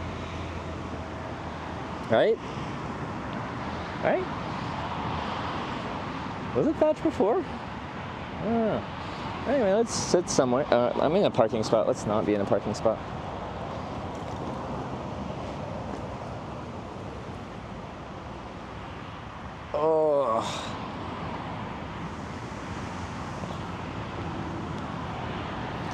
Swap batteries out. Okay. Closed? It was closed last time I was here.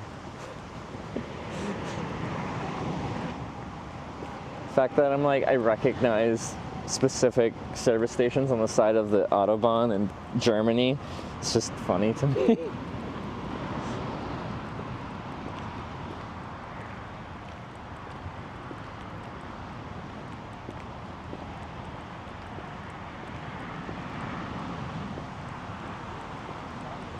Sorry, I'll get the camera going better once I find somewhere to sit. I'm really hungry right now, so I need. Oh, my alerts are. Oh, I missed it. Let me check that. It's kind of cold out. Oh, the wind's up more than before. I won't be north of 1,000 bits. Thank you very much. Bring your business cards next time, or I'll order some for you. Are you gonna design them too?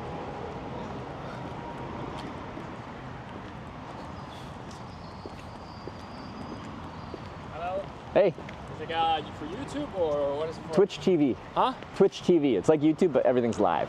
Twitch TV. Yeah. What is it, like a web page? Yeah, so it's just a live broadcasting website. Yeah. So everything is just live content. Oh. And I film hitchhiking in different countries and bike touring in different countries. Yeah. Are you guys going direction Bremen? A1? Bremen, no, we're going to Hanover.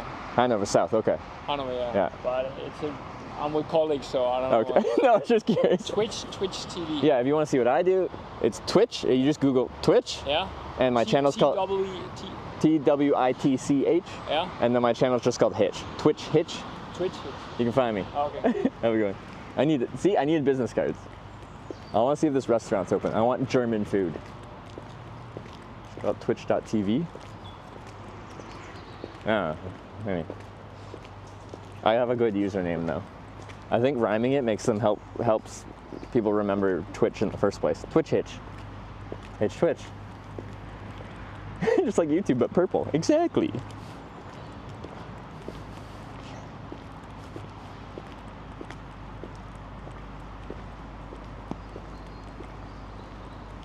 I heard the rain before I actually felt it. I just hear it smacking the... I didn't even say the TV. Yeah, I honestly don't usually say the TV. I think I did then. Are you open? Thatch restaurant?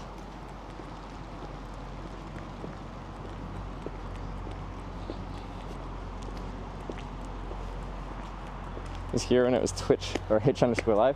It was only a few months because it was 2018 when I got the username Hitch. Ah, it looks open. Last time it was closed. I still haven't put my backpack on. I'm like, still one strap in it. It doesn't look busy.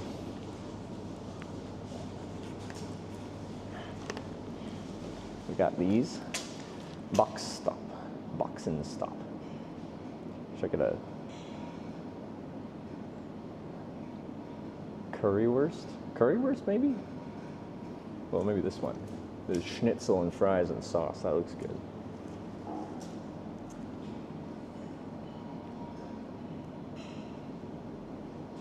Falafel? Falafel box looks good too.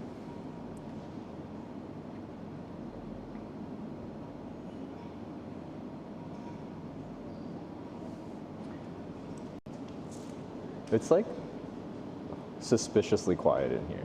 They need like some soft jazz playing or just something. I like these metal chairs though.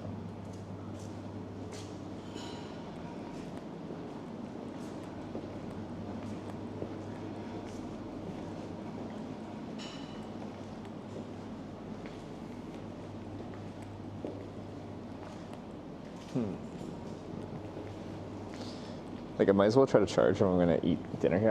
I'm just very hungry, so I'm gonna try and eat something here. You got like an outlet? Do you have electricity in this place? It's rather old school. Do they believe in electricity? Maybe not. Over here, maybe?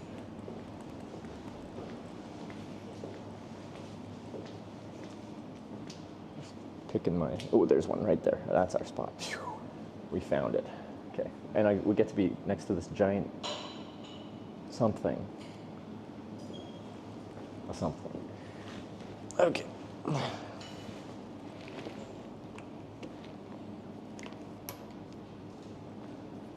Torture device? How does one get tortured in this device?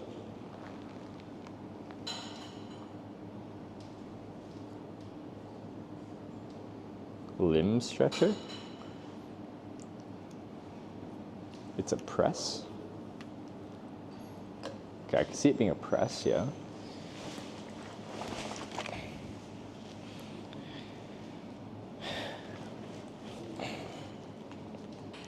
You get screwed.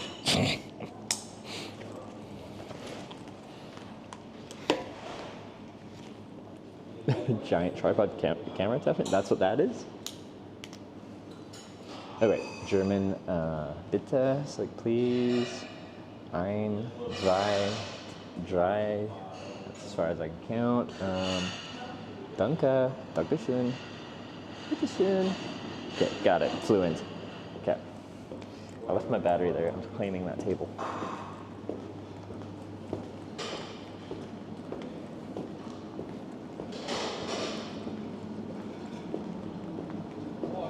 Moin.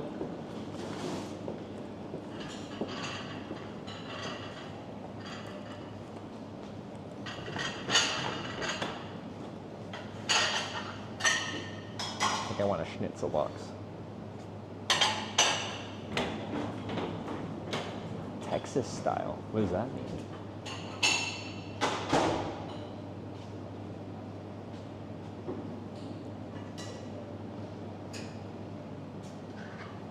Or bratwurst, but maybe we should get bratwurst. That sounds German.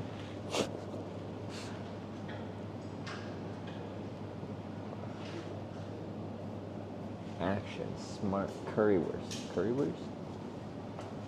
What's recommendation in German?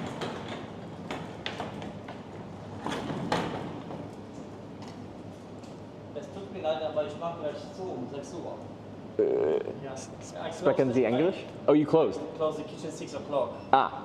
So is if it? you want to eat something, I can prepare for you only these. Oh, only these. With French fries, maybe schnitzel with French fries. Okay. Yes? Could I do schnitzel with French fries? Yes, yeah, okay. And you have only 15 minutes, yes? To eat in here? Yes. Okay, and then you close the doors? Because I close the doors at 6 o'clock. Okay, that's okay. Yeah? That's okay. Okay? Yeah, yeah. With the mushroom sauce? Yes, Like please. this? Yeah. Just a second. He speaks English. Speaking the English. He speaks English really good. So, you can play just to the side. Sure.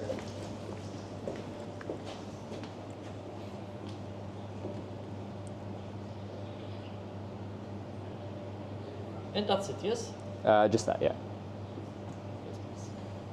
Just.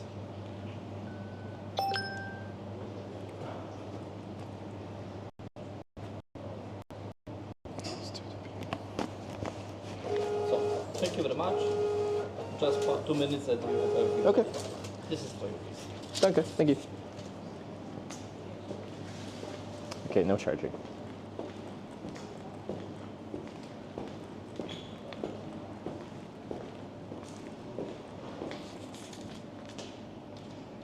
The last schnitzel, it was the last one. Micro schnitzel was kind of on a hot plate. I'm sure it's good. I'm sure it's fine.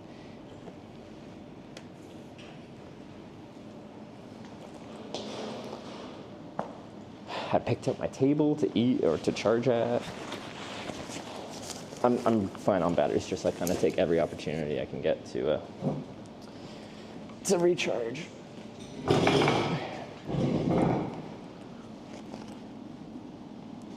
This is along the Autobahn? Yeah. Oh, like that closes early? It's weird. Yeah, it's a little early, yeah. 15 minute charge? It's not worth it.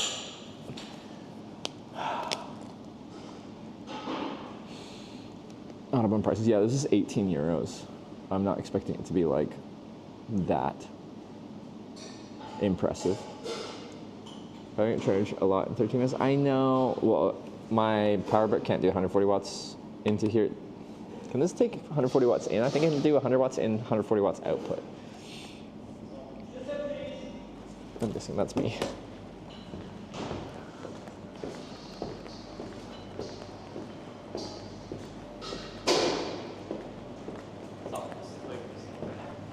Dankeschön. Thank you. In Germany. Just on the side there. Thank you.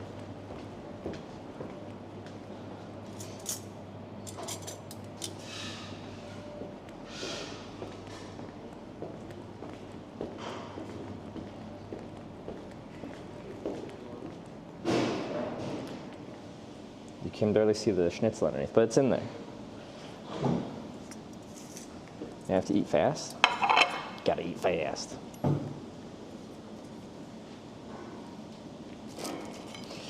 Schnitzel. I lost a fry in the schnitzel cutting it. Hot.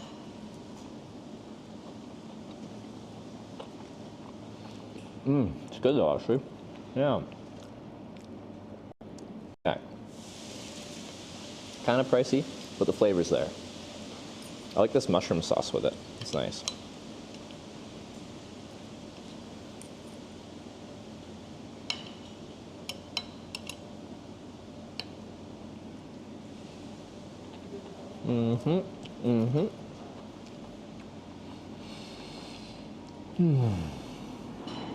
I was getting real hungry.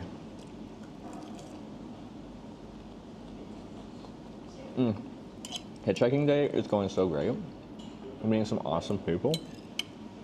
We got 4 rides. Short ride onto E45. And then we got the 2 musicians in a row. And we got this one. Sick. And we should be like, well, over 200 kilometers down today. Probably like 220 or something like that. Actually, I don't know. What are we at today? 250? Like 500 kilometers to go? We should be around that 500 kilometer mark. We're gonna try for one more ride today. I need to make a Bremen sign. The reason we got out before Hamburg, when he's going straight through Hanover, like that direction, straight south, is this is the last service area before I'd be committed to going south towards Hanover, and I don't want to go that way. So the hope is someone stopping here that is getting onto the A1 highway west, and we start making our way west towards the Netherlands at this point. So this next ride is actually very consequential. Once we're on that A1 highway, then like that's just good. But a lot of traffic going through here will not be going west in the direction of Bremen.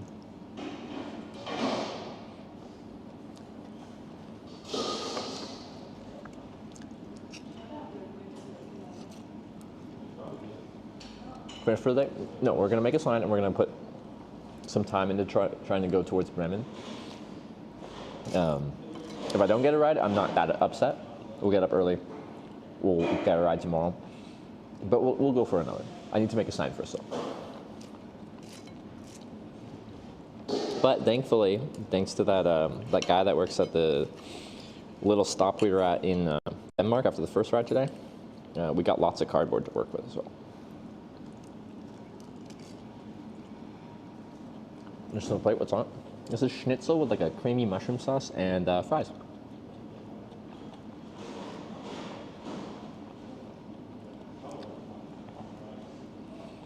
Follow E45 got their own name on it. This is A7? 7 right now? A1 goes for Hanover to Netherlands also though. But like you could, but I think it's illogical. You're driving a lot of extra distance for no reason. It's like, instead of going like, we're coming down and then like this to Netherlands, you'd be going like, donk to the Netherlands. Actually, I think we're going too far south. We'd have to go like northwest from there. Called Hunter sauce. It's really good. I love the sauce on this. And the meat tastes good. Like, and the fries they're crispy, so they're fine, but they're like basic, whatever fries.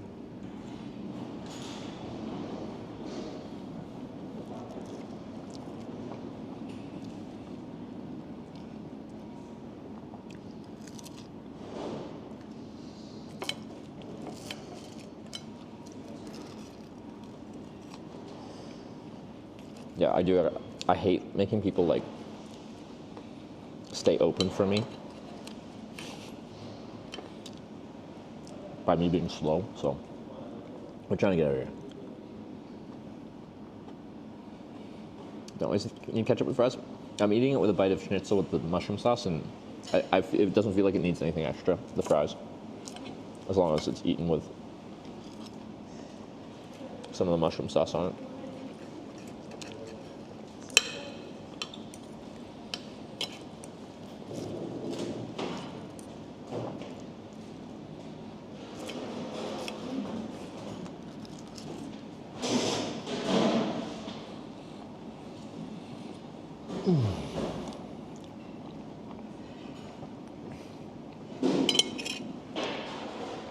Fries don't need sauce. I'd say it depends on the fries. Some fries I'm like on their own would be like a struggle without something. And others would be delicious on their own. Doesn't bother you 3,000 people watching you eat? Never did. Honestly, when I started streaming 7 years ago, I thought people would I felt slightly uncomfortable streaming eating, not because I feel uncomfortable doing it. I thought people would hate watching me eat. Therefore, I wanted to get through it as fast as possible to get onto other stuff. But I've learned it's a pretty popular thing to eating streams. A lot of you guys like it, so then I grew to like it. I really like the eating part nowadays. It's also a good time to talk. We get great mealtime banter.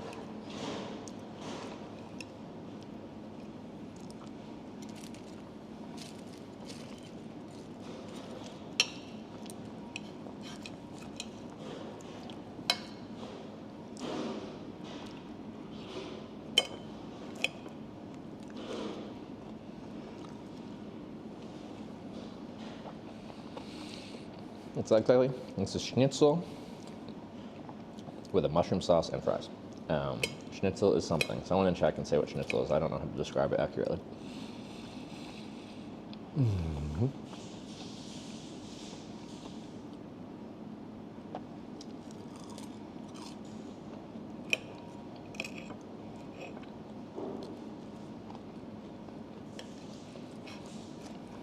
It's pork. And it's got like a breading of some kind. So it was spendy. How much was it? $17.99.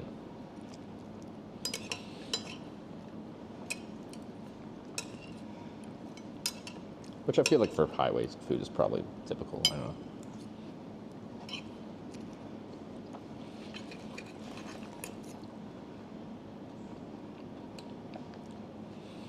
know. $20 for highway food, and this actually tastes really good. Oh.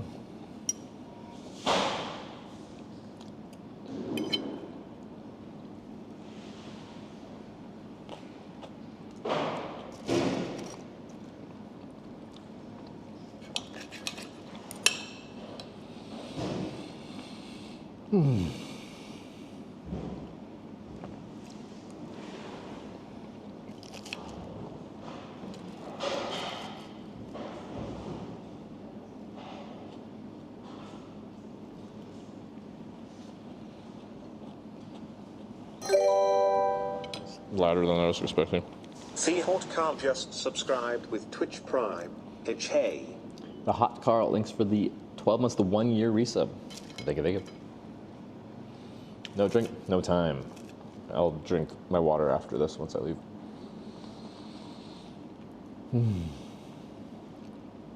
I should get some euros out. Here, I have no cash on me, so if I go somewhere and they don't take card or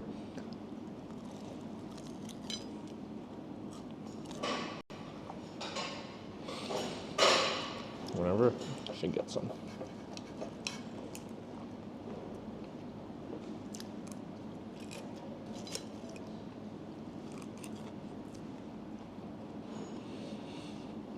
I'm going. I'm trying. Where are you now? We are just outside Hamburg, Germany. Yeah, what's with the restaurant closing at dinner time? Maybe that's why it was closed last time I was here. I showed up just after 6, and they'd already closed.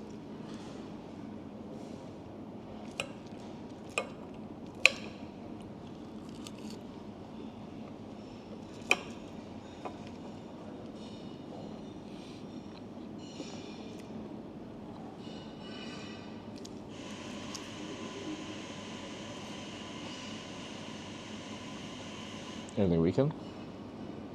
Maybe they're closing early for the weekend. Like, for the workers' sake, like, that's nice.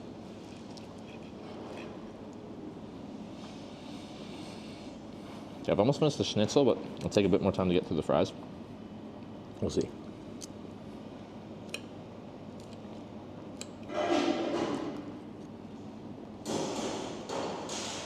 That's why I went very quickly sometimes. Fastest ride you ever had? I was describing this, it was either that factory technician that helped fix like automated machines at factories in that AM Mercedes crossover thing. I think we were going like up above 200. But I remember in 2015 when I first hitchhiked in Germany, on that last ride, a random Volkswagen wagon just ripped by, going like 200 or something like that, like just boom, by. And I'm like, that reminds me. At that time, I had a car like that, a Volkswagen, and we went 220 back in 2015. So anyway, about 220 is the fastest I've gone, and each time it's been on the Autobahn.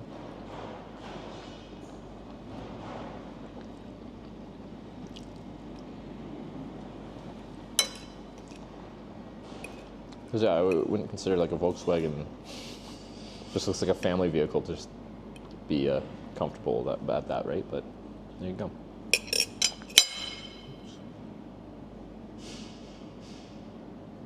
Oh, that's...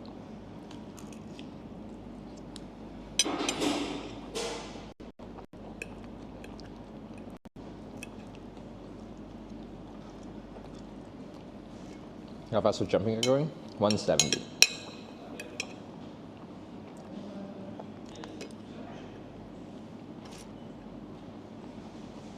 Get groceries, get them to there.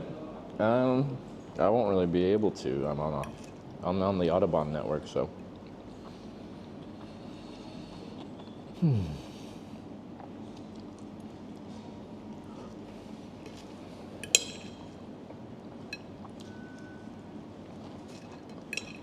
we're almost done. I know I'm like probably 1 minute left, but.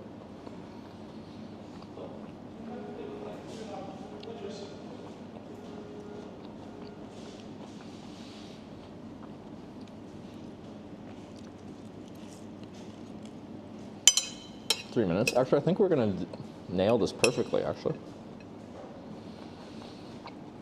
2 minutes.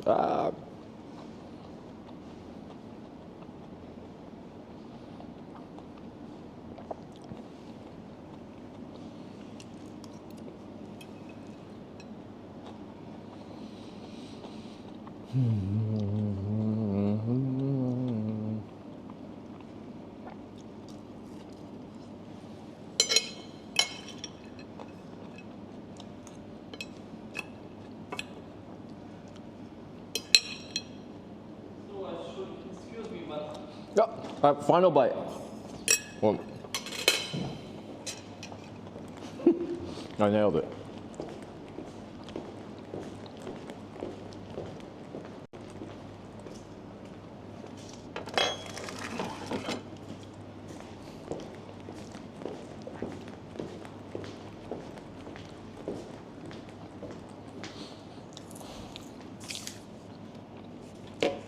I think I still had 1 minute, all right?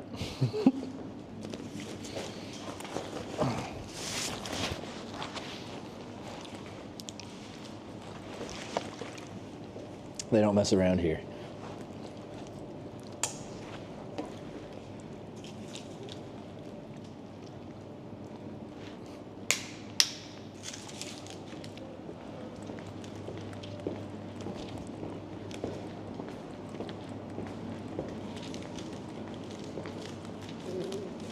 fine. You can do it out here. So, thank you very much. Thank you.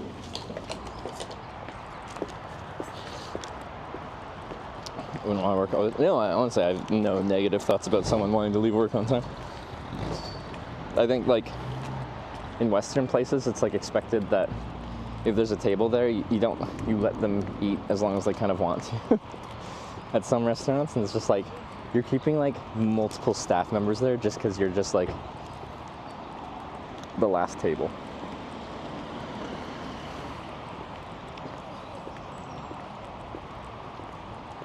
I couldn't mentally just like I just feel like I can't. Okay, we're gonna make a Bremen sign.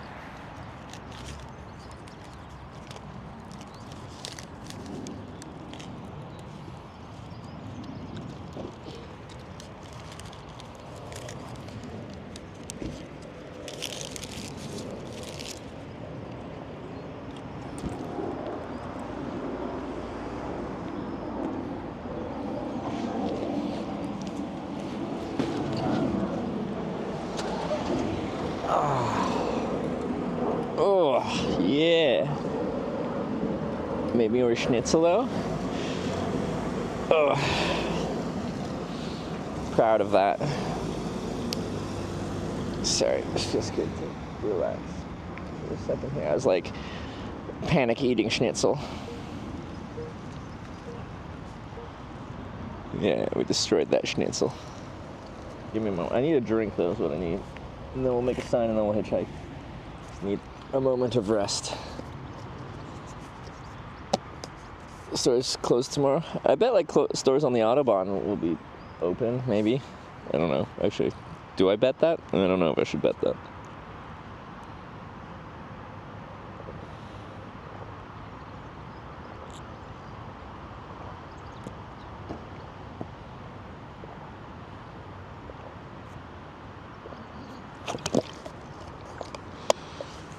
Okay.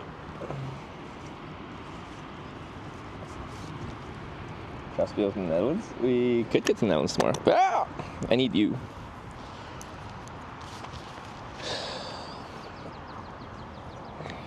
Okay. Phone.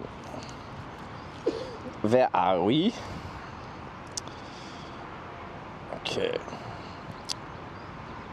So, where's the border? Yes, still a ways.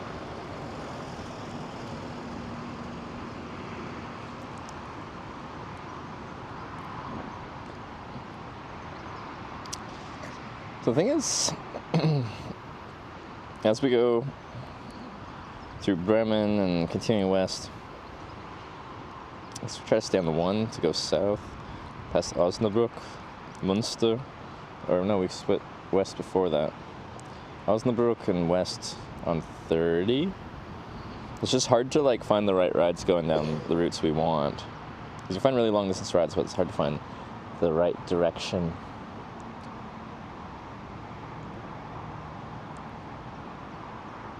Okay, what's with the compass? Is the compass on?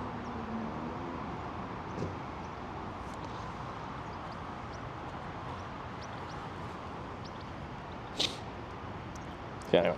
So, Rotterdam is, directions, 5 hours, 46. We're getting there. Compass on the screen? Who turned the compass on?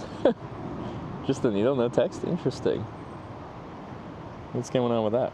Anyway, 525 kilometers, so 260 whatever kilometers a day if we don't get any more rides tomorrow. So I'd like to get one more, if I could. Stop up in Gouda, just outside Rotterdam. Try local made cheese there, if you like cheese. I like Gouda cheese.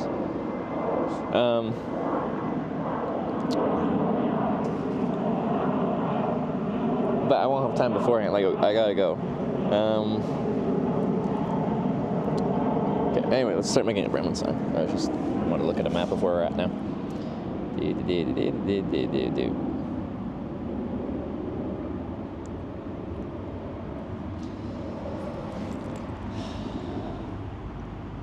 Compass? I don't know why it's on. Someone must turn it on. Or it just went on by itself. Can it do that? Terminator, Skynet has been activated, starting with a compass.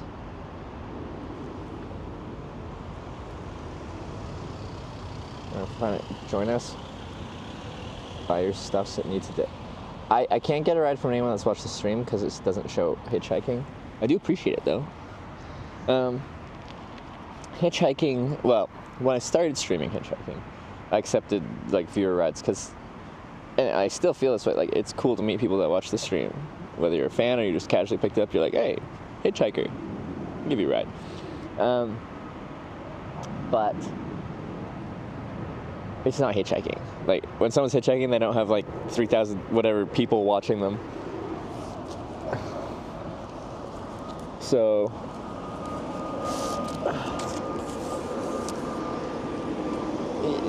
hitchhiking is like a random person driving past and they see a hitchhiker and they spontaneously in the moment are just like, yeah, I'll give them a lift. Having someone go their way to pick me up because they see me on the stream, it just isn't that. It is something else and it's still cool, it's just not hitchhiking. So I had to set a rule way back in 2018, by the end of my Hitchhiking America trip. Can't take rides attached to the stream. New sign, who dis? Yeah, we made a lot of signs today actually. Start with a Germany sign and then that immediately didn't seem the most relevant anymore. Then we made a Hamburg sign. Okay, we only made 2 signs. But that's like 2 signs. Still in Hamburg? I just got dropped off. How fast do you want me to go? Yeah, we're making a Bremen sign to try to get people going down A1 because we're on A7 right now. And I go straight south, like bypasses Hamburg and continues south towards Hanover, and we don't want to go there.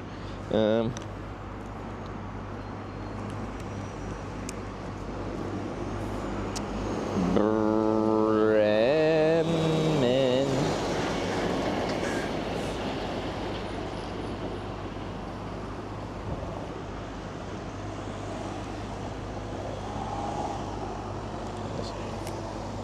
A little too thick.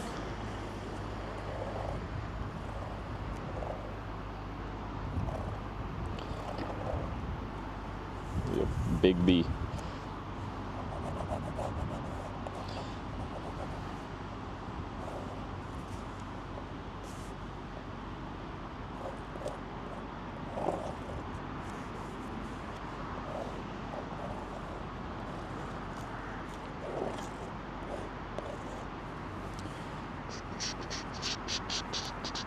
How many signs you carry? I got like 8 sheets of cardboard back there right now. We're stocked up. I had 4, and then they were all double-sided, so you can make 8 signs with it. And I filled out the last one today from northern Norway to here, and then I asked, and we got 4 more sheets of like good double-sided cardboard.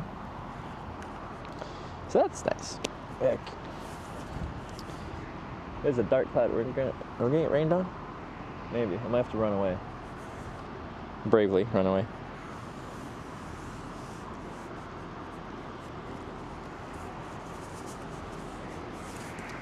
I feel like all those bees, the loops on the bee look incorrect.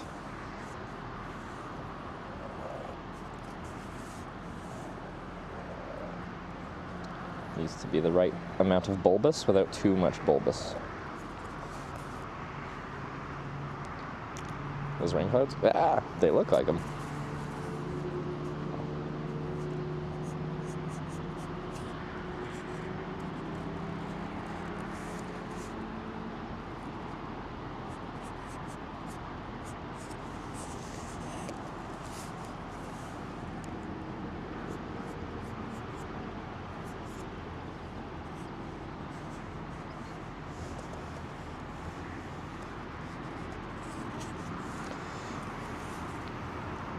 That's smaller, so I need to squish these a little bit so there's not a big gap. But bring them over to the left, which is fine.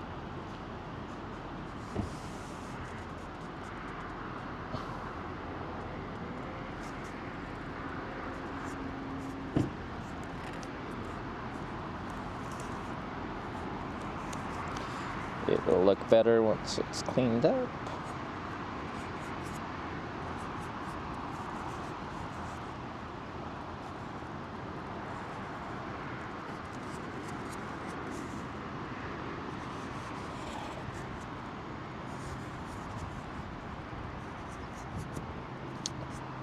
I forgot to squeeze the E to the left too. Spacing slightly off. Oh no, I gotta restart.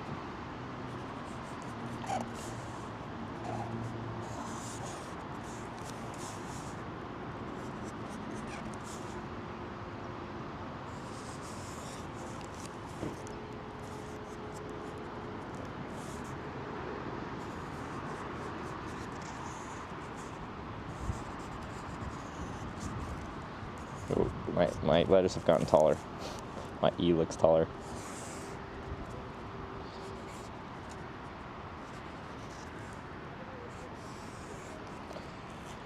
Finish that line. It starts with wider spacing, gets a little bit tighter, but it's not horrible.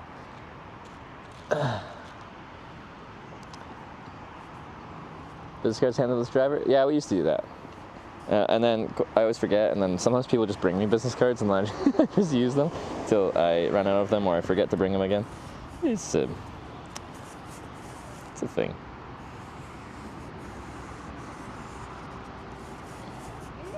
Huh?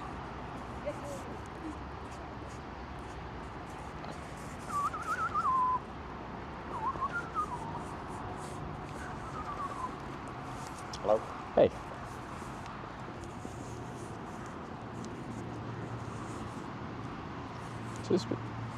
I should probably plug you guys into a battery, the broadcast camera, in case it starts raining. It's harder to keep the stream charged with the rain going.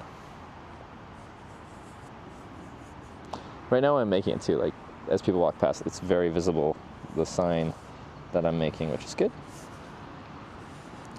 People could be curious and potentially offer me a ride as they walk past. So the last ride we got, which was a good one, we got... Hey. We got, that guy stopped. He was just went in to use the bathroom and get snacks or something like that, and then came back out. And like he saw me when he pulled in. He went in and he didn't drive past me. He just like walked up and he's like, "You going to Hamburg?" Yeah. So these places are good because yeah, people see you as they arrive, and they see you as they're walking around, and then they have so much time to think about whether they or not they want to pick you up. And still, the vast majority of people absolutely don't. But usually when people are driving past me, it's like a snap decision. It is like a couple seconds.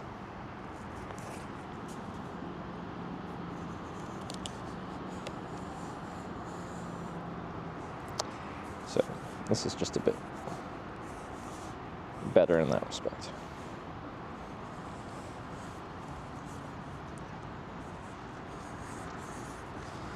Do.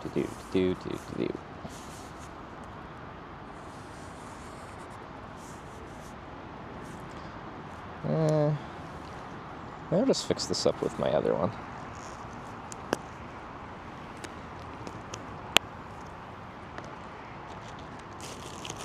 Ever picked up a hitchhiker? 3 times, but I just don't see them much. And then for a long time I didn't really drive much. It's hard to pick people up if you're not actually driving.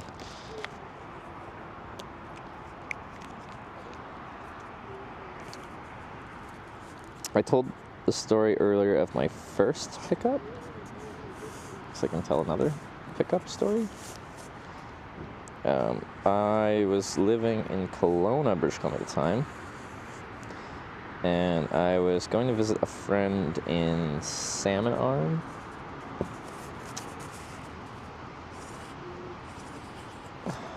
North of there. And I borrowed my mom's car at the time. Where did I see him? I think I picked him up in Vernon, if I recall correctly. Well, he was going to Salmon Arm too for a dentist appointment of all things. He was like pretty rough looking. Like I think he was homeless. It was fine. He was struggling. But anyway, I don't know if he had like covered dental. Honestly, I don't know his story that much. But anyway, we hung out, had a good time, and then I bought him Tim Hortons. Pretty simple ride. Nothing crazy. And then my last one was a bit more like, to me it was kind of just sad. I was driving through Courtney Comox, town where I'm from. Hey.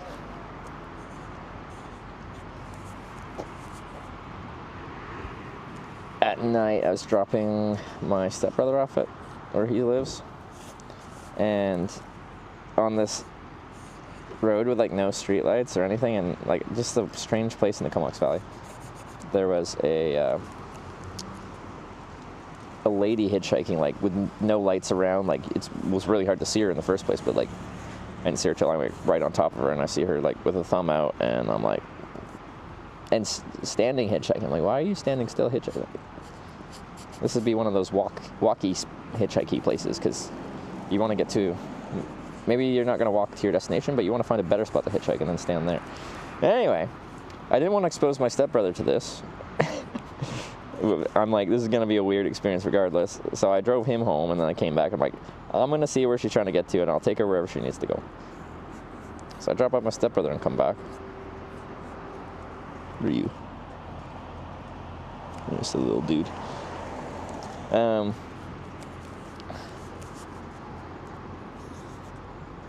I'll pick her up, and it's probably a lady in her 30s, and she's got a like busted up nose, like split somewhere, and she just got in a fight with her boyfriend, and then just left for obvious reasons, and was just trying to go somewhere on the other side of town. So I drove her to the other side of town, but it's alright. It's just kind of sad to see that.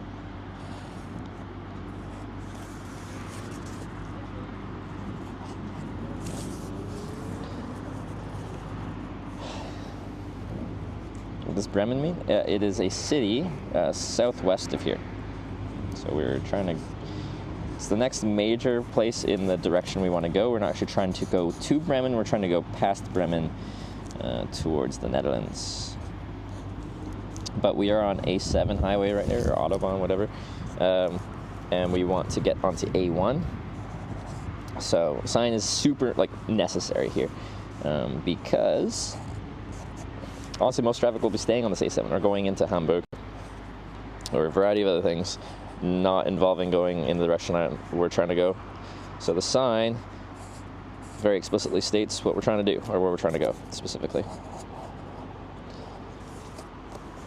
So when we were hitchhiking south through Sweden, and we're on that E4 highway, and the E4 highway stays the E4 highway, and it goes south forever, it seems. The sign didn't, we still use them sometimes. I mean, we used it a lot of times it was just the south sign though. But it doesn't feel necessary, because there's one road. So it's not complicated to figure out where I'm trying to go and where everyone else is going. But here, the highway goes in a million different directions.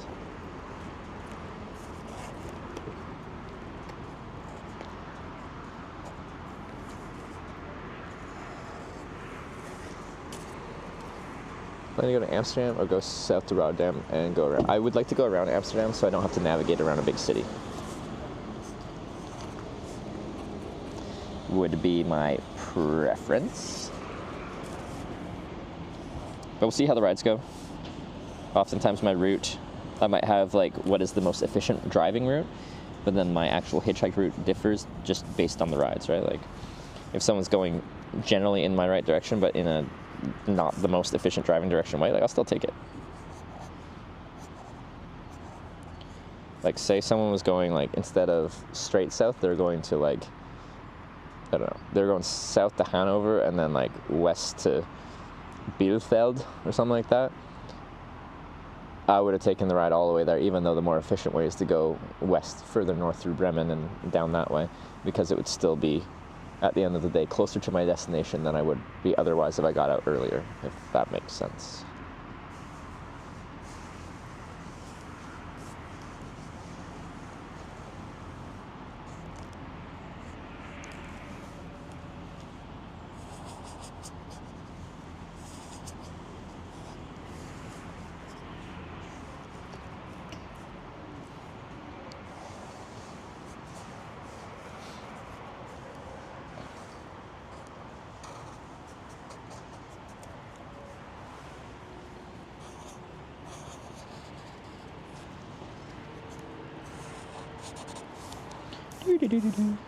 Almost done. I just like it to look neat.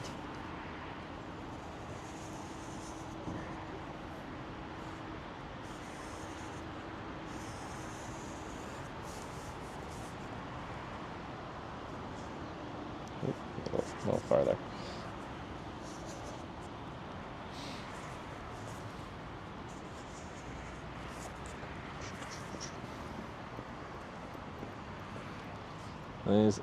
The spacing on the R to E is a little bit wide, but the rest is fine.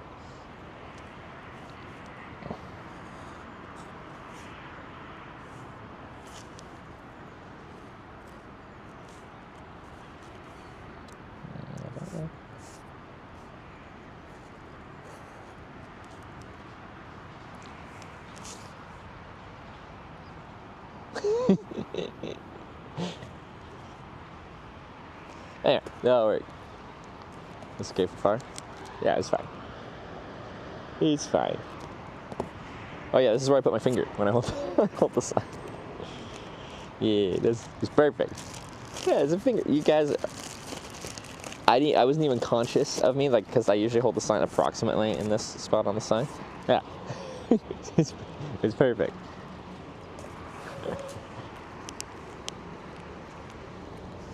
Boy, the sun feels nice though.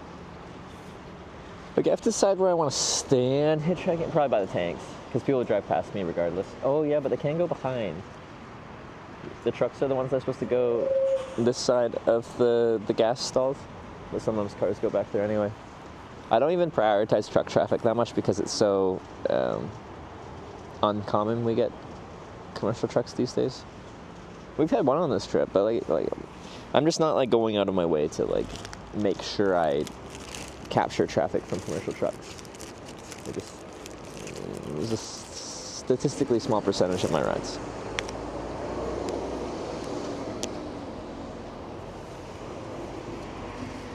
Anyway, so now as we walk to find our spot, we'll put the sign in the backpack, but with Bremen facing out, so when people look at me, if they see the back of my bag, they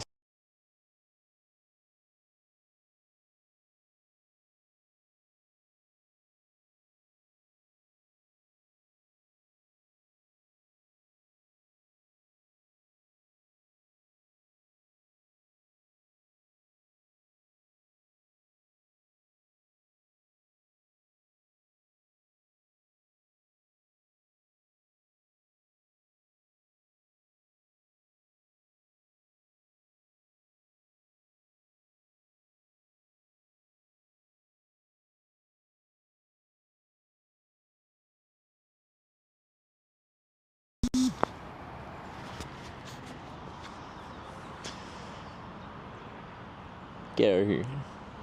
They're all banned. What is it? Amsterdam's too far. We just want to get off of the A7 onto the A1. That's the biggest goal here.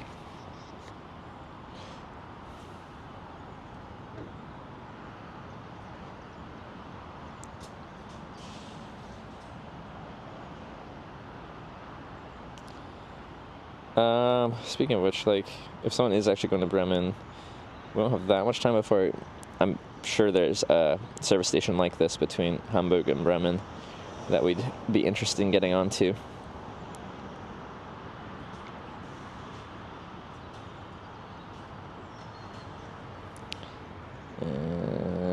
Bremen? This one?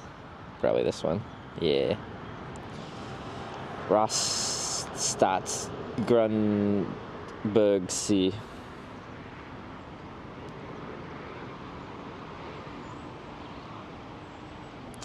That would be it. I wonder if that's the one I camped at last time. I camped behind a service station on my way to Rotterdam last year. Could be that. South end of the car parking? Of the car parking? The thing is, when cars pull in and they're getting gas, they can't see me there. Because some will just... this is like car parking for the restaurant here, or just like hang out. But some people are just going to get gas and then they'll never drive past here and they'll go out that way. And we want to capture the cars. Oh, you need to get a new battery out though, so let's do that. Which way? This way.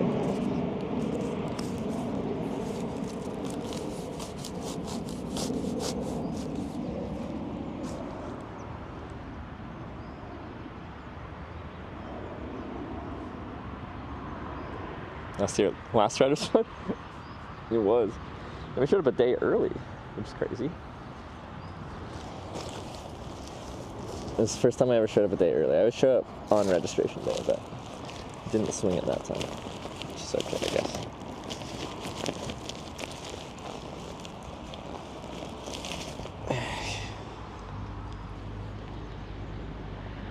Yeah, 100. Near airport, try hitchhiking a plane. Already done it several times.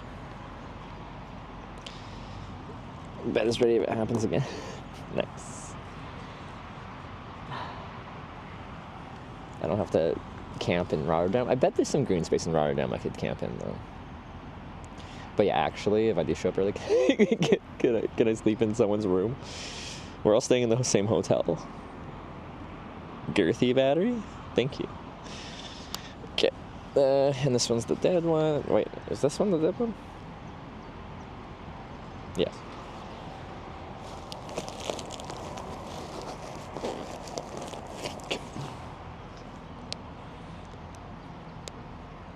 But I have to find Wild Camp Netherlands, sadly. The thing is, like, who's wandering through the bushes in Netherlands at night? Same thing when I was in, like, Portugal, and they're just like, you can't camp there. And people legitimately thought the police were going to, like, be roaming through the woods at night looking for people sleeping. If you had a campfire, yeah, I think they would actually look for you. But it just isn't. With that said, Netherlands doesn't have much for woods to be, like, well hidden in. Is Rob coming to TwitchCon? I don't think Rob's coming to EU. He's probably going to NA. But I'm not going to NA because fuck America. And I love America. You guys need to figure your shit out.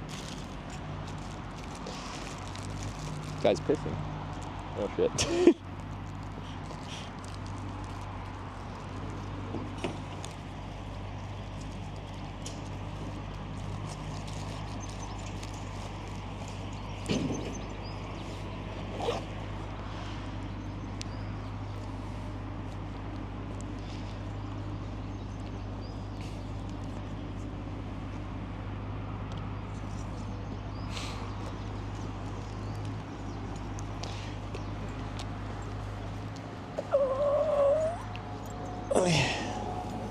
I think they, like, did a wide berth because they were scared of this stream, which is fair.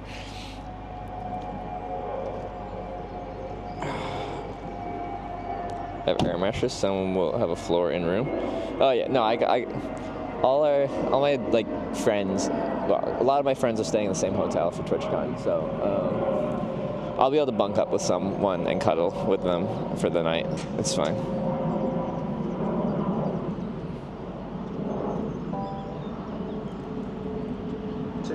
Cheered 100 bits. You say you guys like it, so all the people here doing it, well, we don't like it either.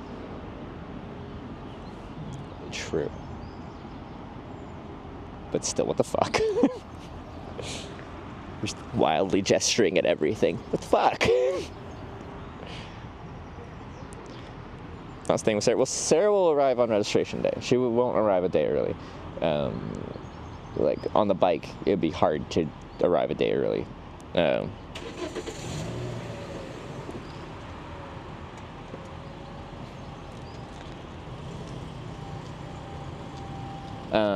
Hitchhiking, though, is like this variable thing where, like, stuff goes crazy. Yeah.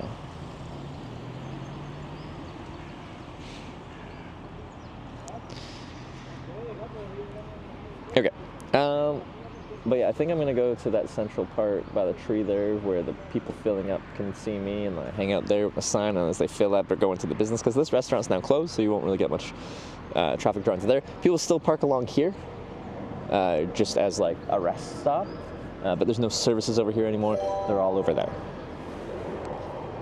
SK_Nofi just subscribed with Twitch Prime. SK Nofi. I think with a 7-month resub. Okay.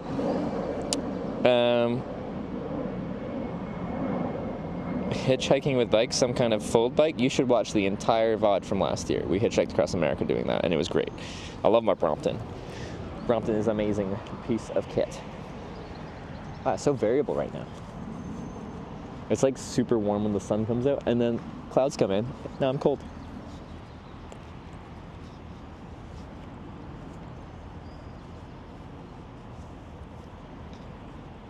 Never signed the bench? Yeah, this is not me, I swear. I don't do vandalism. I am a leave no tracer. Should never know I was here.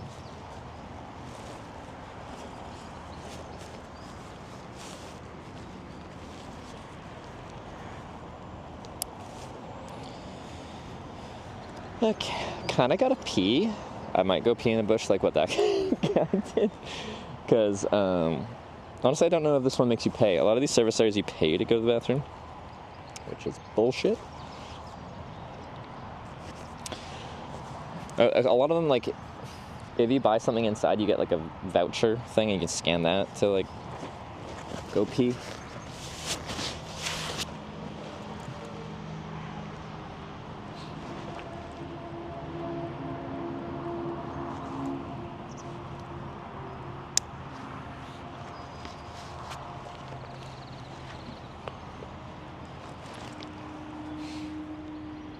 Oh, what do I want? Okay. Leave no trace takes a fat piss. It's pee. Suppose nothing pees outside. Deers suck. They leave a trace. They pee everywhere. Those little tiny poops they leave. Ecological disaster. We should burn them like a witch.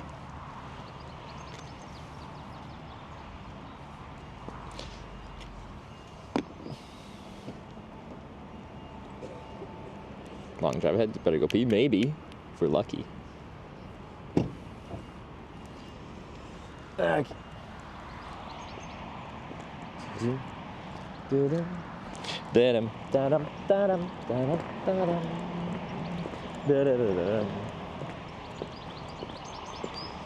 bench thing. Okay, so, German. They really like the rules here. When I was riding my bike across Canada, it was like daily. I'd be riding along the highway in Canada, because there's one road across Canada, so you ride across the Trans-Canada Highway. And then someone coming in being like, it's illegal what you're doing, you can't ride a bike on the highway. And I'm like, it's not, this is Canada. You can do that here. There's one road. And then they're like, oh, well, it's not legal in Germany. And I'm like, well, good thing I'm not in Germany then. Huh? Is this a...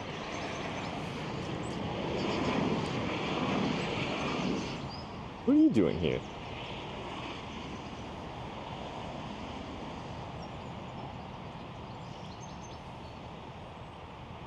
It's a strange place to be hanging out. Lead Josh just subscribed with Twitch Prime.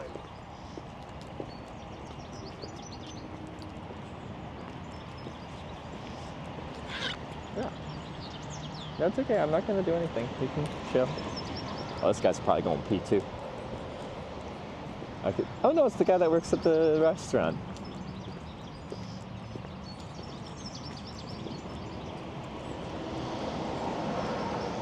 Nice guy, makes a killer schnitzel.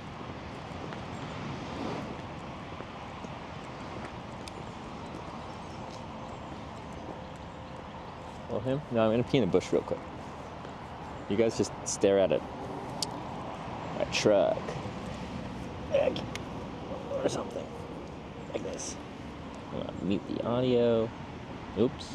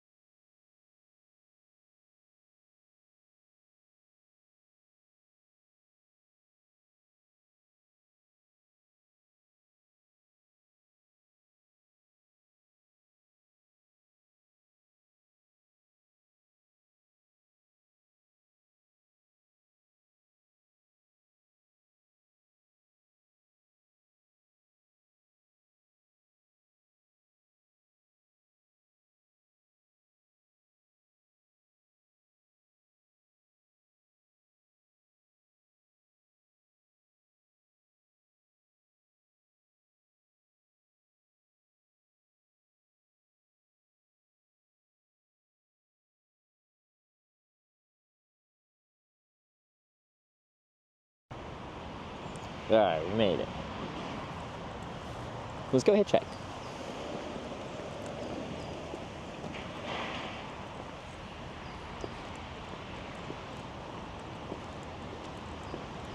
So we're at 6 something right now. I don't know what time I'll give it to. But yeah, I'm curious, like if these trucks are finished for the day, they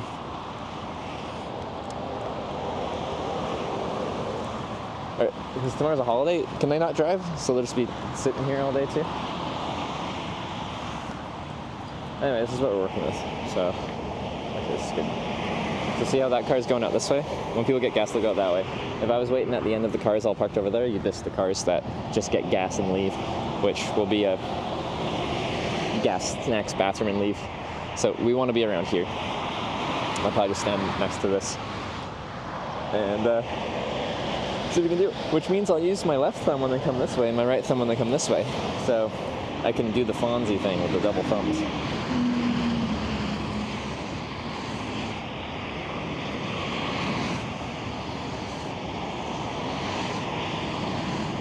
Okay, let's get down to business.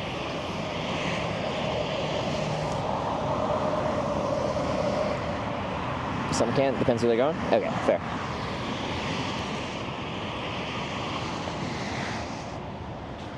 So it won't be very busy with traffic, but every car driving past is a good opportunity, although still probably a lot of them are going to be going in the direction of Hamburg, Hanover, staying on A7 South, and we want A1 West. I'm guessing it's considered a westbound road? I don't know, actually. I'm a little bit cold. Let's put my buff on. Maybe I will put it on. Okay, seems like cars are stopping for a second. Buff time. Oh.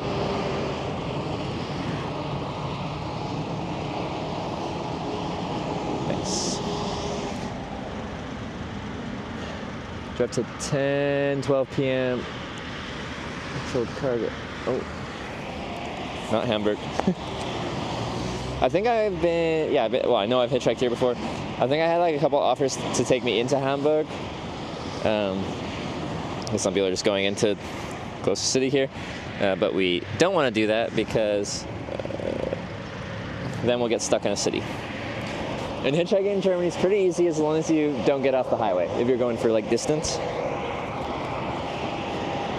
if you're going for speed, you want to just stay on this highway network, get off at these service areas when someone's about to get off the highway, and essentially never deal with trying to hitchhike back onto the Autobahn. Just stay on it.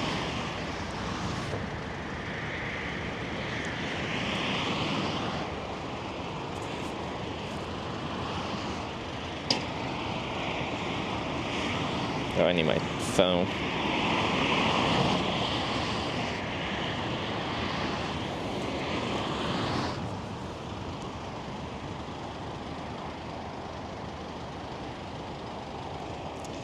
Yeah, he's going the distance. He's going for speed. Don't make fun of my spacing.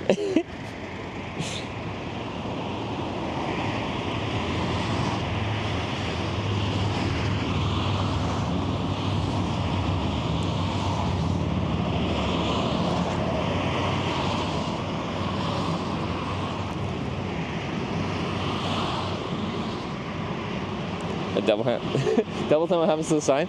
I've been able to, like, with my belt buckle, like, hold the sign on there and go, like, with both thumbs, but I have my phone behind the sign right now, so that limits me a little bit.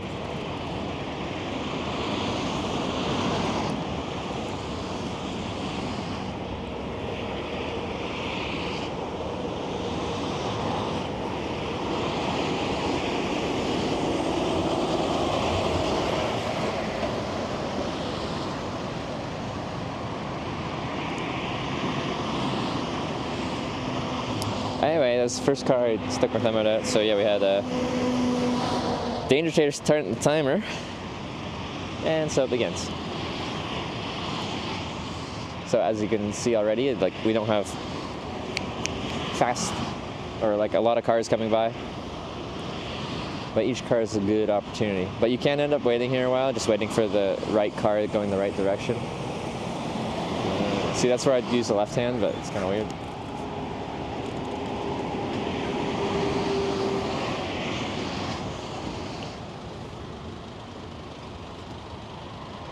Hold by your right knee or just a mark? It's just like the stitching comes up off the knee, strangely.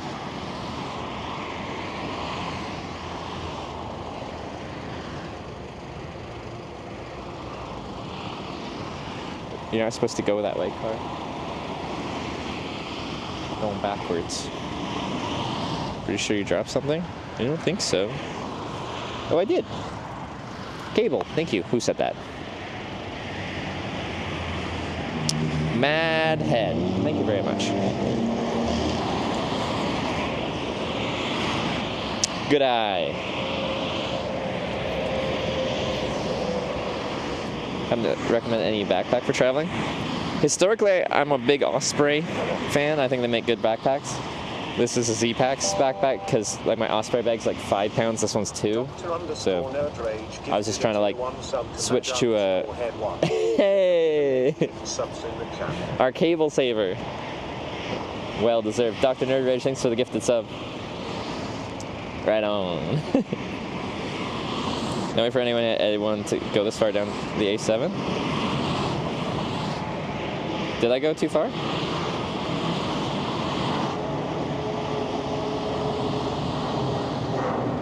No. Okay. Wait, these guys are about to leave. 1 sec. I'll show you a map.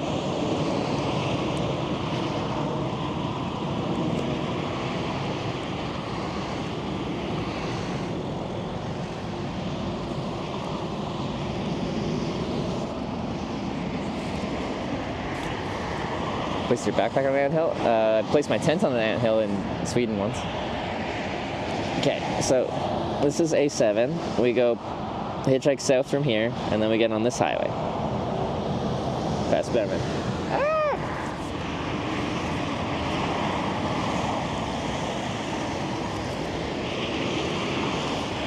Okay, we missed the van, but they're already full.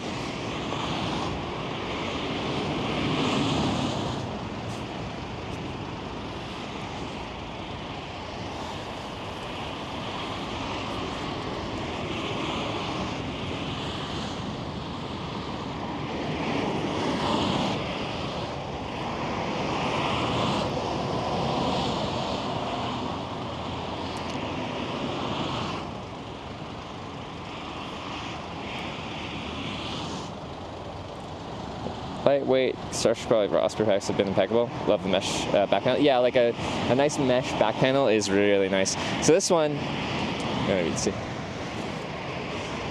Like how it's set up right now, does not. It just rests on my back and has like what looks like a mesh back panel.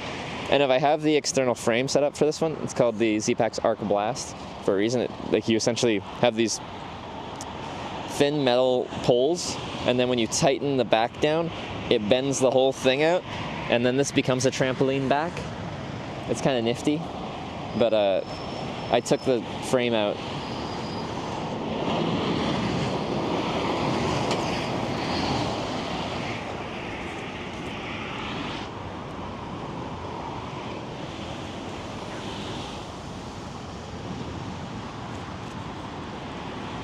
I'm not sure if he was.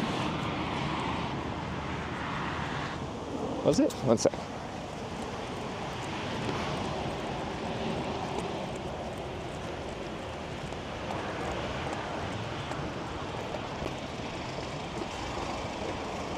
Was it? Also ich muss quasi einmal so durch. Sprechen Sie English? I'm from Canada. Yeah, okay. I go right through, but on the Autobahn. Yeah, on the other. Yeah, I'm trying to go eventually to Netherlands, so that would help me anywhere to Bremen, past Bremen, and then. Sure, I still need to go like till down here. Okay. If you want to. Yeah, Well, we can figure out how far I'd follow along, and then just get you to drop me off somewhere along the way, like on the Autobahn. Yes, Yeah. Okay. Before I hop in, so I make a live video documentary about hitchhiking. I have a camera. I don't have to point at you. I can just point out the front. But it's in my hand. Is that okay? I'm fine with both. Okay. Cool. I'll grab my bag. Are we putting it in the back here? Yeah, I think. Okay. So I will put my things also in the back. Okay. All right. I'll be right back. Thank you so much. Ah, he's going way past Bremen. I think we're going close to the Dutch border. Or no, yeah, the Dutch. It was such a good day.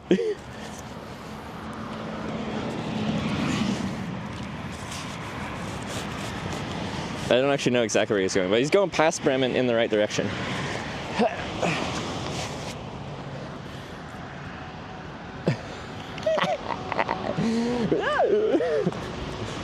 He seems really nice too, and he's young, and he speaks English. Oh, nice.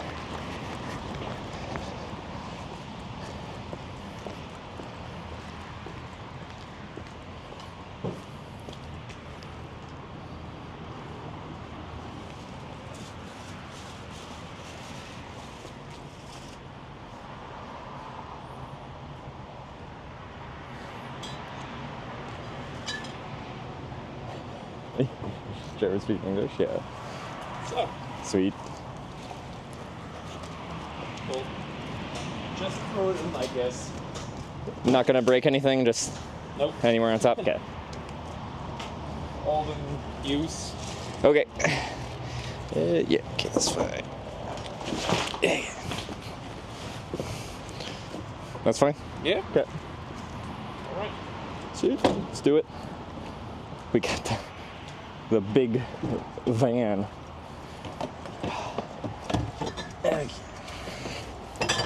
It's so fast. Oh, thank you so much for the ride. Really appreciate it, man. Of course. No problem.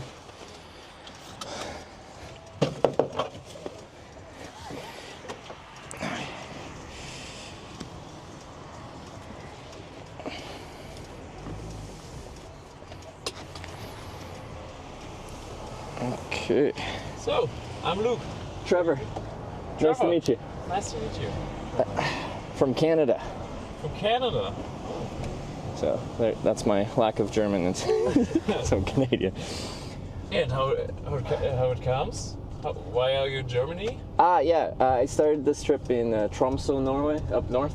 And I'm going to Rotterdam for a convention this weekend. Okay, yes. So the video I talked about is on Twitch TV, and there's a convention for Twitch TV. Yes. In Yeah, I know about that. Yeah, I know Twitch, I know YouTube. Okay. I know into it. Yeah. So like, have you watched Twitch before, or are you like? Yes. Yeah. Quite some time. Okay. In the last couple of years, it's not that much, but like when I was in school,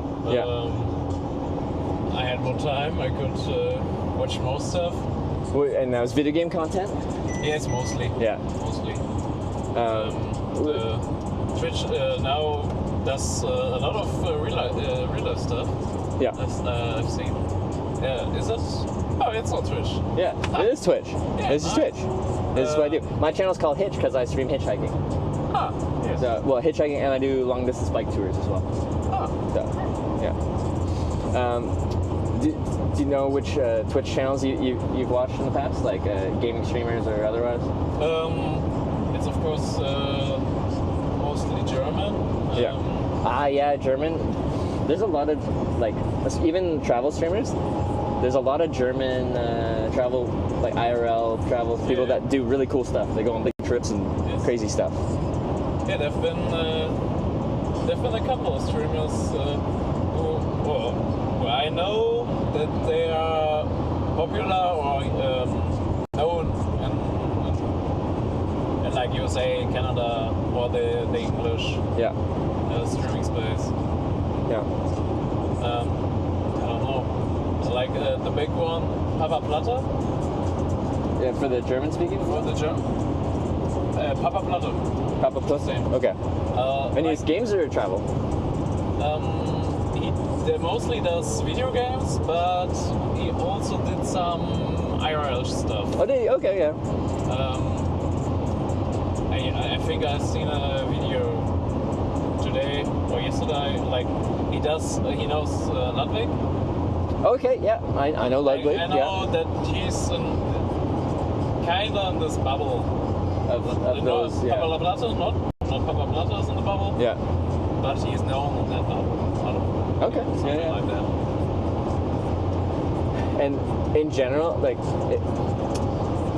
in Germany, like they like dub their movies, so like people watch their media in German. They don't watch like English movies or like on TV and stuff like that.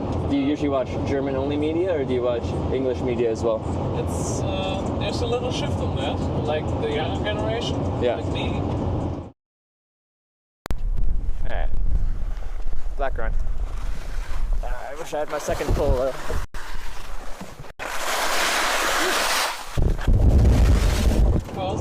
Okay. Yeah. But yeah, it's a big shift. Like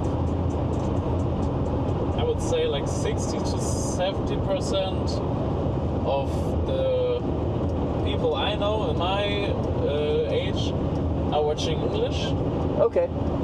But like I don't think it's in all of Germany like that.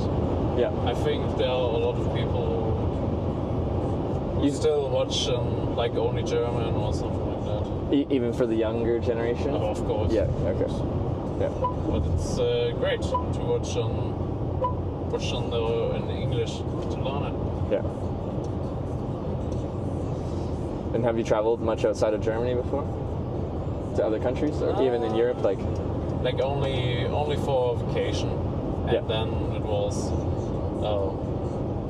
with family and pretty planned. You know, we were in a hotel, then we went going there. We looked at stuff. Not like, I think you would probably experience more in one trip than I did in these 3 to 4, 5 trips. Well, it really depends on your perspective, because like traveling this way is a very specific type of traveling, and I'm experiencing some things a lot, and I'm missing a lot of other things. Because like. Yeah.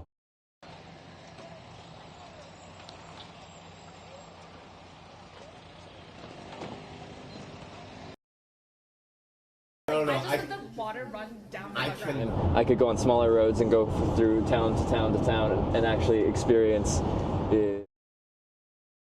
Wait. Oh, that's the finish line? Oh, we're biking. Okay. And to sense for the culture, how people live, just by sitting next to someone in their vehicle and having a conversation. As long as we can have a conversation, because I'm a lazy North American who defaults to English, and if not, I need to pull out a translator and and use that. Because should work fine with me. Do you just speak German and English, or do you have any other languages? It's funny. I planned a big trip for me. I'm going to Norway in September. Oh, really? Cool. For 9 to 10 months. Whoa! And working there as I'm carpenter or furniture maker, cabinet maker. Really? That's what you do now too? That's what I do now. That's where I come from. Like. Oh, okay. I saw the. Still working. Yeah. But driving home, we were on we had a project and we finished it. Well, I finished it. 2 colleagues also drive down to our workspace. Well, we finished. That's like my big trip I planned this September. That's really cool. Which part of Norway are you going to? It's not set yet. I want to, or I'm planning to. I plan the first 1 to 2 months. Yep. Like where I work, where I live. Yep. And then my idea was to just see where it's going, see what happens. Yeah. Like maybe staying in that city. But you have flexibility. You have Yes, the ability that's like- to change your mind. Yes. Yeah. The trip is it's about flexibility, kind of. Which is good. 'Cause- I did school, like in the time it takes, and then I did my apprenticeship as a cabinet maker. Yeah. And now I want to do something different. Like different than cabinet maker, or just? No, it's just still cabinet making. Yeah. Like that's one thing I take with me. Yeah. That is But you can kind of take it anywhere. It's a Yes. skill that you can travel with. Yes. Yeah. And yeah, I just want to see something different than Germany. Well, and like Norway is stunning. It's Yes. such a beautiful place. I did a bicycle tour up the west coast of Norway 2 years ago, from south all the way up to Nordkapp in the way in the Arctic, I and also like want to see that. and you'll have enough time to like 9-10 months or whatever. Yeah, you can explore. And yeah, I'm from a beautiful place. Canada's a beautiful place. I'm from the west coast. We got the coast, we got the mountains, but like Norway's something spectacular. It is amazing.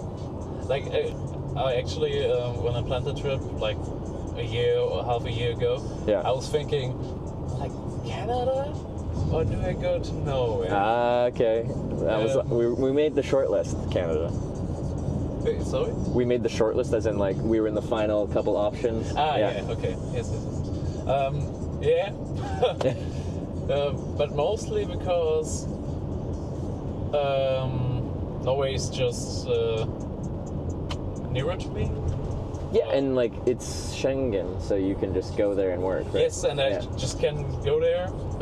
Like I have in the first 3 months, I have to go to police and say like, oh well, I'm here.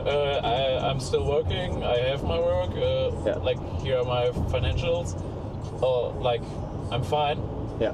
And they just note it and say, oh, all right, then stay for the next half year or a year or something like that. Nice. It's just easy. Yeah. And my plan is to drive to Norway with the car or with like something like this. Yeah. Two, 3 seats on the front, and like some space in the back, like a caravan. So you can like live out of it if you want to for like not long term. Yes, exactly. Yeah. If I want to, like if I'm driving to the next city to my next work, or if I'm doing I'm on vacation doing a trip. Yeah. I have the option to just get in the bag, sleep there, and drive the next day. It's really nice to have that flexibility to not feel like you have to go exactly here every day because you have this booked and planned and And it's actually like I think I will I'll pack quite some things. Well, I will take many things with me, I think. Okay.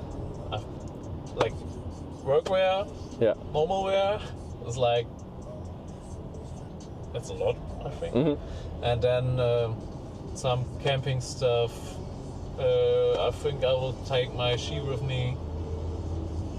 Something like that. Okay. It will get. And like in a vehicle like that, you can do that. Like, like you have the room, especially if it's a bigger vehicle that you plan to sleep in as well. Because on like, say I'm doing a hitchhiking trip, I don't have flexibility in space. Like it's like I bring one pair of pants because you can only carry so much on your back. I get a little bit more room with the bicycle because the bicycle carries weight better than my back does. But still, you don't have many small luxuries. Yes. Then are you going solo, or are you bringing a? Yeah, solo. Yeah. I've got a girlfriend in my hometown. Well, my girlfriend stays in my hometown. Yeah. But like she's still in school. No, she's studying. Yeah. Studying. Both work still in school studying. Yeah. That would work. So she got her own plan. I got my own plan. Yeah. We will. But it will work out if we stay together. Yeah. And if you wanted to, she could come visit you because that's a pretty desirable place to come for a little vacation at least. That's the plan. Yeah. And so sorry, right now you're going close to Munster? Oh yeah, yeah, right. It's I think we're driving through Munster. Oh, through Munster, okay. Munster has a relatively big train station. I don't know. I got my channel on Twitch is called Hitch. Yes. Like, I got to hitchhike the whole way there. That's the challenge. Yes, so I'm guessing probably just before you pass Osnabrück, that's on the way, on your way to Munster. There's probably a service station before there somewhere. I'll probably get out there, so tomorrow I can probably try to catch a ride west from there, straight into the Netherlands. But yeah, we got a long way before that. It's especially if traffic's like this. Yeah, it's you know the Alp Tunnel. I think people were talking like huge construction project thing. Yeah, like kinda, but it's finished. But they always repairing and upgrading kinda on it. Yeah. And it's like it's the only big way to get from the north, or from above Hamburg to below Hamburg, kinda. Yeah. And so this. Everyone's here, especially tomorrow is holiday. Yeah. Yes, and so many people, or I think many people will want to get home. It looks like it. Although I've heard this is always busy, like yes, unless you go in the middle of the night, kind of thing. Like it's just it's always like this. Yeah, and sometimes it's like standing. Sometimes nothing. Yeah. So this is a trip home right now for you. Finished a job and now you're going. Yeah. Yeah. I'm not driving home. Oh well, first to the workplace. To drop off the the car, mostly. And then I've got my car there, my own, which is packed with enough things, or with a bag, to stay with a couple of friends, like camping. Oh, cool. Yeah. My plan was, or my first plan was that I get home. Yeah. Make myself ready, like showering everything, and then drive there. But it took the project took so much time. Yeah. And I packed all the things, so I will go to work, and I will go directly to the camping place to my friends, and so I'm not home till Sunday. But nice. I'm hyped. Yeah. How far is the location you're camping at? Is it like 30 minutes from my workplace? Oh, that's not bad. Yeah. Yes, it's okay. Is it like a lake or like what kind of camping? Actually, I didn't see anything. Oh, you don't know? I don't know. You're just showing up and seeing what happens. Yes. Someone planned it, and I already said I probably don't have much time to do anything for the trip. Do you do trips like this often, like camping trips with friends? It's not always camping, but it's regularly because it's the friends group. Each summer we do summer camps together, like for little kids or for young kids. Oh, cool. We are 15 to 20 friends, or a group of 20 people, and yes, we always do these trips together. So it's like a bit like team building. Yeah. Yeah, it's in the summer. It's 2 weeks, and then like we try to get 2 to 3 weekends where we are just without the kids and just having fun. Yeah. So like it's a group of, you said 20 to 30 people? Mm-hmm. And that so many people are showing up camping, or that's just like the whole group, but only a percentage of people show up? Yeah, it's that's 25 is the whole group. Yeah. But I think we are 15 to 18 people on this trip now. Okay.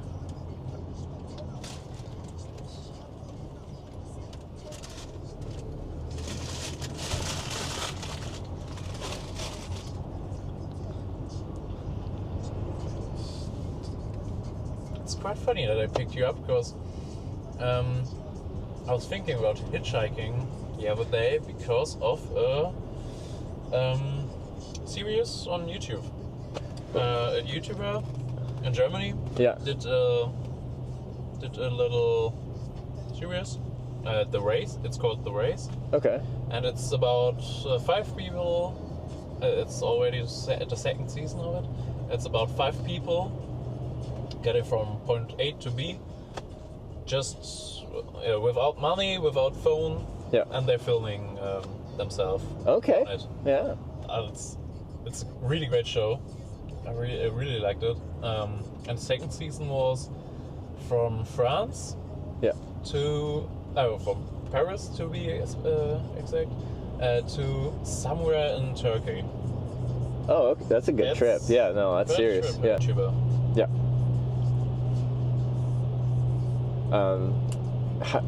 Did they get around pretty easily? Did it look like a good way of getting? It was quite funny. It was 4 boys, 1 girl. Yeah. And every one of them had like different plan for day one, like getting out of Paris. They said it's kind of a thing that you can't get out of Paris without money or something like that. Yeah. I don't know, and some went, some earned money, went by train, went by bus. Okay, yeah. 2 or 3 people just hitchhiked. Yeah. Tried to get by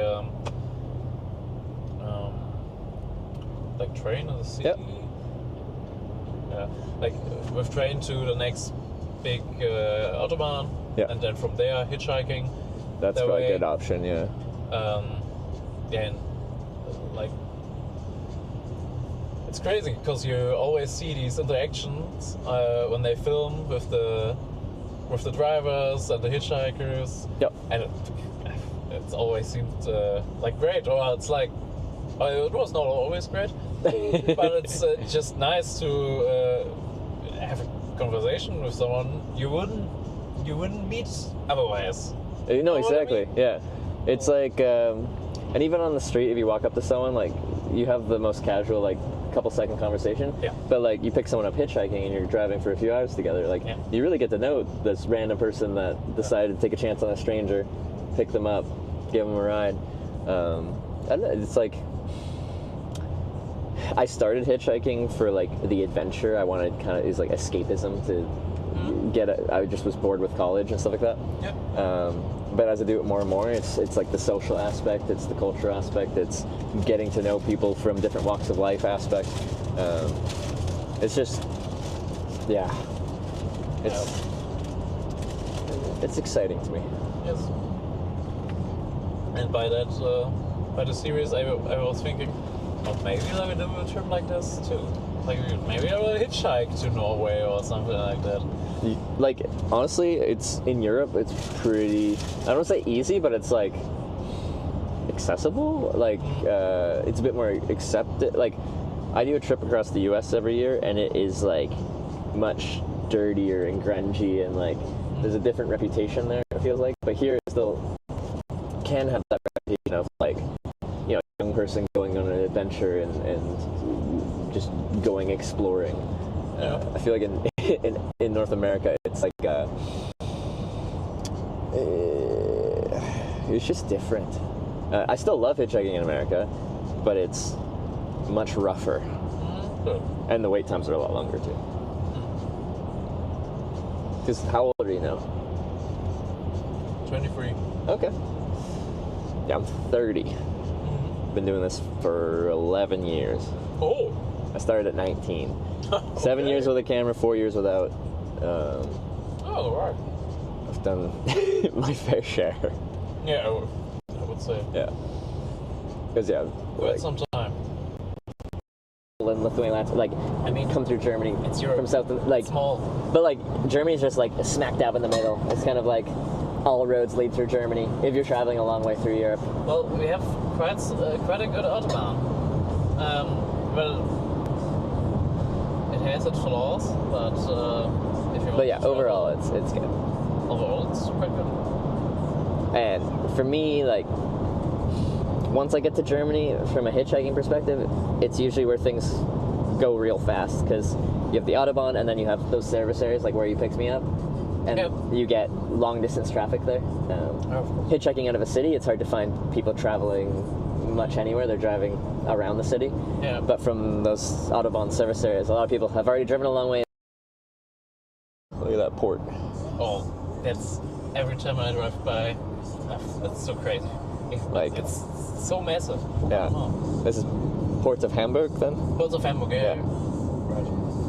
Like the cargo ports. Yeah. Right? Yeah. It's got to be one of the bigger ones. Well, just looking at it, look at all those cranes, Jesus.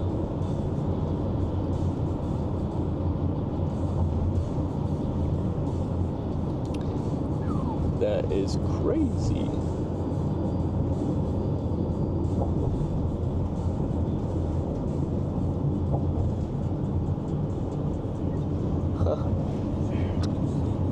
I was in Kiel the last few days. Yep. And it's also got a kind of big port. Yep. But not that big like in Hamburg. Yeah. But the sheer size of these the ships? Ships. Yeah. Like the sheer size of the ships, it's crazy. Like and so far away, and you think like, well, that's at least 2 houses high or something, and then it comes nearer, and you're like, But yeah, stuff like that, it's hard to give it a scale. Like you don't have anything to compare it to. One of the ones I think is fun, like when you see a wind turbine, it just looks normal. But if you see a truck carrying one of those blades on the back of its of the truck, it like goes forever. Yeah. Those things are huge.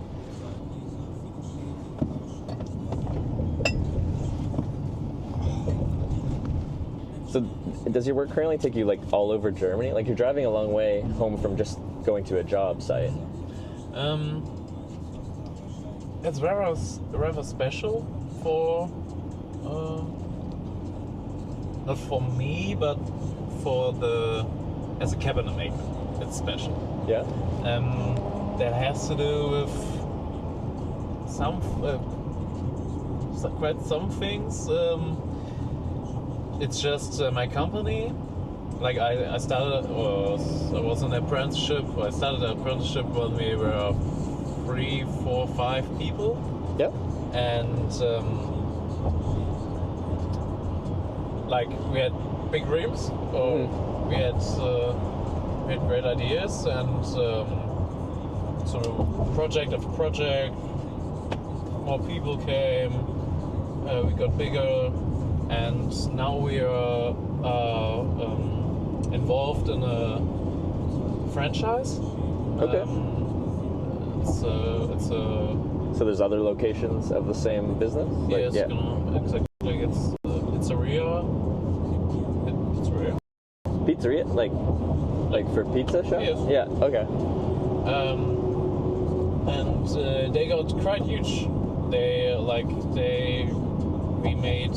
We built 20 to 25 stores with them now, or restaurants with them now, and yeah, they're expanding. The next one is in Zurich. In Switzerland? Switzerland, yes. Okay, so you as a cabinet maker are partnered with this franchise. Oh, jeez. That was questionable. He woke up. Yes, And every time they open a new shop, they hire you guys to. Yeah, really. Okay. Yes. Like that's the special thing about it. I don't know, like the big stores. Like a Porsche always has the same, mostly the same. Not cabinet maker, but the people who plan it and who build it. Yeah. And yes, if we wouldn't had this franchise, we wouldn't drive around that much. You try to stay local; it's not worth it. But because of this contract or relationship, it wouldn't be worth it at all. Yeah. But because of the amount of restaurants they are opening, because of the people who are backing it up, there's a lot of money right now on this franchise. Cool. Yeah. Have you had their pizza before? Yes, of course. Is it good? It's great. Okay. No, it's really good. It's, I don't know if it's the same in English. Neapolitan. Yeah, Neapolitan. Yeah. Okay. It's Neapolitan pizza.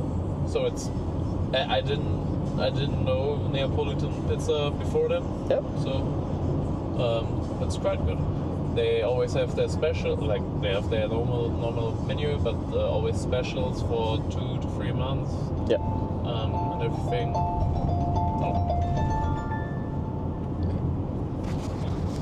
Gonna mute for the phone call. Hello.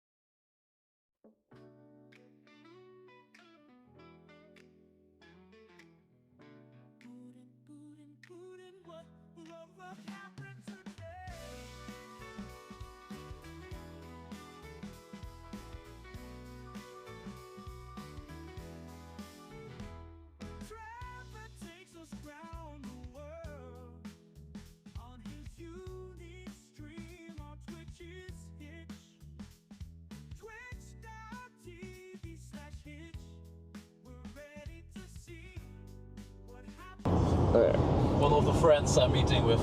Okay. They forgot something. Just so you know, like if someone calls, you don't be really worried. Whenever someone makes a phone call, I just mute the audio by default. I got the impression, or I was thinking, yeah, you would do that. Yeah. But I just want to clarify. So, like, if someone calls, you can take any call you want. It's not a big deal, and no one will hear what you're saying. Because you know, if you got viewers from Germany. Yeah, we have some. Actually, I'm curious. What? I think it's only a couple percent. I can look it up actually. Like if you say a couple percent, like how much people are watching? Like 3,000. Oh yeah. So no, like there's definitely German peoples here. Yeah. Well, let's see. They'll answer right now. There's a chat room running. Okay, there we can see. Any Germans? Alright, let's see. Yes, but live in the UK at the moment. Yes, Heidelberg.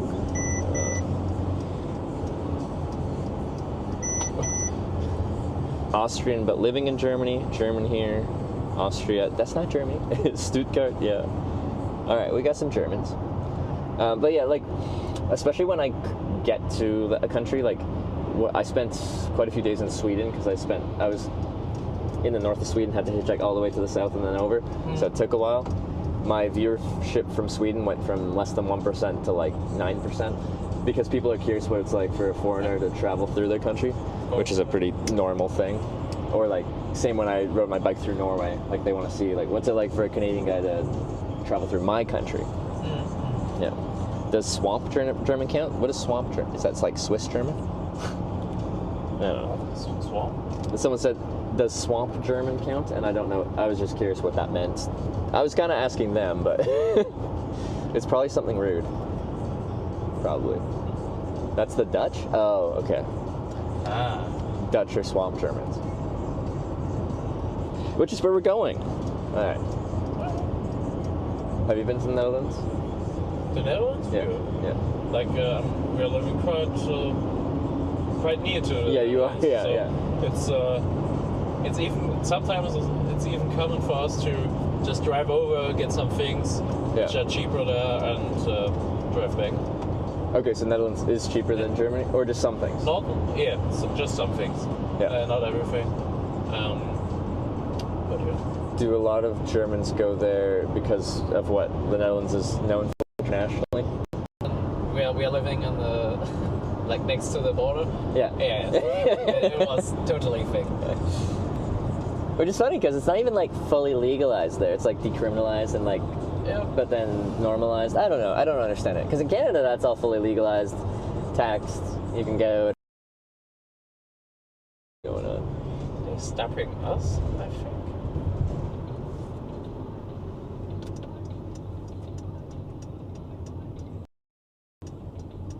Interesting. I don't know what they're doing. It doesn't not look like a regular Stau. Interesting.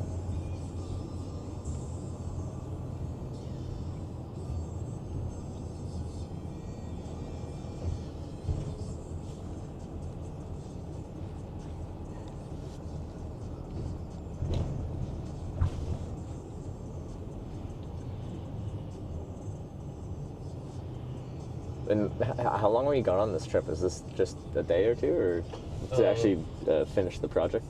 Since Monday. Like we were. Okay, Monday through Wednesday. Last week we were there from Monday to Thursday, and now we did the last things from Monday till now. Okay, yeah.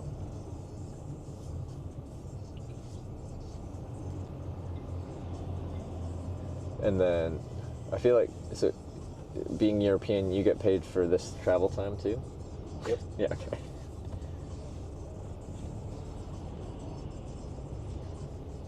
I can clock in, like I can clock in and clock out of the work. Yeah. Like say, okay, I'm doing a break now. Mm-hmm. Yes. So when I'm at the workplace, I'll just clock out and yeah. Maybe I will clock out sometime earlier because I picked you up like 5 minutes. Yeah. But I couldn't let the opportunity go. I was like, Bremen? I kinda need to go to Bremen. Because it was just a directional thing. I wanted to go past Bremen, but I just wanted to find someone going down. Yeah, there was the same like in the series I talked about. Yeah. Like one of them was like stranded for half a day or like even a day. Yeah. Because it was like, I think he was right in front of a border, and was thinking like, of course when I'm staying here, all people will go there. Yeah. And all people went the other way. Oh. It was. He asked 12 hours, 13 hours or so. He asked for a hitchhike. Yeah. It's crazy. And it can get like mentally difficult when you're spending so long and everyone's no. Yeah. On the series, someone participated on the series who also did some biking stuff. Oh yeah? I don't know where did he went through. I think it was like the east, like Israel and something like that. Yeah.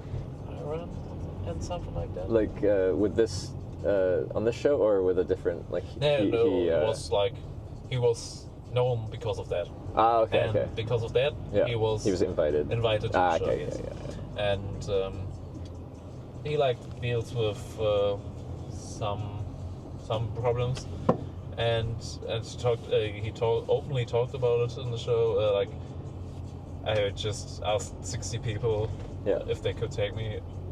All said no. That hurts. Just like.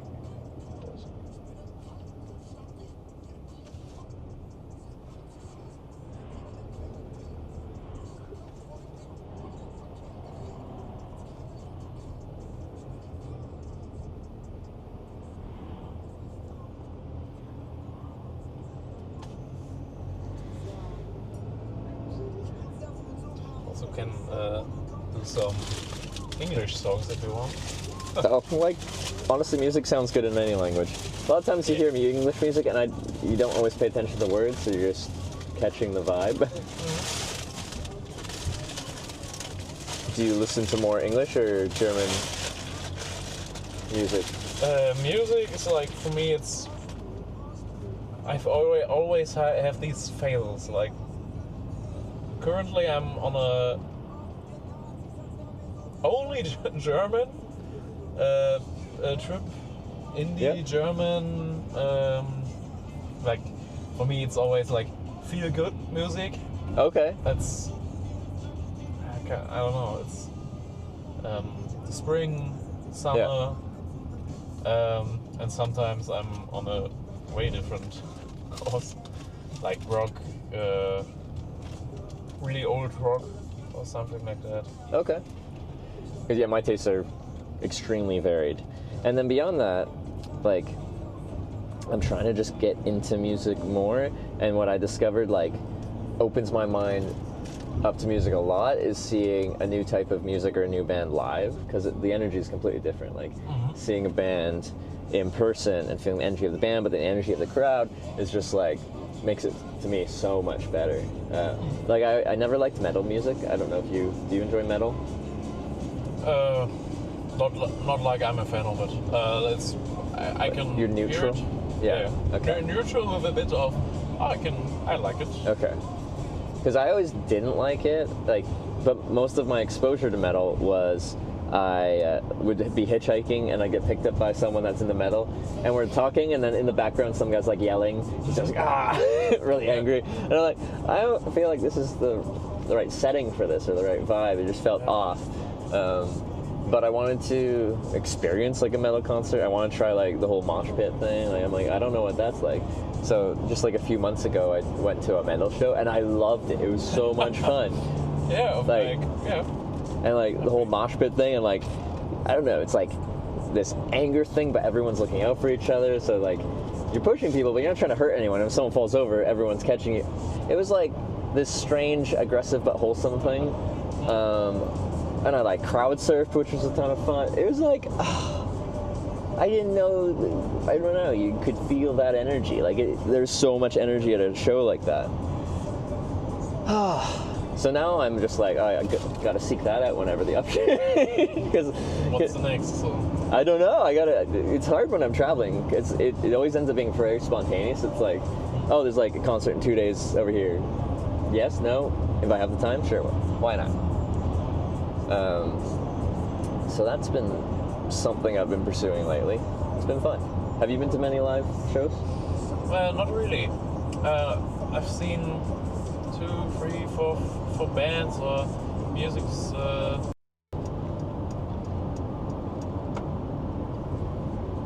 So is this just the split to A1 from A7 right now? Oh yeah. Yeah. Or yeah. Yes. We're on the one and we'll be for the next 2 hours. Woo! Like that.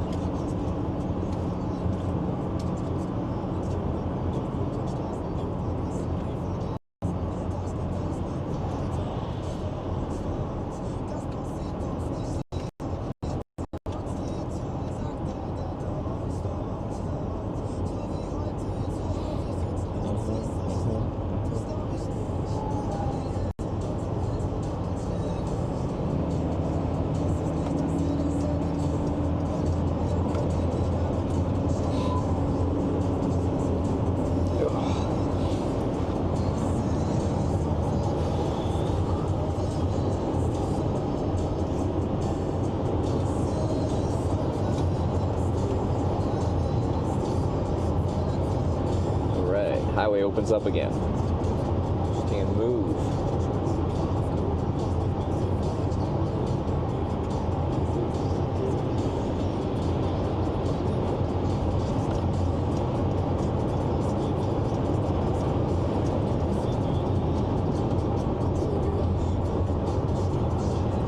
When you started those IRL streams with hiking, hitchhiking, yes. Was it like, I want to tell the story, or was like? So the concept was, at that point, I had already hitchhiked for 4 years without a camera. I'd done it in 25 countries at that point, and how I saw it was like hitchhiking was something I enjoyed doing, like authentically enjoyed doing, but hitchhiking has a horrible reputation, and I didn't think any form of media accurately portrayed what hitchhiking was like. If someone hitchhiked and they wrote a book about it, they took their experience and through their writing, it adds your bias, your opinions, your thoughts, your feelings, which is good. Like, you're doing something and then sharing your opinion about it. But if you show it live, it just is what it is. Like, when I wait for hours and hours and hours and don't have a ride, that is a big part of hitchhiking.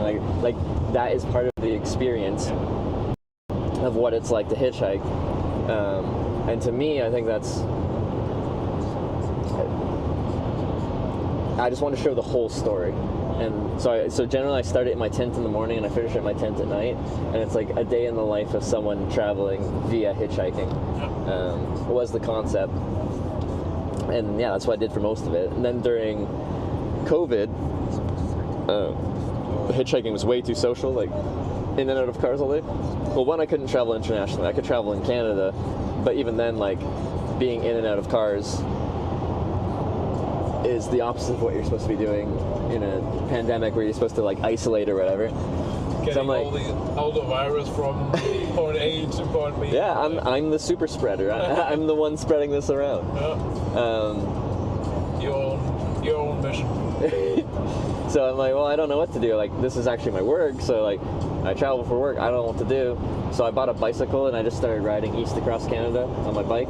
I didn't have any experience riding a bike outside of, I used to ride a bike around when I was a kid, so it started being very inexperienced, but it's like 7,000 kilometers across Canada, so you learn along the way, and eventually made it across Canada. I'm like, I really like that. So now I mix it up. I do hitchhiking and biking, and it's still like this is what it's like to travel this way. I show the whole thing. When it fucking sucks, you get to see that it really fucking sucks.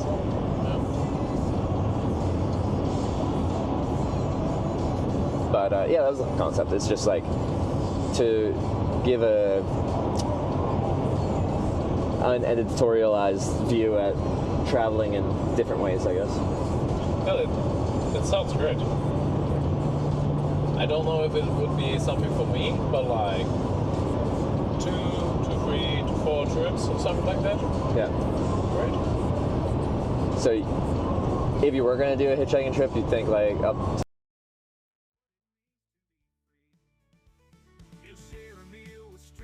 yeah. I don't know. Probably not up to Norway. Yeah, maybe in the summer. Because that's a good route. I find like people in the Nordic countries, they have a reputation for being like shy or like antisocial. Yeah. But like I don't have any issues hitchhiking through there. The hardest part of hitchhiking in like Norway, Sweden, is like their roads are really narrow, and there isn't like. When I'm hitchhiking on many roads, there isn't much room to pull over. So like, when I'm hitchhiking, I try to do it in a specific way, in a way that I deem safe. And like, I want there to be somewhere to pull over when cars drive past. I want there to be ideally slow traffic, so you're not with highway traffic going 100 plus. And I want people to be able to like see me for a few seconds at least before they have to decide. Like, there's a list of things I look for, and on the very narrow Scandinavian roads, it's can be difficult, but they're really nice. It's like, well, that is what I heard. Like they're shy, like they're on their own. Yeah. But I think, well, that's what I think. if you directly interact with them, oh yeah, like they are. Yeah. Like they're really nice. Yeah. No, and that's been my experience too. And then that's the same with hitchhiking. Like, maybe even if they are shy, like if they decide to pull over and invite you into their car, like it's just that opens the door. Yeah. Well, you just talk, and maybe you can pick them up. Yeah. And from there on, it's like. Oh yeah. Once you're in the car, you conversation goes. It's like everywhere else. Because people they'll post like memes like on the internet with like they'll show a bus stop in Finland and it'll have like a person and then 20 meters and the next person, then 20 meters and the next person, and they have about like all the space in the world because they don't want to be shoulder to shoulder or close to each other. And then you compare that to somewhere in Asia and everyone's like up in each other's business. But no, it's just you got to break that initial barrier and then it's good. How long have you been waiting? Where you stop? Yeah. Like maybe 10 minutes. I was so lucky. I like those spots are great, but traffic isn't there. There isn't many vehicles that go past. So quite often I'll have to wait a few hours to reliably find a ride at a service area like that going in the correct direction. Yeah. And when you said you're going like, you're like Bremen, yeah, and then I looked at your map and you're like way past it. I'm like, that is great. I don't care about Bremen anymore. Yeah, that was just a destination along the way. Yeah, funny. Oh, they're saying 4 minutes and 34 seconds was how long I waited. We keep track. Do you have like a timer? Yeah, we keep a timer going, and then we do like statistical analysis by country. Of course, it's Twitch. Yeah. So we have average wait times by country all over the place. Oh, that's funny. Yeah. Well, what is the ranking? Fastest countries are Ireland and Fiji at like 7 minutes average wait time. Is that like could it be that they are Ireland is on top because you only been there once and you were totally lucky? Oh no, so which is a good point because I don't really consider it like reliable statistics till we have like enough rides to like get a good sample size. But actually we have to look at, so I did a lap around Fiji, so it wasn't that many rides, but it's in their culture.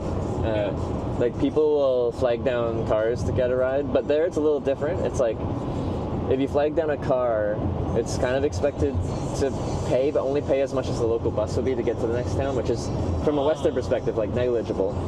But that's usually locals, so when I was doing it, I tried to do the culture thing, like I didn't really understand it, but no one was asking me to pay them, so still, like, I'm more than happy to pay, because it isn't very much money, but like, you get like a pass, I guess, because they're just like, everyone going to Fiji from a Western perspective is there for like the fancy resorts. They don't really hang out with the locals like outside of the resorts. So it was like a weird thing for me to be doing what I was doing, which I thought was really cool because Fiji is like the population is split between two population groups. There's like ethnic or what are they? Native Fijians and Indo-Fijians. Like a few generations ago, a bunch of people immigrated from India. But it's like a 50-50 split between Indo-Fijians and Native Fijians. And they have very different cultures. So I got picked up by people from both culture groups and actually got invited to stay at people from both cultures groups' houses along the way. So you kind of get a really good sense of what it's like for people to actually live in Fiji. Because everyone's impression is like white sandy beaches and like resorts on the coast, because that's what most people go there for. But it's cool to see it the other way. And then Ireland, I think I have a lot of stats for Ireland because I've been there a few times, and they're just nice there. Like Irish people are just nice. I think that's it. But yeah, like so that's the faster. Was it 7 minutes? Yeah, it's 7 or 8. Yeah. Like average. Average. So median. Is it mean? Do we do mean or median? Do we have variance for outliers?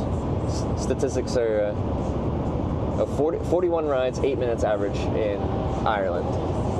So 41 is enough to like do some statistics, I think.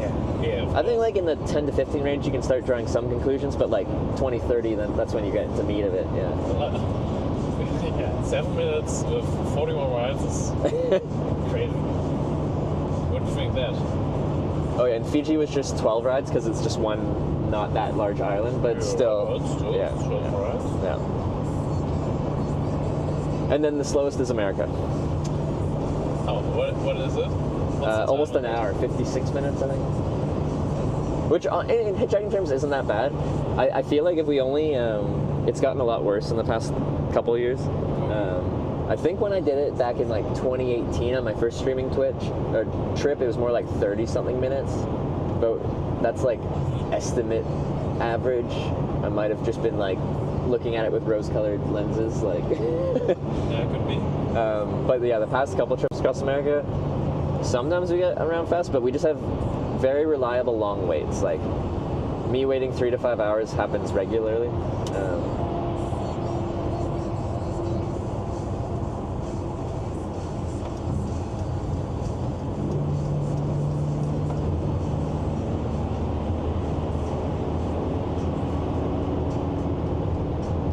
And then currently the average wait time in Germany is 30 minutes. Yeah.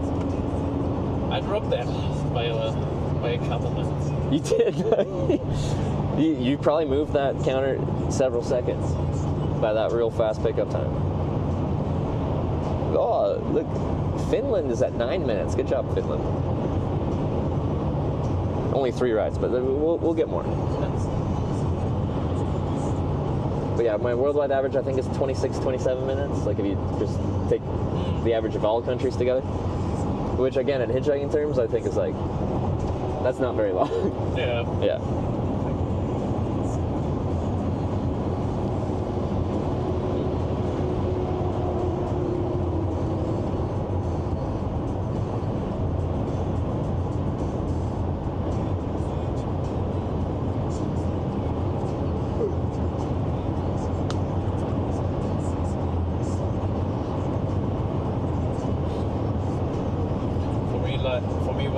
Twitch was always like, well, because that's how it started, or that's how I knew it, like with a gaming perspective. Oh yeah, no, like when I bring up Twitch to people that I see, I'm like, this is on Twitch, it's known for video games, that's still what it's most known for.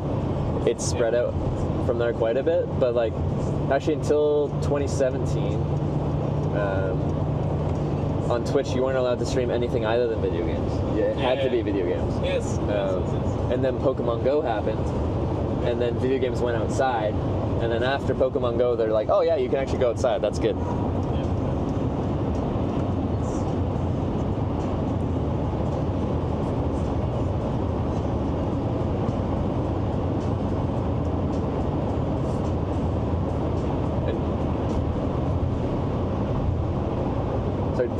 Do you play many games, or you mostly just watch? I forgot we already said this.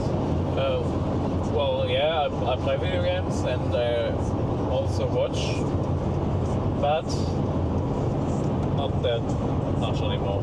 No. Like, it comes up to 3 hours, 4 hours in the week. Of games? Of games. Yeah. Like, general concept. Like Twitch and gaming myself. Yeah. YouTube is another thing. Like I watch YouTube like others watch Netflix and co. Yeah. And also mostly gaming. Yeah. Is there like, I grew up gaming a ton, and then as soon as I finished high school and went to college, I brought my Xbox with me, but I just never plugged it in. I just stopped. I don't actually understand what happened. And ever since then, I barely have played any video games. I still like video games. I'll watch people stream video games. I'll watch YouTube stuff about video games. Yeah. But whenever I sit down to play it, like I'll play and like 30 minutes later, I'm like, that's enough. Like I just don't get into it anymore. I don't know what happened.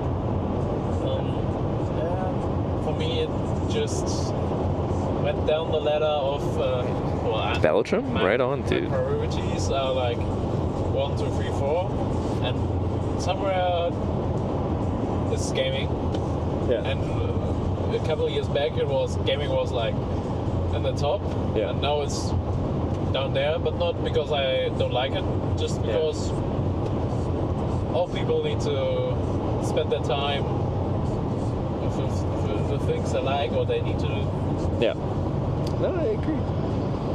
The one thing my girlfriend and I, we'll do though is like we'll take an edible and then play Mario Kart online, and we'll play that for probably too much time and get destroyed by a bunch of kids from Japan that are way too good at that game. But that's about it.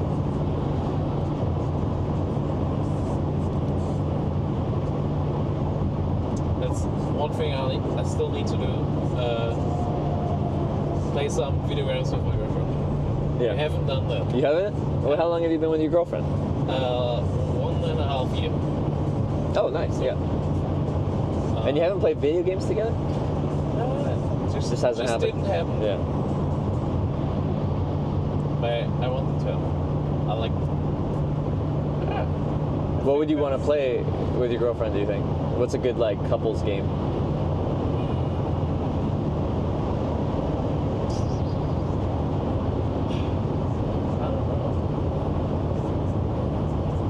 I've always played Minecraft. Yeah, no, that's like a sandbox game's fun because you can do anything. Yeah. Sandbox.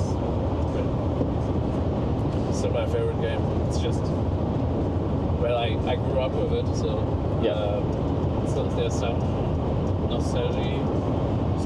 Yeah, nostalgia. Yeah. But it's still a great game. Yeah. There's some fun games that would actually be good. Like we were playing through It Takes Two. It's like a of course, local co-op game. Yeah. Right, have you played it yet or no? No, but I've seen quite some time on it. There would be something. And it like you don't have to be very good at games like you or her to be able to like slowly play through it. It's very forgiving. Because I'm really bad at video games now. I used to be fairly good. But like take 10 years off something and like my hand-eye coordination I guess is just not there anymore.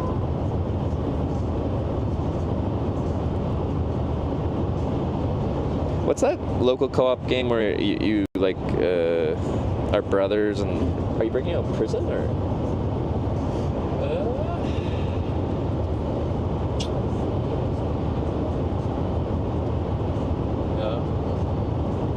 Oh, was it A Way Out? A Way Out. Because it's hard to find like local co-op games anymore. Yeah. Everything's online or solo. Like.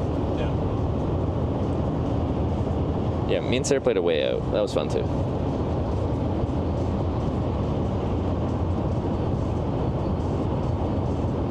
Or was it Prison? I don't know.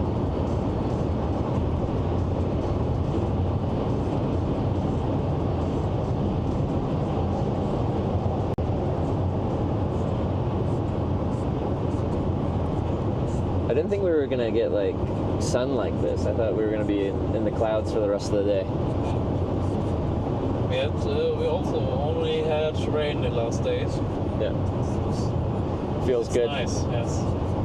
Because I don't know. It's like when I was up north in Tromsø, like it snowed and spring hadn't started. The trees were bare, and I come down here and it's not even that warm. It's like I don't know, 13 degrees, 15. Nice. But it feels like scorching hot to me.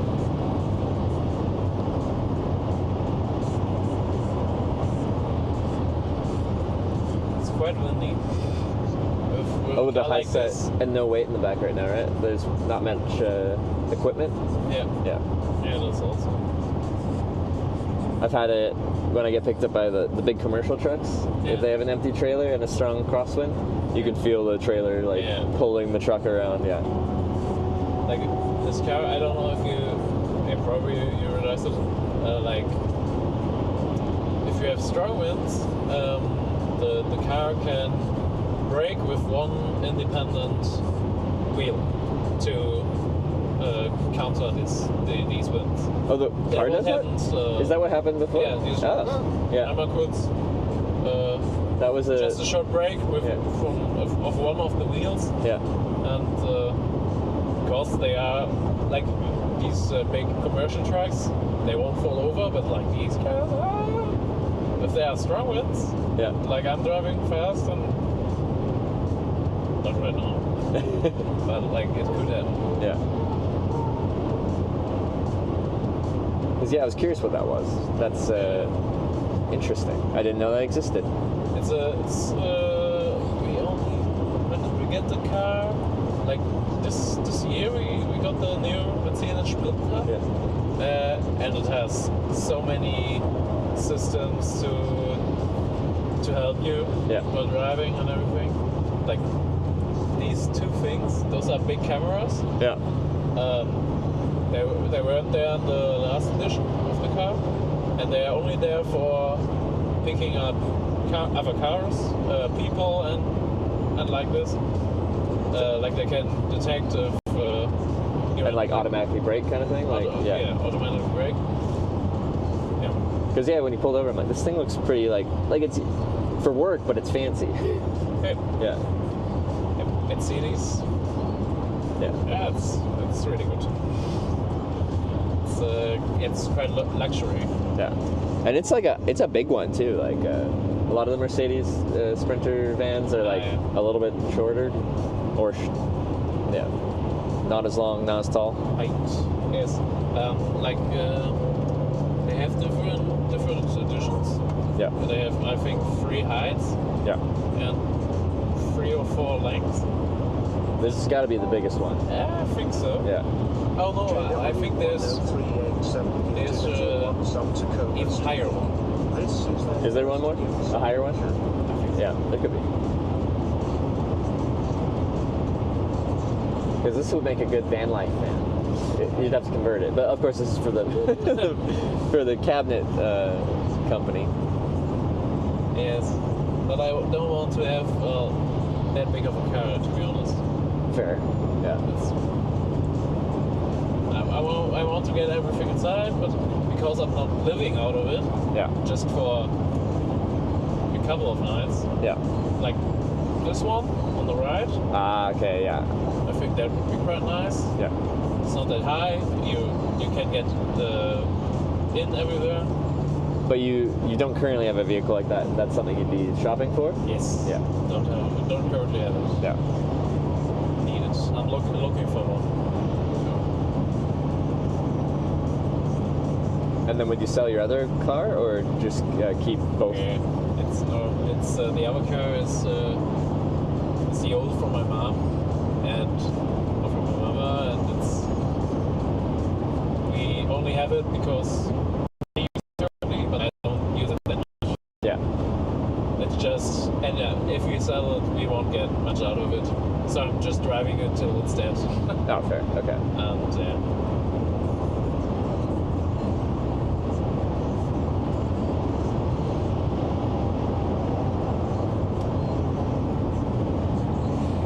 Because one thing I missed when I started hitchhiking is I actually like driving. Like, I enjoy it. I find it relaxing, I guess. Okay. But I just moved to a new city in Canada, in Edmonton, and where I lived before, you didn't need a car. You could walk everywhere. But now I definitely need a car. I live in like suburbia, and everything is in North America is not set up for like public transportation and stuff. So I bought a car last year, and when I am not on one of these trips, like, it's kind of nice to be able to drive again. I like it. I haven't seen any hitchhikers. I haven't picked anyone up, but it's been enjoyable.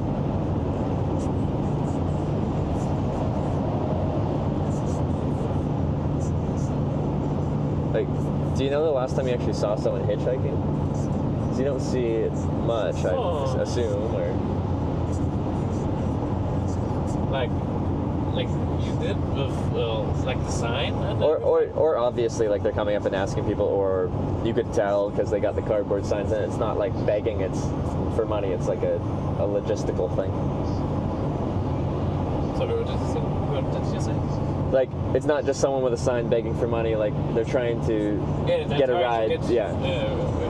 Like, I don't know if I have ever seen one. Really? It's like... Dang, hitchhiking. You're fading. You know, in Denmark... Maybe I didn't look out for it before I watched the series. Potentially, but like maybe it's even that. But because the series is like it ended 2 weeks ago or something like that. Oh, okay. But like you wouldn't notice them before because they stand out because people are like, you know, what are you doing? Like this weird. Yeah. You're just weird. Well, like when people drive past me, you can tell they haven't seen a hitchhiker in a while, and a lot of times you can tell that they don't have the highest impression of hitchhiker based off of like pure facial expression kind of thing. But like they look at you because you're like a novelty almost. Because like you haven't seen a hitchhiker potentially ever. They probably haven't seen a hitchhiker maybe ever, or in the past few years they probably haven't seen any. So yeah, I get some interesting looks, which is okay.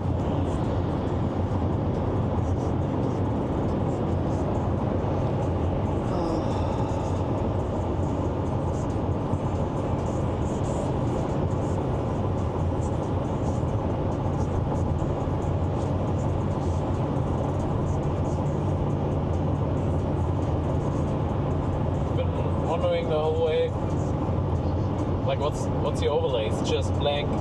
I can show you.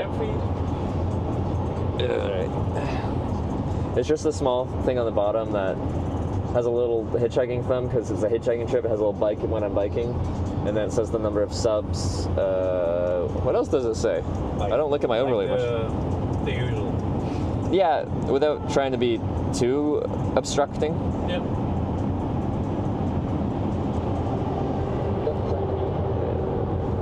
It's hard to see. Yeah, subs, top donators, number of rides on this trip, and it'll go away. Is it bits? I think, which is Twitch's currency kind of thing. If people decide to financially support the stream, yeah.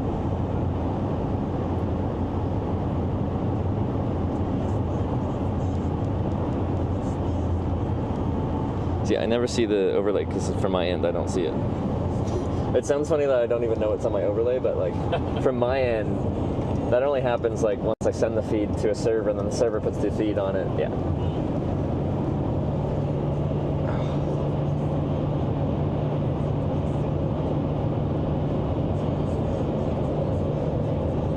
Oh, and a clock, yeah. But then I got my girlfriend doing this too. Well, not hitchhiking, but when I met her, she worked at a hospital. And she wanted to come on one of my trips when I was doing bike trips, but she wasn't confident on a bicycle, so she wouldn't have felt safe like riding her own bike on a bike trip with me.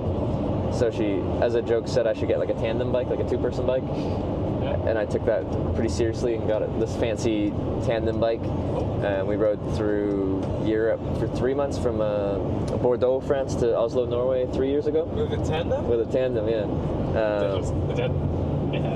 And we didn't hate each other by the end, so that's a good sign. Because tandems, there's like a saying in the tandem world. It's like it brings your relationship to its logical conclusion, because like you're attached all day long on the bike, and whatever you do affects the other person. Yeah. And then like if you're camping, then you're camping and you're in a backpacking tent, so you're shoulder to shoulder. The only time you're not like right next to each other is when one person goes to the bathroom, pretty much. Which is if you can't tolerate each other, you'll find that out real fast. Yeah. But that got her. Great, to be honest. It was fun. I like the idea. And then that got her the confidence of just being on the bike. Like she was the second rider on the tandem, so her job was like to provide power. And then usually their job would also be like logistics and navigation and stuff like that. Yeah. But she's navigationally challenged, so I still had to do that because she can't look at a map and like, I don't know, figure out where we are and where we need to go, even though there's a blue dot right where you are. Yeah, some people get frozen. I know one or two people. But anyway, she got confidence, and then she like borrowed my touring bike, even though it's a bit big for her, to do like a tour in Japan and Australia, and now she has her own bike and she goes all over. Like last year she rode a bike from Greece to Scotland, like right across Europe. And she's doing a bike trip to Rotterdam for TwitchCon from Oslo. So she's much closer than I am right now. And speaking of which, she's trying to get to 40,000 followers, guys. Can someone link her channel in chat there? If you want to see Sarah's epic bike tours, click on that, give her a follow. She's almost at 40,000.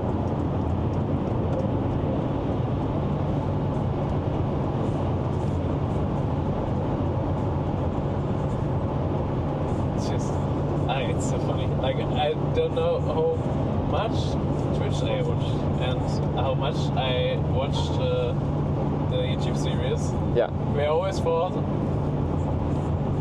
it's.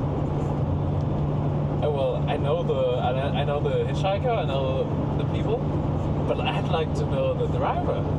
Yeah. It's like I was like, who are the people who picked them up?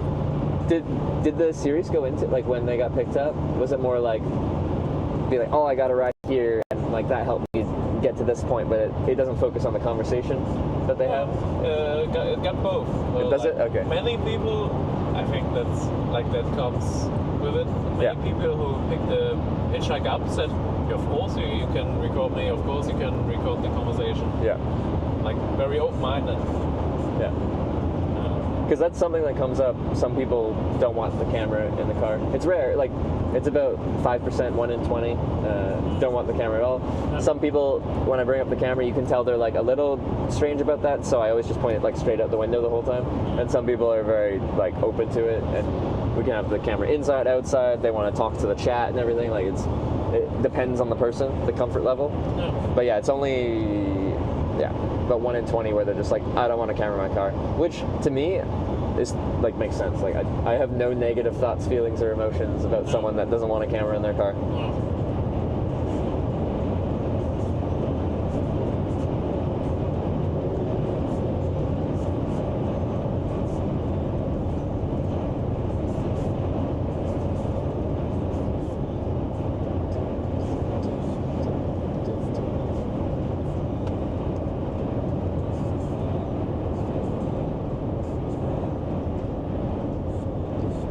And on these camping trips, do like people bring a ton of like,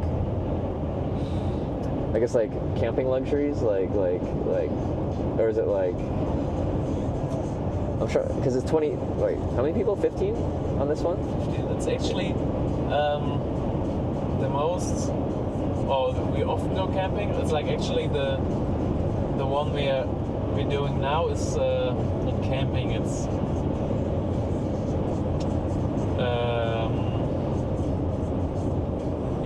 we bought a place to stay at for the weekend. Oh. So we got a house. I don't know exactly what we have. Oh yeah, you said you didn't book it. You're just showing up and seeing what it is. And they said we should bring. I think 2 or 3 people have camping tents. I think. Oh, okay. Because not everyone can fit in that. Can fit inside or something like that. Yeah. Do you think you'll be inside or outside? Inside, I think. Yeah. There are people who enjoy it more to be inside. Yeah. Yeah. Do you ever go like tent camping yourself?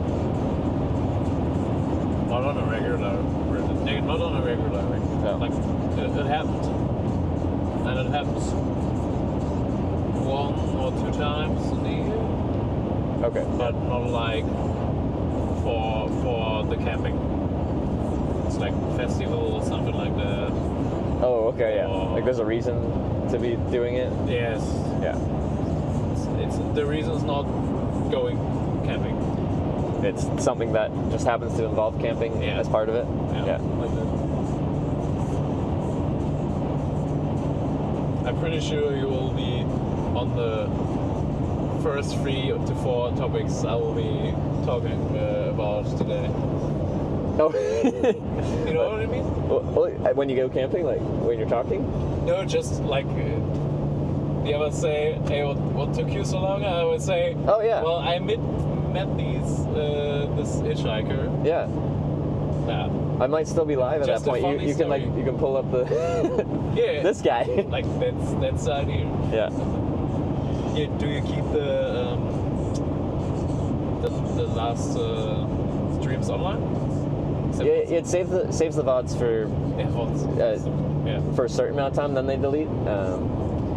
For the longest time, Twitch let me keep them forever, but only in like the last month they deleted all the old ones because I had all of mine saved for 7 years on my channel, and now there's but like, some of them are backed up. Yeah, they also deleted like clips on this. That's you heard about maybe 1 year, 2 years ago. Well, they weren't supposed to delete clips, but they deleted some of my clips. But not all. I honestly don't know how they did it because it seems rather arbitrary. So yeah, I was kind of annoyed with some of it. But with that said, like before this, they stored like 11,000 hours of broadcast, which is like a fair amount of data to store somewhere. Yep. That's so much data. Like not only yours, but it was about 30 terabytes, I think.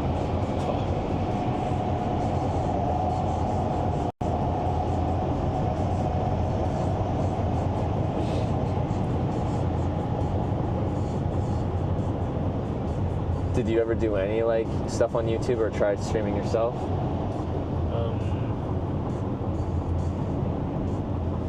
I think I went online 2 or 3 times, but like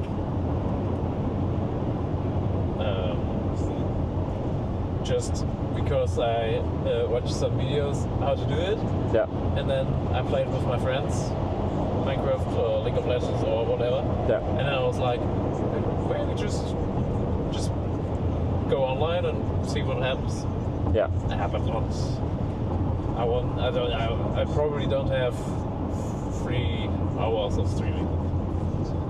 I don't think I'm like I don't know if I would enjoy it. Like I can imagine myself in the position. Yeah. But like there are so many other things I also want to do. Probably won't happen. Yeah.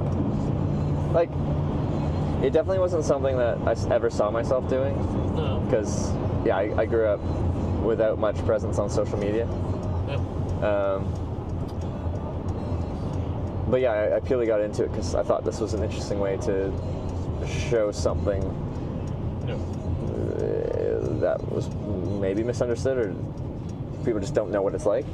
But yeah, it definitely took me a while to like be comfortable with it because like even when I first started and like I had from like 5 to 10 people watching, it was just like it felt weird having like people watch you do something. In a way where you're just like overthinking what you're saying and stuff like that because it's just like being critiqued or something, I guess. And then I guess you get used to it. And then you just get used to it as things get busier and busier and busier. It's like, Was kann ich für dich tun? Also got a voice assistant. So you can speak to it and tell it to do whatever. Can say, get me to... yeah, okay.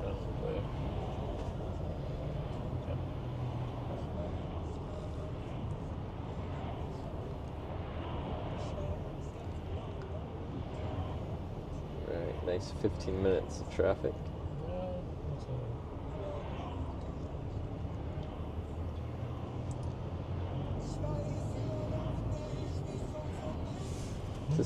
Are we going past Bremen now? Maps. Yeah, you tell me when to... Oh, we were still got a ways, because... Well, I'll see here. Directions, Osnabrück. Like, we're only coming closer. This is true. Because, like, yeah, the stop I'm probably getting off at is 120 kilometers on your route. And you're going 187, so... Just before, or just by Osnabrück. I've got time to look at the setup. Oh, yeah. Do you want to say hi? Yeah, of course. Alright, here we go. Hi. And then I get like chat through here. Sometimes it's easier to read on here rather than on that, but yeah. Nice. This is Twitch chat and their emotes and everything like that. Nice to meet you too. Twitch. Oh yeah, where are you guys from? Which country Yeah. are you watching from? That's always a fun thing to do. Alright. Yeah, it might be easy to read from this. Ed Sheeran. Ed Sheeran, yeah. It's funny that you say Ed Sheeran. I once like cosplayed as Ed did you? Sheeran. Yes. I had long hair, and in the summer my hair is actually really red. Yeah.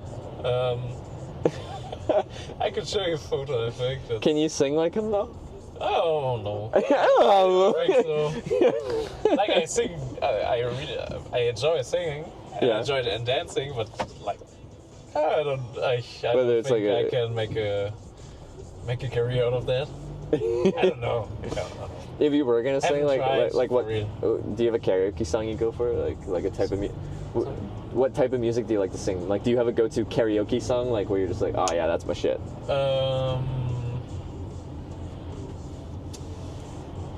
Yeah.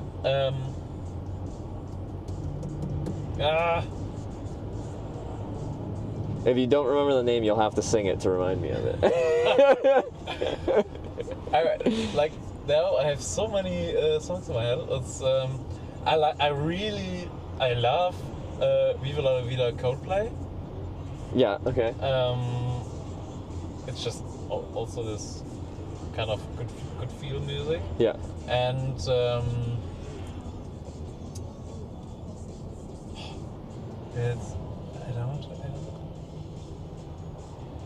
it's like an old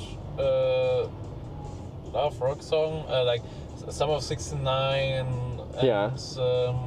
It was the summer of '69. Always, oh yeah. Always a good one. Yeah.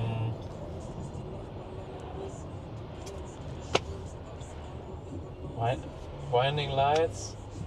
Blinding Lights? Nah, no. Huh? Like it's. Where are we going? You know it. Everyone knows it. Yeah. But you just gotta sing it. Sometimes it's easier. I don't. Oh, you can summon it? Okay. I don't know. Blinded by the Lights? Is those? Oh, it's like Wait. in the age of Oasis and everything. Okay. Ask him if he's a Swiftie. Do you like Taylor Swift? It's okay. I like Taylor Swift. You don't like. Yeah, if you do like Taylor Swift, only it's okay. on mushrooms. No, that was the concert. I don't always do mushrooms and listen to Taylor Swift. I just watch her. Wonderwall. Oh, Wonderwall. No, Anyway, here's Wonderwall. Anyway, yes.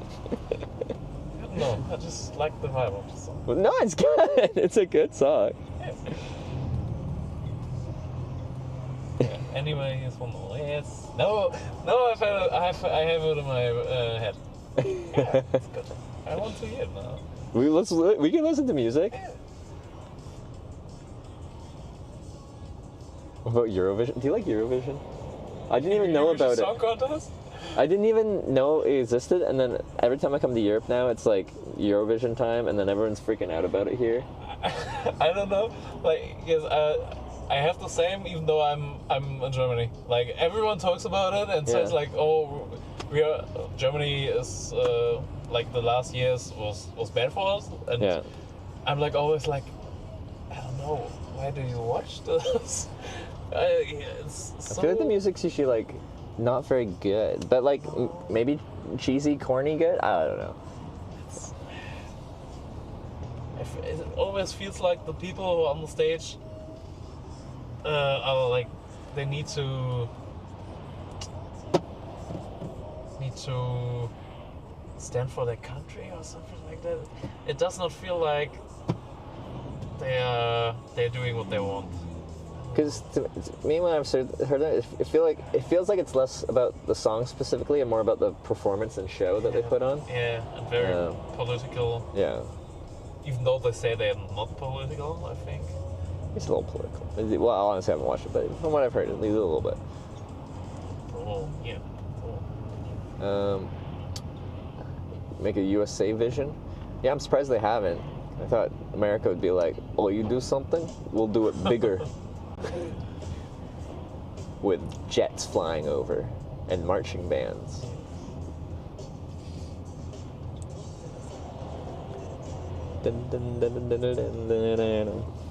Like that. That's a favorite playlist of mine. Okay. Like with all the songs. Yeah. Rock. Punk rock? A little, yeah. Okay.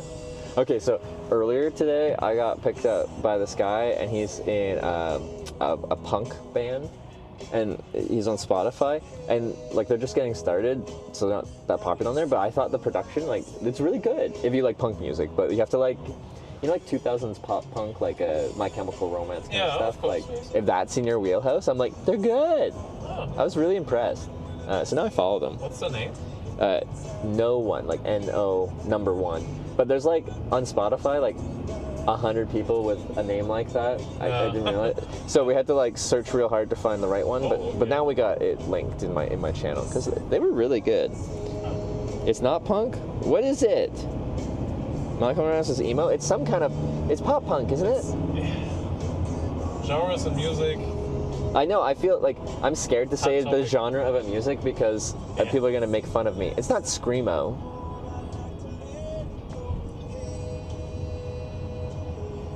It's gotta be in the pop punk kind of category, something like that. Because it's similar to emo rock. Is that a thing?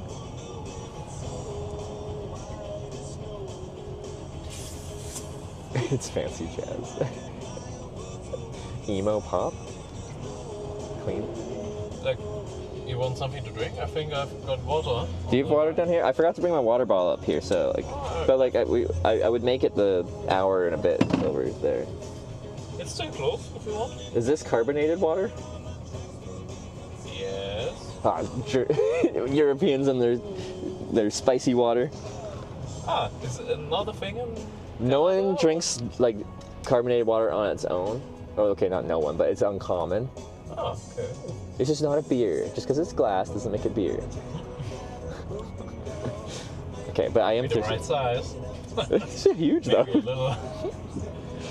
Medium? Is it like medium fizzy? Is that what medium means? Yes. There's different fizz levels?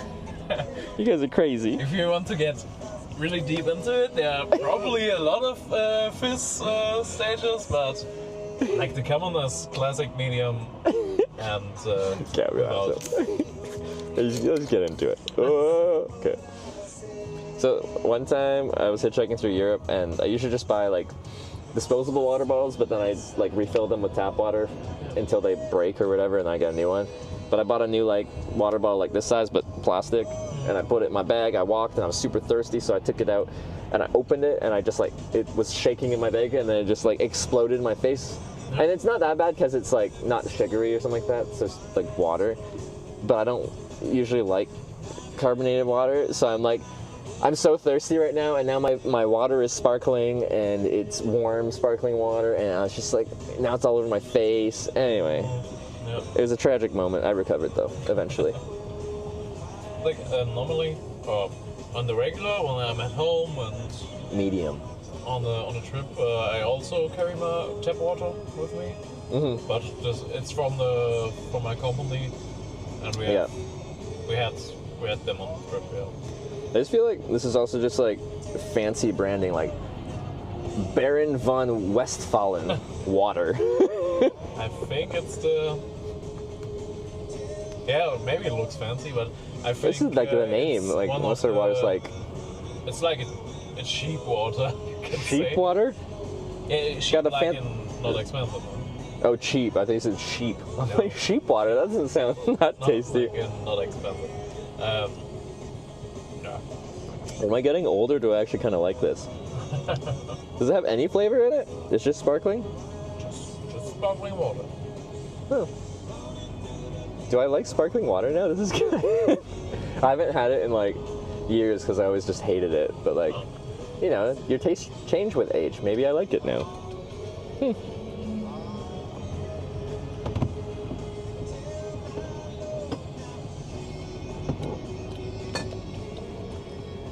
Yeah, I'm in. All right. Thank you. Remember medium carbonated? Yeah, it can't be too carbonated, right? It's gotta be the right zone.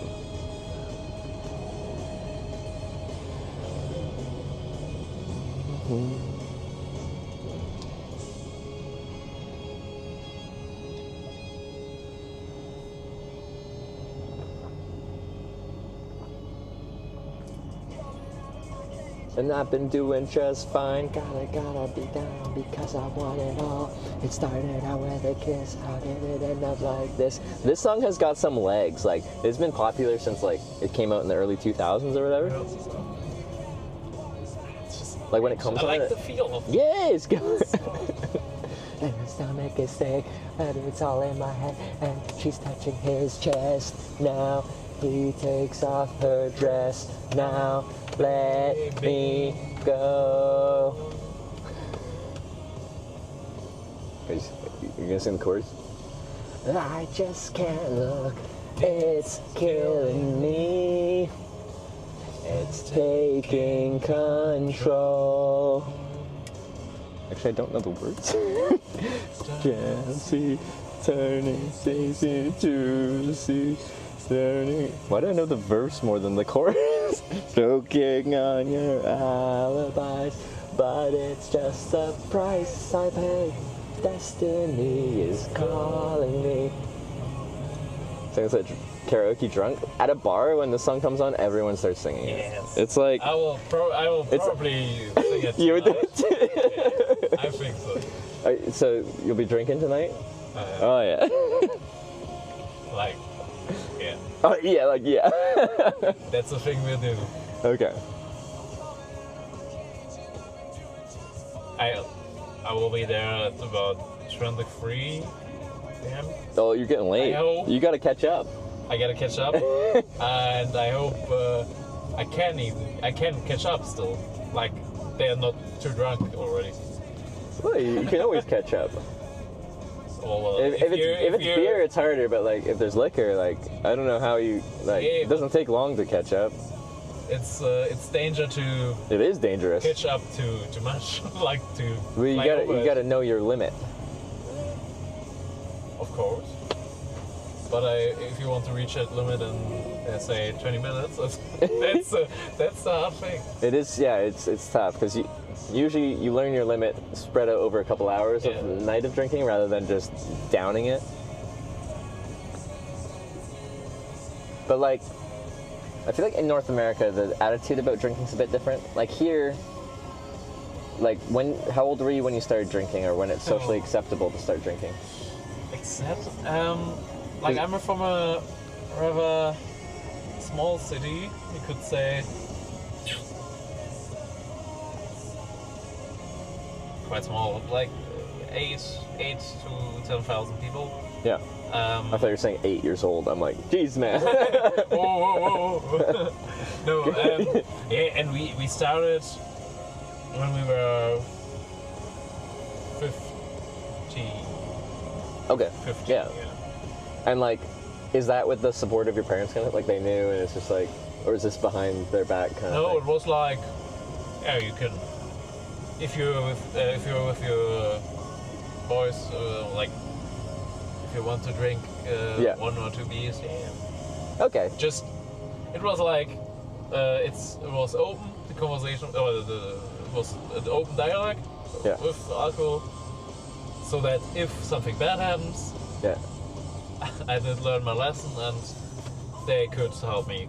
See, and I think that's really healthy because, like, not all families, my family was pretty chill about it, but like, a lot of people in North America, parents are very like militant about their kids having any alcohol when they're younger. Oh. The issue is like they graduate high school having no experience with alcohol, and then they go off to university, like, and live on a dorm room, and alcohol is very free flowing there, and they have no idea how to drink, like no idea how to like moderate their drinking, and they have a very bad, rough time their first year in university learning how much they should be drinking. So I think it's how. Should behave. Yeah, go a little too hard.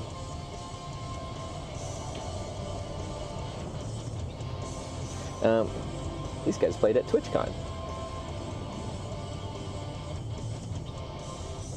Late night, come home, work sucks, I know.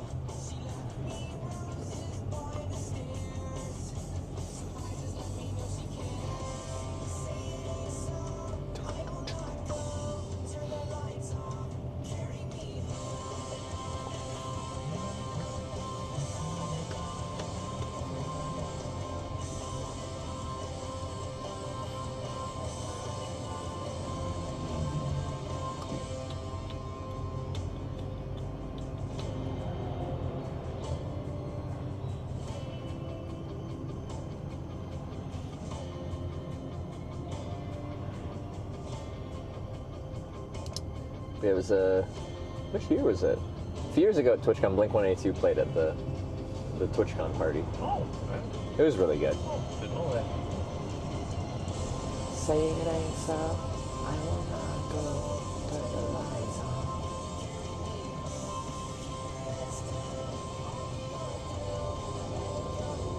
Was that 2019? Oh my god, that's a long time ago. Oh yeah, because Mixer was still existing back then. Because they made a joke about Mixer at the concert.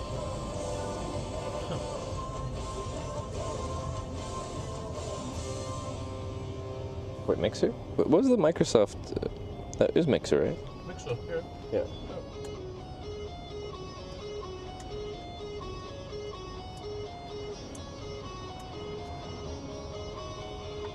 Was Ninja who? What was it, Ninja? That went to Mixer? Yeah. Shrouded. Do you know him? Yeah, yeah. I think. Who else went to Mixer back in the day? They got a life-changing contract Or did for exclusivity. Ninja went to Facebook? Mixing that up. I don't know. Did he leave? Or did he didn't move at all? And I'm just. I don't know. He might have. Does Ninja? Is Ninja still really popular? I know he was like the biggest guy on Twitch for the longest time when Fortnite took up. That was his thing. That was a and then time. Fortnite has lost its popularity a bit, and I don't know what he's doing now. XQC? Well, XQC got that Kick contract. I was waiting for my contract. I didn't get any. I would have loved one of those Mixer ones back in the day. Ugh, that'd been great.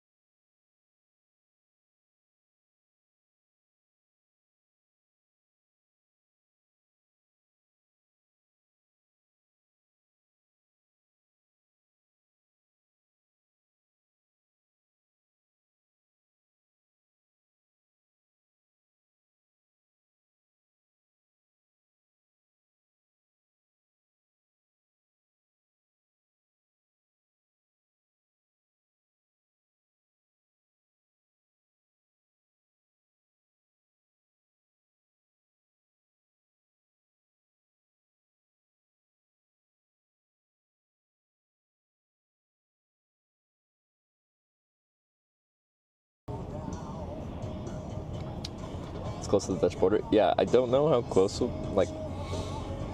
Actually, could someone look up how far we'll be from Rotterdam at that point? Like, we're doing really good today. Where do we go now?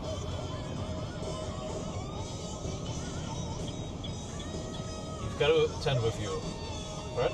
Oh yeah. Yeah. Just sleeping on the... Wherever I can find a spot. Wherever. At night. Because I have this mental thing where, like, I hate paying to sleep in a tent. Because, like... You what? I hate paying to sleep in a tent, like staying at a tent campground. Yeah. So I just, like, find some unoccupied land and sleep for the night. Because, like, a lot of camping's really expensive. Like, you're paying, like, 20, 30 euros to, like, sleep on some gravel. Yeah. Because you get access to, a dirty flushing toilet and a shower that you have to pay extra for anyway. No. That's not good vibes. I just want to find some undeveloped land. I'm going to sleep in the woods, and I sleep great in there. I love it. Just, like, there. Like... Yeah, no, literally get dropped off somewhere, I'm like, that's a nice bit of woods right there, and just walk right in and I sleep. Yeah. Some countries are easier for that than others. Like I was just in Norway, Finland, and Sweden. Like, you can camp anywhere legally. Yeah. Well, not anywhere, but every man's right. Yep. You can camp. You just have to be more than 150 meters away from someone's house, pretty much. So you can't camp on the front porch, but you can camp public land, private land. It's so nice.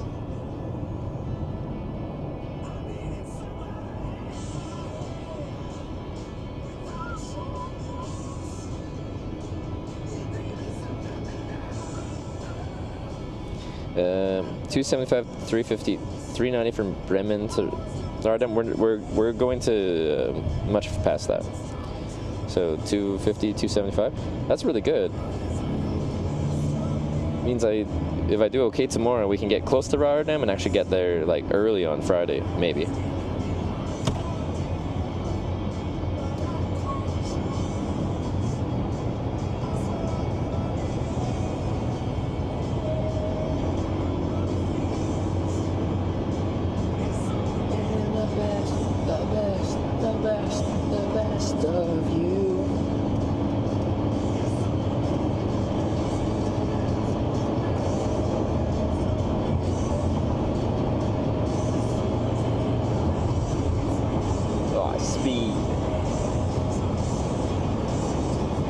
Before Sarah early? Ooh, actually, potentially I could win.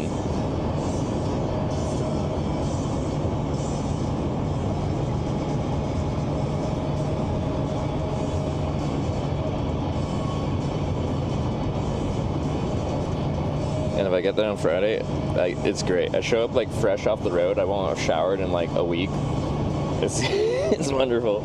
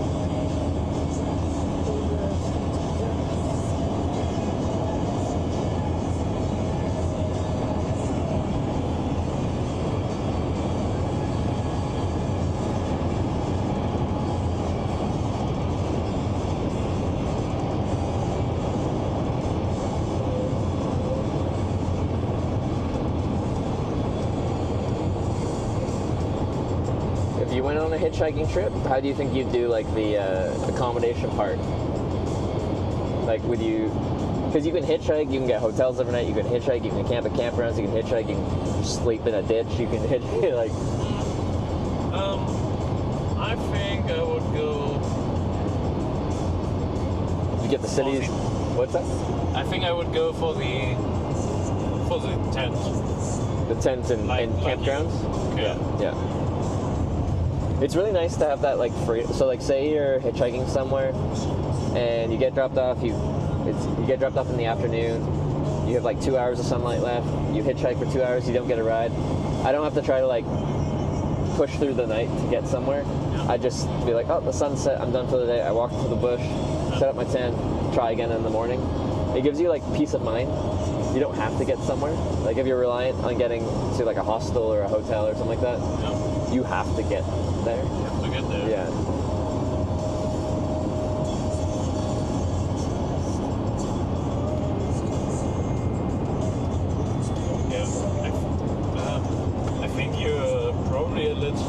A little slower when you're going into hostels, probably, because I think you plan more. Like, oh, I need to do 150 kilometers in one day. Like, but you could do way more if you but then it depends on what kind of trip you like. Maybe you do want to just go 150 kilometers in a day, and then you get there early, maybe if you're lucky, and then you can do other things that day other than just hitchhike and go as far as you can. It depends on like what vibe you're going for. Yeah, that's true.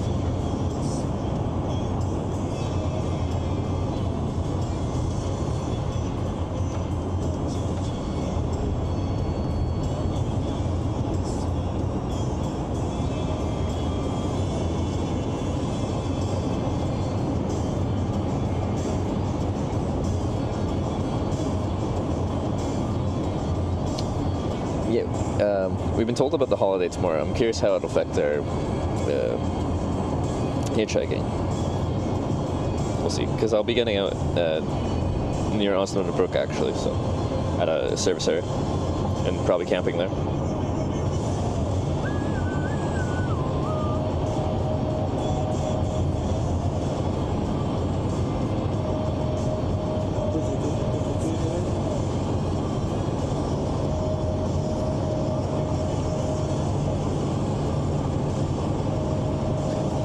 And breakfast food. So I've been to Germany several times, but I forget it. Like, what is a typical German breakfast? A typical German breakfast? Yes. Well, it's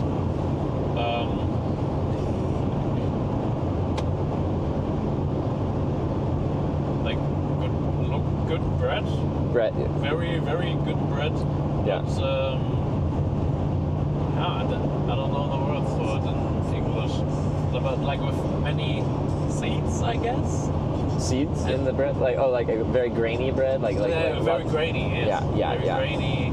Not only just wheat breads. Wheat, I think. Yeah, not just wheat, but it has like I don't know, a bunch of other seeds and nut, maybe nut. I don't know. Yeah. And like that with. But what's met? Okay. Because that's my issue with Europe is I love American breakfast, like eggs, bacon, sausage, hash browns, toast, French toast, waffles, pancakes, and like the only place I can get something in that category is like English breakfast in the UK. Yeah. I don't know if you've had English breakfast before. Because so much of Europe is just like they barely have any food in the morning, and I'm just like, especially when I'm on a bike tour. I am like a never-ending pit of hunger. And like I was in Portugal, and the only thing I get was like you go to a cafe and I'd eat like 6 or 7 pastries and 3 cups of coffee, and they'd be like, "How many people are you ordering this for?" And I'm like, "Me, one person."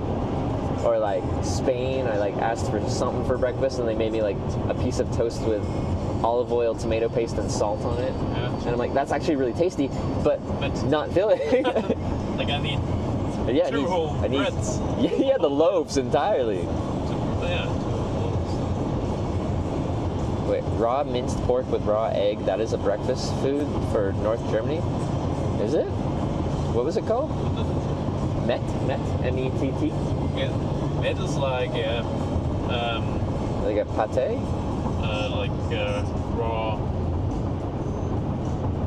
Raw meat, but with pepper, salt, onions. Okay. It's many people always say it's like a traditional German breakfast, but it's definitely one of the parts. But like there's so much more to it, I think. And egg in different variations is for me also very German. Like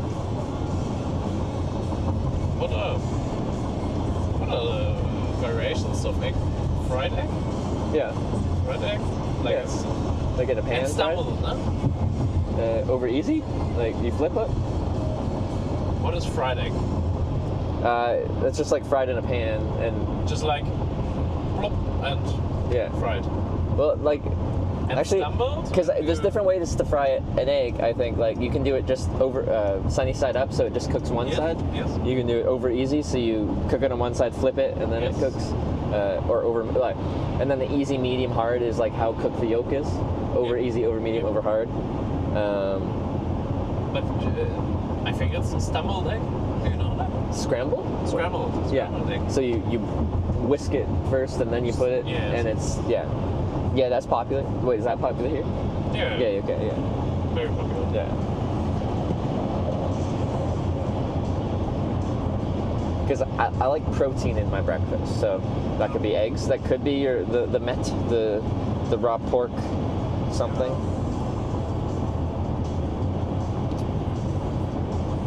Have you heard of the smelly fish thing in Sweden they do with the surströmming? Yeah. I just tried that like 5 days ago for the first time. Oh wow. Yeah. And I don't smell anything. Yeah, and how was it? So okay. If you prepare it how it's supposed to be and not just like do the food challenge where you just like eat it. But like once it's prepared, you like put it into small pieces and you like mix it with like potatoes and like tomatoes, and it kind of turns it into a salad. And it kind of effectively fulfills the same role of like olives in this thing, where it's like a salty flavor explosion. Because it's like when I tried the pieces on their own, like a small piece of it, it tastes like super concentrated salty fish. And like it honestly doesn't taste bad, but it has a funky smell. Yeah. Because I've heard about it. I've been through Sweden like probably 5 times in my life, and I've always been like, nah. But I had an opportunity to try it, and they're like, yeah, as long as you prepare it the right way, like it shouldn't be that bad. And we tried it, and yeah, no, like, I'm in. I'd have it again. I wouldn't search it out. I wouldn't be like, I'm in Sweden. I need this in my life. But like, it's worth a try. Do you like really do you like olives? Yeah. It isn't really like an olive, but it is like a flavor explosion like one. Yes. Yeah. It serves the same purpose, kind of. Well, that's what I understand. Yeah.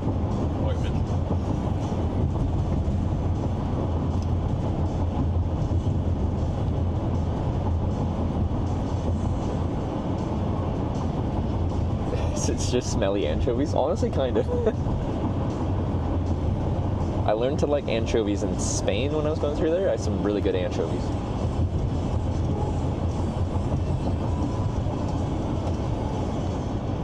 The right side is totally... Looks like it. I thought your infrastructure was perfect. Well, the left side is good. I will stay here. It's because all the trucks are on the right side. I will stay here as long... Until someone zooms up on your butt? Yeah. Yeah.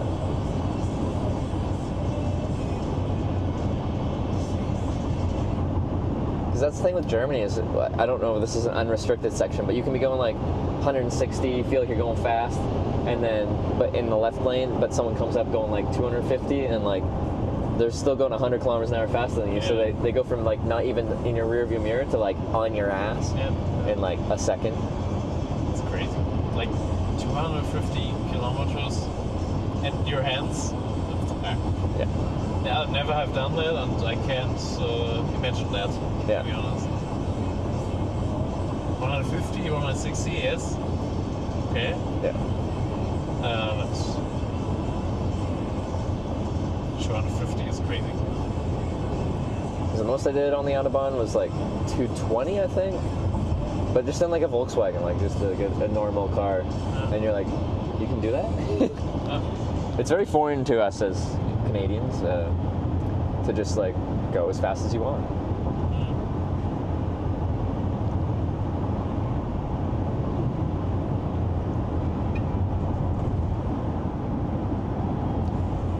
Guys, I actually like this. Everything in my life is changing.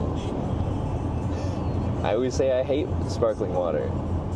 It's pretty good. It's weird. A ruin of many young boys. Guess I'm getting old.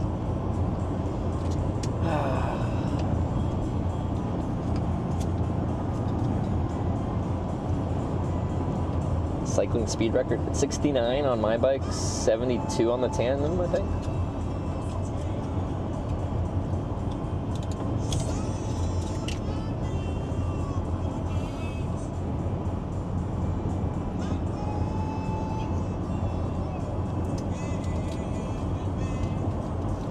Down in New Orleans.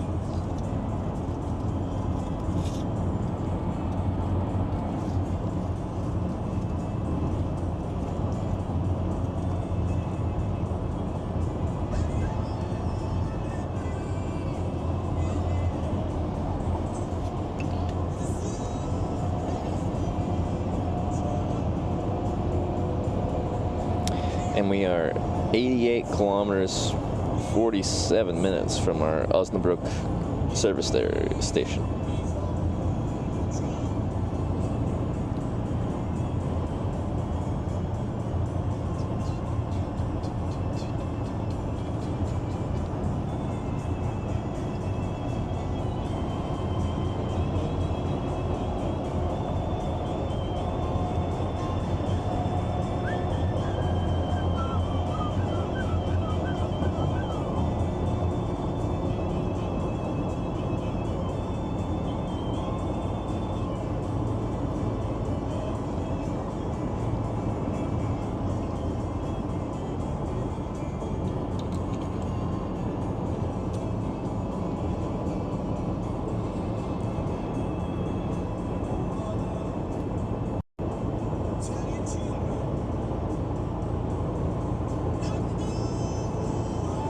Yeah, we're getting out just outside Osnabrück before, I think is it Highway 30 or 31 west?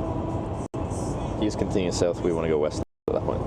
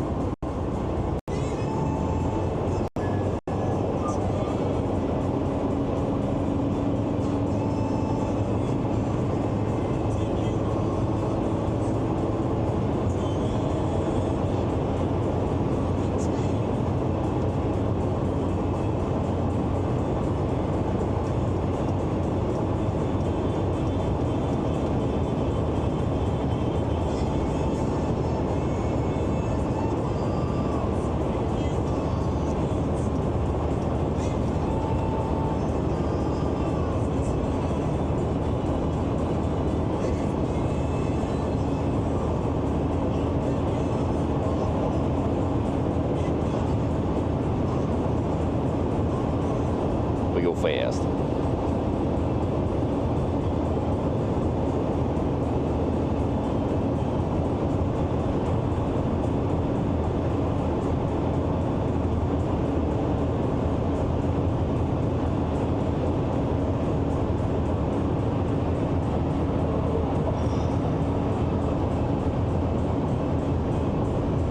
What's your drink of choice when you're like out with your friends like tonight?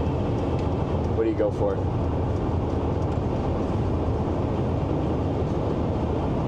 Like my first intention was pretty basic beer.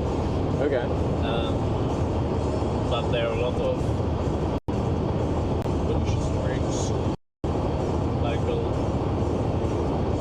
an aperitif. Yeah. So really good. But this weekend it will be beer. Will be beer. Will be beer. Is that just like a good German beer? Just nothing fancy. Just like a. Like, just like a lager, or what? Well, German beer depends on the region. Like you got your the beer they have at Oktoberfest is like from that region, like. Yep. And they're only allowed to have like the 4 ingredients or something. They have to be like very simple. Yep. Yeah, there are a lot of variations, but the common ground, like. It's just basic. Yeah.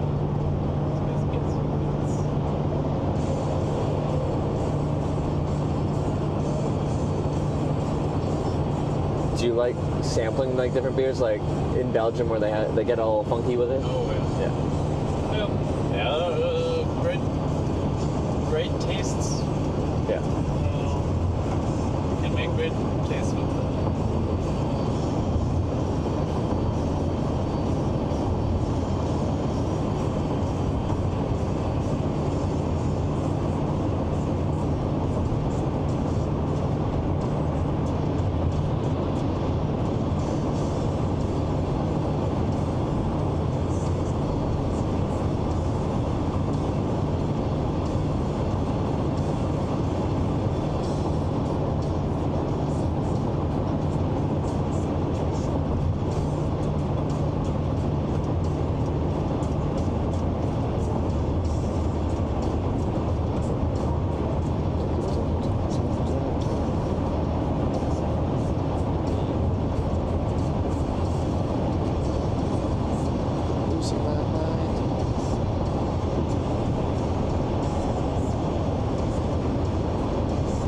But we're just going like 120. It just looks fast with the wide angle. If I go 1x, it looks. Maybe it does that. Maybe it doesn't. I don't know. Slower.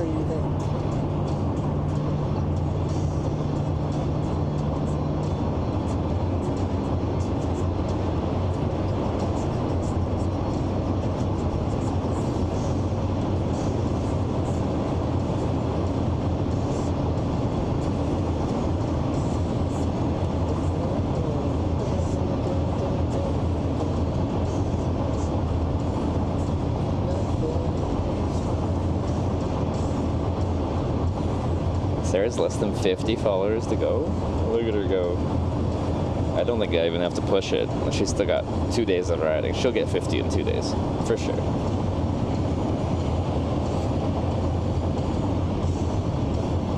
She's trying to get to 40,000 by TwitchCon. Followers, that is.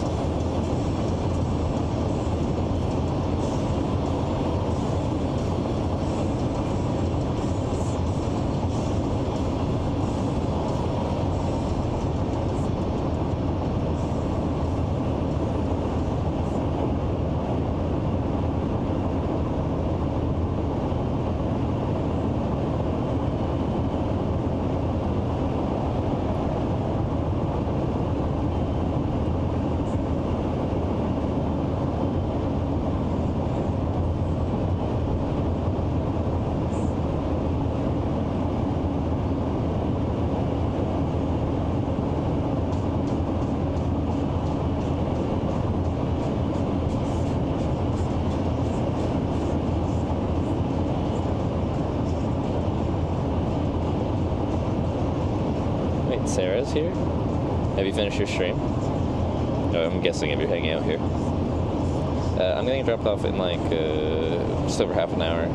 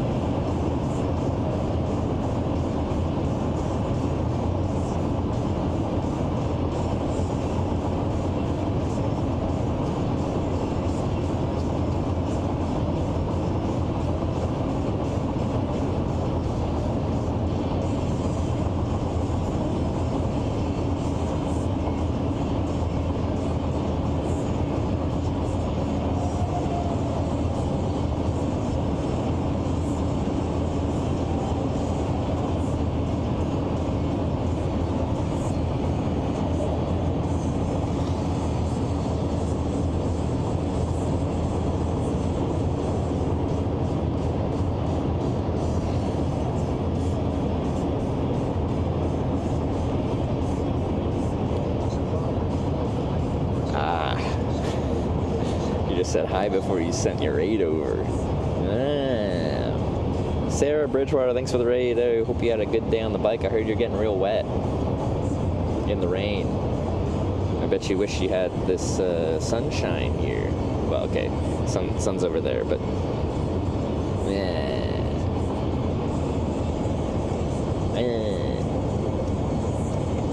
what?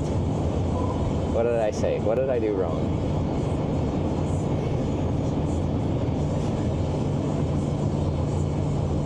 Why are you lying?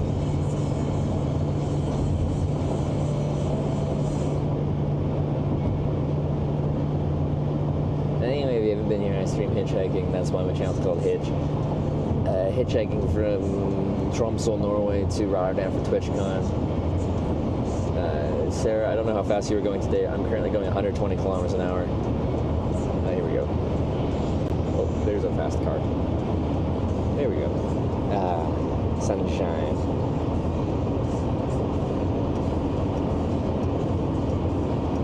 And Sarah's least favorite thing. Oh, I'm on the wrong Zoom. There we go. Sarah's least favorite thing: windmills. Yeah.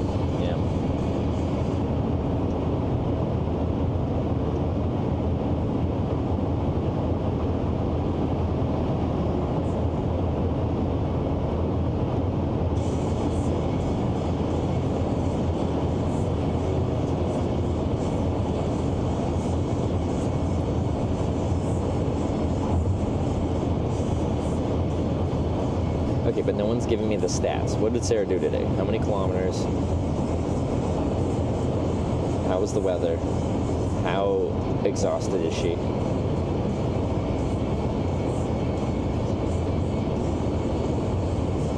Sarah's against renewables? She's just scared of them.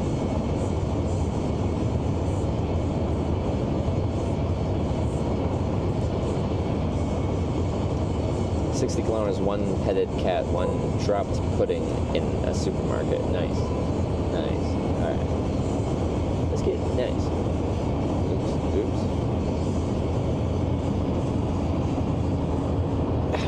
So that was my girlfriend. She finished her cycling for the day and sent all her viewers over here.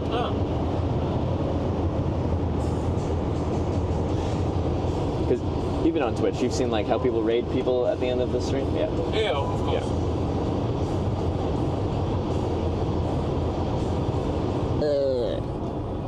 Yeah. Pay to sleep outside. Oh, you guys can even hear that because of German internet. Honestly, for Western Europe, Germany has like very poor cellular internet.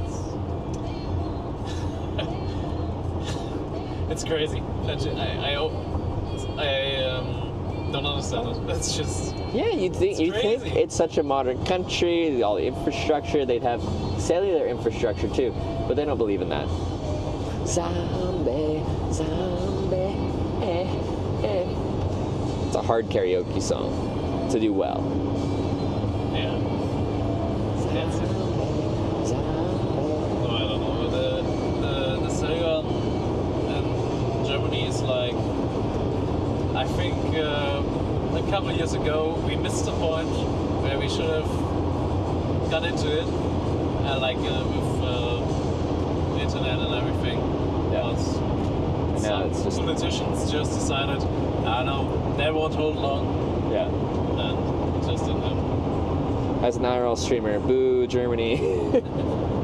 Because most of like Western Europe is like really good, like strangely good for me as a Canadian, which also Canada's horrible cell network as well. Oh. Like some of the worst in the world. And then they blame it on being big, but then you go to like other big countries and they seem to do it much better. So it's a poor excuse. Like Norway and Sweden. Like no, exactly. I did the coast of Norway 2 years ago, and you're going in and out through fjords. Like mountains do a great job of blocking internet, and I had internet like 99.9% of the time, enough to run a high definition broadcast. Germany, what are you doing? Canada, what are you doing? Jeez, guys. Especially Norway and Sweden. It's so big. Yeah, they're big. There are so few people on such a huge place. Yeah. But the greatest connection of all time. Yeah. I don't know.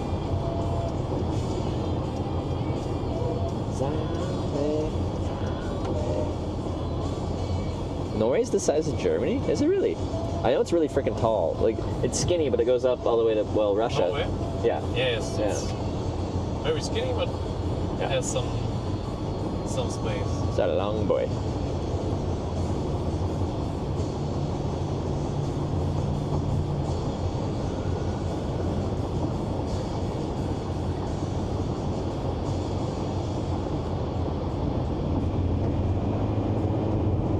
Portugal is pretty good. Yeah, Portugal was good.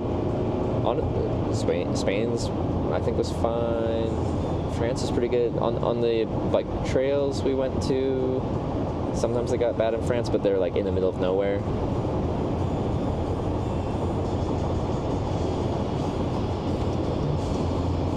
I can't really think of anywhere worse in like Europe that I've tried to stream in.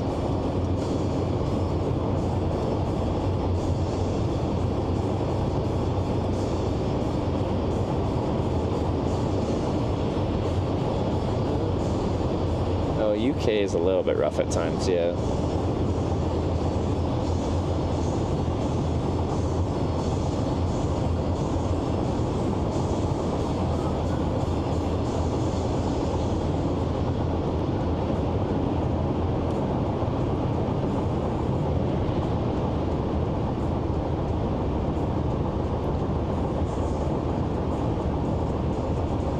No, Belgium's fine.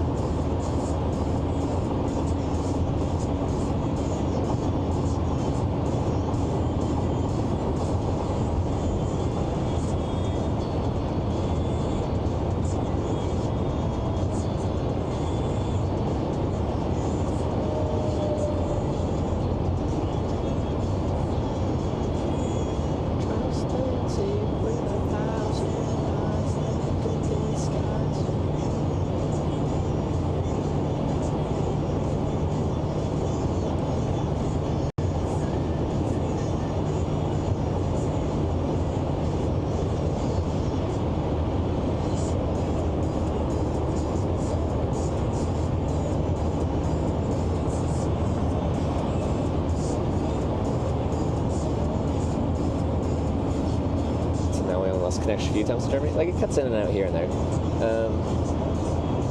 Just on this class of highway anywhere else in Europe, it would be very reliable.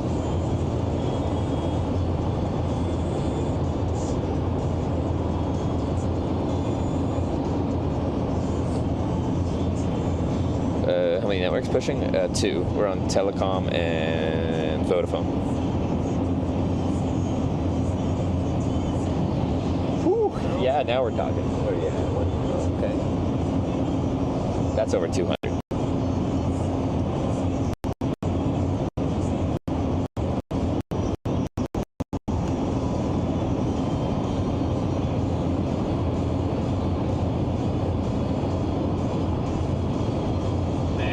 How do you charge your phones and everything? When I go to eat, I have like this big wall charging brick thing. Yeah. And then I power these or like plug these things in. Yeah. So yeah, since I sleep outside, I can't charge overnight, but I can in just like an hour of eating, I can charge enough batteries to go for like another day kind of thing. Oh, okay. Well, that works. With just the cell phone stream, they're not too power intensive. It's just like 2 cell phones running pretty much. When I do my biking streams, it's much more power intensive. Actually, on this trip, I should show you. I have this trailer that I drag behind, so then I don't have to ever go inside to charge because it has a 225 watt solar panel on it. Oh. Yeah. Oh, that looks cool. So it's like this big ass panel. Yeah. And then as long as it's not raining for a week straight, I can keep everything powered quite easily. Nice.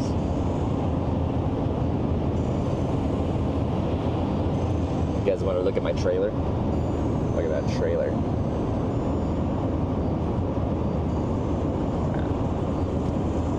Or maybe I'm just giving you a reason to look at my butt. All right.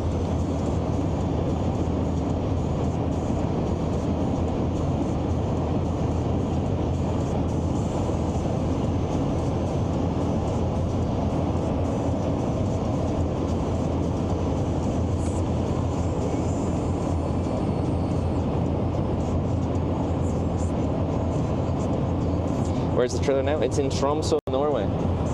I'll be rescuing it after TwitchCon. And we'll be riding with bike and trailer and Starlink satellite internet south through Finland is the goal.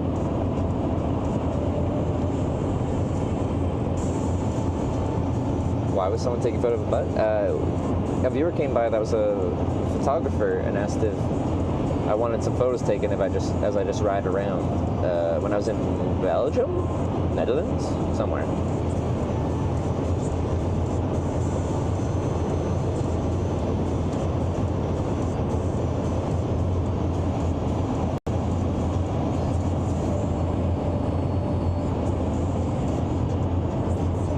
On Starlink and cell connections, in theory, yeah, it should be fine.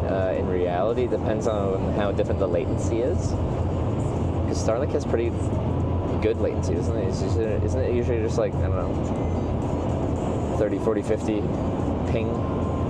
Sometimes these cellular on these international sims are like pretty bad, and sometimes they don't like to tie together. We'll see.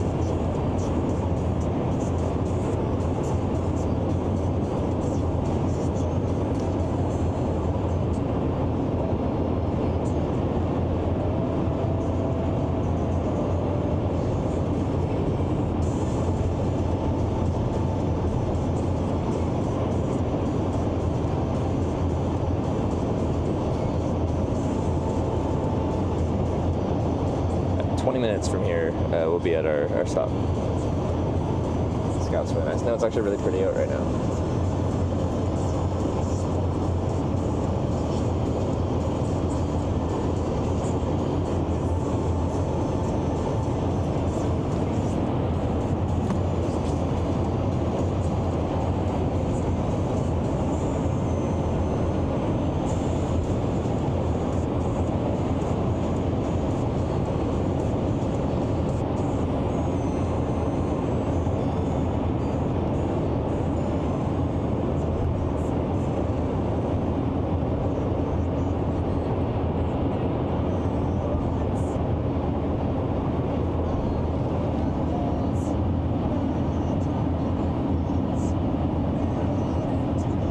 No doubt about it.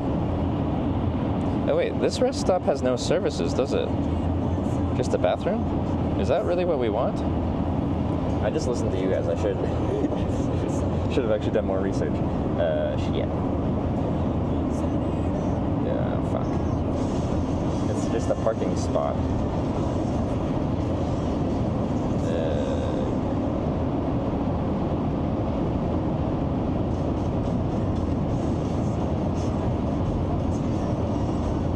I might have to go to the Avia like right up here. Oh.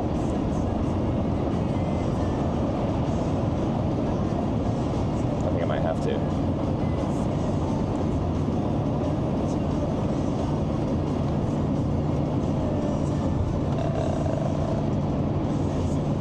You listened to chat. My mistake. How close am I to this one? Yeah, very close. Okay. I think I have to get dropped off at this service area. Yep. The one I was initially thinking had no services, so like it's just a parking lot, and that is less than ideal. But it looked, that seemed a little bigger. This one? That's actually a really big service spot. This one, yeah. No, it looks like it. You can, it's not separated. You can walk over the Autobahn. Oh, you can? And get both sides. Perfect. It's like it's actually really big. I stopped there once or twice. Okay. I don't know about the camping spots, but there will be any. I can make something work. Yeah. This is what I do. Alright, I think that's the best. Yeah.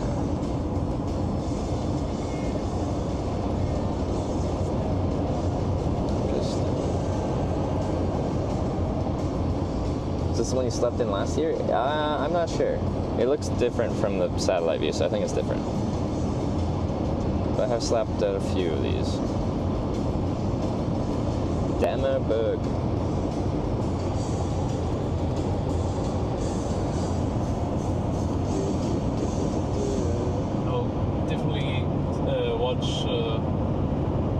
Where you are driving the next days. Yeah, I'll be back at it tomorrow morning. But like from here, I'm pretty close to Rotterdam, so tomorrow I should get fairly close. I try to get there on Friday is registration day when everything starts, so I don't want to get there tomorrow, but the next day. But we'll see how tomorrow goes.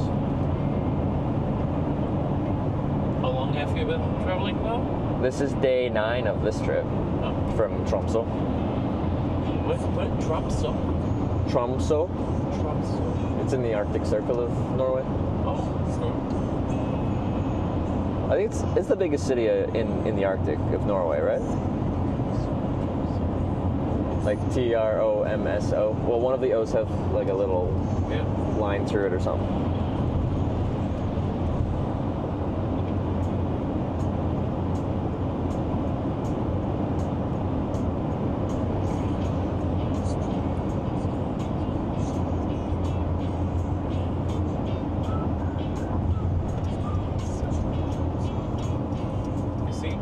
Oh yeah. Bridge. Oh, okay. All right. And on the bridge there are like the food stops and everything. Is there? Okay. Well, that's fun. Perfect. Well, this should be a really good spot to go to ride, though, if it's a popular spot. Yeah, just anywhere here is fine. And I'll figure her out. Like I did that day. All right.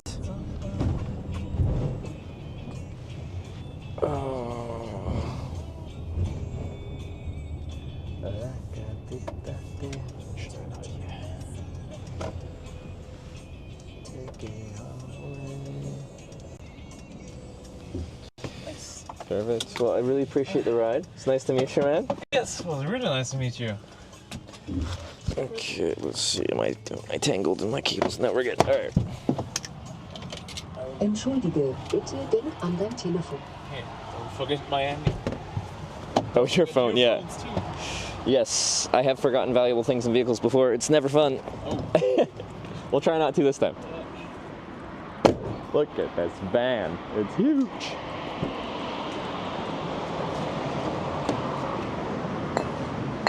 Stay. Take it with you. It's almost empty. I figure I won't just leave you an empty bottle. Okay. All right, man. Well, oh, you're tall. Huh?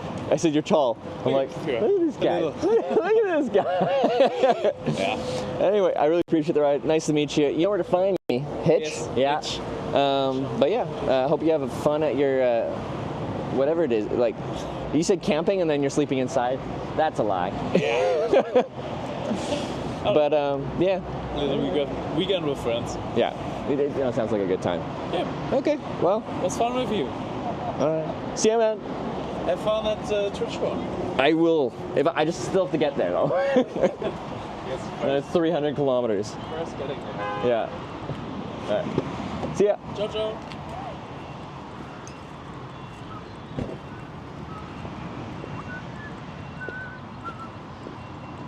Do do do do do. I don't ever wanna feel like I did that day. Take me to the place I love. Looks like I'm like drinking alcohol. At least to me, it looks like I'm drinking alcohol. It's all fenced in. We'll see if there's like an exit that I can go camping, because like it's camping time. How far are we now? Let's see. Okay. Okay. Here. West. Amsterdam? Nope. Rotterdam. Yes. Directions. Back. 3 hours, 9 minutes. 316 kilometers.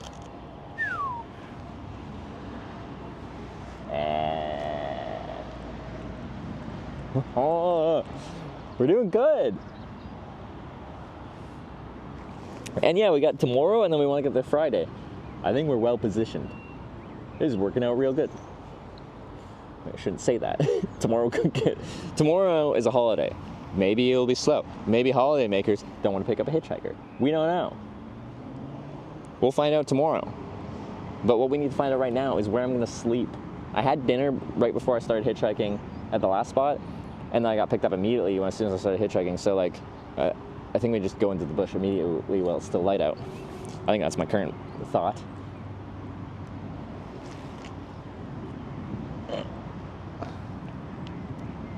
Don't jinx it. I know, as soon as I said that, I'm like, those are dangerous words. Okay. Put you guys down while I put my backpack on correctly.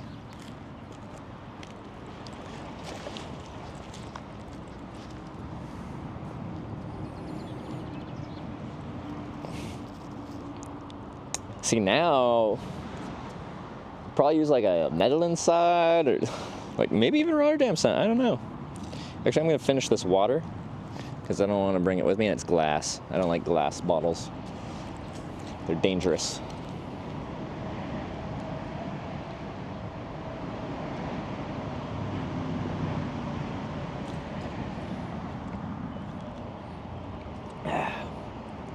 Truck driving during tomorrow? We were asking that earlier, and I don't know the answer. They can't drive on Sundays usually. Is this holiday included in their driving ban? If I was worth money, you can return it. Can I just leave it outside somewhere then? Will someone pick it up?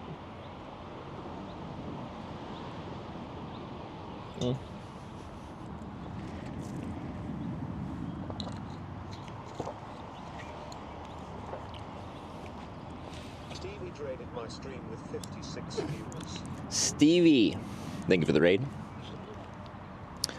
There, welcome to Hitch. Welcome to here in Germany. Somewhere. We're near Osnabrück. Just gonna put it there.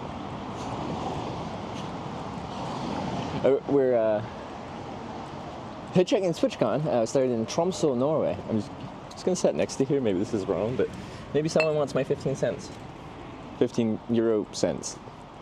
However that works. Love the hat, mate. Thank you. I got it from the Spam Museum in Austin, Minnesota, where Spam's from. Where Spam is made. Okay, so we can't, maybe I should just look at a map. So what I want is to, usually at these big service areas in Germany, they're all fenced in. I don't know if you can see. Fence. We're trapped. Okay, it's waving. I know, I waved back. I currently am looking for a place to sleep for the night. And I would rather not just be like right there. But usually there's like some ways out. Sometimes they got like locked gates. A lot of times they're just left unlocked. So yeah, I should pull up my phone and actually look rather than just like walking the perimeter of this.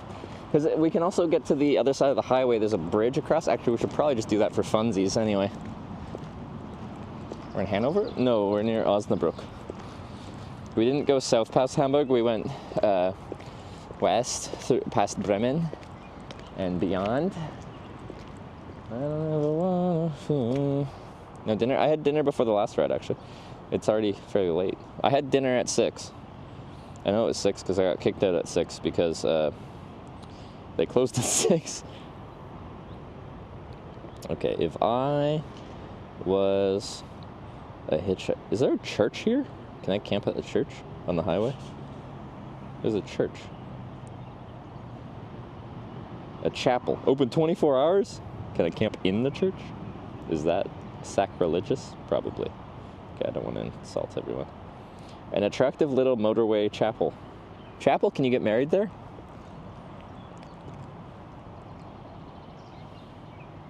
Surprising to find a highway chapel at this location. Interesting. Maybe behind the church? Do you have street view here? Can I look at this? Interesting. Very interesting.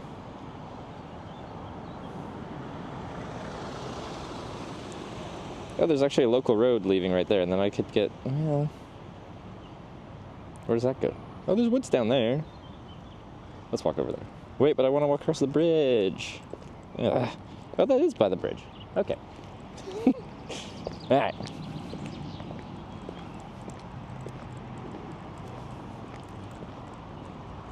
Camping at church sacrilegious. Jesus' story is literally about camping overnight with strangers. But when do religious people actually follow Jesus' actual teachings?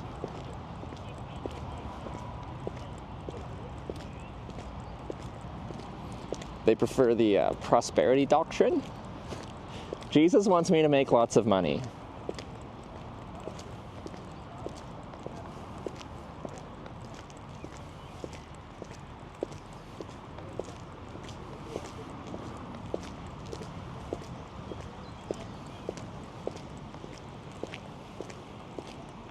Supply side, Jesus.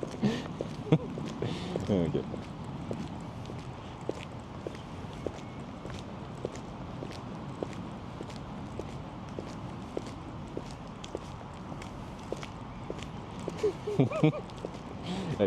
Okay. We keep being picked up by these small red little cars. I like them.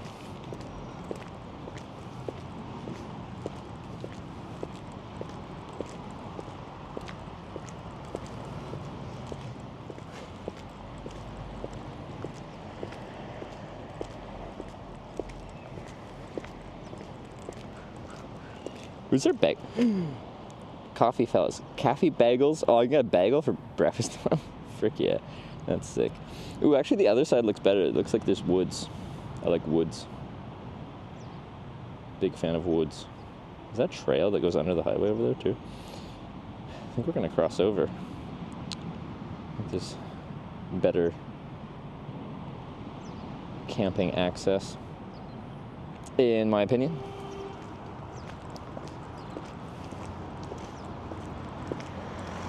Those woods, kind of in the distance. We're going. So we get to cross the highway. That's fun. Okay. Should we check out the chapel first though? Do you pronounce bagel? Bagel? Bagel? Bagel?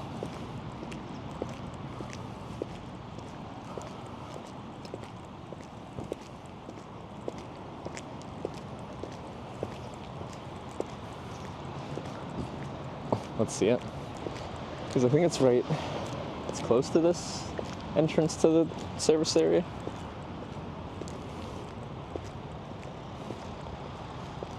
I say bagel. Maybe that's wrong. If that's wrong, I don't want to be right.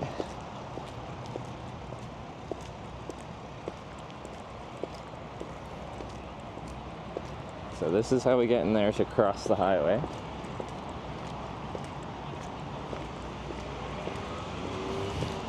Okay, I need to swap my batteries around. This doesn't need to be charged right now. Take this cable.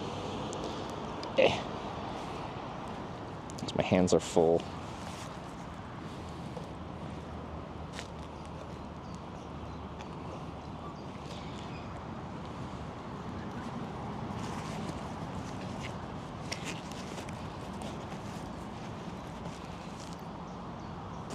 What's up? Oh, was that empty? My mic's about to die. I had it plugged in, but the battery charging must have died. Anyway, we'll let it die. And you guys can scream at me when it dies.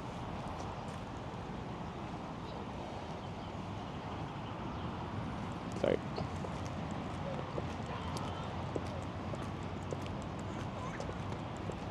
Trevor's wearing heels.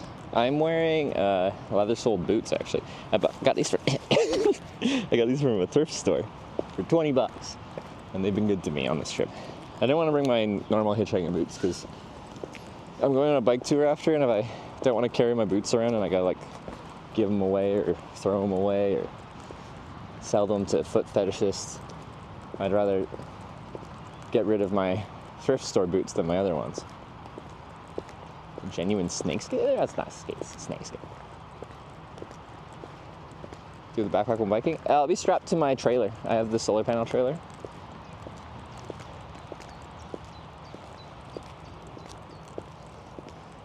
It's just normal calf leather, I'm guessing.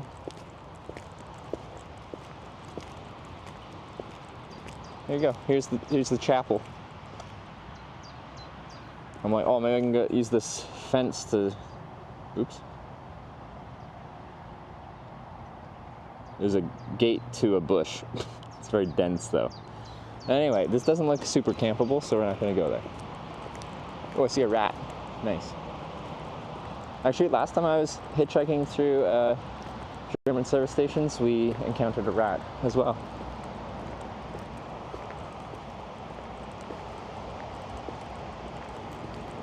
They seem to like hanging out at these.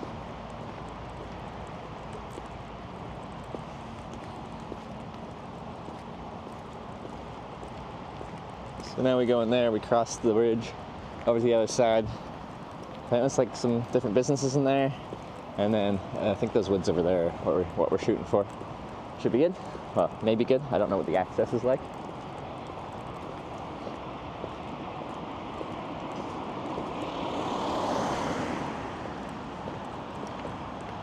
Dressed up like a lot lizard? Maybe. Like, those rats stumbled into a good location for snacks and stuff like that, you know?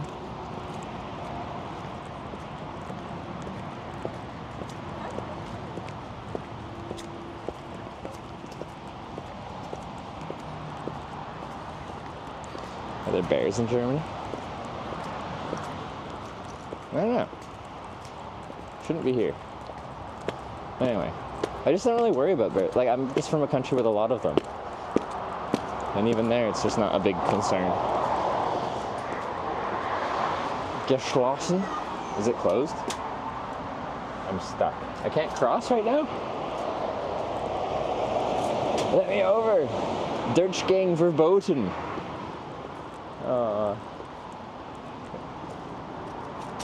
Wait. How do you... The washroom? They can't even get out. Germany! What do you mean?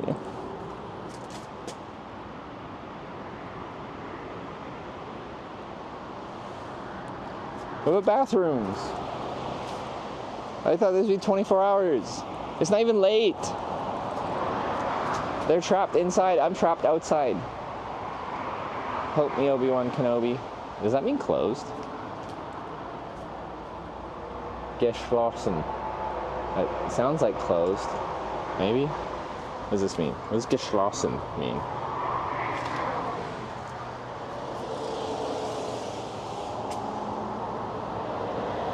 Yeah, I know, but they're inside trying to get out. So I'm like, maybe there's just a mistake with the door. I want to cross.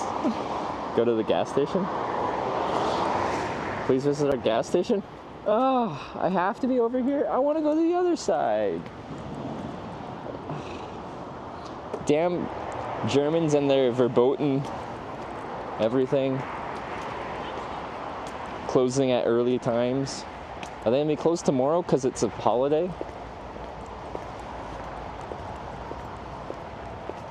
That's some bull. Okay, well I found a road that leaves this area, so I can leave on that road. Camp out there or something.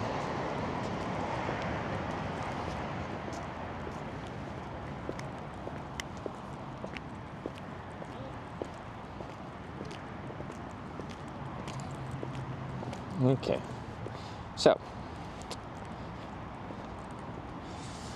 to escape the land of verboten, we just go past the chapel. And then there's a small local road that goes somewhere. Oh, we can cross over. We just have to go for a long walk. We can go for a long walk. Should we? I don't know. There's more woods over there. It's going to be dark by the time I do. There's a war game collector shop on this side. A miniature store. Oh, that's nice. Yeah, well, let's start going that way because I want to leave the rest stop anyway.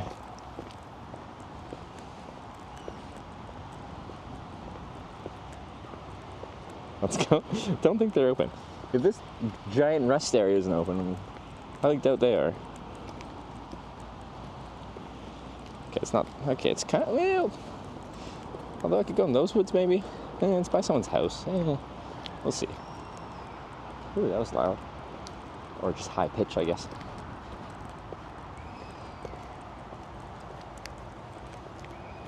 Chapel has Wi-Fi and power. They might have power, actually.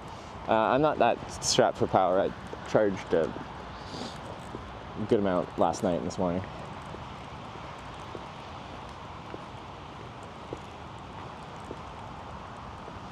Get over here.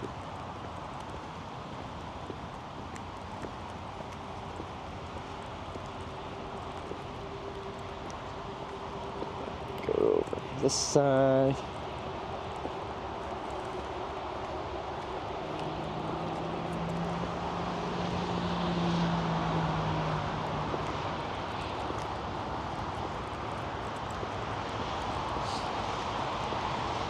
Let's see if there's an easy, like, just out here place to see off the side. If not, we might, there's a, I can show you. There's an overpass I can walk to, way the F down here. But plan A is, let's see if there's something on this side of the road.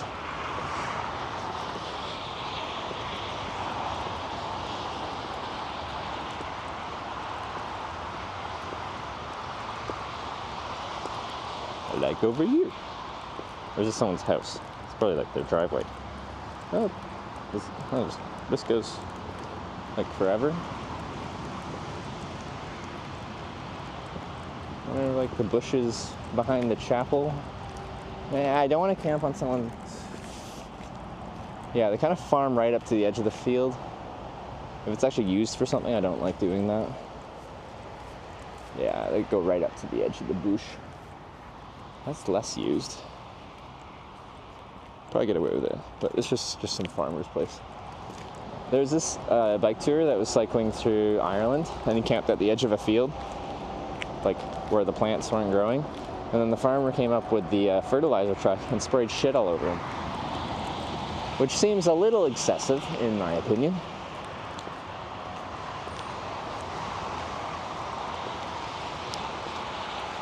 Depends. If I was gonna just like sleep late at night till really early in the morning, I'd probably just camp right there.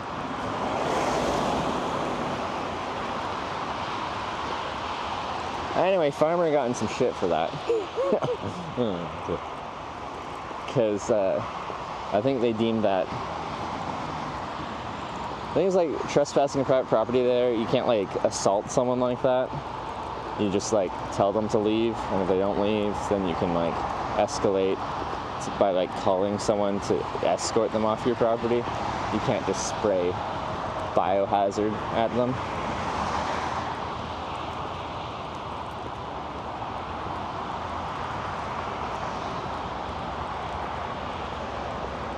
Small light close by on the side, is it? But like, when you say close by, is that like walking close by, or is that like driving close by?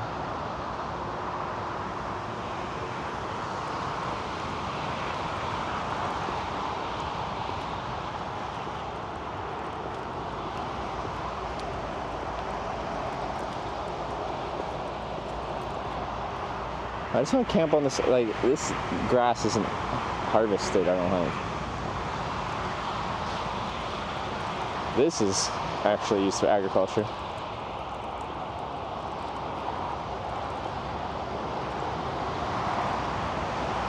Anyway, we're almost at the bridge.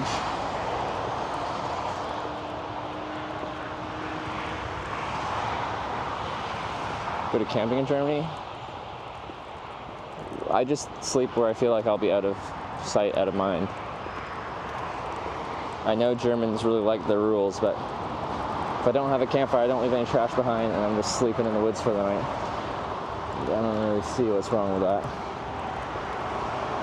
It's allowed you for earplugs? I'm used to being next to roads. Who dat? I had my alerts low for some reason. Ah! Corn? Cam the Cop, thanks for the raid. Thank you very much. This calls for cornge. Yeah. Yeah.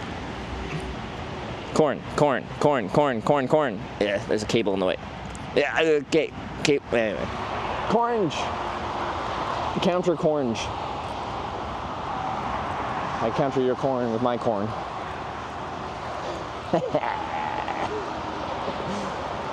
Anyway, thanks for the raid, everyone. Welcome to Hitch. Welcome to Western Germany by Osnabrück. The sun is setting here. It's actually quite pretty out. We just ended the day of hitchhiking. Made about 400 kilometers or something like that. It was a really good day. We're just over 300 kilometers away from our destination TwitchCon in Rotterdam. We are just looking for a bush to sleep in tonight.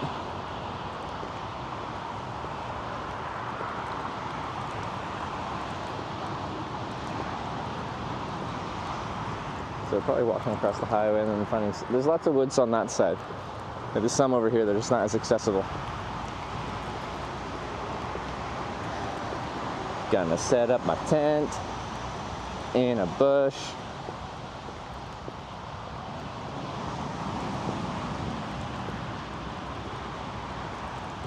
Check out satellite pics of what?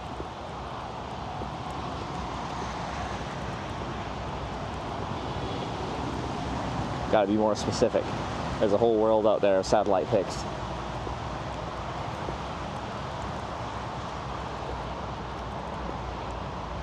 Grass boarding out, how many people are going to use the side road past nighttime? I don't know. I like to be tucked away. I did say, like,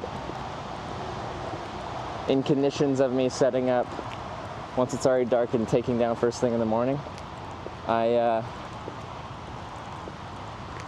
already said, yeah, that's a spot I would camp. But I'm trying to be a bit more tucked away. Is this an on-ramp? Where does this go? What are you? Just another farmer road.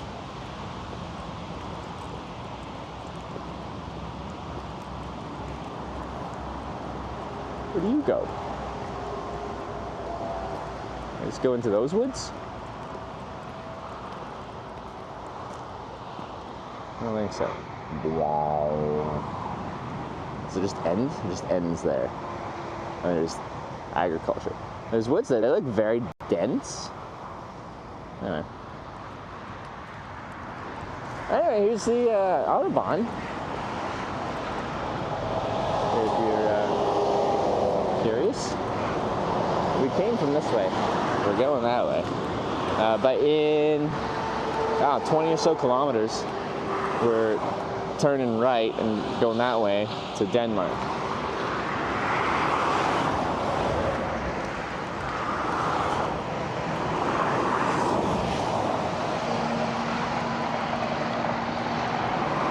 So I think something from best spots for camping. Do you think I haven't even looked at the satellite pics for this area? That's why we're going over here. There's lots of woods over here. Of course, that's like the first step of finding somewhere to camp. Look at the lay of the land of your area.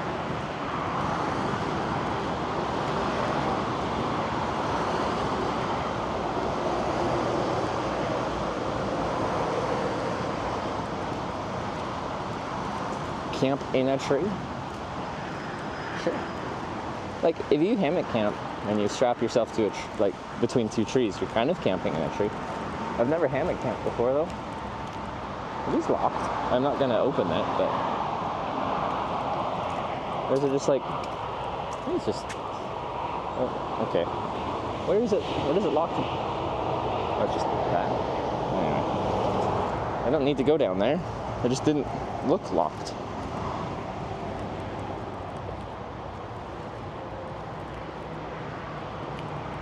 I don't see a padlock. They are locked? Like, it makes sense. In North America, they have those and they're locked.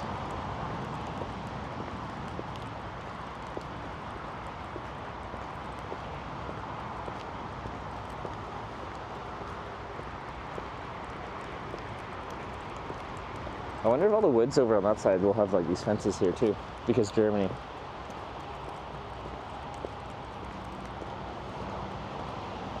Like for easy pass. Well, most of the time, stuff like fences are, if you're dedicated, they are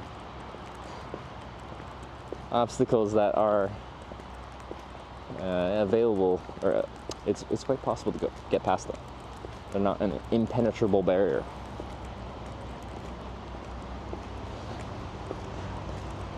They have wild pigs, that's why it's up. Nice. Like, boars are actually pretty aggressive, and I've had them outside my tent, and I'm like, it's a little intimidating, actually. Thick bush now? Yeah. Hard to get into that bush. Car! Clip of the 10K tattoo down now? Yeah, yeah.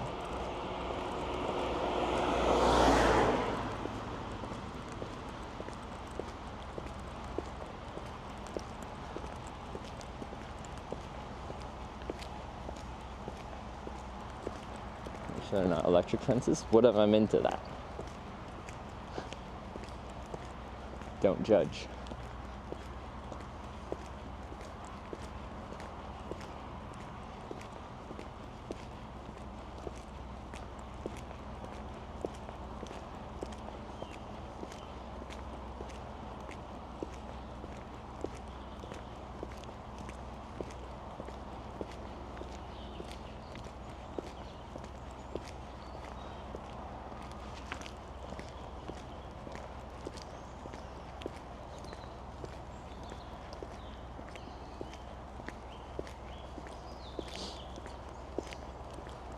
Okay, so I feel like we're just committed to walking all the way to the woods on the other side of this whole stop.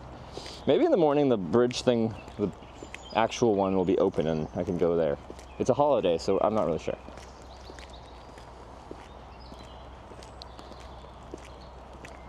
Hold up. Actually, yeah. These woods are thick. Real thick. Let me just poke my head in here and see what they look like. I'm gonna have to go into bush mode for sure if I'm gonna go out in there. These woods are fine, but they are like right coming up to some guy's farm. These look pretty nice though. I gotta go in bush mode. Okay. Bush mode on. Bush mode is just, I tuck my pants into my socks. So if there's ticks, they can't go up my pant leg. They have to climb up my pants, and I can see them climb up my pants. So that's all bush mode is.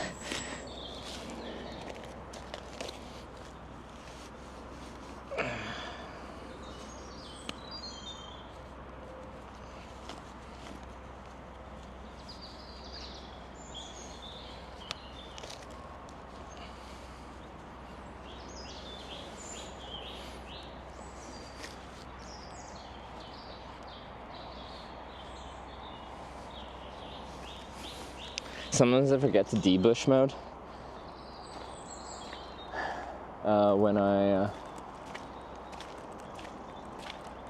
go back into civilization, and I feel it just is a funny look. I don't know, the access is difficult, but there's some opening. I'm just getting too close to this person's house.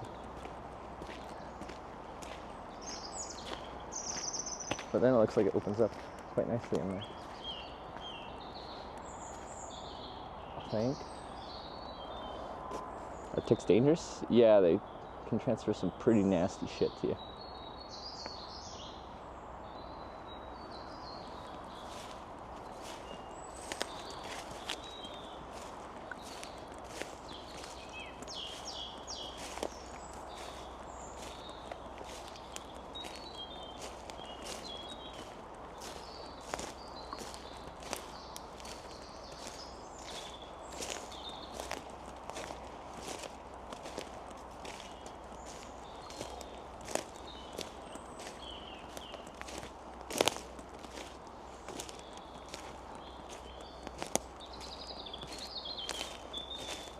I love these bird calls though. They're pretty.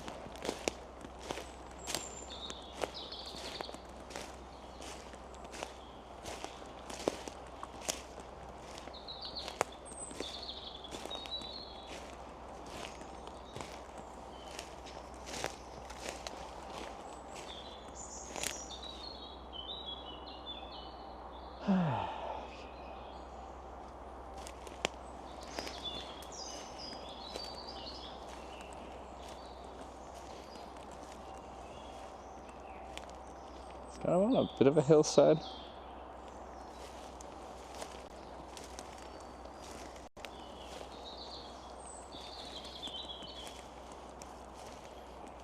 Gotta find somewhere flat-ish. Doesn't have to be that flat. Just, yeah, spiderweb. Yeah, more spiderweb.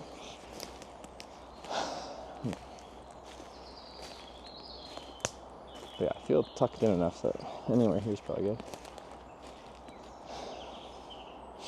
Sorry, I know it's dark, you can't see shit, but...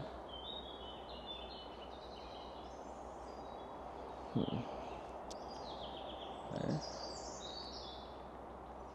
Nice woods, actually.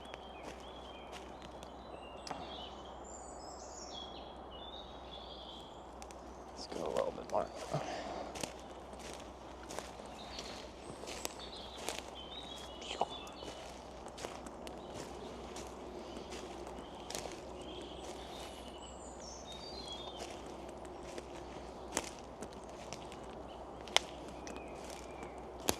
We're almost at the top anyway, so I'll just get to the top and camp on the flat crest. Ah, it's louder than I expected. Fascia01 shared 145 bits. How has your day-to-day been? Talk to everything up today. Amazing. I'll tell you all about it. Just let me find a spot here. Yeah. Yeah. Well, the sun's out, but then it gets real bushy.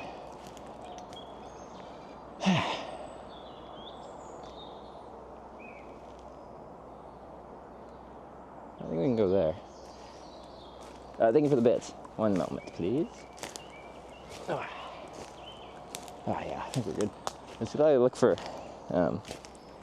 widowmakers? I don't like camping in a tree with like real thick branches. If said branch breaks, you die. I don't think it's supposed to be that windy tonight, but that doesn't mean that's an enjoyable thing.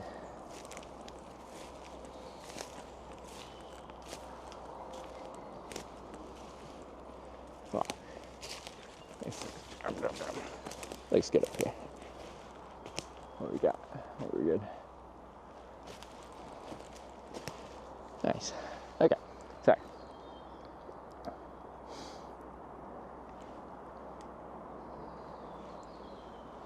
They're just like actually decent sized trees, so yeah. With all the little trees we had in the north, it's just like you don't really have to worry about it. Here, they can fuck you up. Yeah.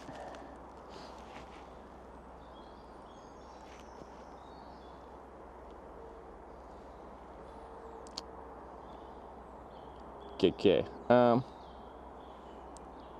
Why does someone keep repeating the ticks thing? I don't know. Are we just repeating the same thing? Anyway, let me set you guys down.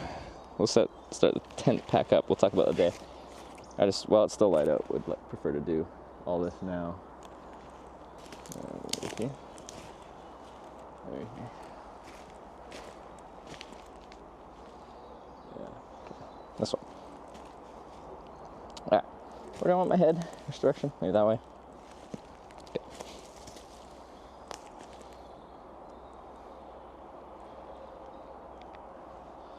Yeah, okay. Alright. You guys can go here.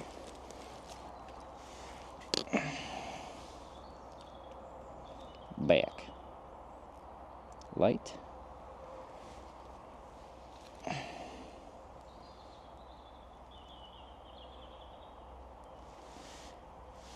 Alright.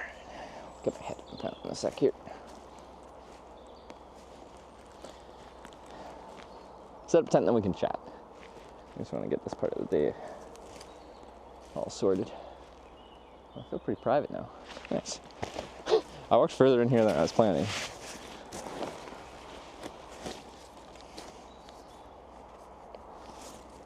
Yeah, I didn't check if I had ticks crawling on my legs. If I do, it's not a million of them, which is good. I don't know how prevalent they are in this area, but you're safe than sorry. Hate ticks.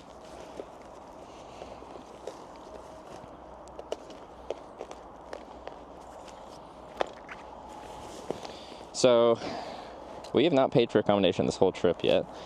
We were invited to sleep inside at Gay's place, just outside Stockholm, who had picked me up hitchhiking and let me crash. It's the only time we slept inside. It's been a pretty good campy trip. I've really enjoyed it. Let me get my phone out so I can see Chad.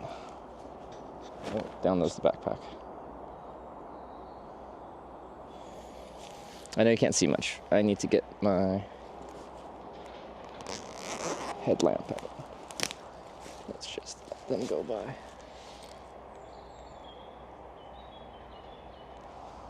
Oh, here's the foliage.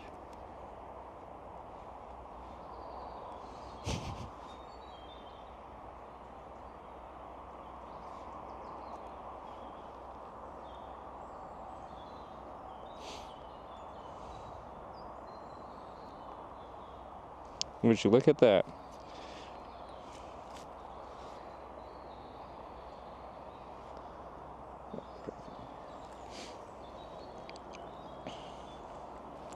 One sec.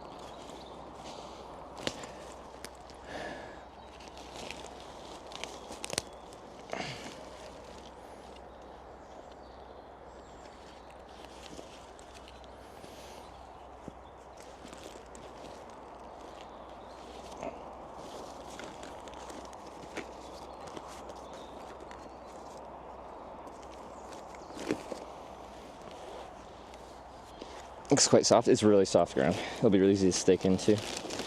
Potentially too soft. I'm sure I'll be fine. Also, I don't think we're expecting windy conditions, so the tent doesn't have to be exceptionally secured for what we're expecting here.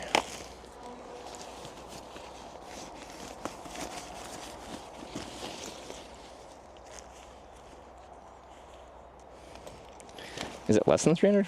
It's about 300, isn't it? I thought it was just over 300. Regardless, we're well positioned. Had a really good day today.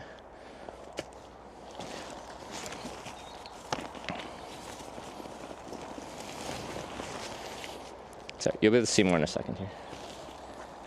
I should position from that side, actually. That'd be better. Okay, pull and stake, yeah.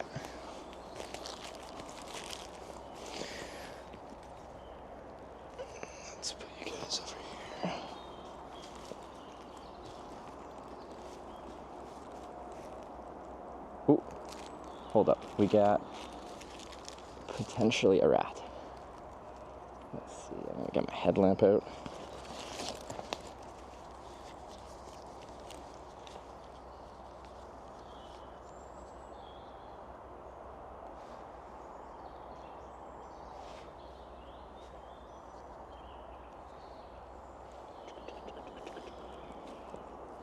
I saw you. Paco_Taco_ Oh, you got a spider gifted on you 5 guys. subs to the community. Paco Taco, thanks for the 5 subs. Okay. It's still in the bush. Occupied? Yeah. But this rat can probably cook, right? It's just looking for some food. I don't have that much good food. I got lots of chocolate. I think Remy would like chocolate. Of course he would.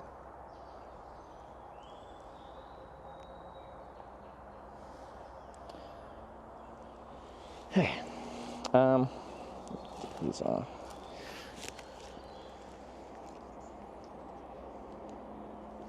Everybody can cook, exactly. Hey, let's get this tent set up.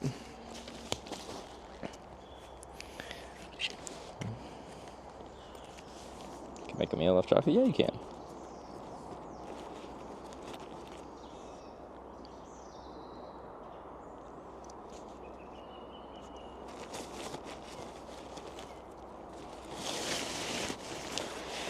Had a good little bit of rain last night. Where am I going? Head up this way.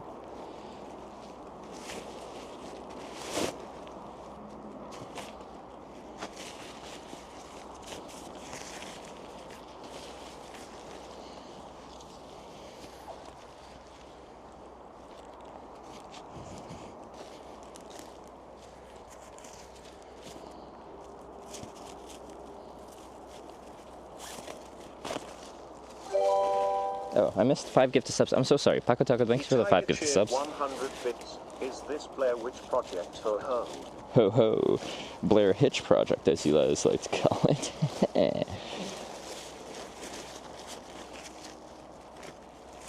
The thing is, like, in the outdoor kind of wildernessy outdoor people world, what I do isn't that adventurous. But this is Twitch. We don't go outside here, right? Like, the fact that I sleep outside. On this platform, this crazy stuff.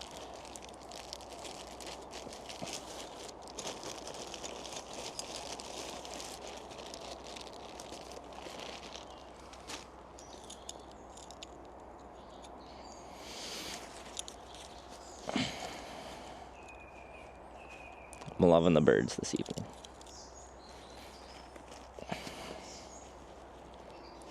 WTF isn't outside? Exactly.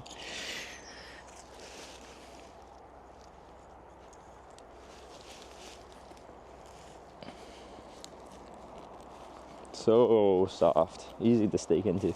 If we were expecting like inclement weather, wind, I would not trust these stakes that I just set.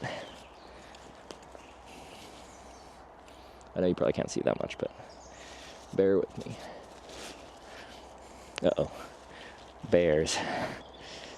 Dangerous. I'm just saying there's like boars in this part of Germany, so that's what we'd be more concerned about. Once I'm in my tent, I'm not as concerned because boars are territorial, and if they just, and they have, come upon me in my tent already, it ain't big of a deal, because I'm not like standing up challenging them, right? Like, they're not going to take it as much of a threat.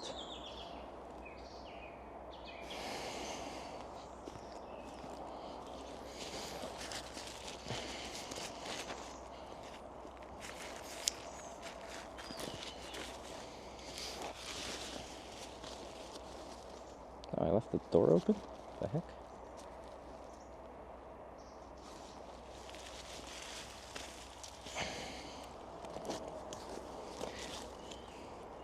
Oh yeah, it's the water situation this morning. Had a little bit of water ingress and I was letting it out. Okay. Once I get this other stake in, I can be more interactive. I just want to get this set up.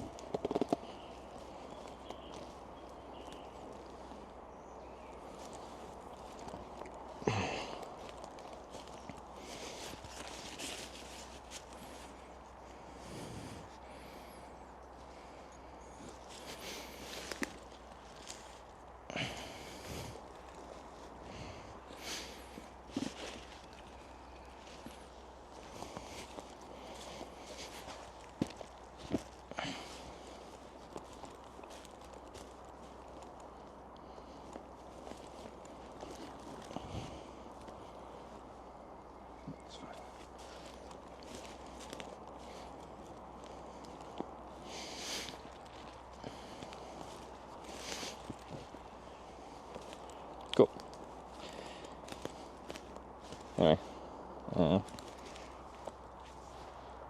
Oops. Where's my tent? Very small. Camouflaged. Except for those bright yellow guy lines.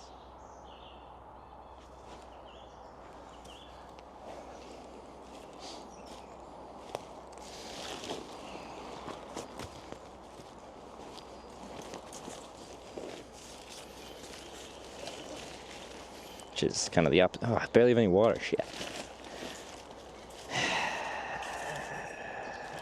Have enough for tonight? Well, I better, because I'm not going back into town right now. Well, town, truck stop, service area. Just gotta brush my teeth. And then I'm gonna wake up thirsty. I know I am. Okay.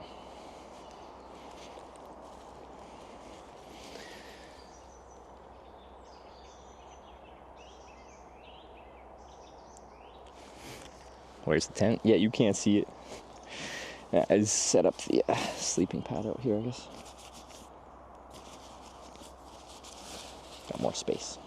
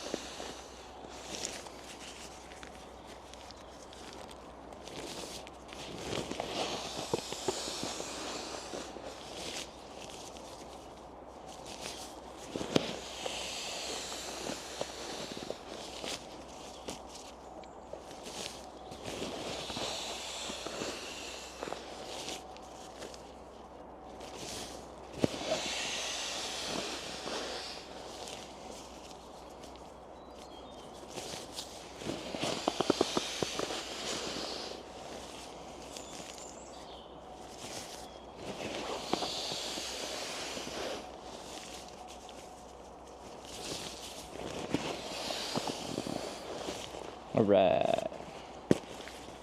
What a beautiful thing.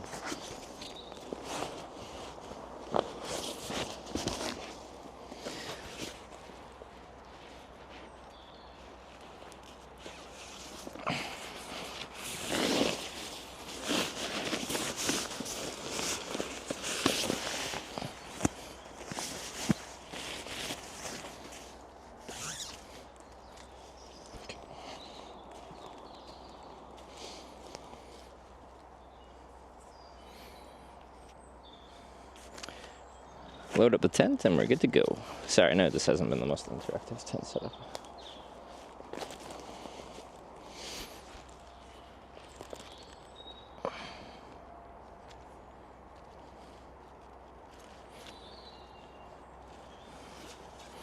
But yeah, we had dinner, so pretty comfy food-wise.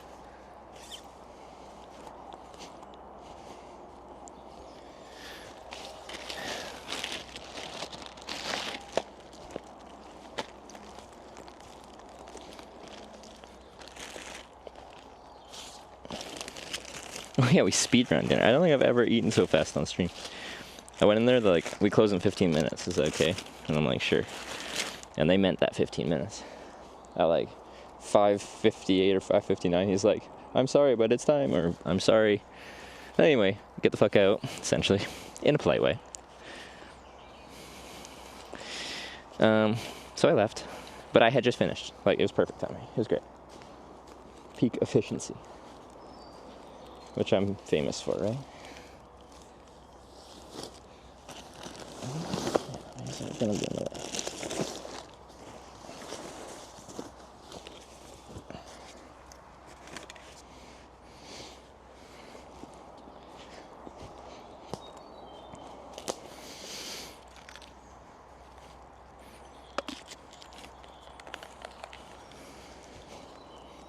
Okay, then we brush our teeth.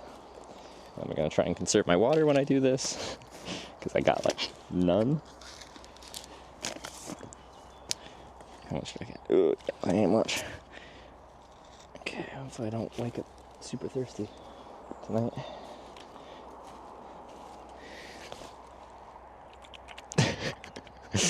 Oops.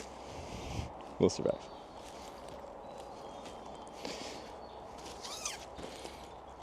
So you travel from Tromsø, Norway. Arctic Circle of Norway.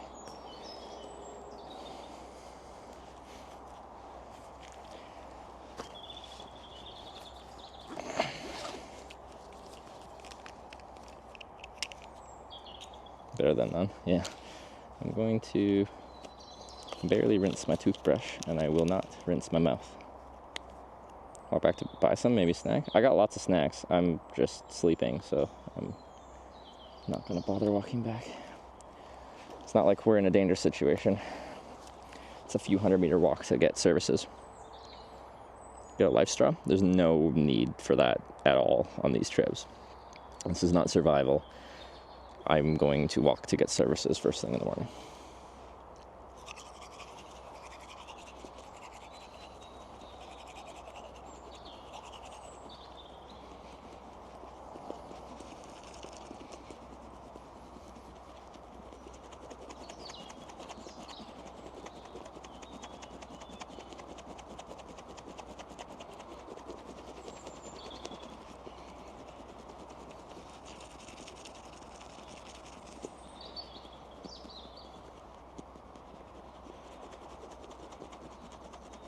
Good, how who went earlier?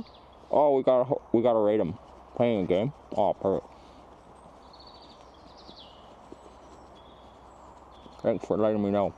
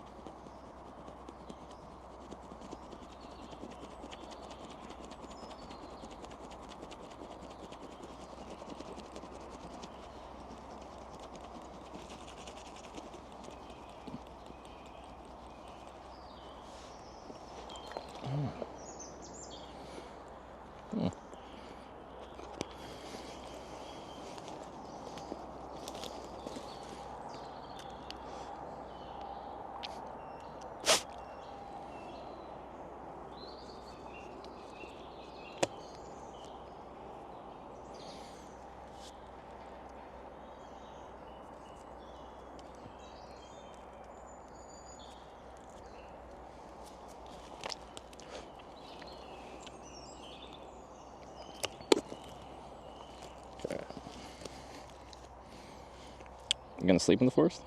No, I just set up the tent for show.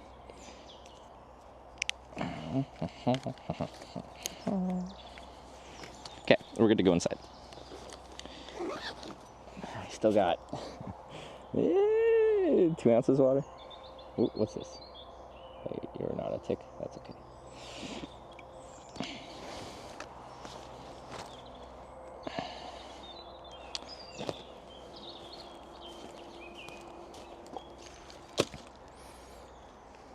Where are you? These are the woods in Germany, near. Where am I, guys? I forget where I am.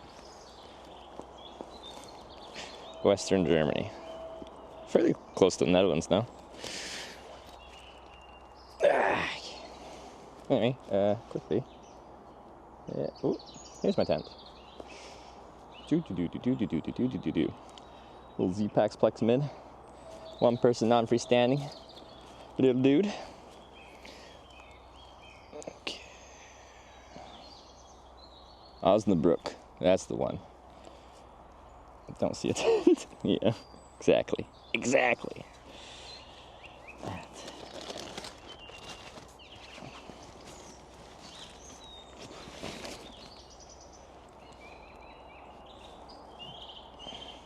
Used to be in Rotterdam tomorrow. Well, I try to get there for Friday, but yeah, we'll see what happens. Because that's the registration day. It's more fun to show up on the day everything begins rather than a day early. But I showed up early last year, so who knows. Okay.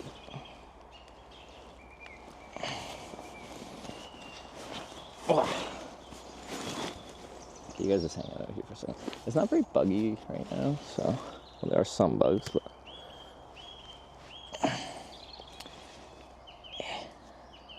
I just what have I don't want full blast. No, I don't want full blast. I'm just trying to point it down rather than at you guys. Okay, that's not working. Regardless, taking boots off. Yeah, if it was more buggy, I'd be like not sitting in the tent with the door open, taking my boots off. That would be a good way to track in a million freaking mosquitoes or whatever is out here. That tent waterproof? Like the material on the tent, top of the tent is waterproof, Dyneema. It's only as waterproof as your tent location that you've chosen to set it up at and how will you pitch it though. 0_tip $6.90. Thank you. Thanks, bro. Where did I put my phone? Kodachrome just subscribed with Twitch Prime. Who's that? Ones with the nice donation, $6.09. I appreciate it. Oh, there we go. That's very kind of you. I thought there was going to be some media share in that. Ooh, got some water on my phone. And Kodachrome with the 5-month Prime reset. Thank you very much. Let's get you guys inside.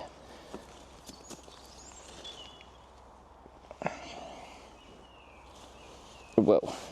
Curry raided my stream with 155 viewers. Hold on, let me close this tent here and I'll... Oh, oopsie. There we go. Koala Gang. Is that what you guys are called? I like that. That's nice. I like Karen. She's nice. She showed me around Lisbon. Long time ago. Oh, God. My spam hat. Oh, no.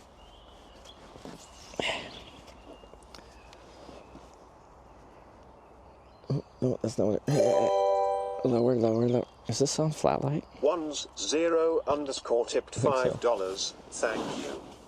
Oh, stop going into boost mode. If you tap the side, it switches from whatever level you've set to 100%. Maybe I'm happy I don't have, like, more than 300 lumens. Sleep stream? Yeah, baby. No, I don't... Oh. Ones with the fiver. You added media this time. What you got for us? Thank you very much for the $6.09, the nice donation, and the $5 ones to finish our day here. We just got here. I am hitchhiking at TwitchCon. I do this pretty much every TwitchCon. It was day 9. We hitchhiked 400 kilometers a day in 4 or 5 rides. We started in Tromsø, Norway, in the Arctic Circle of Norway. And it's been 9 days of hitchhiking every single day. No days off because I had a long way to go. We had 3,000 kilometers to go and we only have like 300 remaining. We are 90% done. Nice. Tunes. Hitch, are we going to all the parties? Wait, are you? I only know of, well, partner party, and then Saturday there's a, what is that party? Oh, it's like Red Bull, Blurp, and someone else, I don't know who. And then Sunday there's an IRL party. Do some reading before sleeping, maybe some doom scrolling. Occasional doom scrolling. I'm usually just too exhausted to really take anything in. Last night I put on some YouTube. There's not party. It's kind of a party. It's more like a gathering. Usually, like, it's just like we meet up. There's no open bar or anything. Boring. But the parties are very fun at TwitchCon. I'm just sad Discord doesn't do parties anymore. Discord threw the best parties. Phone Sarah, depends what time it is. Oh. But yeah, wait, I wanted to recap our day. Someone, it's a few minutes ago, well, before I set up, and was asking about the day. Vasker, how's the day been? Tori, about everything okay today? Yeah, no, so I just want to recap the day. Don't know about any parties yet. EU is always a bit more chill than NA for the party front. But yeah, we started today in Denmark, like in the middle of Denmark, like literally, because there's an island in the middle, and we were on it. Sockler streamed some good parties a couple years back with his like professional camera. Yeah, I know, I remember that. We got drive-by shootings with like orbs, like little water bead things. So yeah, in Frederica, F-Town, Denmark, we got a short ride from a really nice lady that took us from the east-west highway in Denmark to the north-south highway, E45 or whatever, to a service station on the side of the highway. That was a good spot to hitchhike. Not super busy, but it worked. Like an hour there, we got picked up by we had some great rides today. Yeah, today needs a recap. We had some great freaking rides. From there, we got picked up by this guy who's in, have we established the genre? To Colding. Yeah, Frederica. I'm saying it right, I know. To Colding. I can do Colding. And he's in a band called No One. And I was calling it pop punk, and you guys are like, no, it's not. But it's in the My Chemical Romance kind of era. Kind of music. And honestly, like, I follow them on Spotify now. So good. Like, production value sounds good. Singer's great. Reminds me of my childhood, so that's great. I've been listening to some pop punk recently because it's nostalgic, and I think it's coming back. I just went to Sum 41 concert. So much fun. Anyway, so we're listening to some of their music, which is honestly really good. And I got dropped off there, and I got picked up by a mother and son, and we were driving. Turns out her son is like been playing guitar for a few years, and he's getting pretty good. He just played at his first like show. I think it's with the school band at that point. But anyway, I'm like, yeah, if you want to, when we drop off, like, play us a song. Now that he's getting used to like playing live and stuff like that. So he played us some songs, and he's so good. 15 years old, plays guitar, sings really well. He might be streaming right now. We actually might rate him. So that's cool. Went live, we'll play guitar later. Yeah, okay, we'll rate him. That's a lot of fun. They drove me right to the border between Denmark and Germany. And then at that service area, we got the right. Oh yeah, we got picked up by. He was driving all the way to southern Germany, but we went with him to just north of Hamburg to another service area, and that guy was a ton of fun. We had some great conversations. And I got dropped off at that service area in Hamburg, and then I thought I was gonna have to wait a while. I had time for like Bremen at that point, trying to get off the A7 highway and start heading west past Bremen and towards Netherlands. And I got picked up in 4 minutes and 34 seconds or something like that. And he was going all the way to, well, actually beyond this, to, what was that town called? Anyway, he was going another like 40 minutes past here or something like that. But he took me to Osnabrück. And I am right before the highway splits to Highway 30 or 31 west, and then we're actually quite close to the Netherlands, the Dutch border. Munster, that's the one, to the Dutch border. So, and now we're only 300 kilometers from TwitchCon. Like, today was just like, we had one hour long wait, but everything else was like super fast. And then everyone was awesome today. It was a really good day of hitchhiking. Really good day. I had fun. Hope you guys did too, if you watched. Bus Charsa tipped $16. Thank you. Good night.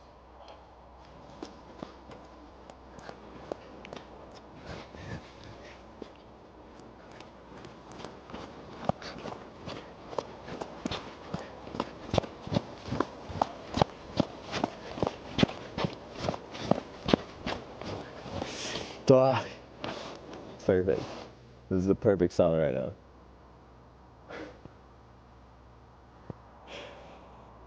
Bushasa with the $15.99. It's almost as much as I paid for my schnitzel today.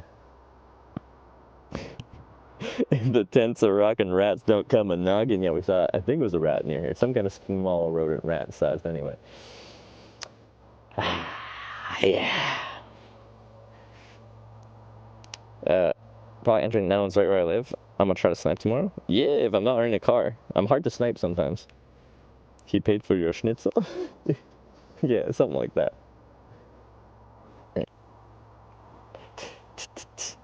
Okay. Let me just check out our musician friend from earlier. Apparently he's streaming.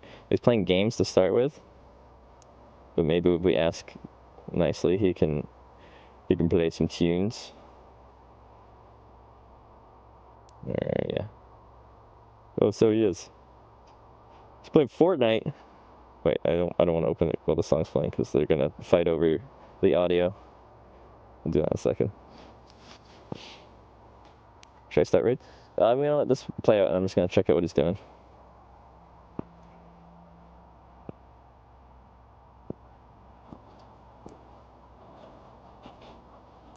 He's such a bot. Actually playing Brawlhalla? He's in the wrong category. Brawlhalla and guitar later. Okay, yeah. Wasn't looking for it. Look. Okay. Category. Where is he? There we go. Fortnite. It's fine.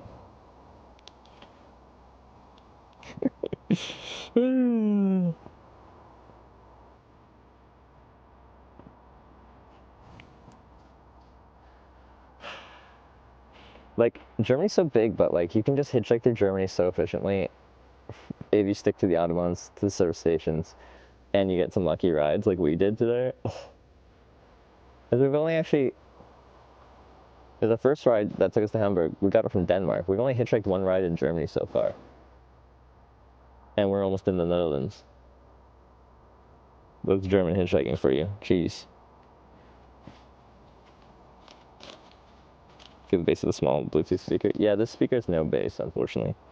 But I guess that's what you get for having it being like this big.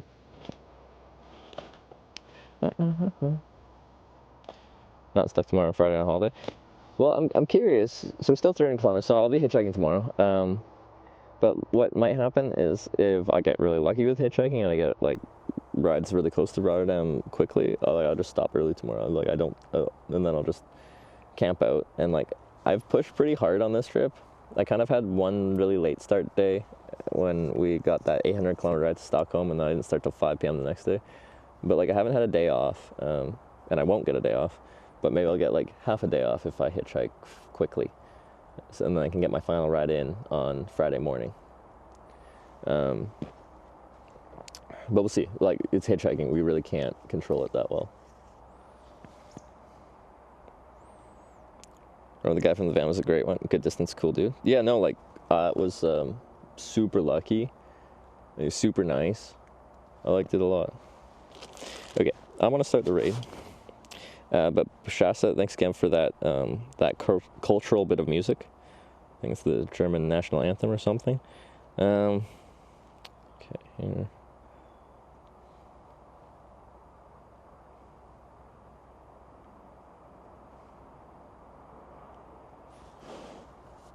I start early tomorrow. I don't know what time. Probably around the same time, 8, 9. Hopefully the services will be open here. It's a holiday tomorrow, so that's...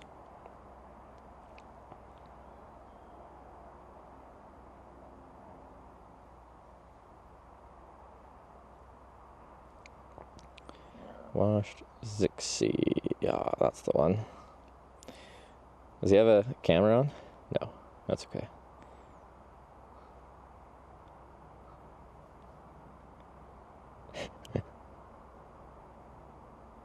Okay, so I'm gonna start this raid, and so keep in mind, this guy's 15, all right? So I know this is the internet, but just be nice, okay?